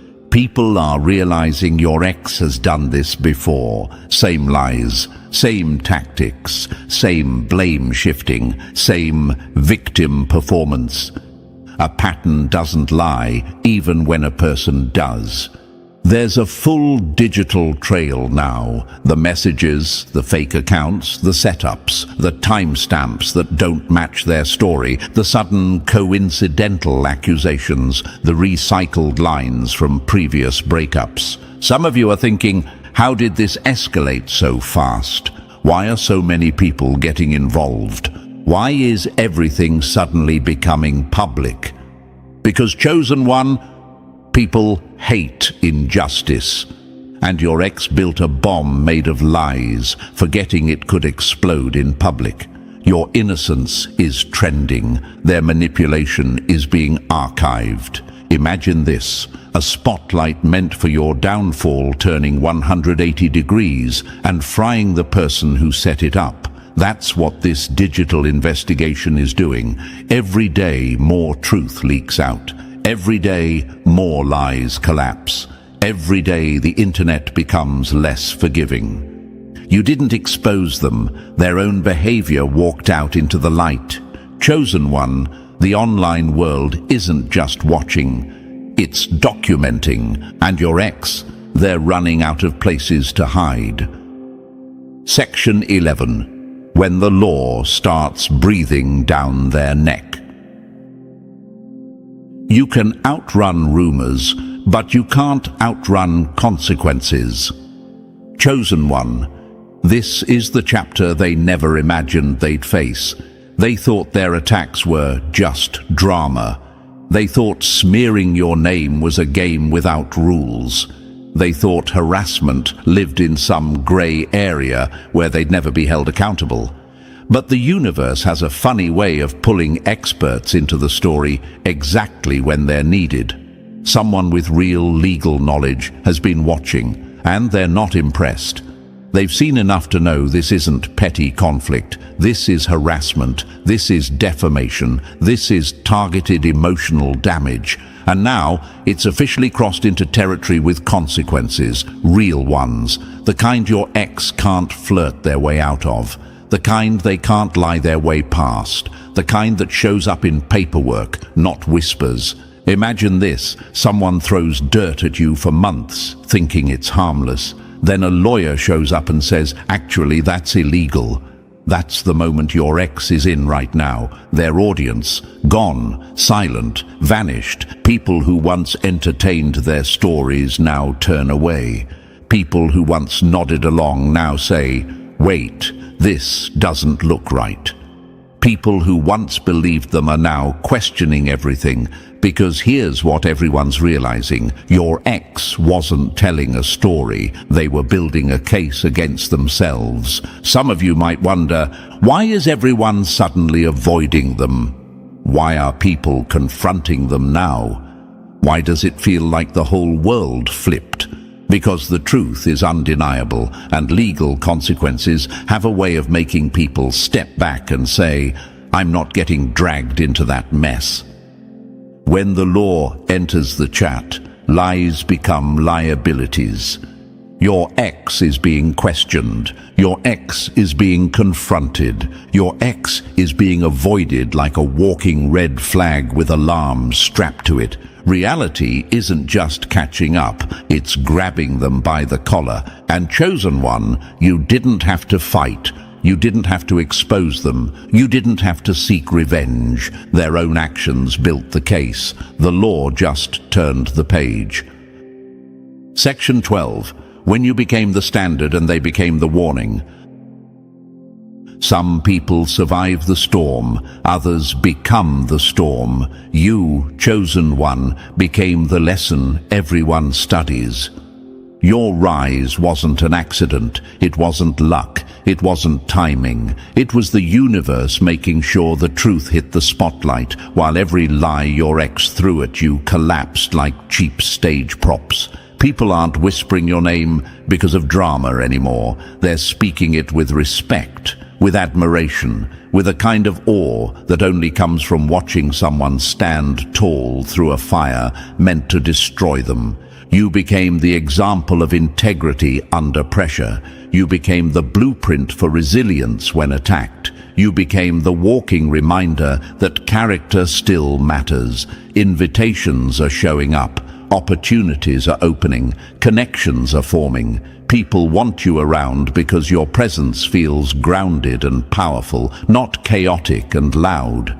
Meanwhile, your ex, they're the cautionary tale, the don't be like this in every conversation. The red flag people use as a reference point. And here's where the energy flipped hard.